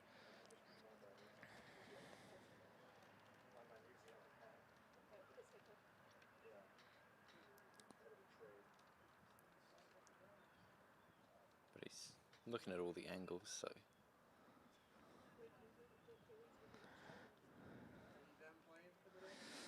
Richard Bilton says it's a great bank holiday weekend ahead. Under 21 GC Worlds and the Snooker World Championship. The only snooker player I ever watch is Ronnie O'Sullivan. So if he's not playing, I don't know. I'm not too familiar with my snooker. I haven't played it yet, but I kind of want to. It looks awesome. Played well, of course, 8-ball pull. Yeah. And a little bit of 9-ball, but barely any. You know, in high school, before I played croquet, I was a bowler, so I keep telling people that I'm just going to progressively go to sports with smaller and smaller balls. So next it's snooker, then to golf, and then eventually I'll end up at marbles. I'm not familiar with the sport of marbles. Me neither. I'm sure you will be in 20 years. But you know, you make a little dirt circle, you start flicking marbles at each other. It's fun. It looks fun. So anyway, that was a really good combination. He got lucky that yellow actually sort of leapt into the air. He hit it pretty in the center. Red went to about where I thought it would go if he hit in the middle, but yellow kept going past it. This is still not a bad position, though. He needed that to go a little further. He's not really threatening the hoop that badly, but he was trying to use black as a shield. Blue, I'm sorry. And then yellow could take the long clearance if black was unable to hit red. So a couple more feet out of that shot, and it'd be a really tough position here for Jack. But I think he might be able to. I think red would be straight enough to justify. You trying to promote blue to a hidden spot behind red? He is. Yeah. Oh. And that's the one thing you don't want to have happen. Hit the right side of that ball instead of the left. Has now promoted Levi to a much better hoop running position. The only upside is that you've made Levi's clearance, the angle, a little bit trickier. He wants to hit left half of this. Hitting too straight puts you right back into red. Hitting right half doesn't send blue anywhere and sends yellow way out of position. That's perfect. Nice. That's really nice. That's the kind of hitting that we saw a lot in the first two games that he started missing in the third. Is that what you think happened? I was watching a bunch of games at the same time. So. Yeah, so we were going back and forth, but in the first two games, I would describe Levi's performance as exceptional. Yeah. He was just hitting everything, making hoops anytime he looked at them, just about boundary liners, made a beautiful jump shot hoop. And then in game 3, we saw some misses at 7 yards, some misses at 10 yards. He missed some longer hoops completely, missed the hoop. I did see a few bad misses, especially by Levi standards. Yeah, and you just didn't see those in the first two games. So I think the scores reflect that. Jack has been playing pretty consistently solid throughout. Yeah. And I think what we're seeing is Levi has peaked and sort of dipped around the level Jack's been playing on. And so it'll be interesting to see if that continues to be the case. Jack seems to be very steady at the moment. And it'll just depend on how consistently Levi can sort of keep up that exceptional performance. I don't think he got that right. Yeah, I think it was close. I think it looked bad off the mallet even. Didn't look to hit center mallet. Yeah. So, which way do you think this game's going to go? Levi has been one of my top picks the entire week. Yeah. I've been extremely, over the last year, I've been extremely impressed every time I see Levi play. I've said repeatedly, I think he's going to be one of the best New Zealand players there is or has been. He's getting close already. So while I won't say, just because I haven't seen, until today I hadn't really seen Fawzy play, and obviously Blake Fields is the current world champion, while I wasn't willing to say that he was my top pick for the whole thing, I had money on him to make the final. Yeah. And these hoops have been the ones that he started out running so well, so consistently. He just had a little struggle with them in the third game. Not missing it by much. Stays relevant. That's good. So yellow's on the side boundary. Can defend the hoop. Jack's going to go for this. That's going to need a bit of a... Jack's going to need a hell of a shot, I think, to make this. That's pretty long and pretty angled. Do you think that runs with a flat stroke, or...? Well, I think he was just looking to see if potentially that was why red didn't run, because of the stability of the hoop. And that is the thing. Someone commented earlier that, Edmund commented earlier that Levi has been checking every hoop before he shoots it, but there was one in the third game that he hit from long way away that he didn't bother to check first. Yeah. And I don't know if he actually checked that one either. I don't think he did, but so I also feel like that may have been the first shot at the hoop of the game. Yeah. Yes, you'd expect it to be firm. Not what he wanted out of it. That, again, looking kind of like it looked in game 3. Job. It does. He can't send red anywhere far. Red's going to get good position. Blue's not going to like any hoop shot it gets from there, although it would take it if it had to.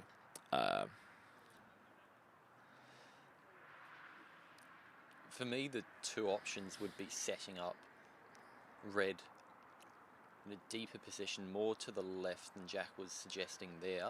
So then I have that option of sending red all the way to corner 2, should he put in a block or such, or even just having a soft-paced shot at the hoop. Yeah, if red is able to get, you know, directly sort of almost into the mouth of this hoop where black might have a hard time digging it out, you would like to have the option of blue being able to have an angle so you can set with black and then clear with blue and not have to play the jump shot. So he's decided, I don't want to give him that jump shot. I don't want to risk any of this. I'm just going to clear him, and we're going to fight over this hoop a little longer. Which is what we want. Which is what we want. Good croquet. Yeah. The sun, maybe not be. Oh, that's a good cut. Nice. So that's what he wanted right there. Take the corner. He's not in the corner. He's still in front of the hoop, but force blue sort of past the halfway peg there. Well out of hoop running position. So can only clear things sort of into this quadrant of the court. Now, I was told an interesting stat by Levi earlier that all of the best of 5 games he has played before, he's won the first 2 games, lost the 3rd, and won the 4th. So he's on track to keep that. An interesting stat to know about yourself. that is, but all right, well, but you know, that was a good block actually by Yes, Jack, so that's going to change jumped this over. a little bit. Sometimes knowing those things can help you in these pressure situations. You know, knowing that, hey, I've been here before. You know, I've performed in these types of situations. Yeah. You know, Reg Bamford talks about that in that video he did about the mental game years ago, where he talks about like the night before a match, he'll look up the rankings and look up all of the losses that his opponent has ever taken, the worst losses, and he's like, I don't care what player they are, they have taken some. Oh, that's a great shot. That's a great shot. Just enough. Just enough. Has opened up that clearance for red to hit anywhere right of center or center.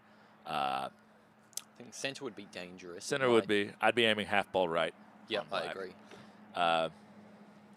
Maybe 3/4, just because I'd be really worried that if I aim half ball right and accidentally push a little right, I clear yellow. Yeah. I want to touch that black. I'd rather just red be away, but black still have to make a clearance. Yeah. Clear my partner with black in position. So Jack looking to clear this yellow. Oh. And a little to the left there, goes right between them.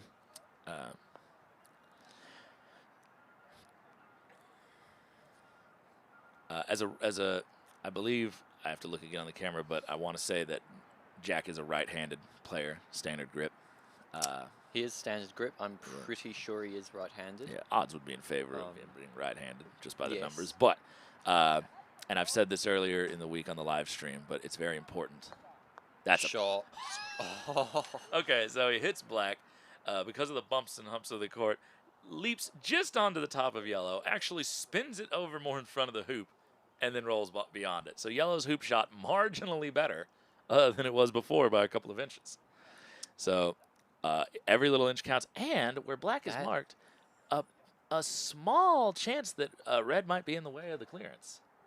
I couldn't quite see from that camera angle, but it'll be interesting as we pan back over, maybe to have a look at this. The zoom in is not going to help us. Probably just watch Jack's face, and then we'll be able to know. The other angle's no better.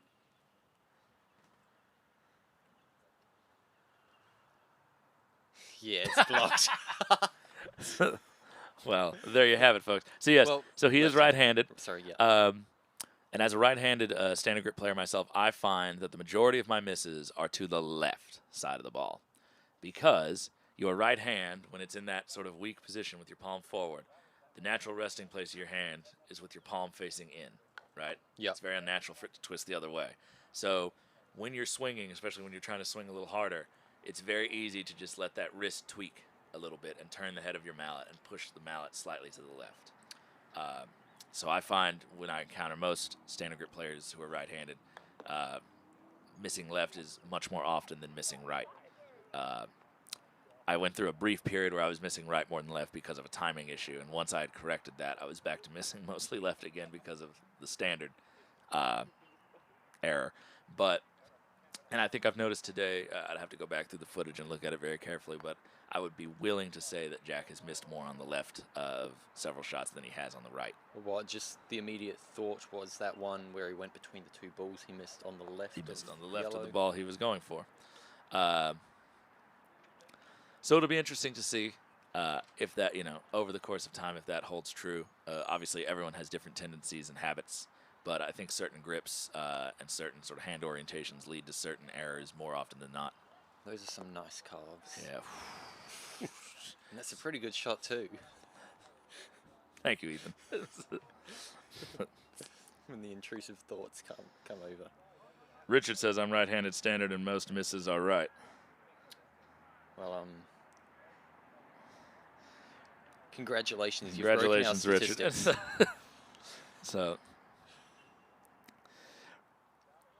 When you're Richard, doing, sorry, when you're doing standard grip, do you have your index finger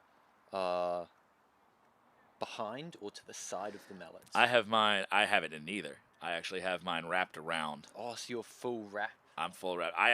My wrist is mostly sort of, my palm is almost facing almost to out to my right. Like my palm is, I have it wrapped around a lot.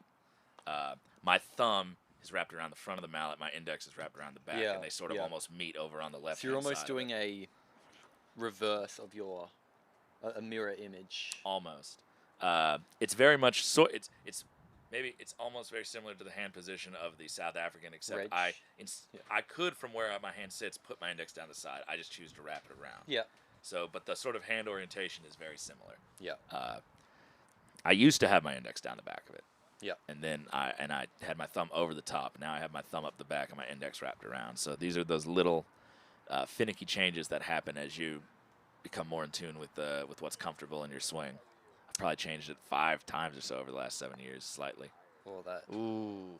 It looked like a double. Pushed that one out a little left, though. So, not a critical end-of-the-world error. He can still clear with yellow from just north of the peg. But he'll have some work to do to get back in this hoop. But hoop 2 does not matter. No, that's something that I hear a lot from. That's something I hear a lot from the Americans. That's right, and we stand by it. We were right about the gambit. We're right about this. We're right about a lot of things. But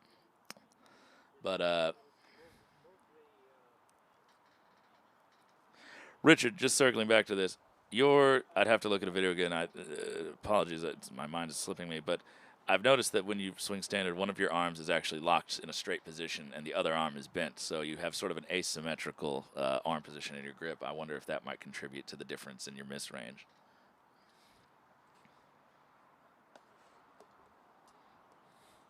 Is this a jump?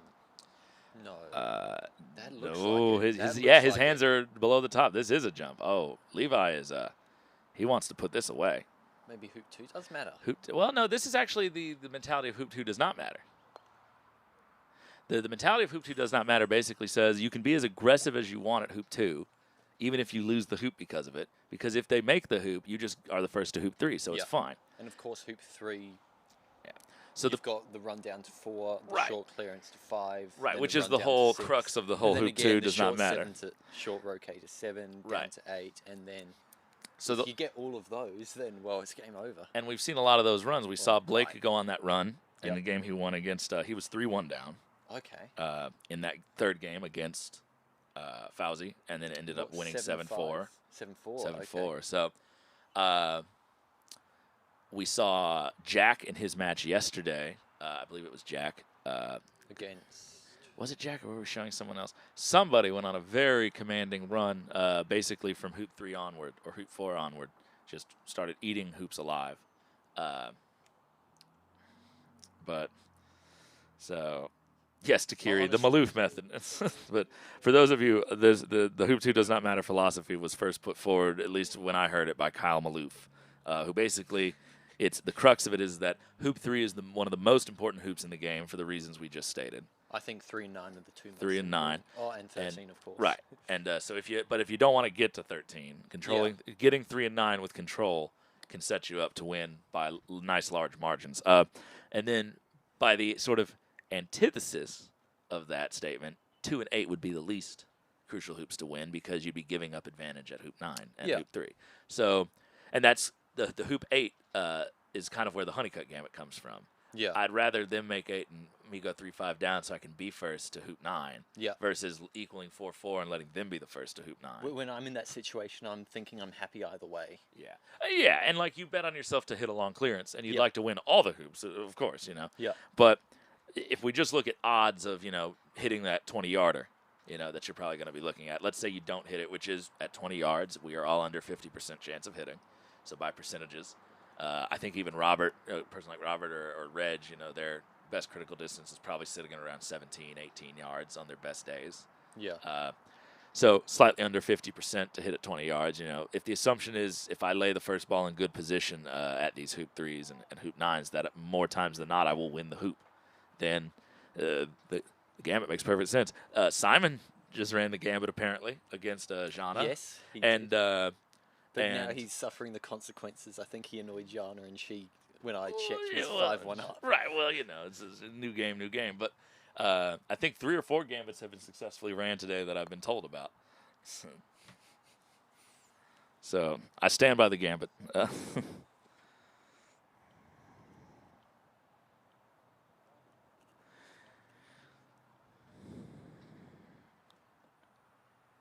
Maybe Jack will set up a rush peel of hoop 2. That would be a really good way. That's probably the best way to make hoop 2. And I remember there was a game where David Malouf did that to me at the 2024 GC Nationals, and he managed not only at the angle he did to peel 2, but he ended up on the back boundary directly behind hoop 3 and then ran hoop 3 from there on the next shot. I did a next to perfect one against Matilda. Yesterday it must have been. Red in the jaws of hoop 2, yellow rush peels it through, and red ended up 3 yards in front, but it was 1 yard short of the 45 degrees. But luckily Matilda pushed me that extra yard in the second leg over. So I had the shot at the hoop. Unfortunately, I bombed it, but that's completely in my control. Right. So, and that kind of goes to Mr. Rodwan's comment that this is theory, hoop 8-9, but all comes to execution, and that is true. At the end of the day, amazing clearance, center ball. Black wouldn't have even gone that far if it hadn't gotten a little air time, but pushing yellow down to the south boundary here, a little bit the west side of 5.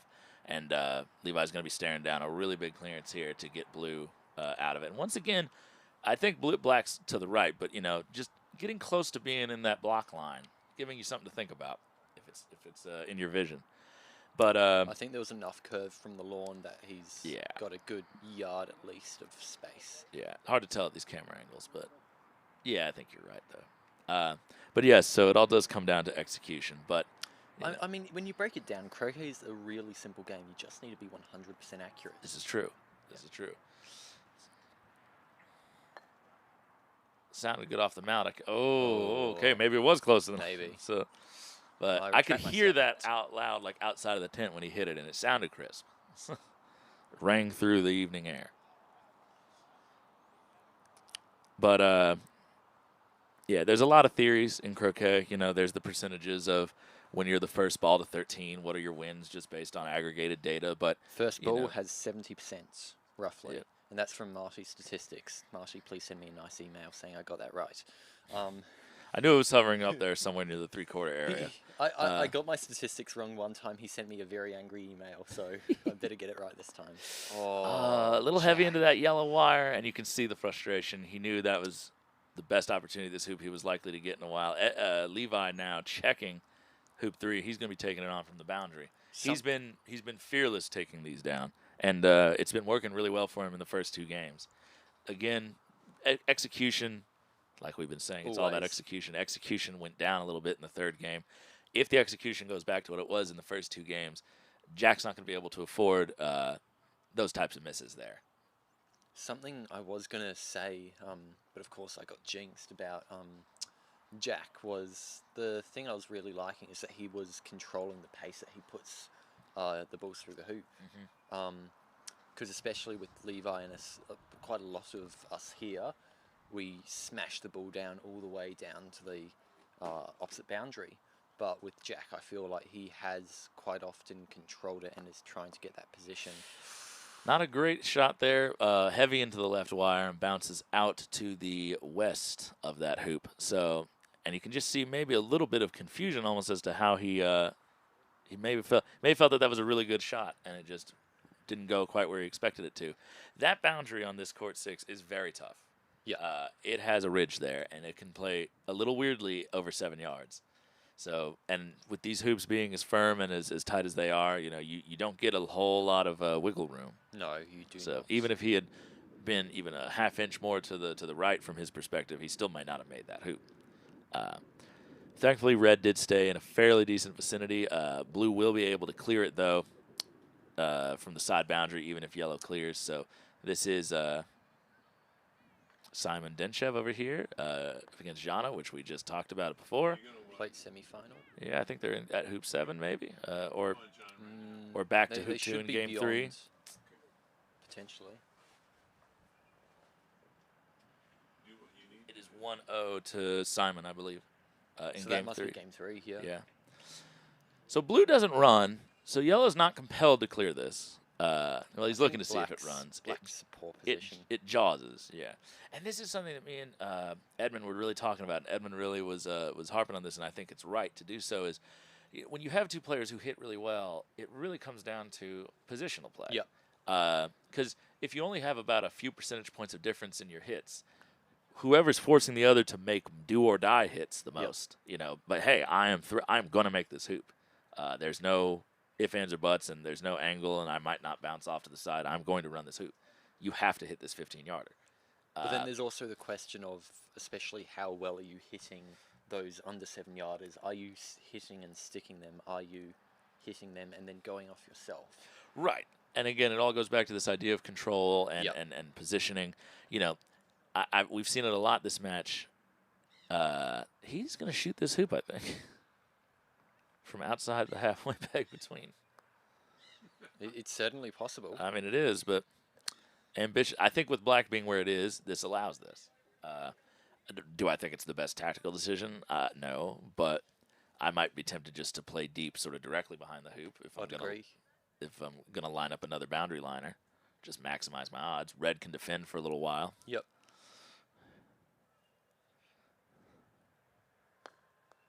No. Second prize, unless black runs, in which case that is not good. Black's not running for me. I think it's too wide.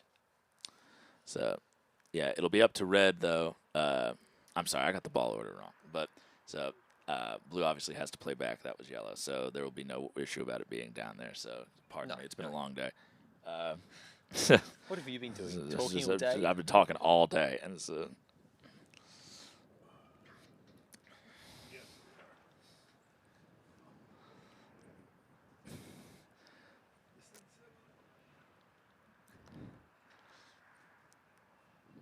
all right. So, blue coming back in, hoping for much better position. Gets it. Good distance. Only problem is where red is. Yeah, black is just poor enough that I might just... He looked at it, so he might decide to clear blue here. Left half, take the back boundary would be ideal. Yep. Actually, where blue and black are sitting, there's maybe an outside chance that you get a lucky combo, you know, but you're not going to really play for that. No, but it's always a bonus. It's always a bonus, you know. When balls are that close, lucky things happen.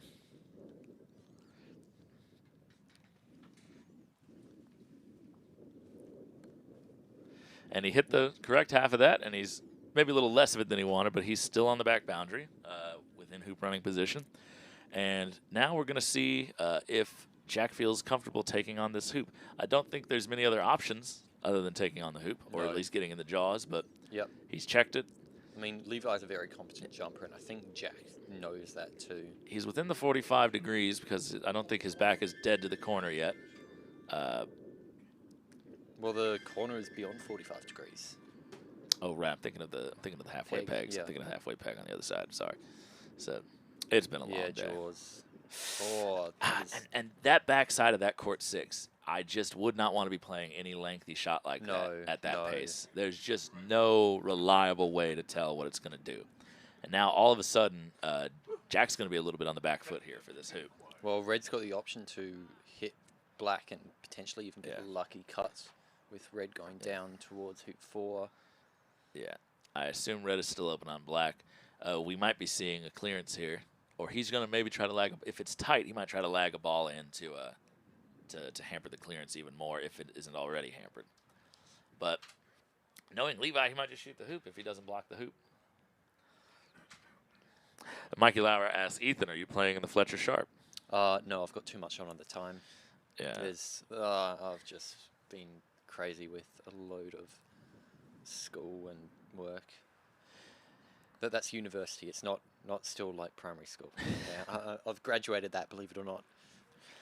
But yeah, it was a very good tournament last year. Yeah, and I think it will be the same again.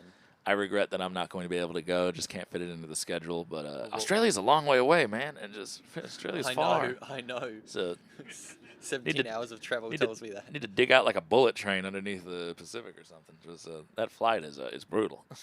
I think that bullet train would make it longer. Yeah, but at least I could stretch out for stretch the long. out in a plane. Not in the seats I get.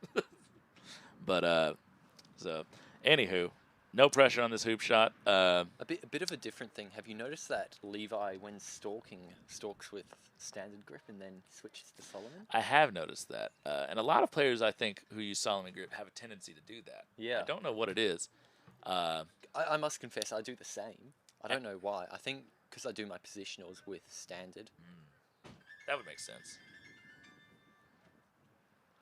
I reckon he's got a shout at this. Oh, nice, what a shot. Nice. That's the kind of shots he was making earlier in this match, just consistently. And it's going to be very tricky, I think, for Jack to bring this match back if Levi continues to do that. He's just so he's just so confident from those distances.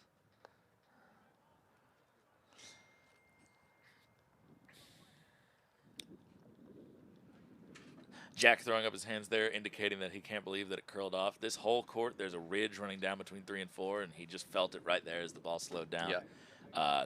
I still think black runs, but I don't think it's a gimme. I don't think it runs. I think it jaws, but I don't mind that position at all.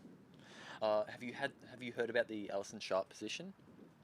The Allison Sharp position? Allison Sharp position. Not. So it's when you're going down to a hoop to intentionally put your ball in line with the hoop on the close boundary side, about 2 yards off it, and so then you've got the instant clear their opposite ball.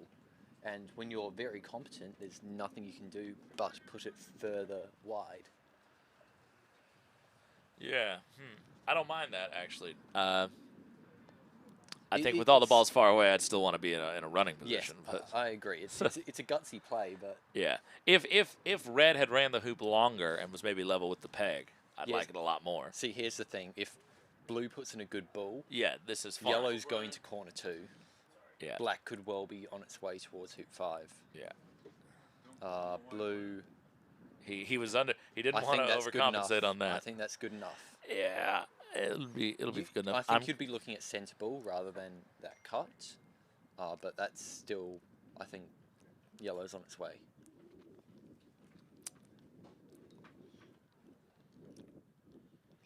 And Levi's shooting, so perhaps black can run. Yeah, I just when he walked up to it, the angle didn't look impossible. That's a great. That's an amazing luck. It was lucky. Let's not get it wrong, but like that is an amazing swing at black. Hit it really well. Away with no smirk. I can do this all day. Oh, there we go. There we go. You're in a really good position if you're Levi. You're 2 games to 1 up. You can say truthfully to yourself, I've had the majority of this match under control so far. I've been playing well. I had a little bit of a slump. I can come back. You've just hit a really good boundary line hoop. You just hit this beautiful clearance. No, he's in the jaws. So you just hit an amazing clearance to get a lucky jaws. You have to be thinking that I'm playing well and this match is going my way. I mean, is there any part of you not saying that black needs to clear red? No. I mean, because Jack is a great jump shot player. Yeah, but I don't think that is gutsy as. It is, and that's a great shot. Jack's not happy, but I mean. Well, and that's the thing. Black's always going. I think he wanted red further. Levi's obviously going to shoot. Were Yellow in a slightly worse position, or if he maybe hadn't ran that really good hoop at 3, he might be thinking, I can just turn around, stop blue, and just take complete control, get red back. I don't need to be overly aggressive. Black, I think Jack's main gripe was Black went so far away. That just in case I Levi agree. did decide to play Well, Black conservative. went further than red. Yeah. And it's in no position to defend this. Let's say that, Yellow doesn't score this like that. Oh. But Yellow is on. There's a lot of pressure on this hoop because Yellow's on near boundary position. Black is in nowhere to defend it. And Red can come right back, first ball to the hoop with really no pressure. So Jack did not get as close to this hoop as he might have wanted to. This is a good 3-4 yarder. There is a little slope here, and he knows it after that ball in with Black. Ooh, And Jack, that's a bit wobbly. And Jack does not hit his hoop shots the hardest. He has a much smoother stroke. And that can be a problem if the ball slopes a little bit and you just catch a little extra wire. But I think he would. He is capable of hitting harder. Oh, yes. I know, but I think. But it's a comfort thing. Yes. Yeah. While they pound the hoop, your kith and kin are in the chat. Jamie's here, says, hi, Ethan. Oh, of course it is, Jamie. Hi, Jamie. So, yeah. I think all I'm getting known for is being Jamie's little brother.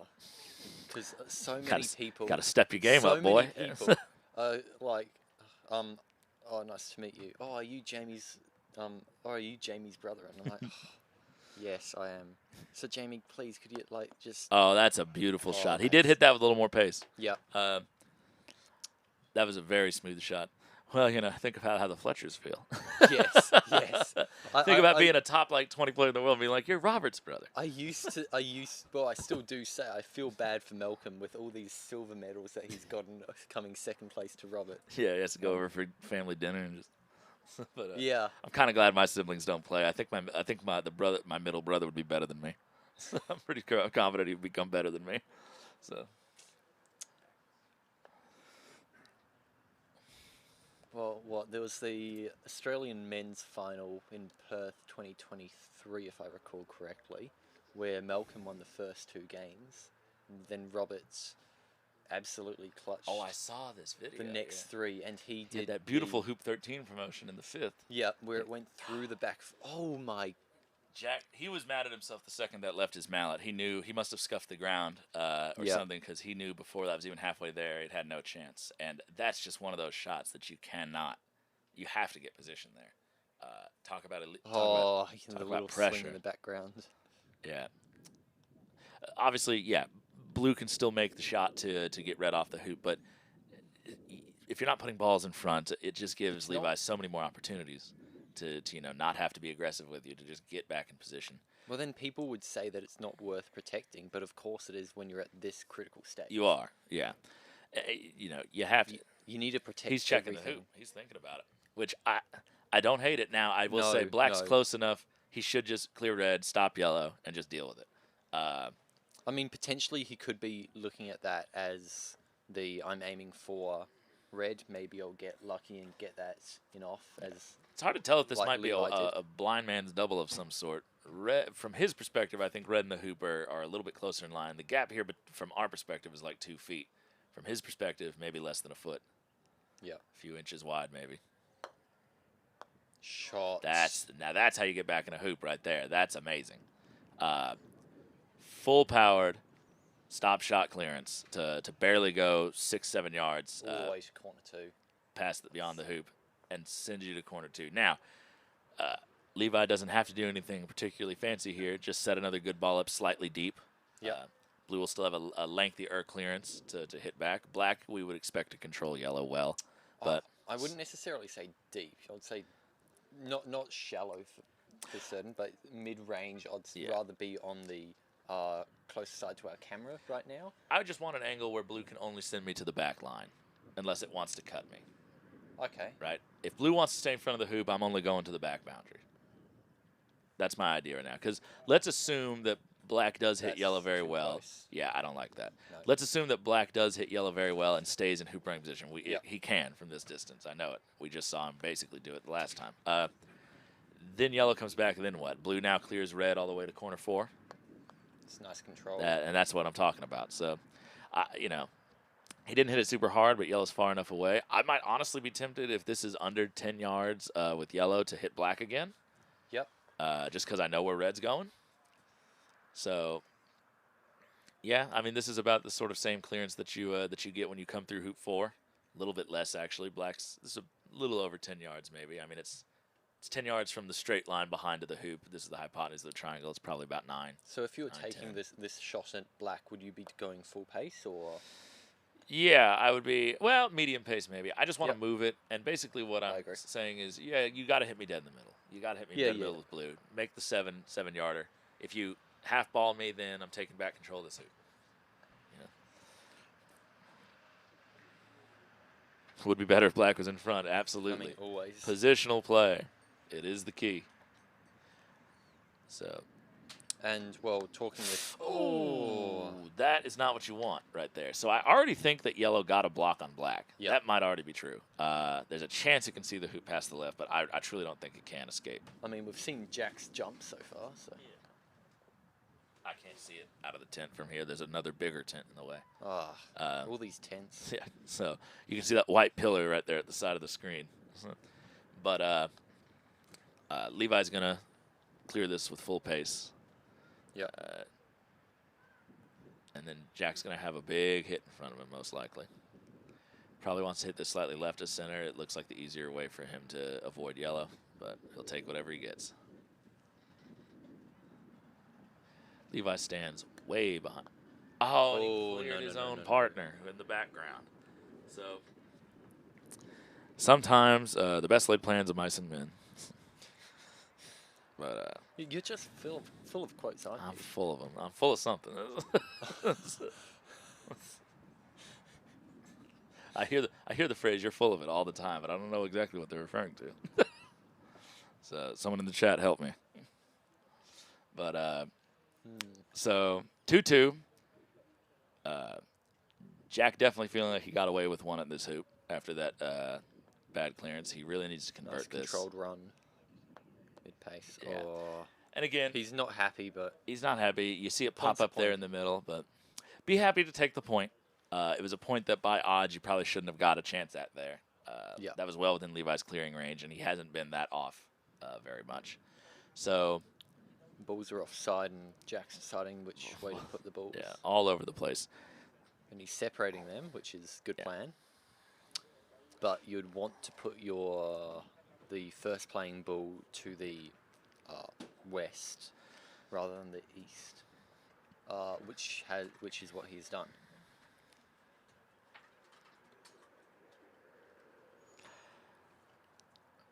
All right, let's see a good first ball position. Big chance here to maybe get some sort of wire with the peg coming down this alley. Looks a bit short to me. That's going to be perfect. That is a touch long. Oh, I'd call that runnable. Yeah, that's runnable. Definitely. It's open, I think, on Black. But Black's hampered, too. But at this angle, I think he might be able to get a clean swing around the hoop. I'm not sure. Because Black is about maybe a yard dead behind the hoop, and that's slightly right of the line. He might be able to slip his mallet. Stance might be a little hampered. But well, I assume what we can't at this see. level that people would be fairly comfortable changing their stance. Yeah, and you do sometimes. Now, is it going to optimize your ability to hit at long distance? No, it's not ideal. Ignore that. So that's right, Ben. Full of Nutella pizza. So it's brutal. Yeah, but he's Ben. Jack's having a shot. This may even be a double, honestly. Yeah, it's not the nicest double in the world, but it might be. I think there's probably a little gap. He's not. Is he taking this on? So he must really be hampered with Black. That's to the right. Hoop. No, too much to the right. So shaking his head. Yeah, I think from his perspective there was a bigger gap than what we could see. But yeah, so fellow Openshaw team member Ben Rothman in the chat here. Is there a reference with the Nutella pizza? Yes. Is it appropriate on the stream? Yes, it's goofy. And so it's just, when we went to the McRobertson, there was a pizza place nearby that had something called a Nutella pizza. So, of course, I got it because I was like, what the hell is that? And so it was basically just like a dessert. With mushrooms. It was just a dessert calzone, basically, with Nutella in it. So every time we've gone to international tournaments, we somehow always manage to find one everywhere country we go to. I think Ben even dug one up in Egypt or something similar to it. So yeah, something similar, not exactly the same, but So it's become a bit of a treasure hunt. So. Yeah, so he's playing it quite differently to his normal. Yeah, hands really low. One of the downsides of having such a long mallet and such a tall swing is that when you have to go compact back down, it really feels awkward. Yeah. It really does. You have all this extra handle above you that's kind of just poking into your chest and into your neck. You know. What my mum was playing with my melt the other day, which is probably, I don't know, 6+ inches too tall for her. And it was just constantly in her way, and she was, well, like, she blamed it as the reason she That's lost. a really good shot. That's a really good shot. Considering the circumstances, Considering the I would hampering, be to hit it straight enough to even make contact. Obviously, doesn't do a whole lot to get him back into this hoop. We're expecting things to go 3-3, but he's in a better position than he was just a second ago. So 3-3, I'd be happy with. Yeah. With the where way he came from to how it's going. Yeah. No, if I'm getting to hoop 7 level with advantage at hoop 7 right now, I'm very happy if I'm Jack, because the first 2 games did not look like that. Yeah. And that's what I saw. But what I heard from Sam Cuthbert was the biggest problem that Jack's been having has been his positional play. But that's Me and Edmund saw the same, yeah. And same in Blake and Fawzy. Both of them they were hitting so well, but they were, and I would say that Fawzy's positional play was just slightly better than Blake's. Yeah. And forced Blake into some slightly more uncomfortable shots. Yeah. Because he just wasn't getting. We lost our monitor. We're dead. We're dead in the water. So. Did it quit again? It tried to enter power saver mode, it said. So I have it up on my phone here. We're late on the phone. There's the delay to the actual live stream itself. So not certain. He's still on my live stream. He's still lining up his shot. The monitor's trying to reboot. It's hot out here, so and it's been running. Off? I did. Okay. So now I turn it back on. So No, leave it off. leave it off. All right. And then try We'll- it again in 15 minutes. We'll give it a few minutes. So right now we're going to just watch it on the phone here. We're delayed. We are behind whatever we're seeing in real life. So I do apologize if our commentary seems moot at some points. But so right now we're seeing Jack continue to line up this shot. He's made some last-minute adjustments, and he fires it off, and it is Shots. good. Hits right half a ball on red, pushes it over towards the east boundary. So again, long way to go to get back in this hoop. Blue did not stay around, but he is making a string of good shots here to try and get back in this. It's relatively straight, though. It is. I don't know how far it's gone. It's definitely. For me, most of the power went onto that Red Bull. Yeah, his ball hopped a little, but I would say Yep. he's probably about level with hoop 5. That probably seems reasonable. Yeah, that seems about. Until we pan over, we won't know any better. But Of course, we probably have panned over by this stage, but we that will would not probably know. have. So maybe the people at home would be like, "Man, these guys are behind the ball." So Yeah. It'd be really annoying if someone comes onto the live stream right now and we say good shot when when they miss it by 2 yards. and they're just like, "What a bunch of jerks!" And like, just like, this is not the good wholesome family croquet I signed up for. No, this is not PG-13. Ooh, and he could not string 3 of them in a row. So a narrow miss there to give up a short hoop attempt with yellow, with red also in slightly less optimal position, but no other balls Are around. you at all considering jawsing yellow to rush peel with red? With red where it is, maybe. Neither of his balls is in jump shot position. Yeah, I know that. He's looking at that. He's hitting it real soft. That's not very deep in the jaws.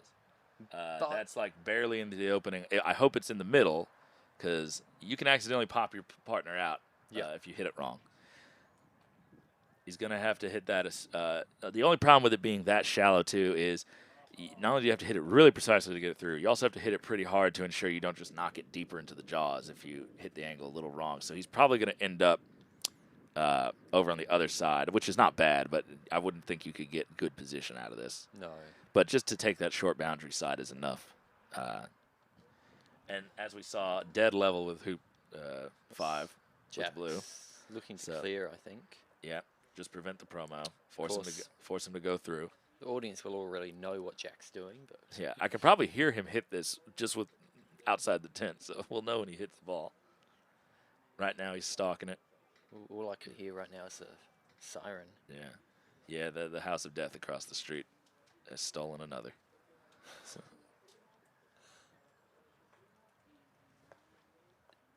Is he jumping? I think that. Well, there were no. I just heard a ball hit. He's definitely jumping. Holy hell, he's jumping. Oh. That had the height. That was not a bad attempt. That had the height. It just hit the left wire, I think. Oh, my gosh. It's hard to tell on this tiny screen, but that is an incredible distance to even have a chance at it. I mean, I remember you a few days ago saying you'd be willing for anyone to have it at least anyone. Anyone. I didn't. These lawns being as soft as they are, Blake would be about the only one, or Edmund if he were here to get the power to be able to lift 14 yards. I thought. Yeah. On these softer lawns. Now we're a little bit later in the day. It's been hot. You know, maybe the ground's firmed up just a touch, but like. I mean, well, have you not seen Jack's biceps? Like. I haven't looked that closely, Ethan. If I'm going to be honest with you, brother, but that's nice. That is very nice. Didn't really get as far as he wanted with red. Red's over but towards the next hoop. Yeah, it is very close. If he had gotten perfect position, he could honestly play yellow on blue straight back down the court. So. Or the snuggle even. Or the snuggle, yeah. Although that is pretty gutsy. Yeah, he's only about this far from the blue ball, and it's pointed straight down at the south boundary. So if I got red in runnable position off that shot, blue's going to behind 5. Wow, I mean, that jump shot just... And he does it standard grip, too. Yes. That's crazy. I know, like... Don't you switch to Solomon when jumping? I do, yeah. That's the only way I could... My wrist can withstand trying to get that much leverage and force. And I have a shorter mount than Jack, and I don't stand up as tall. So, like, you're seeing the benefit there. He's kind of like... He shoots them kind of like Ed Wilson does. He stands very upright and hits them with a full sort of flattish swing. No, with Ed Wilson, it's strange. It's like he's doing his normal shot, except he's just on his toes rather than his heels. Yeah, it's very skippy because he's generating such a huge amount of force through the ball. So there's something to be said for having that really long mallet profile and then, having that huge sort of swing arc.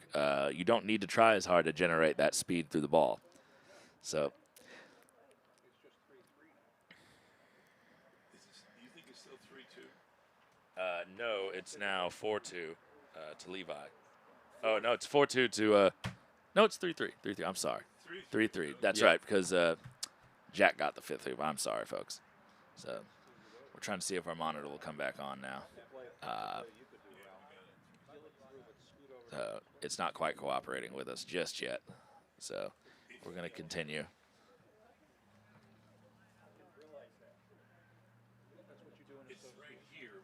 Stand up and bring your mics over here to do it. How heavy's the mic?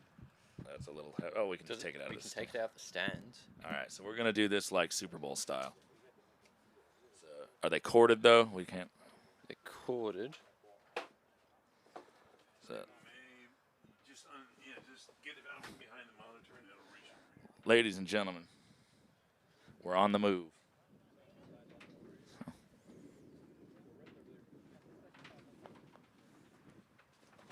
Hold on. Talk into this microphone. No, we're good. We got it. Plenty of slack. What you got is better. All right, so we're here at the master controls with operator Russ Dilley. So makes me feel a lot more important now. That's right. So there's a lot of different views we have right here. So the screens are a little bit marginally bigger, but we're seeing a truly live feed. So for those of you at home, when you actually see what we're seeing, there's a few second delay. So what you're seeing on the live stream itself. So here in the booth, some of these primary monitors are able to see it truly live. So we just want to make sure we're giving you up-to-date commentary without any weird lag. All right, so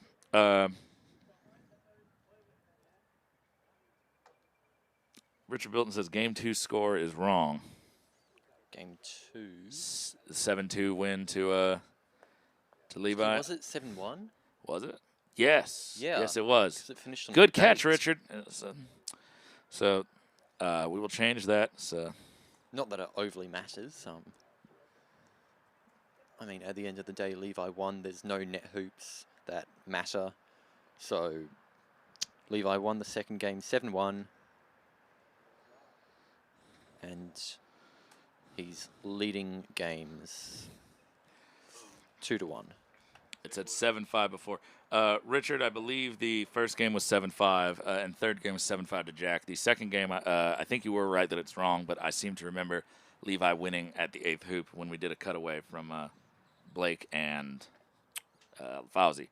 So I'm sure the actual scorecards will be accurately reflected, but suffice to say, Levi did win. Maybe in croquet scores already. Yeah. So, Alex, did he manage that with standard grip? The answer is yes. That jump shot was standard grip from 14 yards away, right? Level with hoop 5 to hoop 6. Yeah. So, double bounced. It would probably be just shy of. Yeah. The second bounce is what really impresses me. We were practicing jump shots a couple days before the tournament started, just goofing off, and we were trying to do the hoop 5 from the boundary over on court 3. Yeah, and no, maybe that's those not courts happening. have a different amount of sandy underlayer, but than these newer courts. But I watched Jack and myself and a lot of others. We couldn't hardly get the lift to even reach hoop 5 in the air from the boundary, and that's another at least 4 yards past that distance. And he had a second bounce. That second bounce is what really impressed me because by that point the courts are normally so soft they absorb all of the energy and you don't really get back up in the air. It reached the top of the hoop too. It did. It did not try to dribble through. It wanted to go through at the top. Yeah, it was absolutely insane. Levi was that was inches away from being disastrous for Levi. So Levi here. Blue is very. I think it's runnable. Not anymore. Well, so he would have liked to maybe sandwich his ball sort of between the hoop there. He did nick the hoop as he went by, but he is behind. Yellow is in great position, though, and black is now staring down close to a 10-yard clearance on this yellow ball. So Levi's got to be enjoying this position at the moment. Great. It's a good shot. He's not happy with it because he wanted to cut it the other way. This leaves Levi the boundary line hoop as well as putting his ball in the corner where he doesn't have a possible running shot. Will we see Levi take this on? I feel Levi would take on the shot here. I think he's trying to show that he's not scared of the hoop. He's not scared of this game or Jack even. He's just trying to he's trying to get over with almost. Well, the longer it goes on, you know, the more exhaustion comes into it. Right. His peak of play, I would say, really was sort of the back half of game 1. Yeah. So, you know, if you sort of are aware of the fact that, I'm not playing quite as strong as I was before, you want to just put it away before you start to wear down even further. He's shooting. Yep. Big shot here. Potential game. Swing the hole. Favor the game here. What a shot. With good pace, it looks like. He's down there. Oh, Jack is dreading this. Jack, yeah, we had a little knee flex right there. So that either means yellow stopped in a really good position. Oh, it did. It did. Oh, that's lovely. That is peach. That's about 6 yards north of that hoop. 7 maybe. It's kind of hard to see. We have a sound bar that's moving every time I speak into this mic, so it's a little hard for me to see the hoop right now. Your goal is to get it into yellow every single time. Yeah, boy, I'm about to hit the red in a minute. I'm about to start caterwauling. Oh, you did before? I did, yeah. Well, I think that may have actually been me, but so, hitting those high registers. Let's hit those high notes. See who can do a better falsetto. Nah, don't mess with it. Don't mess with it. Sorry, I'm just making goofs. So, gentlemen, I have been in this booth most of the day since 8 in the morning. So, you know, he's going a bit crazy. I'm definitely. I've kept out of the sun. That's the good thing. But I'm definitely trying to sort of, keep the material from going stale. There's only so many times I can say he's 7 yards north of a hoop. How many times do you have left? A lot more than most people would probably think. Okay. But I'm trying to say it in different ways to make it interesting. So.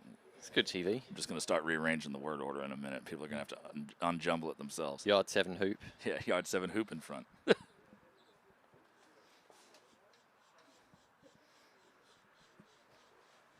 So Yana is 3-2 up in the plate semi-final against Simon. It's a tight game. That's game 3. I love it. Simon has had someone said it, and I believe it's true, that no matter what happens tomorrow in the final, if Simon were to win the plate at 11 years old, that would probably be the more impressive of the two stories. That was me that said that. That's right. That was said that. All the faces are starting to blend together. I'm sorry. Although that originally did come from I thought Sam. it was your sister Jamie. No. I'm just sorry. Oh. I'm sorry. I'm sorry. I can't help myself, so I'll stop. I hit the red there. I hit the red. Oh, you hit the red. Yeah, I was looking for that. Oh, Levi's taking a jump here. Oh, man, this is so aggressive. I love it. Well, again, it's if you can't see blue, I guess, it's either a jump clear or a jump for the hoop, but you could, if they're in line. Go for the hoop. Had good height. Hit the ground just the other side of blue, but a little bit to the right. So, and he's got to be feeling a little bit cheated there.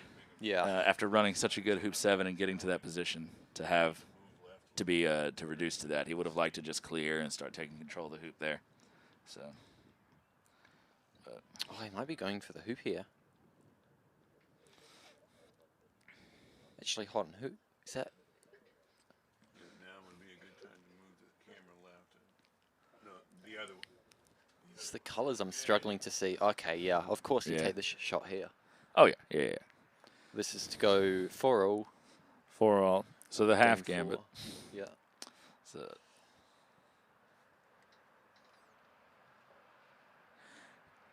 According to my phone right now, which sometimes is behind, we have about 200. Oh, no. I wouldn't want to give Levi a second jump shot. What, roughly somewhat 200 238, it says. Well, viewership has gone down since I've arrived. Yeah, so sorry, Ethan, you're fired. So, Russ, do we have an up-to-date, most accurate number of our viewership? No, I lost the internet network. Don't worry. Wi-Fi, so I don't have any. All I have is Ethernet. All right, well, ladies and gentlemen, technology is slowly starting to fail us, but we are going to keep things going. There's enough duct tape lying around that we can keep things operating. It's nothing you can't stop with Two things, folks. How about these commentators? I mean, they can't be beaten for sure. And just so you know, these semifinal games are being recorded individually, and they'll be posted separately without all the moving back and forth once I get home. So. Yes, so we did get some comments earlier. We missed, unfortunately, in the back and forth, a couple of very impressive shots. Blake Field's hoop shot to make hoop 6 from the south boundary and some others. But all of those shots will be available and edited and spliced and recorded into their proper games. So there's a lot of bonus content y'all are going to get other than watching this live stream. And if you're just tuning in now and you don't want to have to rewind back through 7 hours of footage, they will become available to you in more edited formats later on. So a lot of hard work goes in, not only before and during the event, but also after from our editors. So we want to thank them, too, for their efforts. So, slightly hampered stance here. He's looking at it.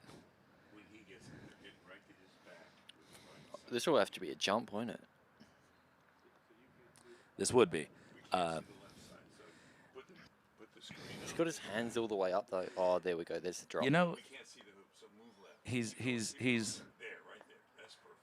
was looking at how hampered that stance was. There's a world in which, well, blue didn't really get in the hoop. There's a world in which if you're not confident with this, turn around, stop shot the opponent, and then clear from the ball that you left on the back boundary. But he bets on himself if he can get a clean swing on this. This is a good distance. I don't like jumping here. Yeah.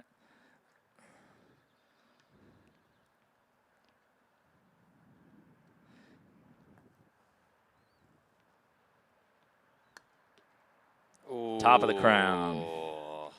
And you can see the disappointment. He overhit that a touch. But I'd rather overhit that. I'd rather over than under hit it. Now, if you underhit that, that's going into his ball. He's peeling it through, and he's first ball to hoop 9. Jack is going to be promoting this. I don't know what kind of angle he can get on it necessarily, but he's looking at it. So, and again, you know, if Levi wasn't 100% confident with the stance there and it was going to throw him off just a little bit, he could have had the option to turn around either with a cuddle or a stop shot clearance and then bank on hitting the 7-yarder from behind the hoop. That ball is roughly in the middle. So, and if it's touching a stanchion, you may not even need to run the hoop. You can just sort of force it off. But he's liked those jump shots. Oh, so he's hit it through the hoop, but he hit it too straight, and he is stuck in the middle of the jaws. So he will, for a little while now, be playing 1 ball against 2 at the critical hoop 9, 4-4. So odds have just skyrocketed for Levi to take this 9th hoop. if he can lay this first ball in good position, forcing Jack to make a long clearance just to keep himself alive. We discussed earlier how important this ninth hoop is. We did. And I think in this game here, that was the one thing. Oh, well, that'll leave Jack alive a little longer. That is Opens not the door. runnable. Deep ball for Jack. Yeah. And again, positional play. Yeah. You know, the thing me and Edmund were talking about, we talked about it. You just cannot afford in those situations to not get that ball in a runnable position. Even if you have to go deeper because you're not sure of the speed, give yourself a 5-yarder versus not having it runnable. Put pressure on the hoop. You just cannot allow it. He's stuck in the jaws. Even if your first ball needs to do a clearance instead of a hoop shot. If you put a 5-yarder there, then Jack's going to be trying to go on the inside of it. He won't have the guts to try and clear it because, well, you're going to make it move. Right. Then you can get aggressive with your second set. But with that second, with him trying to get on the inside, he's got a smaller margin of error. Yeah. So just real big opportunity for Levi there that he somewhat forfeited with that poor position. It is currently 4-all, 9th hoop in the 4th game. Levi 2-1 up in the match. So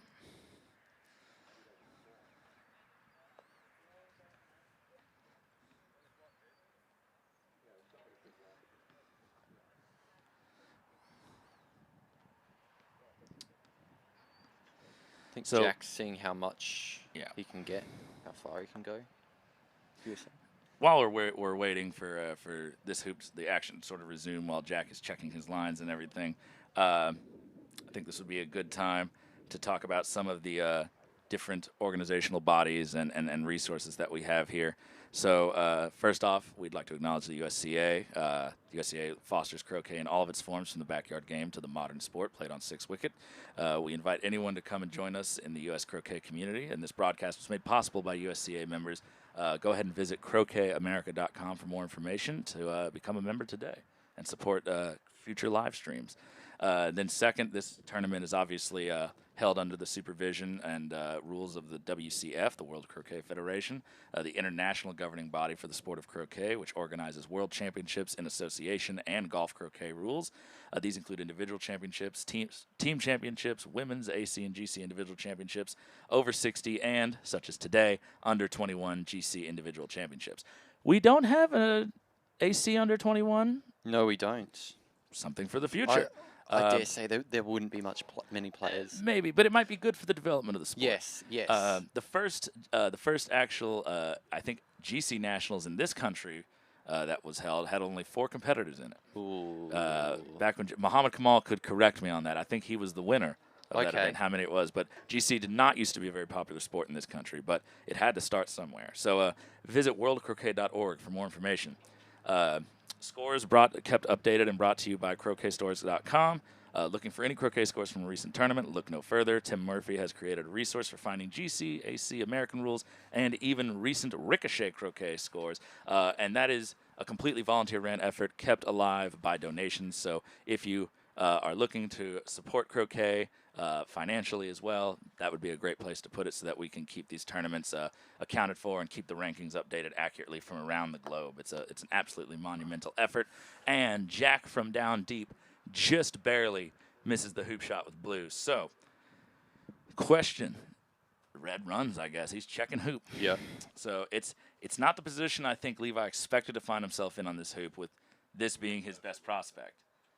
Definitely this is going to be, even if he makes this, unlikely to make it all the way down, and he's going to be disappointed that he didn't press the advantage a little bit better. But he'll take the point if he can get him. So.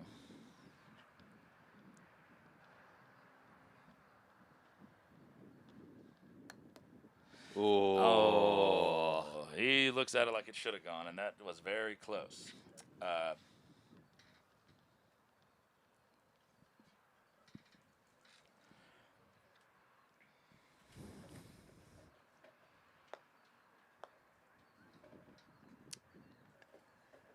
Now, last time I had a peek at the plate semi-final, Yana was still 4-3 up, but she was in the jaws of hoop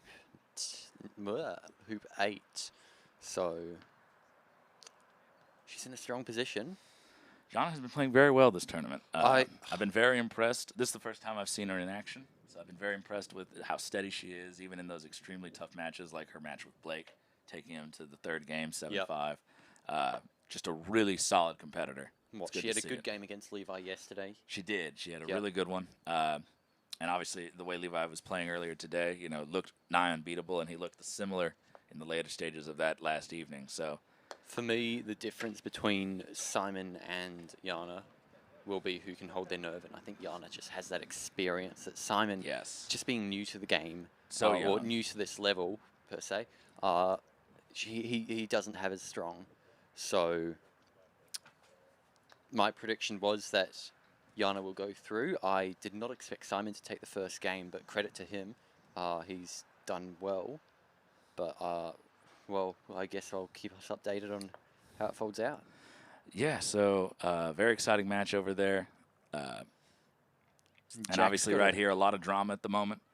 So the question is, what is the best play here? So Jack not believing. He was looking at Jaws. I don't think he thinks he can get deep enough to keep from being immediately dislodged by red. Black just cleared, yellow just cleared black to the back boundary. And I believe is just shy of being on the line itself, but I didn't quite see what was represented on the screen there. So I wonder if I've got space to have a look. Yeah, so gonna poke his head out, Ethan, real quick to see if he can't see through the tent. No, I forgot there was a tent in the way. There's a big old tent in the way. Well, it's actually less a tent, more the people in the tent. That's true. The tent is actually open-sided, unlike this one. Oh, well, it's open-sided at the back, and my calves are getting a nice suntan. Yeah. Long don't wear pants, shorts. Baby. Don't wear shorts. No, don't wear shorts. So got this live stream brought to you by long pants. Keep your legs looking silky smooth and fresh for the rest of your life. Long pants. Yeah, I'm sure Levi and Jack, both their calves look schmick, so they must have worn long pants. What is it with me and calves today? Yeah, that is the second time you brought it up, just in this booth. Yeah, and then also Jack's biceps. I think that came from a comment I heard at the Open Shore about Chris Clark saying before the tournament, Jack was clearly had a bit more energy and was doing press-ups at the beach or something. And it just comes to show this under-21s is so different to the Open, where a lot of people are not necessarily old per se, but older than a lot of the people here. And just at this under-21s, everyone has a lot more energy. And it just brings an entirely different game. Yeah, I remember when I had energy. Come on, mate, you're not that old. No. A lot of mileage.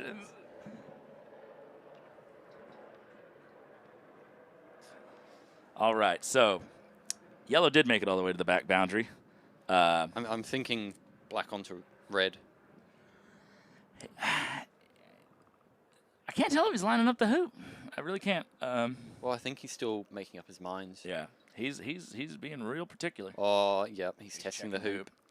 Yeah, both of these players not being very conservative in these situations. Both taking what would be considered the more aggressive lines in most situations, which we like to see. You know, let it be a shooting gallery. Good croquet, yeah. Let it be a shooting gallery. If they go to a third game and that isn't on, I'll give you this one. Yeah. Okay. We can put it over there.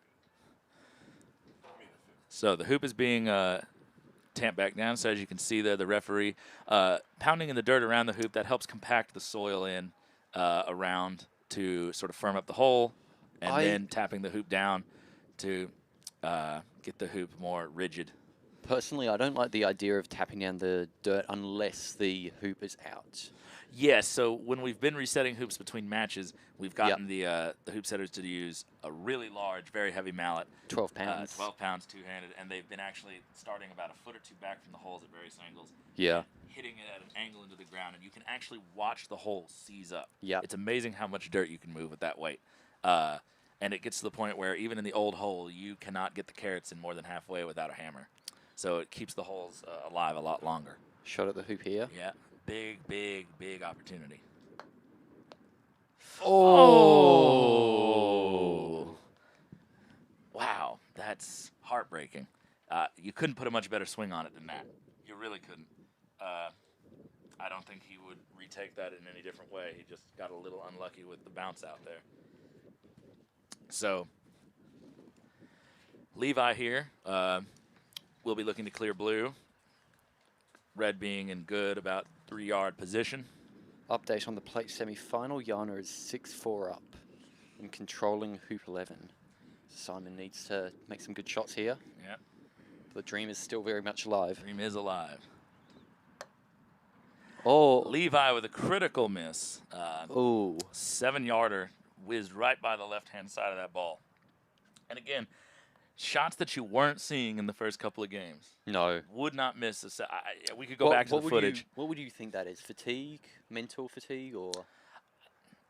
I would say originally, and I've experienced this myself, I would say when you get 2 games up and you're feeling really good and you're playing amazing, sometimes it's really hard to keep your foot on the gas. Thinking too far ahead.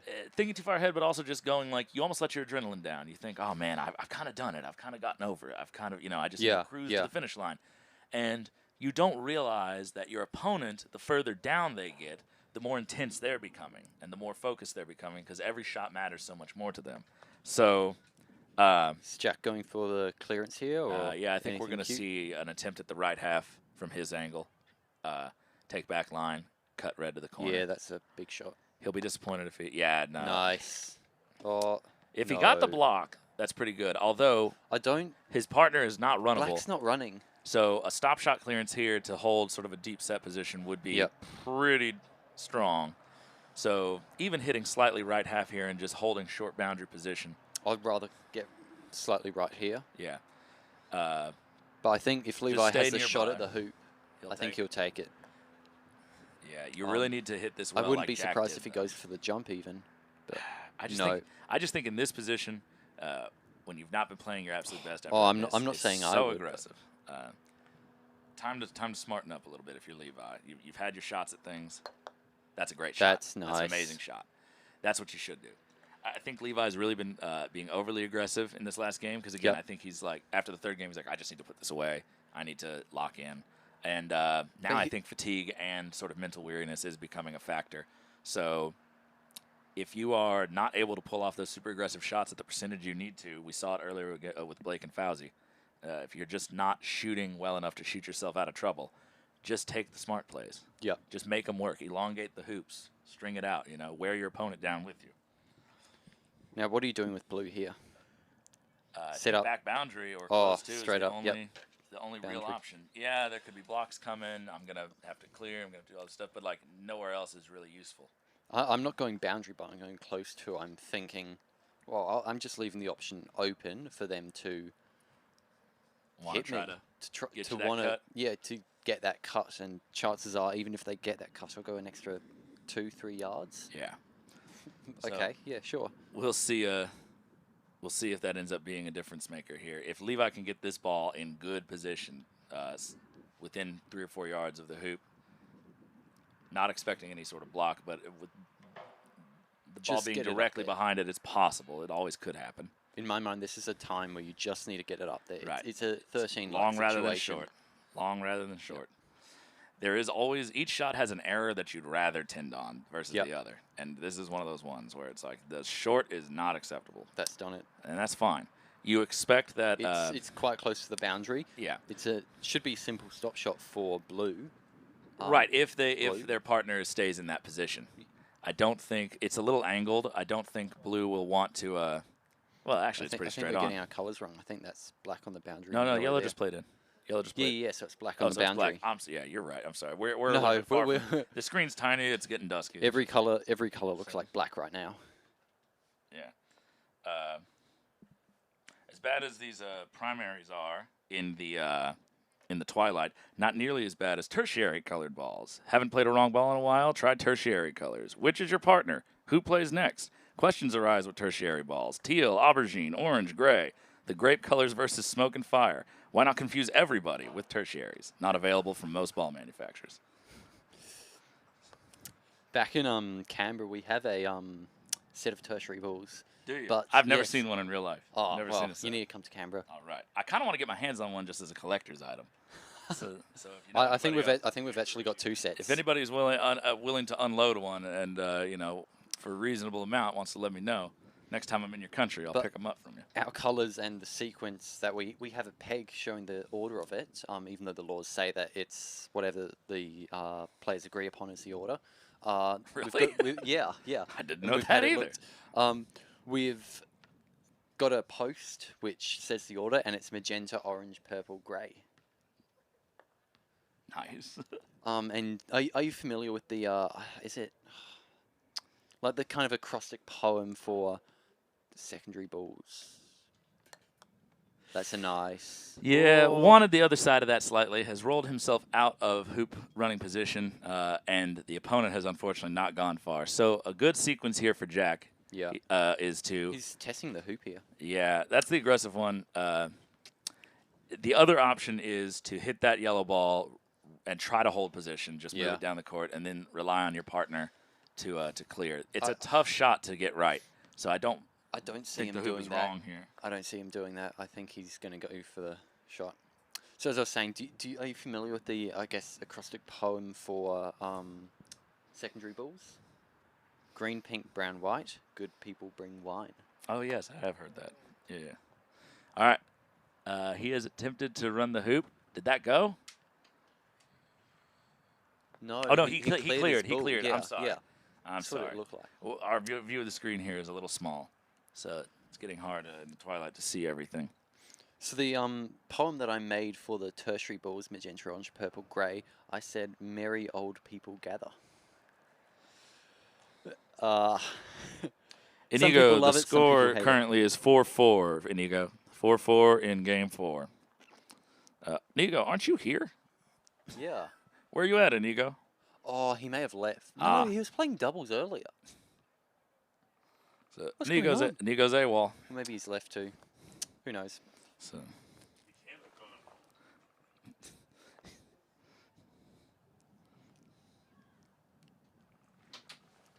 Yana looks to be in the jaws of Hoop 11 with yellow and it's black to play, so I think it's fairly safe that she will advance to the plate final, where she'll be playing Jessica Bullen. So that's That'll be a good match. Oddly, they both played each other in the block. I did see that part of that match. Yes. Yes. So Levi's taking on black here. Or blue? No, blue. I don't think black can... Oh, yellow's in the jaws. When did that happen? You actually mentioned that a second ago. Did I? Yeah, your brain and your mouth are on two different wavelengths. Yeah. That's no, fine. I was talking about the plate final. Oh, well, it just happened over. Well, that's I thought you were talking about this game for a second. No. Perhaps did yellow come through the non-playing side of the hoop? It's not quite that through, was where it was, because wasn't yellow it? was on the north boundary, so I think yellow's through on the non-playing side. That's just one of those things, man. Yeah, I'm all over the place right now. Yeah, we're about to see. This decision by Jack lets us know this is not scoring. He's not even looking to go halfway. Yeah. So Ben puts forward secondary order is spring, summer, autumn, and winter for green, pink, brown, white, which is a thing I've heard. Spring, summer, autumn, and winter. So green in the spring when everything blooms, right? Well, when everything gets green again. Pink when all the flowers bloom. Brown when everything dies. White when winter sets in. That's too many words for me. Well, he learned. Good people bring wine. Well, I think the idea is that it's the seasons in order. You just got to start with spring. But he learned it from Susan Fulford. Mine was from James Peter Heath says leaves come out before the flowers. Leaves come out before. Inigo's like, I went home, but I'm going in 40 minutes because I left something there. Inigo, it's going to be gone by the time you get back. I have an eBay account. So best hustle. Yeah, what did you leave I'll here? trade it for a set of tertiaries, Inigo. All right, we're going to try our monitor again so we can actually see the minutia of what's going on here. Oh, I have to hold it. Richard Bilton says, interesting. Ben says autumn, not fall. We kind of use them interchangeably in the States. We don't just say fall. So we're tired of y'all making fun of us. So that's unfortunate. Inigo left his charger. Ooh, tech. Ooh, that's probably $20 worth. $20. I can buy a nice dinner with that. So a nice dinner? At Raising Cane's. Oh, yeah. I was thinking, what, a nice dinner at McDonald's? Oh, did we miss a hoop? Oh, man, we're dropping the ball here. It's late. So, yep. All right. So, yeah, red went down first, so blue scored the hoop. So, after jawsing his own ball and giving up the first shot at hoop 9, Jack still manages to come back and win off of that poor position with yellow initially at hoop 9. So, once again, we've been saying it all day. Positional play is making the difference here. That might be a game-costing mistake from Levi, and potentially, as it goes on, a match-costing mistake. So, well, let's just focus on the game. Let's just focus on the game. So, now, let's be boring. And no. I should stop looking at the other game, but somehow Simon. Oh, there's some clapping. Simon has clawed back the plate final, and he's currently down, but it's 5-6 to Yana. Yeah, I'm getting a report that the hoop 9 that he made was an absolutely filthy in-off. Filthy, as in it really should not have happened, or it was really, really good. There's a little slang for all y'all out there. So, I am familiar with the word filthy. Well, the use of the word in this context. Well, I'm still aware of that. Oh, okay. Good. I understand that we have language differences. So, no, I was just restating a word. Insane in-off, Ben says, Spin took it due west after scoring hoop 9. That is insane. There's a video out there of possibly the greatest in-off ever hit. Matthew hit it against me at a tournament down in Lake Wales, Florida. He actually, we were at hoop 11, and he shot from the west boundary penalty box and made the hoop. Okay. I think and somehow I think I can one-up that. And the spin of the ball actually brought it back north of the hoop again. I've got 2 hoop stories I can tell you then. So the first one is between Kevin McGlynn and Karen Bisley in the New South Wales Open a few years ago. Karen put in the first ball, and it curved and went onto the far leg of hoop 1. Kevin then shot with red and got in-off. That's the second shot of the game. Nice. It's gone in-off and halfway down. So then black is from corner 4, setting up for hoop 2. Wow. So lovely. Yep. Oh, big clearance here from Jack, and he connects, Shots. Hitting the yellow. Doesn't hit it super far away, but enough to keep the hoop under control. And Levi's had some misfires at this 7-yard range here. So the other story I've got is when I was playing Ralph Richardson, he had his ball plumb in front, maybe 1 foot out. I was on the east boundary, maybe 1 yard south of the hoop, and I was just going for a clearance of him. He must have been slightly off center, but I cut him on the left, and I'm getting distracted by Levi's shot on blue. And what a shot that was. Good shot. So Inigo asked why we can't put the score on the screen. We've lost some Wi-Fi connection here in the tent, and unfortunately the score itself is from a spreadsheet that's overlapped on the bottom of the screen. So unfortunately, when we lost that connection... Oh, you can put it back? Okay, good. I just did it to get it out of the way, and I forgot. Oh, I thought it was we couldn't... I thought it just disappeared on us. Okay, never mind. I was just making excuses. I just knew that we were having some technical difficulties, and I assumed that was part of it. No, I just can't keep the score on this thing. Okay, you can't keep it on the iPad. Got it. Got to do it manually. So, I see. So going back, that was what you were saying earlier. I hit his ball, which was plumb in front. It came, well, it obviously had enough spin that it came off the left side of his ball, went into the jaws, and it spun through out to the side of the hoop. It's hard to describe, but it was maybe 2 inches south of the hoop, but maybe 2 foot right. It is amazing. Spin is your friend sometimes. Yeah, What it can do for you. I've got a wild picture of where it landed, and that ball would not be able to run. Now, there's some applause for Yeah, the Ethan's plate going to final. check. That might be the plate semifinal. Finishing might be Jana. It was on 13, but it Levi looks with to another be great Jana. clearance. Center ball manages to take side boundary. Gets a little even clap Jack there gets from credit. Jack Good. It looks to be Jana who won it, as she was the only ball south of hoop 13. Right, congratulations to Jana. Also, credit to Simon. He's had a fantastic tournament. Hoop 13 in Game 3 in the plate semifinal. You have to love it. And against one of the top seeds for the tournament.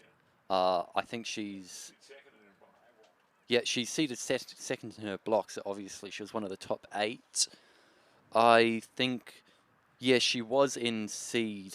She was in block C, which means that she would have been seed 6 for the tournament. I'm never going to eat dinner if this goes to game 5. We're No. going to be here until it's midnight. You're going to be having breakfast. We might have to move lawns. There's lights on one of these. Is there? Well, we just sort of hijacked the baseball field lights. There's a set on this side that can illuminate court 2, I believe. Sounds like you speak from experience. I have played under the lights here before. Any fun? Oh, yeah. I love playing under the lights. Over at the 2. They can illuminate 1, but they're really focused on court 2, I believe. Yeah, they're all the way on the other side. Yeah, from your orientation, they're that way. No, they're that way. He's right.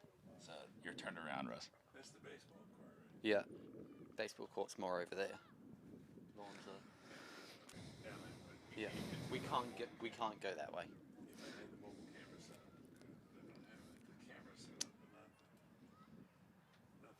All right, we should get up to date with what's going on in the match because I'm losing it.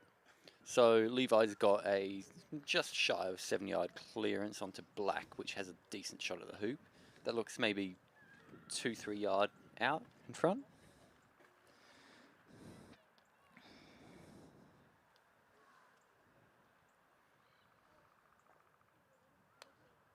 Oh, and again, he started getting a little inconsistent at those 7-yarders. We weren't seeing that earlier on in this match. Now, Jack just seems to be. Yeah, Jack has he's played this looking whole at blue. match slow and steady. Yeah, he's I have not taking seen that. Jack really be up or down this entire match. He's been just very consistent. And Levi has definitely been the more hot and the cold player. And when he's hot, there's not much you can do to stop him. But he's been in a bit of a cold streak this last game So or two. Jack's trying to come off yellow to go towards hoop 11. No, just center balls Just center ball. Just Okay, keep be safe. control. Stay there. You're about to go up 6-4. You don't need to play any fancy shots. So. I must say, I did get brutally commented by some commentators when I didn't take that shot one time. But it was against Levi. I had a perfect block and I just played in to force him into the jump, which he failed. Yeah. And I'm like, Everybody's got opinions, and that is something important to keep in mind. If a lot of the players from this tournament will watch back this footage, and obviously, we know you guys, and we've expressed some opinions. Some of them maybe not the most positive about some decisions being made or shots being executed, but at the end of the day, we're just giving the best opinion we can give from here. If you feel that there's some merit in it, we encourage you to take it. If not, leave it by the wayside. I've listened to plenty of opinions I've never given a second thought to. So, but and if we some hope of that my we have not caused any offense with any of our critiques. They're all meant in love and the spirit of development. Yes, absolutely. That's what I was about to say. And some of the comments or jokes, Yeah, they're all tongue in cheek. That's nice. Matt, everyone's saying, Matthew's like, you just missed the filthiest and unimaginable. Ben clipped it and sent it to me. I'll watch it back later.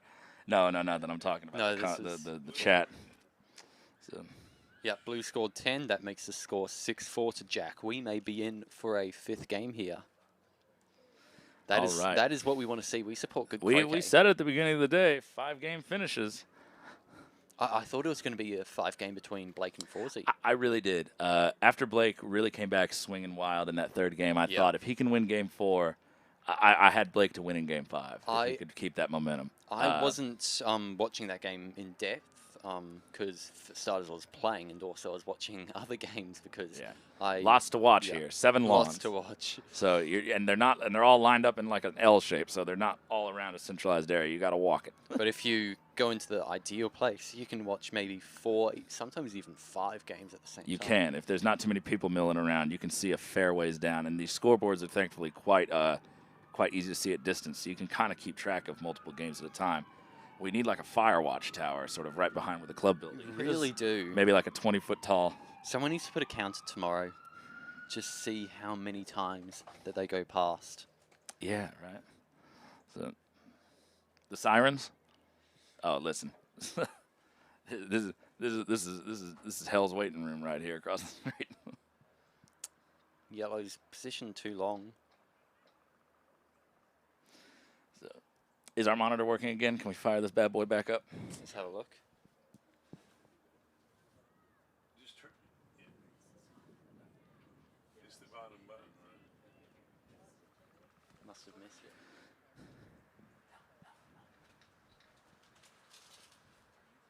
Oh, it's coming on.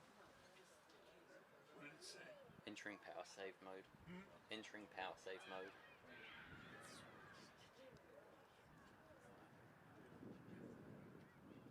We didn't unplug the power. We just turned it on. All right, y'all. So here we are back again. So Levi's starting to claw into a good position here at hoop 11. We'll be looking to take this to the hook and close it out. Long way to go, though.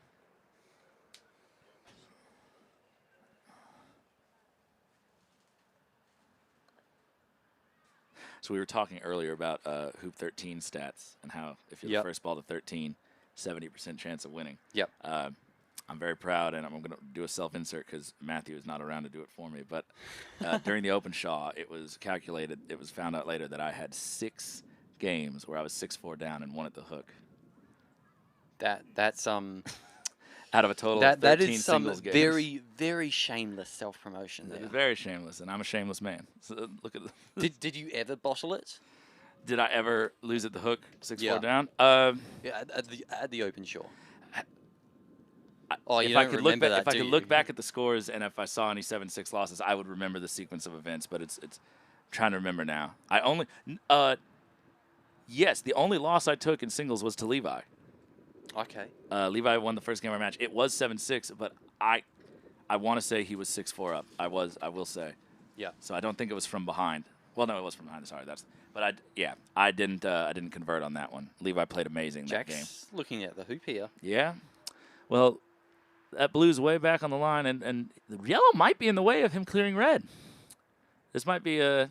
Well, we've seen him do a 10-yard jump shot before. Well, I mean, between that and the hoop, I think he'd prefer the hoop when you're 6-4 up and ready to take the win and go into Game 5. Keep the momentum on your side. He's been playing really well. He shouldn't have won hoop 9 just on the percentages, so that was a steal. He played a really good hoop 10. Levi missed a 7-yarder, so make your opponent work and be willing. No, this is a ground shot. Yeah, this is hoop. I don't think he's pointed red. I think this is hoop. Oh, he wouldn't have checked the hoop if he wasn't going for it. And he missed it. He is disappointed. He missed the whole hoop. Look at him. He's not happy. I must admit, I thought that went through. Me too, until I saw his reaction. Yes, same. It happened so fast, and if we had it'd be really lovely if we had a camera facing directly north and south on the back. Wouldn't it be lovely if we could just have a 360 camera, or just we could move the camera wherever? Yeah, they did film. The North Toronto Croquet Club has filmed a few with a peg camera that's 360. Have you seen it? Yes. We need better video quality. No shade to the North Toronto Croquet Club and their work, but it's a good experiment. I think it has a lot of merit. We need to invest more effort into that kind of stuff. I agree. Beautiful shots. Beautiful I think you do need the other camera angles. You do. As well. You need this, and then that's good for maybe replays or just varying. Well, at certain views. situations. Like it'd be really good for hoop 11. Yeah. Hoop 5, 6, 11, 12. But the thing is that also at certain time and place, that center peg needs to be the bit on top of the center peg needs to be taken off. Yeah. So. Yeah, and they had this just sort of attached to like a removable sort of rod. Yeah, I imagined. So you could move it temporarily if you needed to and just clip that part of the footage out. But so Levi did not get south of the peg, and Jack here lagging into position looking for that wire. He looks just happy. He's crouching, but he doesn't. I think it rolled off at the last second. I think it was perfect, and then based on his reaction, it now is exposed partially. But looking at how Levi's inspecting it, I don't think it's wide open. I don't think it's wide open, but it might be hittable. Maybe half ball or less. No, good. That's great. You got him in there. But it is in good position, so it'll be a critical hit for Levi if he can see it. But and he's just lagging this ball into even better position. That's really nice. That's nice. That might be a block shot. If it's not a block, it's going to put extra pressure on this hoop for black if it does remain there. So let's see what he does with blue. Levi has held his nerve. He has, and even though we've sort of been, even though we've sort of been saying like, oh, he seems to be wearing down, or like he hasn't played as well as he has, and all these other things. Oh, what is? Oh, he's taking. Okay, I was like, oh, that's a bad shot. So he's taking it to the penalty area. I was like, what did he do there? Gee, why is he walking with the ball like that? I saw the ball before I saw him pop in. I was like, what is that? But not only is it a miss hit, it's a hole. He missed the mallet and he accidentally kicked it. Yeah. It's interference. I wasn't in my stance. That's a nice shot really good ball. Really good. So must clear here. Levi, well, he needs to clear something. Yeah, or hoop if he can't see black. Yes. If yellow is blocking black, blue is acceptable. Exactly. Clear blue. Yeah. But I don't know if we have the block. I don't know if I could see it outside of it. Well, there are people in the way. That's right. Ah, those dreaded dirty people. And a car now too.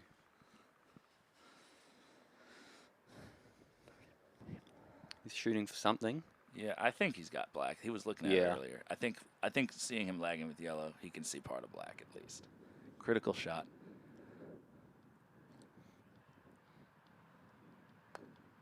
Oh, center vaulted and getting the jaws. Oh, he can get up to 13 now. Ooh. This is what you were crucifying me for yesterday wrongly. Wrongly, yeah, I will say. We had the score wrong. We apologize. That's why we're trying to stay on top of it today. But look at Red's ending position. Now, it's not in the jaws, so anywhere if he does try to get up to hoop 13 off of blue, he's only going to send blue to the east boundary. Blue but that leaves the risk hit. Even of an in-off even. It does, but at the same time, it's like you're 6-5 down. Yep. This is the winning game of the match. You have another chance. So if you just run it and you don't have the advantage, again, that's 30% chance of winning that. That is low. I would make Jack hit this. If Jack doesn't hit anything right now, if Jack misses this and he's offsides of that ball, I would be getting up as close to 13 as I could get, and I'd be saying, yeah, you can save this game with one 15-yarder, but you got to hit it. The thing that I noticed about playing Jack earlier is he doesn't fall short at those critical moments. No. Really, the difference was I was hitting them well at the non-critical times. He was hitting them at the critical moments. Yeah. Now, Jack here. Big hit. Big shot here. He's going for yellow. I don't know if he can even see red. But hitting red doesn't really save you from yellow, and it may hit red up towards 13. So yellow in the jump. The anticipation is... I know, he's taking his time for sure. Oh, beautiful hit. Beautiful hit, shot. And that's just amazing. And he actually got himself up towards 13 just in case yellow gets this blue again. Now, obviously, he wasn't trying to, but that's a really, really good outcome. Look where his ball is.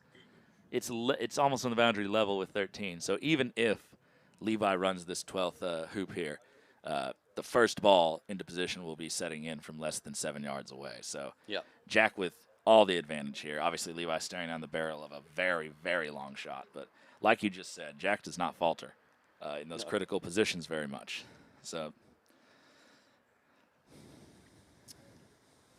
that's also a reason why I thought a Jack and Fawzy final would be very interesting, because I think both of them don't really feel the pressure. And I'm curious as to, in the final, would they feel the pressure? We saw in the last Under-21 Worlds, Fawzy didn't feel too much pressure, but at times he certainly wasn't happy with his shots. Levi's off, and he center balls it. Oh, my God. How unlucky can you get? He cleared it. Now, there may actually be some beauty in this for Levi, because black will have to come back from its position. Yes. And with both balls being south of the hoop, actually, there's a chance for him to get another potential promotion shot. Yeah, but this time in his favor. Right. So this is not the worst-case scenario. The worst-case scenario would have been if he accidentally peeled red through the hoop on that shot. Just because peeled red through the hoop, you're in no better position than you were before. So it would have been even worse if it had only been peeled through 3 inches. Right, and that at that pace, after it came off of that ball, that was probably what was going to happen. Yeah. So, yes, you could have knocked it into the jaws, and then you'd be sitting really pretty. But all things considered, unlucky, yes. Disastrous, no. So he'll be happy just to have hit it and keep this hoop alive and potentially go to the hook here. So he now has full advantage at 12.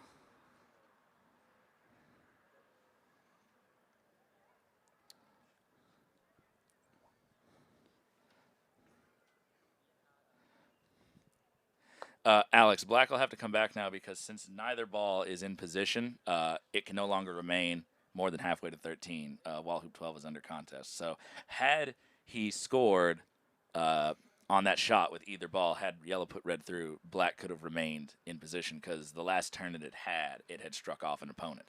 But now it will have the option. Oh, he thought you peeled the red. Yeah. So, no, he did not peel the red. This is a much better outcome than peeling the red. Blue has intentionally played deep and west of the hoop to try and prevent any potential promotions off of this shot. Technically, the angle still exists that he could promote to 13. Very much. I thought the angle would be even more so alive. Right half of this ball sends you at least north of 6, potentially a little bit east of that. So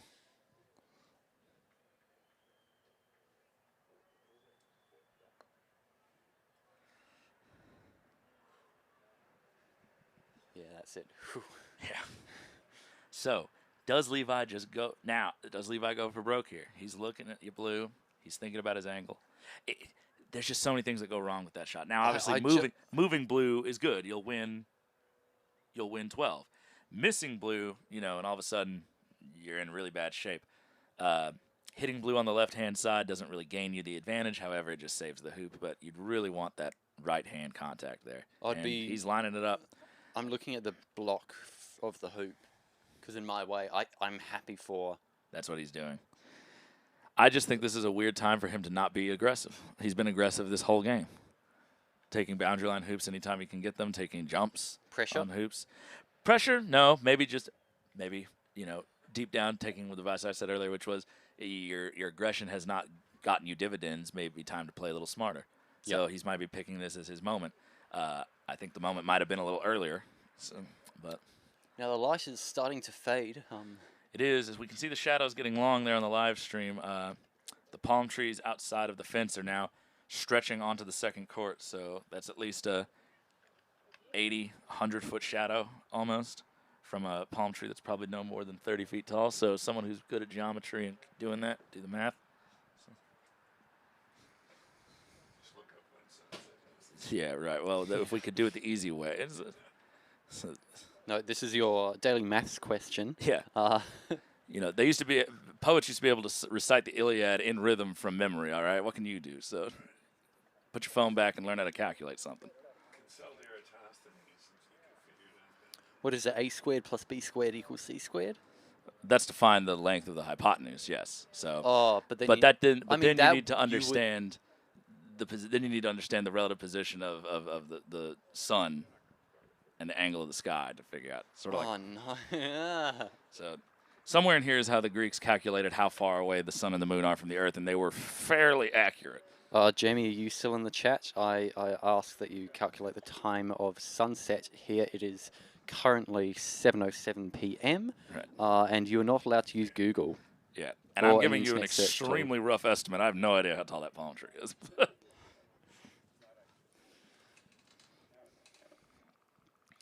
Jamie's probably not going to use Google, or she'll use Internet Explorer or something. There you go. Yeah, well, we'll still be waiting by the time the sun sets for that. But. Isn't Jeanne from Alexandria? Egypt? Is she? Is Jeanne from Alexandria? I don't know. I have no idea. Anyway, that's where Eratosthenes computed the circumference of the Earth within 2% yes. by looking at shadows. Yes, so it was at noon that he did it. Yeah, so he had two pillars, one in Alexandria, one at a city directly south of Alexandria by 500 miles, and he used the shadows at the same time of the day on the same day of the year on 2 different years to basically try to calculate the difference in angles of the shadow to then calculate the angle of the triangle between the Earth and the Sun. And the only reason he was off by even a little bit was those cities are not directly north and south of one another. Jump shot. So, big jump shot. My God, all right.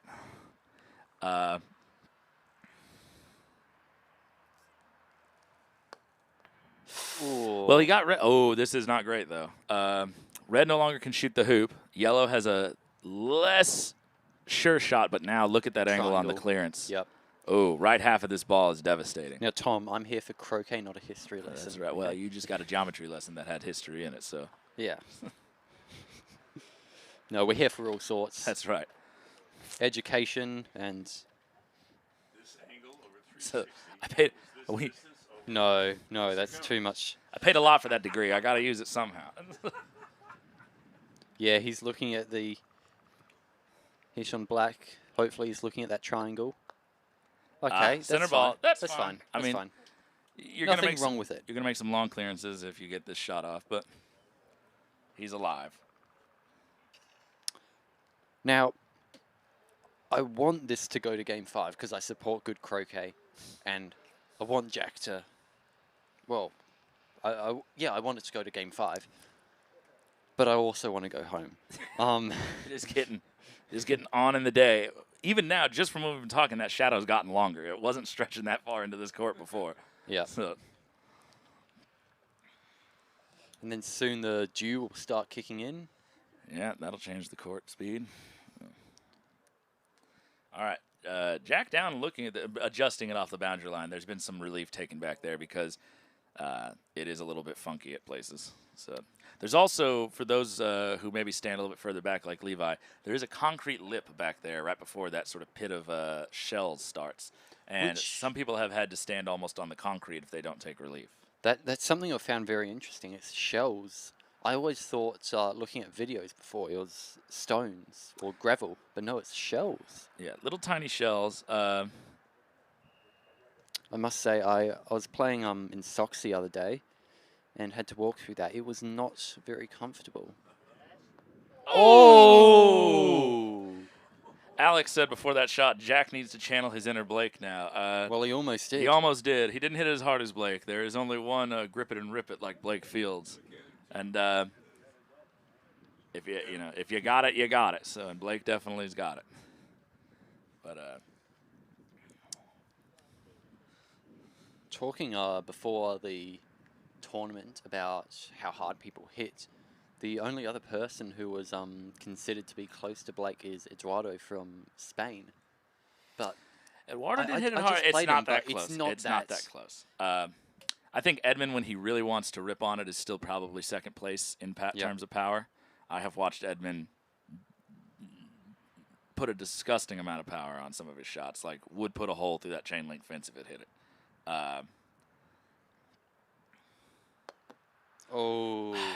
That's just, yeah. It's not terrible. No, but Black did not go that far away. No. Black's going to be all over that. And it's just, at some point, you gotta get to the hoop. You got to get through this game. Levi seems to just be wearing down slowly but surely, and he's potentially going to have to play a whole nother game, and Jack is still looking very steady. So I would I would say... I think it's leaning towards Jack now. For the first time today, I'll agree with you. I would say that everything I've seen coming into today, and even all the way up to Game 3, Levi was just... There were moments where he was nigh unstoppable. Yeah. And I would say that even in the course of this match, he has played, at times, the better croquet. Yeah. He's had moments where he was just, it wasn't even in the same realm. Well, in this game, even, there have been times where he's just... Right. He'll go through periods. He was way more consistent with it. So what you're seeing here is the difference between being really hot and really cold at times and someone who's keeping that level even tone. So, and there's something to be said for that. But I think Ben even Rothman Jack has had that hot and cold. He has, but it's less severe. Yeah. The peaks and valleys are a little bit more level. So even when he's in his weaker moments, he's able to come out of it a little quicker. Hoop shot? Oh, the in-off. Oh. No, that's mad. Matthew says Ahmed Nasser has to be in the conversation. And Matthew, I have said that a few times today, that Ahmed, especially when he was maybe a bit younger, was definitely the undisputed hardest hitter. No one's clocked anybody with a radar gun in many a year. I did suggest that yesterday. It would be an interesting sort of piece of an exhibition. But it would be scary to do. As long as you just fire it off into nothing on an appropriate backstop. So. Around the hoop. He's not happy. With his position, not the end of the world. No. Unless, could potentially still get some sort of promotion out of this. Ed Wilson, where do you think he sits? I think when Ed wants to, he hits it really hard. Yep. I haven't really paid too much. I haven't seen him play as much just on videos and things. So haven't really got a sense just standing here in my mind of how hard it is in relation to others. Couldn't you do it by analyzing frames of video, Alex says. You You could. could. That would kind of assume, though, that everybody had to be sort of in the same relation and direction to the camera, wouldn't it? Because you do get sort of this, like, weird distance. Yes, but also you'd want, ideally you want everything to be the same distance, Right. so you've got as many controlled variables as possible. Now you're getting a science lesson. There you go. If we could strap some sort of like stopwatch mechanism onto the top of a hoop that registered every moment it was hit, then you could just have people hit 7-yarders, and as soon as they contacted the hoop, you'd get a Ding, time ding. register.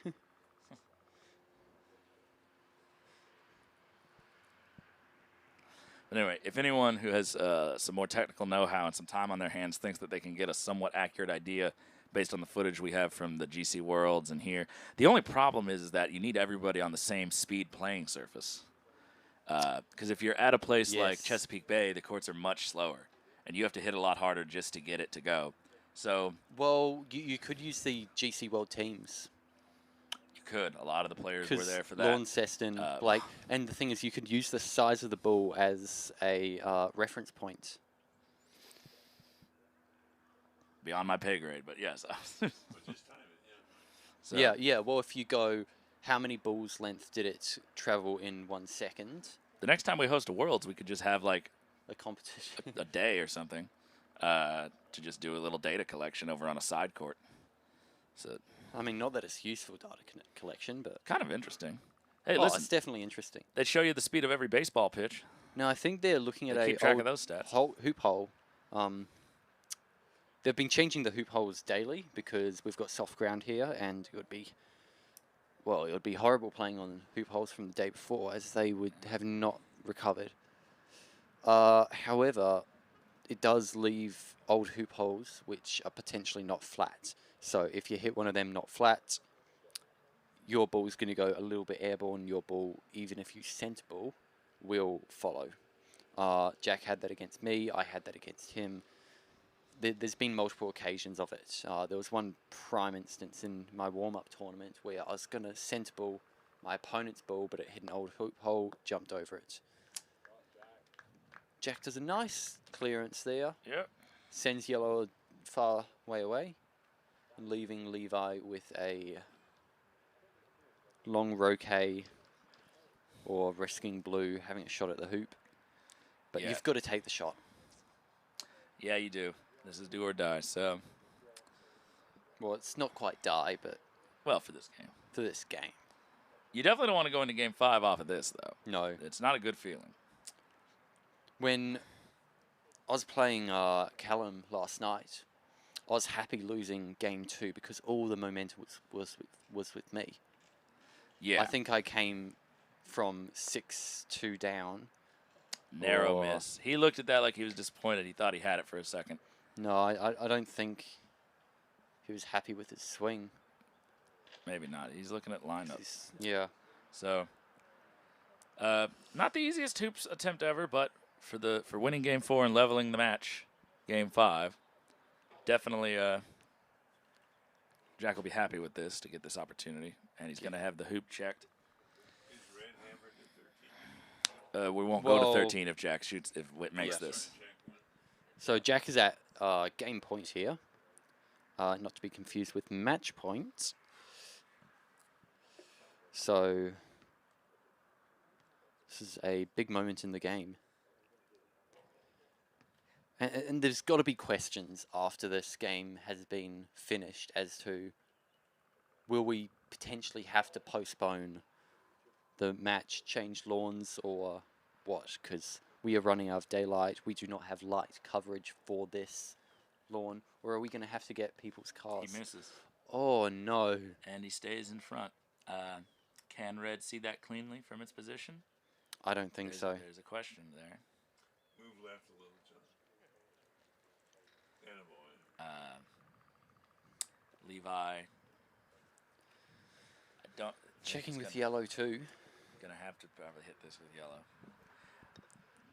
And even though, you know, there's a tendency, I think, for some players to look at this and go, oh, man, I can't believe that's wired. Like, how unlucky could I be? He did miss the hoop. He does give you another chance. Yeah. It's another 14-yarder you can put on your mallet to potentially turn this around. Yeah. And I think a lot of players walk up to those long shots with a negative thought process, and it would be a lot better for them if they just said, like, this is an opportunity. Exactly, yeah. You know, I just need to play well, and I can win this. Well, when you get a lucky block or something, there's nothing you can do. It's out of your control. But this next shot that you get, this 14-yarder, it may not be a 2-yarder. That's a good shot. Slightly right of center, lags himself into hoop running position, sends black over to the west penalty area. Jack will have no fear, just come back, set up again. Yep.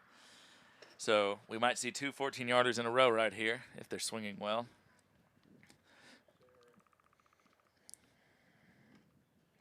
Wouldn't it be nice if there were 2 center balls? Wouldn't it be nice? Nicer for Jack because he'll have black there, so we need 3 14-yarders if they're both center balls. Oh, no. He's done that once before from that exact spot, coming to hoop 5. I don't know what it is. He might be accidentally scraping the ground. He has such a long mallet. And you know, he does actually sort of tap the ground in his cast. Well, so does Levi, though. He does. The amount of times But when you actually watch Levi cast, he's not touching the ground during his cast. No. He's doing it in sort of his warm-up, walk-up yeah, thing. yeah, it's his... Well, no, Jack it is is his actually casting. It's not... Jack is actually touching the ground sometimes with his cast. Okay. As it's coming backward, it scrapes the ground because he doesn't have a whole lot of room. Yeah, that's what I'm saying about Levi. He does that too. Really? But when he... Let's look at this. You can't really see it here, but if you hear it, you can hear the shh of him Never caressing noticed. the grass. So he swings so smoothly, it just... It seems like poetry. Let's see what Levi does here. Oh, what a what shot. a shot. Doesn't get as much of it as he might have wanted, but it saves the hoop and forces Blue to take on, or to make a decision whether or not to take on this 9-yarder or lay a ball back in position. Remember, Blue is not compelled to make this hoop. Red? No, Blue. Blue. So what I'm saying is, oh, what geez, I'm saying I've is got my ball mixed up. he doesn't have to make the hoop. If Levi makes it, he's advantaged at 13. Yeah. So setting in a ball here, basically allowing Levi to miss and having both balls around with yellow on the side boundary is okay. But he's going for a hoop. He's going for broke. I think Jack's hungry for the. He wants to. He might just be hungry. He might be ready to go to dinner. yeah, So he might be. just, But I mean, I had to break him. He might be there's another over. game still. Yeah. Well, he needs to finish this game first before he gets to the next one. He's just got to finish this bad boy.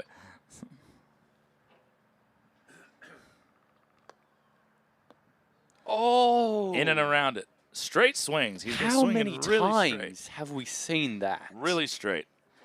But now Levi has a chance to. With not a whole lot of pressure because of Black's position. So This will put him to 6-all. 6-all. He'll be second ball going to 13, but Bet on yourself to hit. you know what? You've got to take it. You got to. It's not the end of the match for you. So, No. you know, play positive. If this was game 1 or game 2, he'd love it.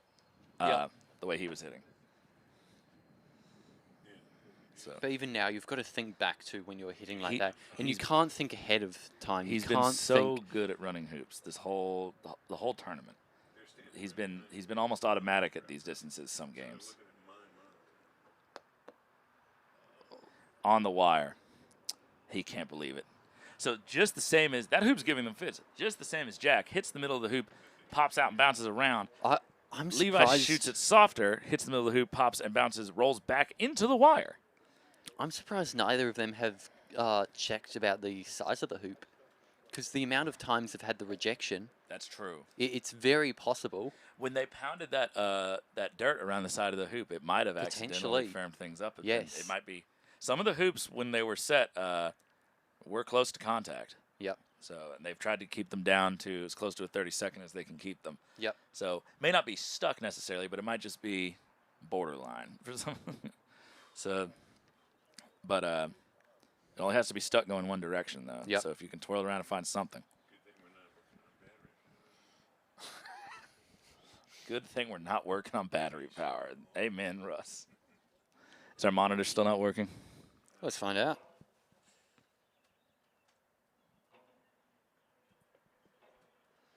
guys are getting your money's worth today. Nope. Levi with a big hit here. Center ball. Beautiful shot. Doesn't even get all the way to hoop 4 with that. That might be a hoop saver right there. Game saver. Now, the question I have is red on the outside of this wire in such a position where if blue gets any runnable position at all, can red hit it? And that's, I think, what Jack is looking at. What is red's swing look like? I mean, the problem that's been thrown into the equation is yellow's still nearby. It can't just set up. Yeah. He's gone brave. He's setting up for a jump shot. Yeah. If you do this wrong, oh. Oh. He's forgotten the ball order. Or has he? He's mad about something. I think it is. He's forgotten where black was. Oh, I think he's thinking that he had a chance to clear red or maybe do the in-off. Yeah. So I think red has an open swing on this. If he can stop shot this ball, that's disastrous for blue. I don't think he can. Oh, but I think he just forgot the ball order or forgot where black was. Yeah, he wasn't thinking. So that might be some fatigue. Tim Dement has joined us. Good coverage and commentary. Could you please explain the numbers next to players' names? Tim, so the number on the left, the larger of the two numbers, next to their country flag is their world ranking. And then the number on the right-hand side of their name next to their national abbreviation is their national ranking. So if I'm reading this tiny little screen right, Jack Good is currently ranked 15th in the world, 3rd in England. Levi is currently ranked 38th in the world and 5th in New Zealand. So both of these players, top 50 players in the world, top 10 players in their respective countries. Both of them represented their respective countries back in February at the Openshaw Shield, the World Team Golf Cricket Championships. Big hit incoming. Is this yellow? No, he's aiming for red. Or is he aiming for yellow? I can't tell. This screen is starting to get dusky. It's got to be yellow. Yeah, it's yellow. Unfortunately, he's ran it across. It's not as deep as he might like it to be. There's an outside chance if you hit on the left here. Yep. There's an outside chance if you hit on the left that not only might the hoop be hampering your clearance on red because it's really tight, but he gets up probably not all the way to 13, but on the boundary sort of in the quadrant of 13. And if you're Levi right now, you go for broke.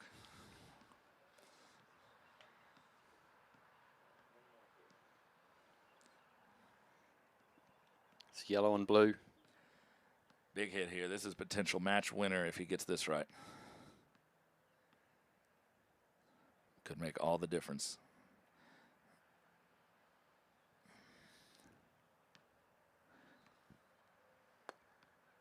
And he's hit it perfectly. It goes off towards 13. He's hit it perfectly. He hit the side of it he wanted. That's looking. I'm having flashbacks to me getting knocked out of the quarters. It's like that shot Reg hit against Nasser in 09 or something in the golf croquet world. Yeah, in Egypt. And then he ran it from the boundary. He gave himself a line shot. That position right there, that's going to be really hard. Oh, that's beautiful. That's going to be really. I know blue can see it probably. It's about level with the hoop, maybe a touch south, but that's going to be really hard to hit. I don't think you can see the whole thing. Red's almost in the mouth of the hoop. I didn't see exactly where on the line yellow was marked, but it's north. It's well north of the peg.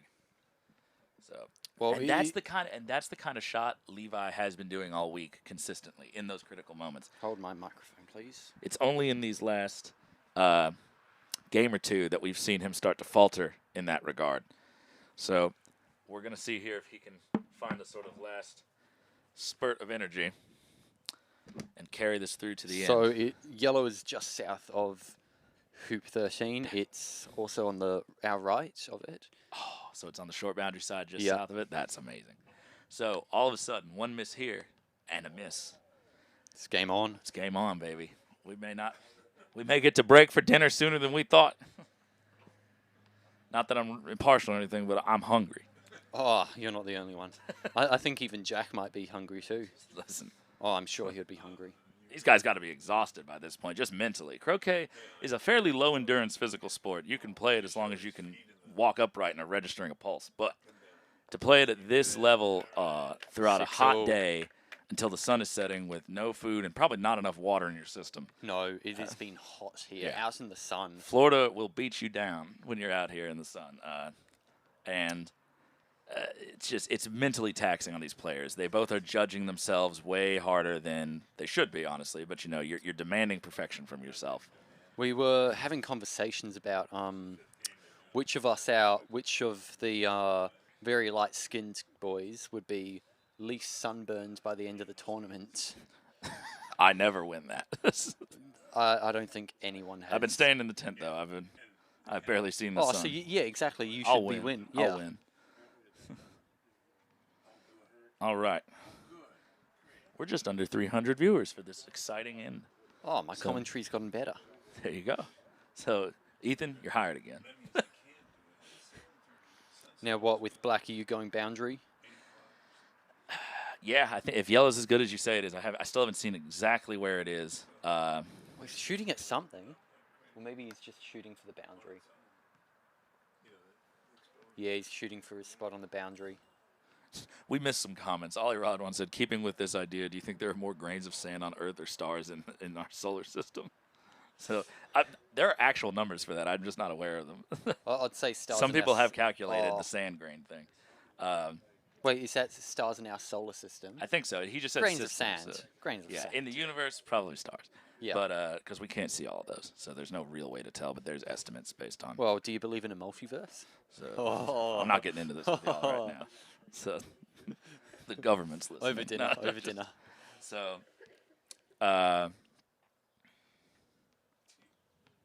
Tom Cooper says it's a full moon tonight, so no worries about Game 5. Yeah, I'm sure they'd love to play by the light of the full moon. Whoever's playing blue and black. That'd be quite romantic under the moonlight. Ooh, that almost looked like it slid out. That's not great position. Not blocking black on the hoop. Very clearable, so definitely wanted to keep Jack. But he's game down, Jack. Yeah. Would you be taking that shot?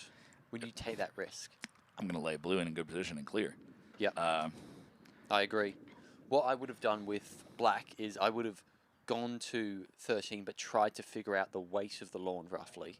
That way my next shot, that's when I can try and finesse it, try and get that perfect shot. So then, the first ball can clear, second ball can run. Yeah, Ollie, I know there's a way to calculate the grains of sand and the stars and everything. I'm not mathy enough. So. No. I only have a bachelor's degree. That requires something more advanced. Bachelor's degree, okay. Well, I've only got a diploma, so. And it's certainly not in any science. I don't think that was in the minimum requirements for this commentary job. Did you read? Am I fired again? Did you read my LinkedIn article? LinkedIn? Get out of here. Ooh, blue has a shot at yellow but can't get it. That's interesting. To take that shot with. I kind of like it. Lay up and clear with black. Red is south of hoop 12. Something had to shoot at yellow. It's very low risk.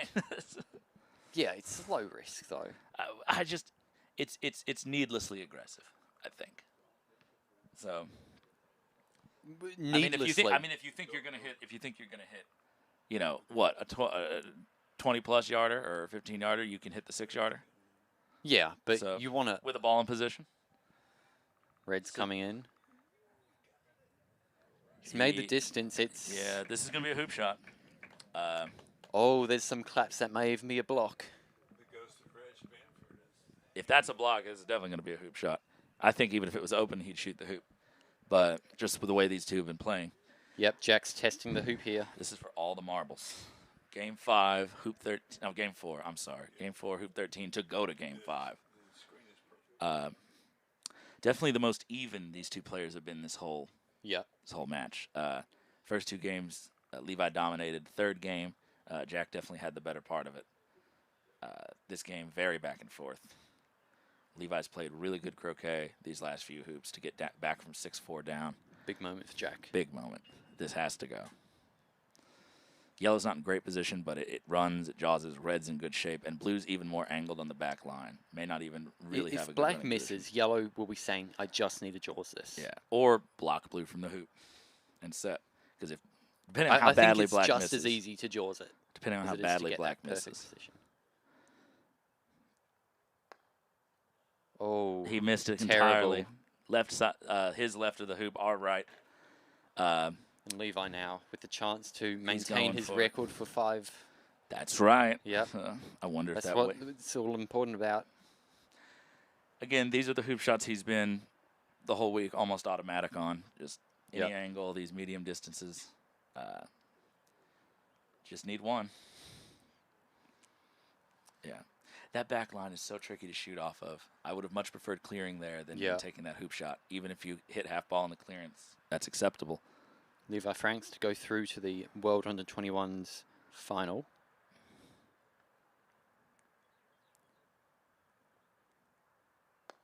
And he goes through. You hear the applause in the background, maybe, but in the 11th hour, quite literally almost, Levi Franks has taken the 4th game to win at the hook 7-6 to maintain his best-of-5 record and to enter the finals of the Under-21 World Championships against Fawzy Helmy from Egypt. And what an exciting final it proposes to be tomorrow morning.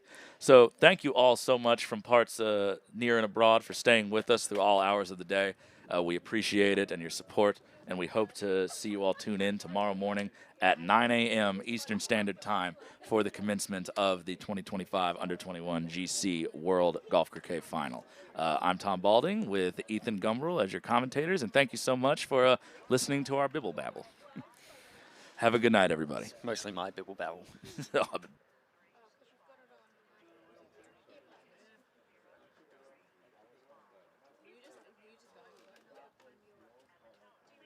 making me age.